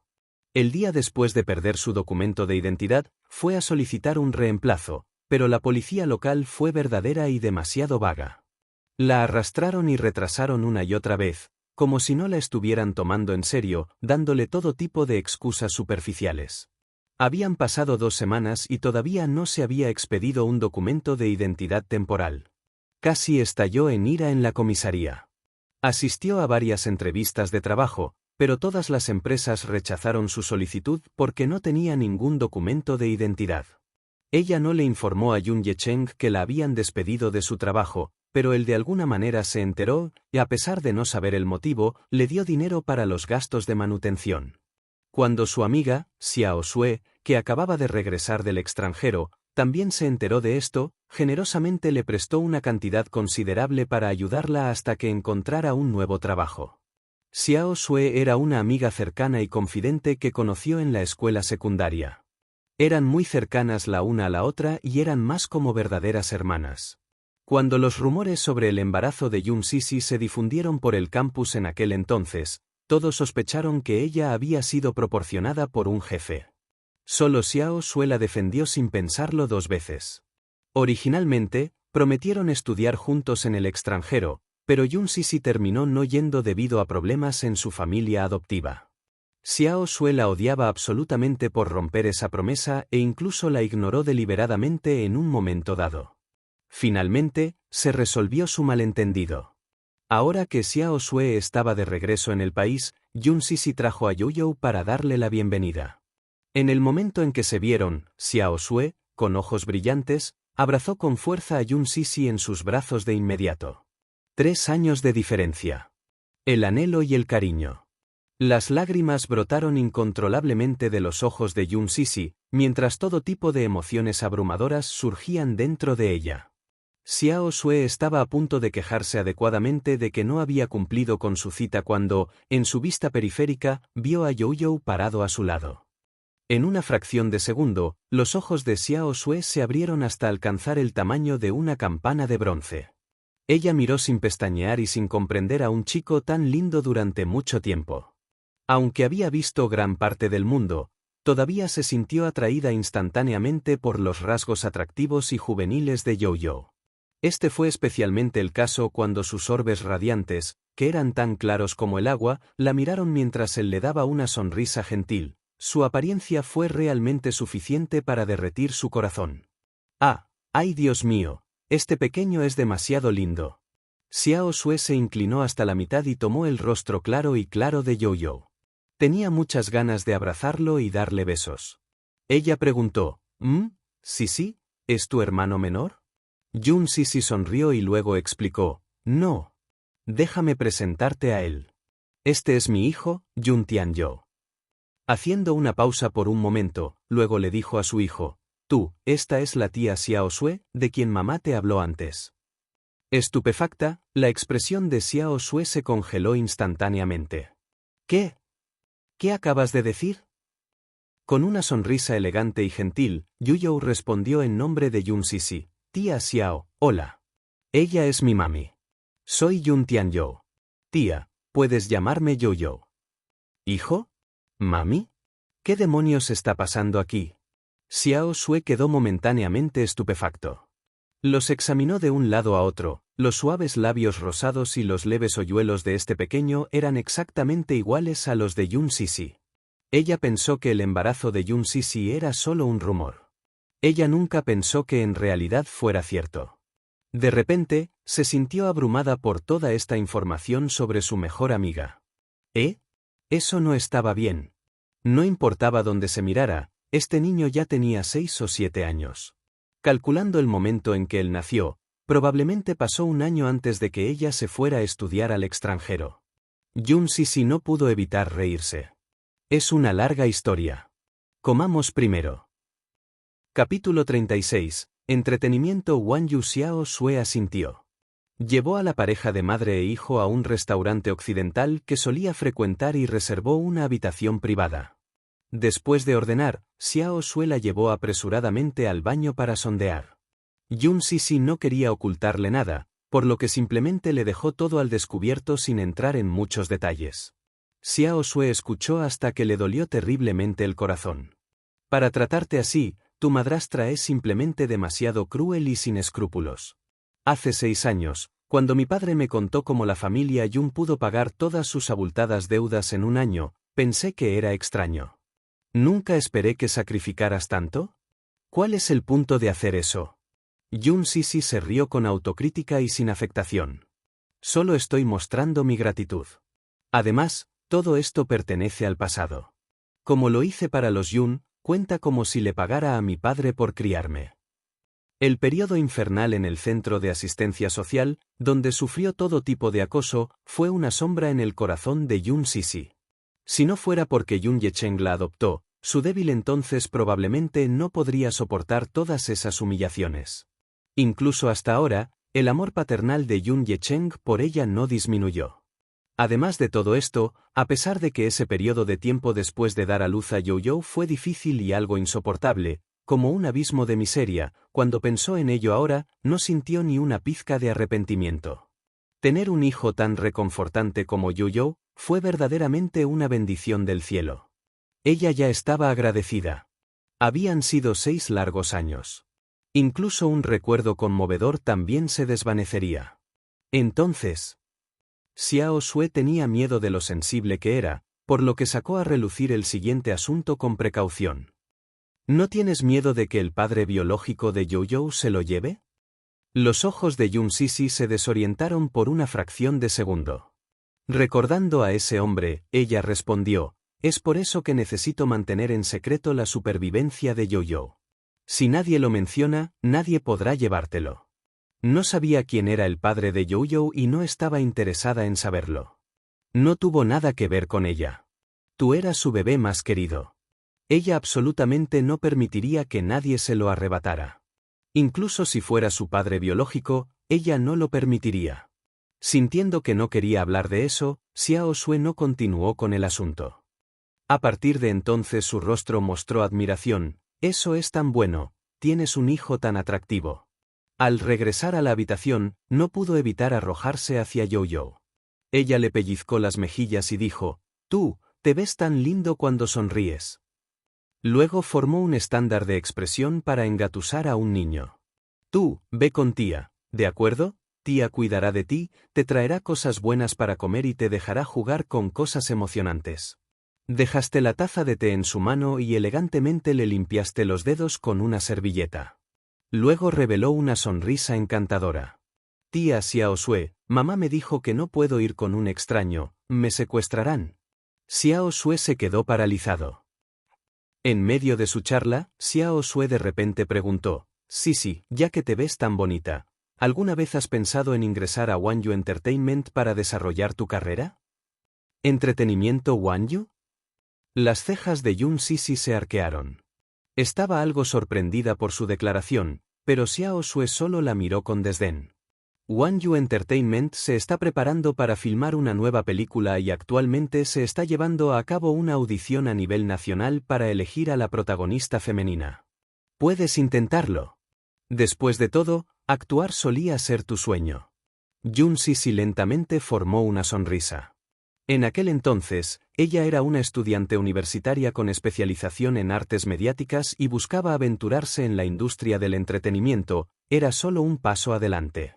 Sin embargo, debido a que su familia estaba en una situación desesperada, abandonó este sueño. ¿No me digas que no conoces esa empresa? Wanyu Entertainment cuenta con el respaldo de Dicen Financial Group, el imperio empresarial entre los 100 principales del mundo.